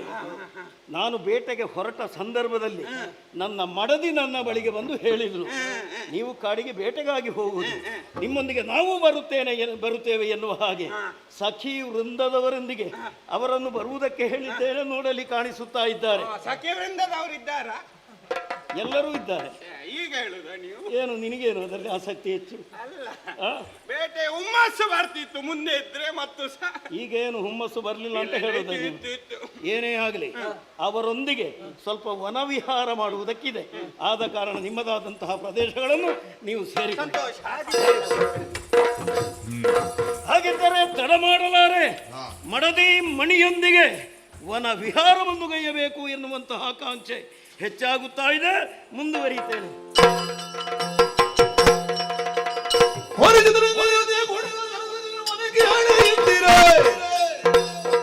ಘೋರ ತುರುಕ್ಷು ತನ್ನೊಳಗೆಂದ ಆರ್ಭಟಿಸಿ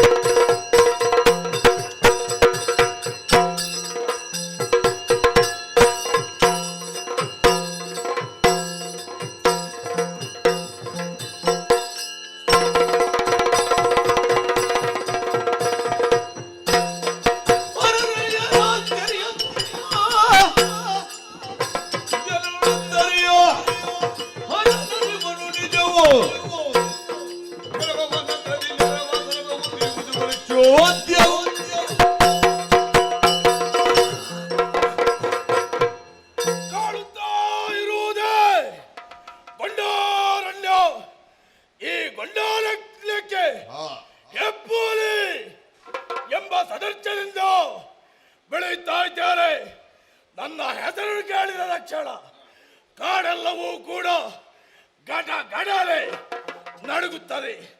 ಅಂತಹ ಶಕ್ತಿ ಸಾಮರ್ಥ್ಯ ನನ್ನದ್ದು. ಮೃಗ ಪಕ್ಷಿಗಳನ್ನೆಲ್ಲ ತಿಂದು ಕಾಲವನ್ನು ಕಳೆಯುವವಲ್ಲ. ಈ ಸಂದರ್ಭಕ್ಕೆ ಮೂಗಿಗೆ ಬಡಿತಾ ಇರುವುದೇ ಮಾನವರ ವಾಸನೆ.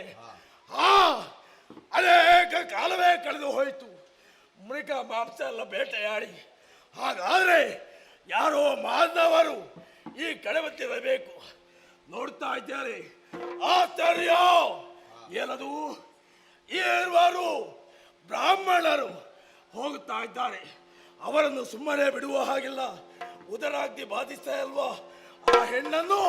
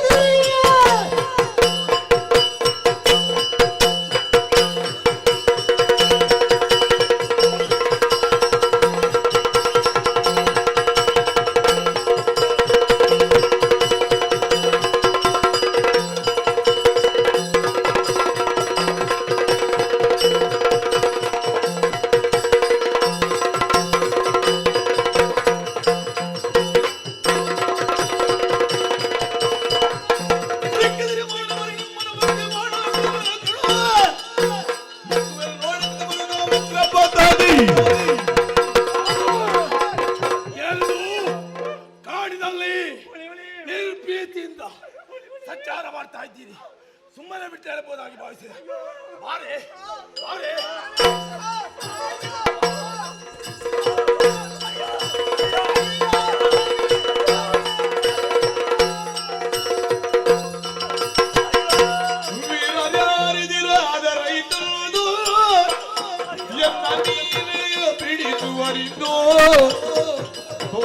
ಶಿವ ಶಿವ ಅಥವಾ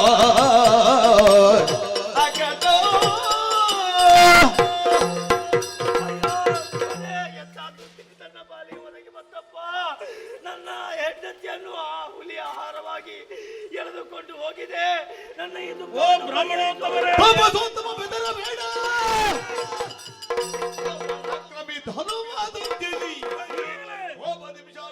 ಬೆನ್ನಟ್ಟು ತಿಂದ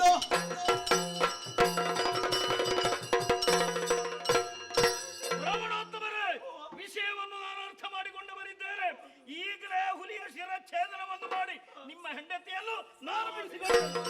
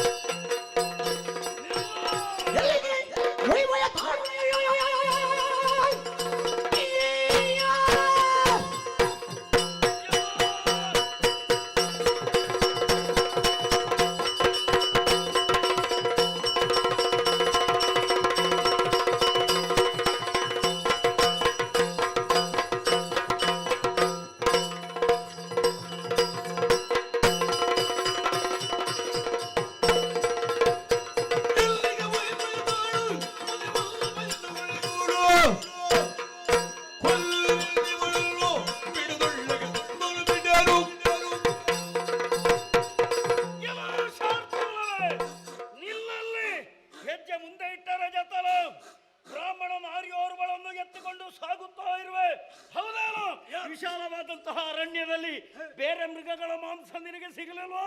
ಅವಳನ್ನು ಬಿಟ್ಟು ಹೋದ್ರೆ ಉಳಿಯಬಹುದು, ಇಲ್ಲ ಅಂತ ಆದ್ರೆ ಶಿರ ತರಿದೆ.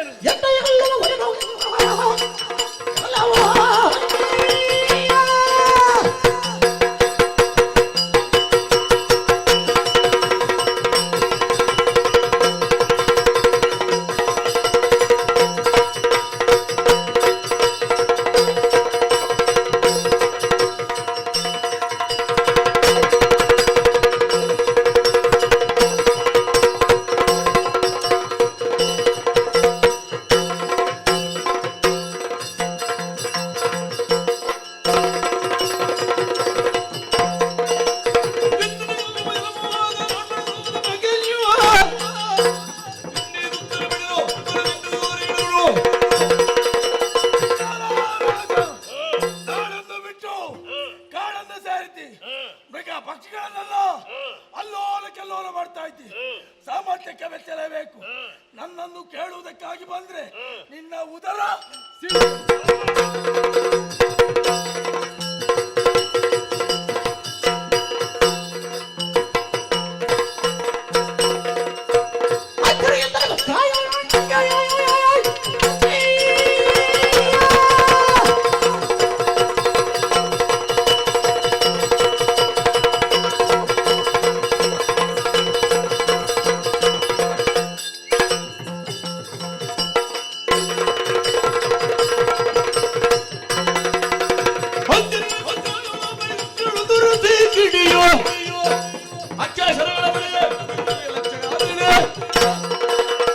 ಯಾವ ರೀತಿಯಲ್ಲಿ ಯುದ್ಧ ಮಾಡಿದ್ರು ಈ ಹುಲಿಯನ್ನು ಗೆಲ್ಲುವುದಕ್ಕೆ ಸಾಧ್ಯವಾಗುತ್ತಾ ಇಲ್ಲ. ವಿಶೇಷವಾದಂತಹ ಅಸ್ತ್ರಗಳನ್ನು ಪ್ರಯೋಗಿಸಿ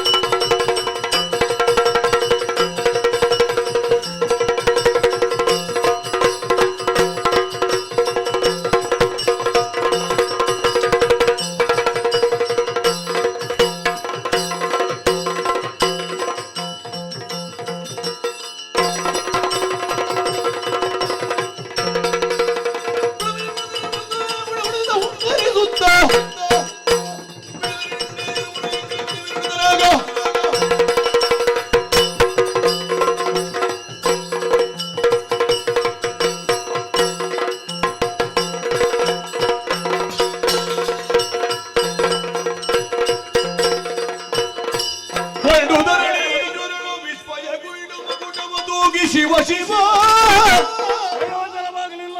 ಗಂಡು ಗೆಲಿತಾನಿಲ್ಲ ನುಡಿಗಿ ಪುಂಡರೀ ಕವಿದು ಬಂಡು ಮಾಡಿದುದೇನಿದದ್ಭುತ ಅಗಟ ಆಶ್ಚರ್ಯವೇ ಸರಿ, ಅದ್ಭುತವೇ ಸರಿ. ಯಾವ ರೀತಿಯ ಶರ ಪ್ರಯೋಗವನ್ನು ಮಾಡಿದರೂ ಕೂಡ ಈ ವ್ಯಾಘ್ರವನ್ನು ಘಾಸಿಗೊಳಿಸುವುದಕ್ಕೆ ನನಗೆ ಸಾಧ್ಯವಾಗುತ್ತಾ ಇಲ್ಲ. ಪ್ರಯೋಗಿಸಿದಂತಹ ಶರಗಳೆಲ್ಲವೂ ಕೂಡ ಧರೆಗೆ ಬೀಳುತ್ತಾ ಇದೆ. ವ್ಯಾಘ್ರಕ್ಕೆ ಯಾವುದೇ ರೀತಿಯ ನೋವನ್ನು ನನಗೆ ಮಾಡುವುದಕ್ಕೆ ಸಾಧ್ಯವಾಗಲಿಲ್ಲ ಎಂದಾದ ಮೇಲೆ ಏನೋ ವಿಶೇಷವಾದಂತಹ ವ್ಯಾಘ್ರವೇ ಸರಿ. ಆದರೆ ನನಗೆ ಬೇಸರ ಯಾವುದಕ್ಕೂ ಅಲ್ಲ. ಬ್ರಾಹ್ಮಣೋತ್ತಮನಿಗೆ ಕೊಟ್ಟಂತಹ ಮಾತನ್ನು ಉಳಿಸುವುದಕ್ಕೆ ಸಾಧ್ಯವಾಗಲಿಲ್ಲ. ನೋಡೋಣ, ಮಾತನಾಡ್ತೇನೆ, ಸಮಾಧಾನ ಮಾಡ್ತೇನೆ. ಒಳ್ಳಿದೊಳ್ಳಿದುಗೈದೆ ವೀರ ವೀರ ಒಳ್ಳಿದುಗೈದೆ ವೀರ ಬೇಡಲಿಲ್ಲೇನು ಸುಳ್ಳು ಬೇಳುವುದರೊಳಗೆ ಶೂರ ವಲ್ಲಭೆಯನು ಪುಲಿ ಒಯ್ಯಲು ಬಿಡಿದು ನಾರಳುತ್ತಿರೆ ಬರಿದೆ ಶೂರ ವೀರ ಓ ಶೂರ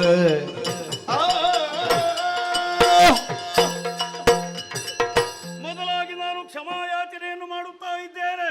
ನಿಮ್ಮ ಹೆಂಡತಿಯನ್ನು ವ್ಯಾಘ್ರದ ಕಡೆಯಿಂದ ನಾನು ಬಿಡಿಸುತ್ತೇನೆ ಎನ್ನುವ ಹಾಗೆ ಆಶ್ವಾಸನೆಯನ್ನು ಕೊಟ್ಟು ಹೋದವ ನಾನು. ನನ್ನಿಂದ ಸಾಧ್ಯವಾಗಲಿಲ್ಲ. ಹುಲಿ ಕೊಂಡು ಹೋಯಿತು ನಿಮ್ಮ ಹೆಂಡತಿಯನ್ನು.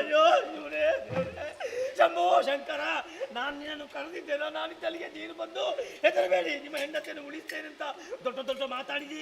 ವೀರ ಶೂರ ರಣಗಂಭೀರ. ಅಯ್ಯೋ, ನಿನ್ನನ್ನು ನಂಬಿ ನಾನು ಕೆಟ್ಟಿನಲ್ಲ. ನನ್ನ ಹೆಂಡತಿಯನ್ನು ಕಳೆದುಕೊಳ್ಳಕ್ಕೆ ನೀನೇ ಬ್ರಾಹ್ಮಣರೇ. ಸೃಷ್ಟಿಯ ಮರೆಯಾತಕ್ಕಿಂತ ಸಿಟ್ಟು ಮಾಡ್ಪೇ ನಿನ್ನ ಪಟ್ಟದ ರತಿಯನ್ನು ಬಿಡಿಸಲು ಕಷ್ಟಪಟ್ಟುದನ್ನು ದೃಷ್ಟಿಯುಳ್ ನೋಡಿದಿರಿ. ಮೃಗ ಹಿಮ್ಮೆಟ್ಟದಾಯ್ತು, ನಾನು ಲೊಟ್ಟೆ ಪೇಳುವುದಲ್ಲ. ಸೃಷ್ಟಿಯ ಮರ ಬ್ರಾಹ್ಮಣೋತ್ತಮರೇ, ನಿಮ್ಮ ಮುಂದೆ ನಾನು ಹೇಳಿದ ಮಾತು ಸತ್ಯ. ನಿಮ್ಮ ಹೆಂಡತಿಯನ್ನು ಬಿಡಿಸುತ್ತೇನೆ ಎನ್ನುವ ಹಾಗೆ ನೀವೇ ನೋಡಿದವರಲ್ವೇ. ವ್ಯಾಘ್ರದೊಂದಿಗೆ ನಾನು ಕಾಡಾಕಾಡಿಯಾಗಿ ಹೋರಾಟವನ್ನು ನಡೆಸಿದೆ. ನನ್ನದಾದಂತಹ ಪ್ರಾಮಾಣಿಕ ಪ್ರಯತ್ನವನ್ನು ನಿಮ್ಮ ಹೆಂಡತಿಯನ್ನು ಬಿಡಿಸುವಲ್ಲಿ ನಾನು ಮಾಡಿದೆ. ಆದರೆ ನನಗೆ ಸಾಧ್ಯವಾಗಲಿಲ್ಲ ಎನ್ನುವಂತಹ ವಿಚಾರ ನೀವು ತಿಳಿದವರಿದ್ದೀರಿ. ನಾಡನ್ನು ಆಳುವಂತವರೇ ನೀನು, ಹೌದಾ? ಇಡೀ ನಾಡಿನ ಜನತೆಯ ರಕ್ಷಣೆ ಮಾಡಬೇಕಾದ ನಿನ್ನ ಕರ್ತವ್ಯ ಹೌದಾ? ನಿನ್ನಲ್ಲಿ ಸಾಮರ್ಥ್ಯ ಇದ್ದುಕೊಂಡು ಈಗ ಹುಲಿಯಲ್ಲಿ ಹೋರಾಡೋದಕ್ಕೆ ಅಸಾಧ್ಯನಾಗಿದ್ದೆ ಅಂದ್ರೆ ನೀನು ಹೇಗೆ ಮಾರಾಯ ಒಂದು ಊರ ಬ್ರಾಹ್ಮಣೋತ್ತಮರೇ, ನನ್ನನ್ನು ಹಂಗಿಸಬೇಡಿ. ಯಾವ ಕಾರಣಕ್ಕೂ ಹಂಗಿಸಬಾರದು. ನಾನು ಮಾಡುವಂತಹ ಪ್ರಯತ್ನವನ್ನು ಮಾಡಿದ್ದೇನೆ. ನಿಮ್ಮ ವೇದನೆ ಏನು ಅಂತ ನನಗೆ ಅರ್ಥವಾಗುತ್ತಾ ಇದೆ. ಬ್ರಾಹ್ಮಣೋತ್ತಮರೇ, ಕಳೆದ ವಿಚಾರವಾಗಿ ಯೋಚಿಸಿ ಪ್ರಯೋಜನವಿದೆಯೇ? ಹೆಂಡತಿಯನ್ನು ಕಳೆದದ್ದಾಗಿದೆ. ನನ್ನಲ್ಲಿ ಹೇಳಿ, ನಿಮಗೆ ಎಷ್ಟು ಸಂಪತ್ತು ಬೇಕು, ಅಲ್ಲ ನಮ್ಮ ಆ ರಾಜ್ಯದಲ್ಲಿ ಎಷ್ಟು ಪಾಲು ನಿಮಗೆ ಬೇಕು, ಅದೆಲ್ಲವನ್ನು ಕೊಡುವುದಕ್ಕೆ ನಾನು ಸಿದ್ಧನಿದ್ದೇನೆ. ಖಂಡಿತವಾಗಿಯೂ ನನ್ನನ್ನು ಅಪಹಾಸ್ಯ ಮಾಡಬೇಡಿ. ಏನು ಬೇಕು ಹೇಳಿ, ಕೊಡ್ತೇನೆ ನಾನು. ನೋಡು, ನೀನು ಹೆಚ್ಚು ಮಾತಾಡಬೇಡ. ಯಾಕೆ ಅಷ್ಟು ನನ್ನ ಮನಸ್ಸಿಗೆ ನೋವಾಗ್ತದೆ. ಹೆಂಡತಿ ಕಳೆದುಕೊಂಡ್ರೆ ಅದರ ನೋವು ಏನು ಅಂತ ನಿನಗೆ ಅರ್ಥ ಆಗಲಿಕ್ಕಿಲ್ಲ. ನನಗೆ ಗೊತ್ತು. ಯಾಕಂದ್ರೆ ಹೆಂಡತಿ ನನ್ನನ್ನು ಯಾವ ರೀತಿಯಾಗಿ ನಾನು ಮಾಡುವಂತಹ ಕೆಲಸಕ್ಕೆ ಸಹಕಾರಿಯಾಗಿರ್ತಾಳೆ ಅಂತ ನಿನಗೆ ಗೊತ್ತಿಲ್ಲಪ್ಪ. ನನಗೆ ಗೊತ್ತುಂಟು. ಸಂಪತ್ತು ಬೇಕೆ ನಿಮಗೆ? ನಿನ್ನ ಸಂಪತ್ತು ಯಾರಿಗೆ? ರಾಜ್ಯ ಬೇಕೆ? ರಾಜ್ಯ ಯಾಕೆ? ಮತ್ತೆ ಹಾಗಿದ್ರೆ ನಿಮಗೆ ಹೆಂಡತಿ ಹೆಂಡತಿಯೇ ನಿಮಗೆ ಬೇಕು. ಸ್ವಾಮಿ, ನಿಮ್ಮ ಆ ಹೆಂಡತಿ ಇನ್ನು ಸಿಗುವುದಕ್ಕೆ ಸಾಧ್ಯ ಇಲ್ಲ. ಪರ್ಯಾಯ ವ್ಯವಸ್ಥೆಯನ್ನು ಮಾಡೋಣ. ಅವಳಿಗಿಂತಲೂ ಸುಂದರಿಯಾದಂತಹ ಹೆಣ್ಣೋರ್ವಳನ್ನು ನಿಮಗೆ ನಾನೇ ಮದುವೆ ಮಾಡಿಸ್ತೇನೆ ಸ್ವಾಮಿ. ಎಷ್ಟೊಳ್ಳೆಯ ಮಾತಾಡಿ ನನ್ನನ್ನು ಸಮಾಧಾನಗೊಳಿಸ್ತಾ ಇದ್ದಿ. ಅದೊಂದು ಕ್ರಮ ಉಂಟ ಮಾರ. ಒಬ್ಬ ಹೆಂಡತಿ ಸತ್ತರೆ ಮತ್ತೊಂದು ಪುನಃ ಮದುವೆ ಆಗುದು, ಅದು ನಿಮ್ಮಂಥವರಿಗೆ ಇರ್ಬೋದು. ನಾನು ಅಂತವರಲ್ಲ. ನನಗೆ ಅದೇ ಹೆಂಡತಿ ಬೇಕು. ನಾನು ಮೊದಲನೆಯಾಗಿ ಕೈ ಹಿಡಿದ ತನ್ನ ಆ ಧರ್ಮಪತ್ನಿಯ ನನಗೆ ಹೆಂಡತಿಯಾಗಿ ಬರಬೇಕು. ಅದು ನಿನಗೆ ಸ್ವಾಮಿ, ಈ ರೀತಿಯಾಗಿ ನೀವು ಹಠ ಮಾಡಿದ್ರೆ ಮಡಿದಂತಹ ಹೆಂಡತಿ ಪುನರಪಿ ಬರುವುದಕ್ಕೆ ಸಾಧ್ಯವಿದೆಯೇ? ನನ್ನ ದೃಢತೆಯನ್ನು ಕೇಳಿ, ನನ್ನ ನಿರ್ಧಾರವನ್ನು ಕೇಳಿ, ನನ್ನ ಪ್ರತಿಜ್ಞೆಯನ್ನು ಕೇಳಿ. ನಿಮಗೆ ಬೇಕಾದ್ದನ್ನು ನಾನು ಕೊಡ್ತೇನೆ. ನಿಮ್ಮ ಮನಸ್ಸನ್ನು ಸಮಾಧಾನ ಮಾಡದೆ, ನಿಮ್ಮ ಮನದಲ್ಲಿರುವಂತಹ ನೋವನ್ನು ದೂರ ಮಾಡದೆ ನಾನು ಪುನಃ ನನ್ನ ದಾಶಾರ್ಹಪುರಕ್ಕೆ ಹಿಂತಿರುಗಲಾರೆ. ನಿಮಗೆ ಏನಾಗಬೇಕು ಹೇಳಿ, ಅದನ್ನು ನಾನು ಕೊಡ್ತೇನೆ.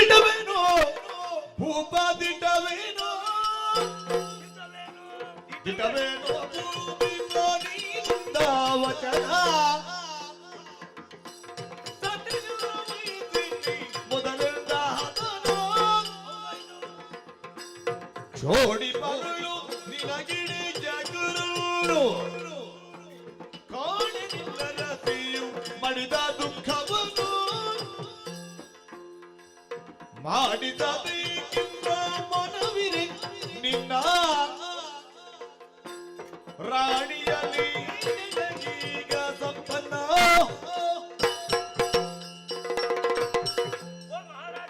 ನಾನು ಕೊಡ್ತೇನೆ ಅಂತ ಇದುವರೆಗೆ ಹೇಳಿದ್ದು. ಇನ್ನು ಮುಂದೆ ನೀವು ಹೇಳಬೇಕು, ನನಗೆ ಇಂಥದ್ದೇ ಬೇಕು ಎನ್ನುವ ಹಾಗೆ. ಖಂಡಿತವಾಗಿಯೂ ನಾನು ನೀಡುವುದಕ್ಕೆ ಸಿದ್ಧನಿದ್ದೇನೆ. ಅಯ್ಯ ಮಹಾರಾಜ, ನೀನು ಮಾತಾಡುವಾಗ ಆಲೋಚನೆ ಮಾಡಿಕೊಳ್ಬೇಕಿತ್ತು. ಯಾಕೆ ನಾನು ಏನು ಕೇಳಿಯೇನು, ನೀಗೆ ಏನನ್ನು ಕೊಡುವುದಕ್ಕೆ ಸಾಧ್ಯ ಉಂಟು. ಹಾಗಾದ್ರೆ ನೀನು ಹೇಳಿದ ಮಾತು ಸತ್ಯವೇ ದಿತವೇ ಹೌದು ಅಂತಾದ್ರೆ ನೀವು ಕೇಳಿದ್ದನ್ನು ಖಂಡಿತವಾಗಿಯೂ ಖಂಡಿತ ಕೊಡ್ತೀಯಲ್ಲ. ಮತ್ತೆ ಹಿಂದೆ ನನಗೆ ಬೇಕಾದ ಹೆಂಡತಿ. ಹೆಂಡತಿ ಬೇಕು ಅಂತಾದ್ರೆ ನೀನು ಮತ್ತೊಂದು ಮದುವೆ ಮಾಡುವ ಅದಕ್ಕೆ ಅಗತ್ಯ ಇಲ್ಲ. ಮತ್ತೆ ನನಗೆ ಬೇರೆ ಏನು ಬೇಡ. ಹೇಳಿದ್ದನ್ನು ನೀನು ಕೊಡುವುದೇ ಹೌದು ಅಂತಾದ್ರೆ ನೀನಿಂದ ಹೇಳಿದ ಪ್ರಭು ಪರಮೇಶ್ವರನ ಆಣೆಯಾಗಿ ಕೊಡ್ತೇನೆ. ಸರಿ, ಹಾಗಾದ್ರೆ ನಿನ್ನ ಹೆಂಡತಿಯನ್ನೇ ನನಗೆ ಕೊಡು. ಏನಿದು ನಿಜವರನೇ ತಿಳಿದುದೇನಿದು ಶಿವ ಶಿವನೇ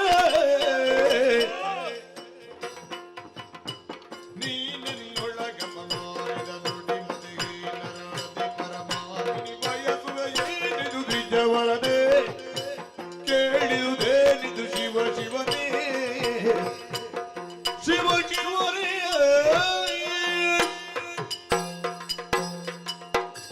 ಶಿವ ಶಿವರೇ, ಬ್ರಾಹ್ಮಣೋತ್ತಮರಾದಂತಹ ನಿಮ್ಮ ಬಾಯಿಂದ ಎಂತಹ ಮಾತುಗಳನ್ನು ನಾನು ಕೇಳುತ್ತಾ ಇದ್ದೇನೆ. ಯಾವ ಸಂದರ್ಭದಲ್ಲಿಯೂ ಇಂತಹ ಮಾತುಗಳು ನಿಮ್ಮ ಬಾಯಿಂದ ಬರಬಾರದು.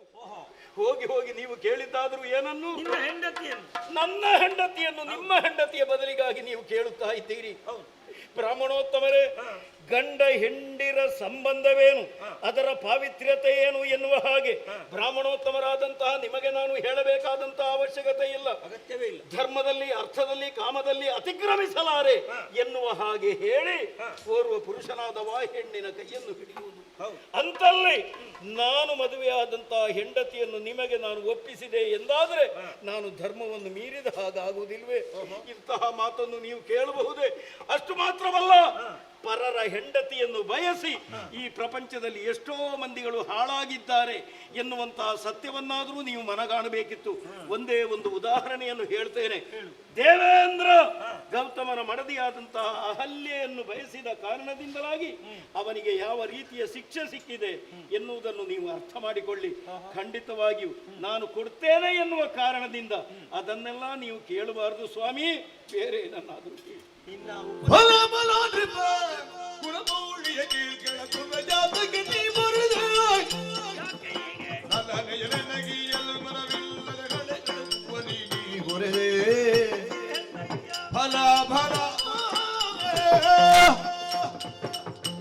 ಅಯ್ಯ ಮಹಾರಾಜ, ನನಗೆ ಕೊಟ್ಟಂತ ಮಾತನ್ನು ಉಳಿಸಿಕೊಳ್ಳುವುದಕ್ಕೆ ಅಸಮರ್ಥನಾಗಿ ನಾನಾ ವಿಧವಾದಂತಹ ಕಥೆಯನ್ನು ಹೇಳಿ ನನ್ನ ಮನಸ್ಸನ್ನು ಸಮಾಧಾನಗೊಳಿಸುವುದಕ್ಕೆ ಪ್ರಯತ್ನ ಪಡಬೇಡ. ನೀವು ಕೇಳಬಾರದು. ನರಸಿಯನ್ನು ದೇವೇಂದ್ರ ಬಯಸಿದ ಹೇಗೆ ಕಾಮುಕನಾಗಿ ಬಯಸಿದ ಕಾರಣ ಆ ಶಿಕ್ಷೆ ಅನುಭವಿಸಿದ. ನನಗೆ ಹೀಗೆ ಬೇಕಾದ್ದು ನಾನು ಮಾಡುವ ಕೆಲಸಕ್ಕೆ ಉಪಕಾರ ಮಾಡುವುದಕ್ಕೆ ಹೆಂಡತಿಯ ಸ್ಥಾನದಲ್ಲಿ ಒಂದು ಹೆಣ್ಣು, ಅದು ನಿನ್ನ ಹೆಂಡತಿ ಆಗಬೇಕು. ಕೊಟ್ಟು ಹೇಳಿದ್ದಿ, ನೀವು ಕೇಳಿದ್ದೇನು ಕೊಡ್ತೇನೆ ಅಂತ.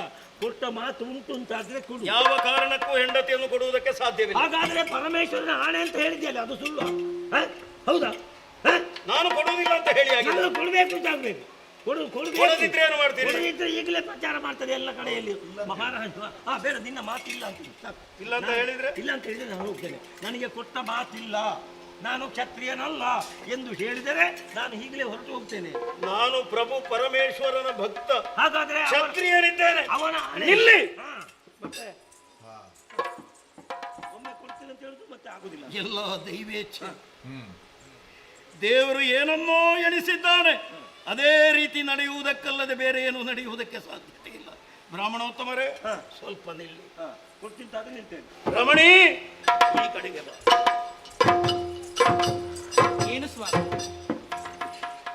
ಯಾವ ರೀತಿಯಾಗಿ ವಿಚಾರವನ್ನು ಹೇಳಬೇಕು ಎನ್ನುವ ಹಾಗೆ ನನಗರ್ಥವಾಗುತ್ತಾ ಇಲ್ಲ. ಏನಾಯ್ತು ಪ್ರಭು? ಬೇಟೆಗಾಗಿ ಬಂದವ ನಾನು, ನನ್ನೊಂದಿಗೆ ನೀನೂ ಬಂದೆ. ವನ ವಿಹಾರವನ್ನು ಮಾಡುತ್ತಾ ಇರುವಾಗ ಈ ಬ್ರಾಹ್ಮಣೋತ್ತಮ ಅಳುವಂತಹ ಶಬ್ದವನ್ನು ಕೇಳಿದೆ. ಬಂದು ನೋಡಿದ್ರೆ ಮಡದಿ, ಈತನ ಮಡದಿಯನ್ನು ವ್ಯಾಘ್ರವೊಂದು ತಿನ್ನುವುದಕ್ಕೆ ಎತ್ತಿ ಒಯ್ಯುತ್ತಾ ಇತ್ತು. ಈತ ಹೇಳಿದ ರಕ್ಷಿಸಬೇಕು ಎನ್ನುವ ಹಾಗೆ, ಅರೆ ಕ್ಷಣದಲ್ಲಿ ರಕ್ಷಣೆಯನ್ನು ಮಾಡುತ್ತೇನೆ ಎನ್ನುವ ಹಾಗೆ ವ್ಯಾಘ್ರದೊಂದಿಗೆ ಹೋರಾಟವನ್ನು ಮಾಡಿದ್ರೆ ನಾನು ವಿಫಲನಾದೆ. ಅವನ ಹೆಂಡತಿಯನ್ನು ಅದು ಎತ್ತಿಕೊಂಡು ಹೋಗಿ ತಿಂದೇ ಬಿಟ್ಟು ಬಂದ ಕ್ಷಣ ನನ್ನನ್ನು ಮೂದಲಿಸುವುದಕ್ಕೆ ಪ್ರಾರಂಭಿಸಿದ. ಹೇಳಿದೆ ಬ್ರಾಹ್ಮಣೋತ್ತಮನಲ್ಲಿ, ನಾನೇನನ್ನು ಬೇಕಾದರೂ ಕೊಡುವುದಕ್ಕೆ ಸಿದ್ಧನಿದ್ದೇನೆ, ಪರಮೇಶ್ವರನಾಣೆ ಎನ್ನುವ ಹಾಗೆ. ಬೇರೆ ಏನನ್ನೂ ಕೇಳಲಿಲ್ಲ ಆತ. ಏನು ಕೇಳಿದ್ದಾರೆ? ಕೇಳಿದ್ದು ನಿನ್ನನ್ನು ಕೇಳಿದ್ದಾನೆ.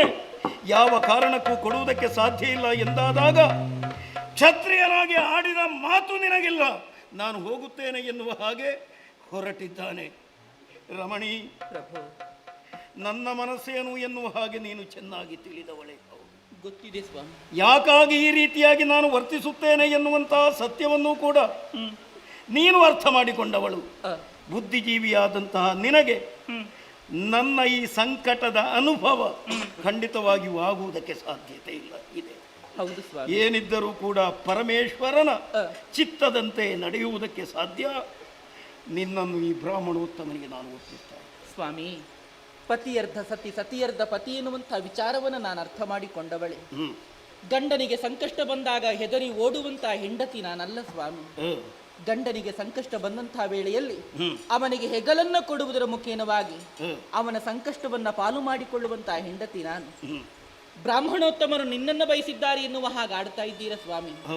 ಅವರೇನು ಕಾಮುಕತನದಿಂದ ಕೇಳಿರಕ್ಕಿಲ್ಲ, ಆದರೂ ಕೂಡ ಅವರು ನನ್ನನ್ನು ಬಯಸಿದ್ದಾರೆ ಅಂತಾಗಿದ್ದರೆ ಯಾವುದೋ ಒಂದು ಬಲವಾದ ಕಾರಣ ಇರಬಹುದು ಎನ್ನುವ ಹಾಗೆ ನಾವು ಭಾವಿಸಿಕೊಳ್ಳೋಣ. ಸರಿ.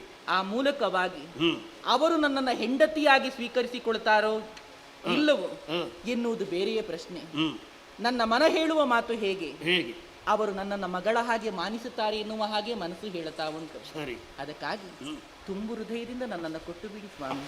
ರಮಣಿ, ನಿನ್ನ ಪಾತಿವೃತ್ಯ ನಿನ್ನನ್ನು ಯಾವತ್ತೂ ರಕ್ಷಣೆ ಮಾಡೀತು ಎನ್ನುವಂತ ವಿಶ್ವಾಸದೊಂದಿಗೆ ಓ ಬ್ರಾಹ್ಮಣೋತ್ತಮರೇ, ಬುಧವರನ ಕರೆದಿಂದ ಸದಮಲ ನಿನ್ನಿಚ್ಚಿ ಇದಕ್ಕೂ ಸಲ್ಲಿಸುವೆ ನಿನ್ನ ಮಡದಿಯಳ ನಿತ್ತು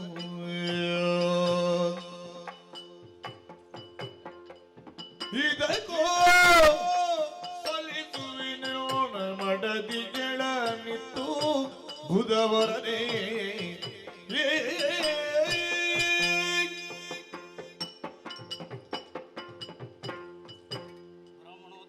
ಮಹಾರಾಜ ಆಡಿದ ಮಾತಿನಂತೆ ನನ್ನ ಮಡದಿಯನ್ನು ಇದೋ ನಿಮಗೆ ನಾನು ಒಪ್ಪಿಸುತ್ತಾ ಇದ್ದೇನೆ, ಸ್ವೀಕರಿಸು. ಸಂತೋಷದಿಂದ ಸ್ವೀಕರಿಸಿದ್ದೇನೆ. ಸರಿ, ನಾನು ಬರ್ತೇನೆ. ಬಾ ಬಾ. ಜಡಜ ಬದನಿಯ ಇತ್ತು ಭೂಮಿ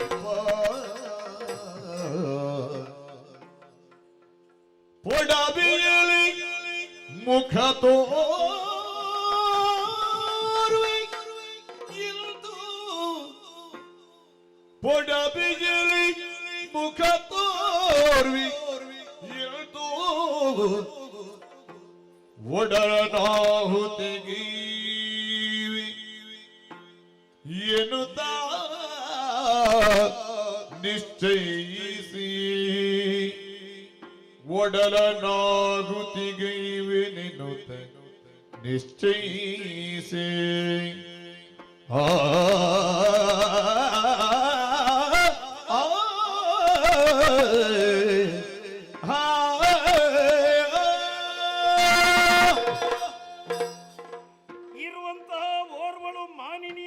ರಕ್ಷಿಸುವುದಕ್ಕೆ ಧರಾಧಿಪನಾದಂತಹ ನನಗೆ ಸಾಧ್ಯವಾಗಲಿಲ್ಲ ಎಂದಾದ ಮೇಲೆ ಮಾನವಾಧಿಪನಾಗಿ ಈ ಪ್ರಪಂಚದಲ್ಲಿ ಬದುಕುವುದಕ್ಕೆ ಸಾಧ್ಯವೇ? ಒಬ್ಬಳು ಹೆಂಡತಿಯನ್ನು ಉಳಿಸುವುದಕ್ಕೆ ನನಗೆ ಸಾಧ್ಯವಾಗಲಿಲ್ಲ. ಸಾವಿರಾರು ಪ್ರಜೆಗಳನ್ನು ಉಳಿಸುವುದಕ್ಕೆ ನನಗೆ ಸಾಧ್ಯವಿದೆ. ನಾಳೆಯ ದಿನ ಪ್ರಪಂಚ ಏನು ಹೇಳುವುದಕ್ಕೆ ಸಾಧ್ಯವಿದೆ. ಕಟ್ಟಿಕೊಂಡ ಹೆಂಡತಿಯನ್ನೇ ಬ್ರಾಹ್ಮಣೋತ್ತಮನಿಗೆ ಕೊಟ್ಟವ ಎನ್ನುವ ಹಾಗೆ ಪರಿಹಾಸ್ಯವನ್ನು ಮಾಡುವುದಕ್ಕೆ ಸಾಧ್ಯವಿದೆ. ತಲೆ ಎತ್ತಿ ಪ್ರಪಂಚದಲ್ಲಿ ಮುಂದೆ ನಡೆಯುವುದಕ್ಕೆ ಸಾಧ್ಯ ಇಲ್ಲ ಎಂದಾದ ಮೇಲೆ ಈ ಪ್ರಪಂಚದಲ್ಲಿ ಬದುಕಿ ಉಳಿದೇನು ಪ್ರಯೋಜನ? ಸರಿ, ಇರುವಂತಹ ದಾರಿ ಒಂದೇ. ಅಗ್ನಿಕುಂಡವನ್ನು ನಿರ್ಮಾಣ ಮಾಡಿ ನನ್ನ ಪ್ರಾಣವನ್ನು ಇದುವರೆಗೆ ನಾನು ಯಾರನ್ನು ಆರಾಧಿಸಿಕೊಂಡು ಬಂದೆನೋ ಅಂತಹ ಪರಮೇಶ್ವರನಿಗೆ ಅರ್ಪಿಸುತ್ತೇನೆ. ಆ ಮೂಲಕವಾಗಿ ಮಾಡಿದಂತಹ ಅಪರಾಧಕ್ಕೆ ಪ್ರಾಯಶ್ಚಿತ್ತವನ್ನೇ ಮಾಡಿಬಿಡ್ತೇನೆ.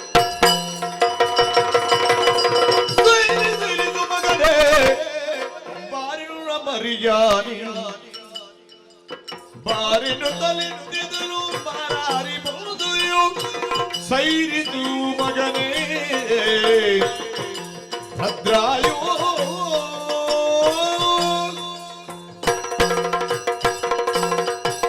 ಜಯ ಜಯ ಜಯ ಜಯ ಜಯ. ಪಾದಾರವಿಂದಗಳಿಗೆ ಶರಣು ಶರಣ. ಭಕ್ತ ಶ್ರೇಷ್ಠ, ನಿನ್ನದಾದಂತಹ ಮನದ ವ್ಯಥೆಯನ್ನು ಚೆನ್ನಾಗಿ ಅರ್ಥ ಮಾಡಿಕೊಳ್ಳುವುದರ ಮೂಲಕವಾಗಿಯೇ ಪಾರ್ವತಿ ಪರಮೇಶ್ವರರಾದಂತಹ ನಾವು ನೇರವಾಗಿ ನಿನ್ನ ಸಮ್ಮುಖಕ್ಕೆ ಬಂದವರೇ ಹೌದು. ಸರಿ, ಬ್ರಾಹ್ಮಣನಿಗೆ ಕೊಟ್ಟ ಮಾತನ್ನು ಉಳಿಸುವುದರ ಮೂಲಕವಾಗಿ ನಿನ್ನದಾದಂತಹ ಧರ್ಮಪತ್ನಿಯನ್ನು ಕಳೆದುಕೊಂಡೆ ಇನ್ನು ಪ್ರಪಂಚದಲ್ಲಿ ಉಳಿಯುವುದಿಲ್ಲ ಎನ್ನುವಂತಹ ಉದ್ದೇಶವನ್ನೇ ಇರಿಸಿಕೊಂಡು ಅಗ್ನಿಕುಂಡವನ್ನು ರಚಿಸಿ ಅದಕ್ಕೆ ಹಾರುವುದಕ್ಕಾಗಿ ಪ್ರಯತ್ನ ಪಟ್ಟೆ. ನಿನಗೇ ನನ್ನನ್ನು ಅರ್ಪಿಸೋಣ ಎನ್ನುವ ಹಾಗೆ ಸಕಲವನ್ನು ನಾನು ತಿಳಿದವನೇ ಇದ್ದೇನೆ. ಇದೆಲ್ಲ ನಾನು ಮಾಡಿದಂತಹ ನಾಟಕ ಎನ್ನುವುದರಲ್ಲಿ ಅನುಮಾನವೇ ಇಲ್ಲ. ಯಾವುದು ನೀವು ಮಾಡಿದ ನಾಟಕ? ಬ್ರಾಹ್ಮಣನಾಗಿ ನಿನ್ನ ಕಣ್ಣ ಮುಂದೆ ಗೋಚರಿಸಿದವನು ನಾನೇ. ಓಹೋ, ಮಾತ್ರವಲ್ಲ, ಬ್ರಾಹ್ಮಣ ಪತ್ನಿಯಾಗಿ ನನ್ನ ಜೊತೆ ಸಹಕರಿಸಿದವಳು ಅದು ಪಾರ್ವತೀ ದೇವಿ ನನ್ನ ರಸಿ. ಹಾಗಿದ್ರೆ ವ್ಯಾಘ್ರ ನನ್ನ ವಾಹನವಾದಂತಹ ನಂದಿಯೇ ಆಗಿದ್ದಾನೆ.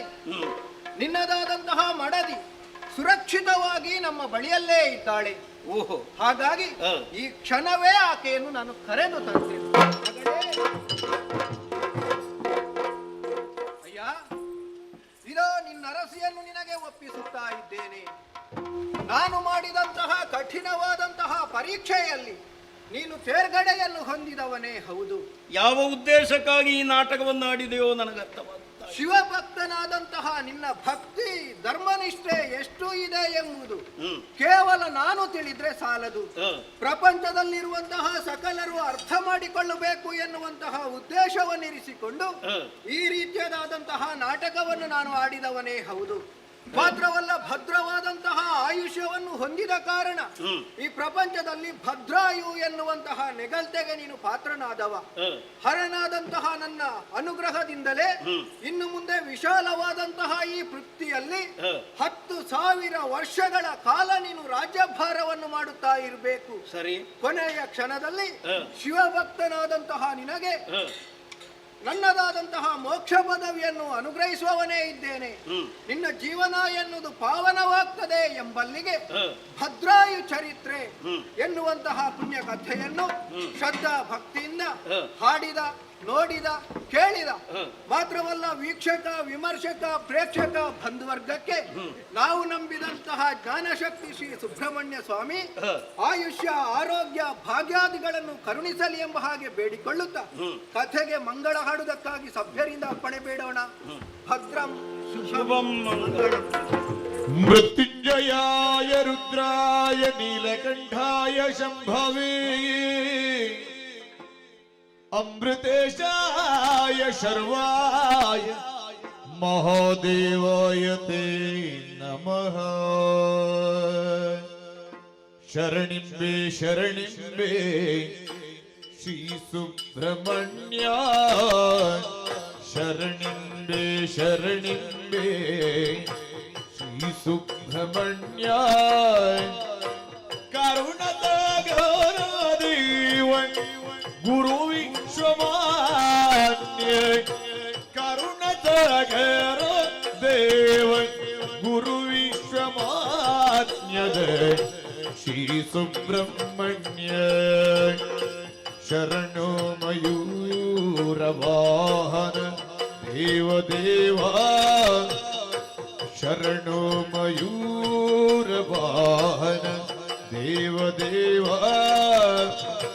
ಚರಣಕ್ಕೆ ಮಣಿವೆವು ಕಳಿವೆಮ್ಮ ನೋವ.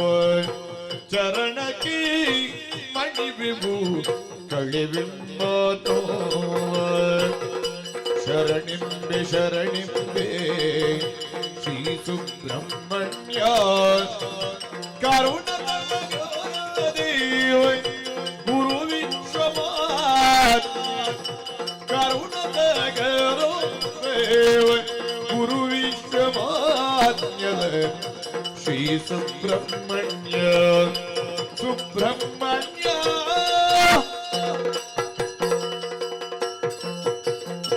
ಧರಜಳು ಬದರಾಂತ ಕ್ಷೇತ್ರದಿ ತೋದಿಲ್ಲತಿ.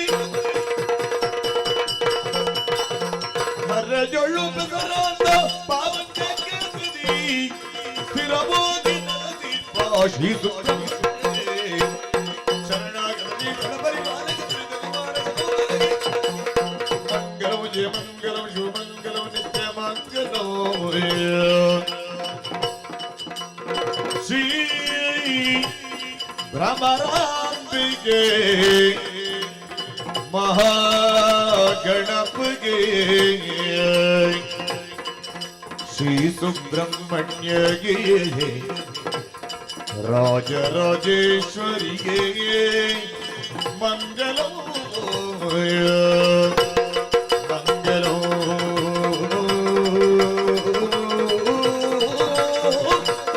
ಶುಭ ಮಂಗಲೋ.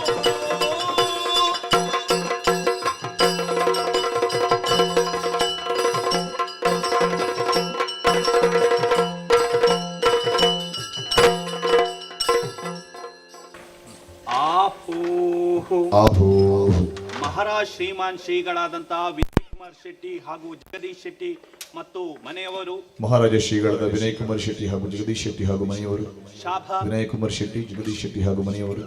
ಅರ್ತಿಗಾರು, ಕುಶಾಲಗಾರು, ಮೋಜಿಗಾರು ಭಕ್ತಿಪೂರ್ವಕವಾಗಿ ಕೊಟ್ಟಿರತಕ್ಕಂತಹ ಕಾಂಚನ ಶಿವಾರ್ಪಣಮಸ್ತು. ಬಿಡಾರ ಶ್ರೀದೇವಿ.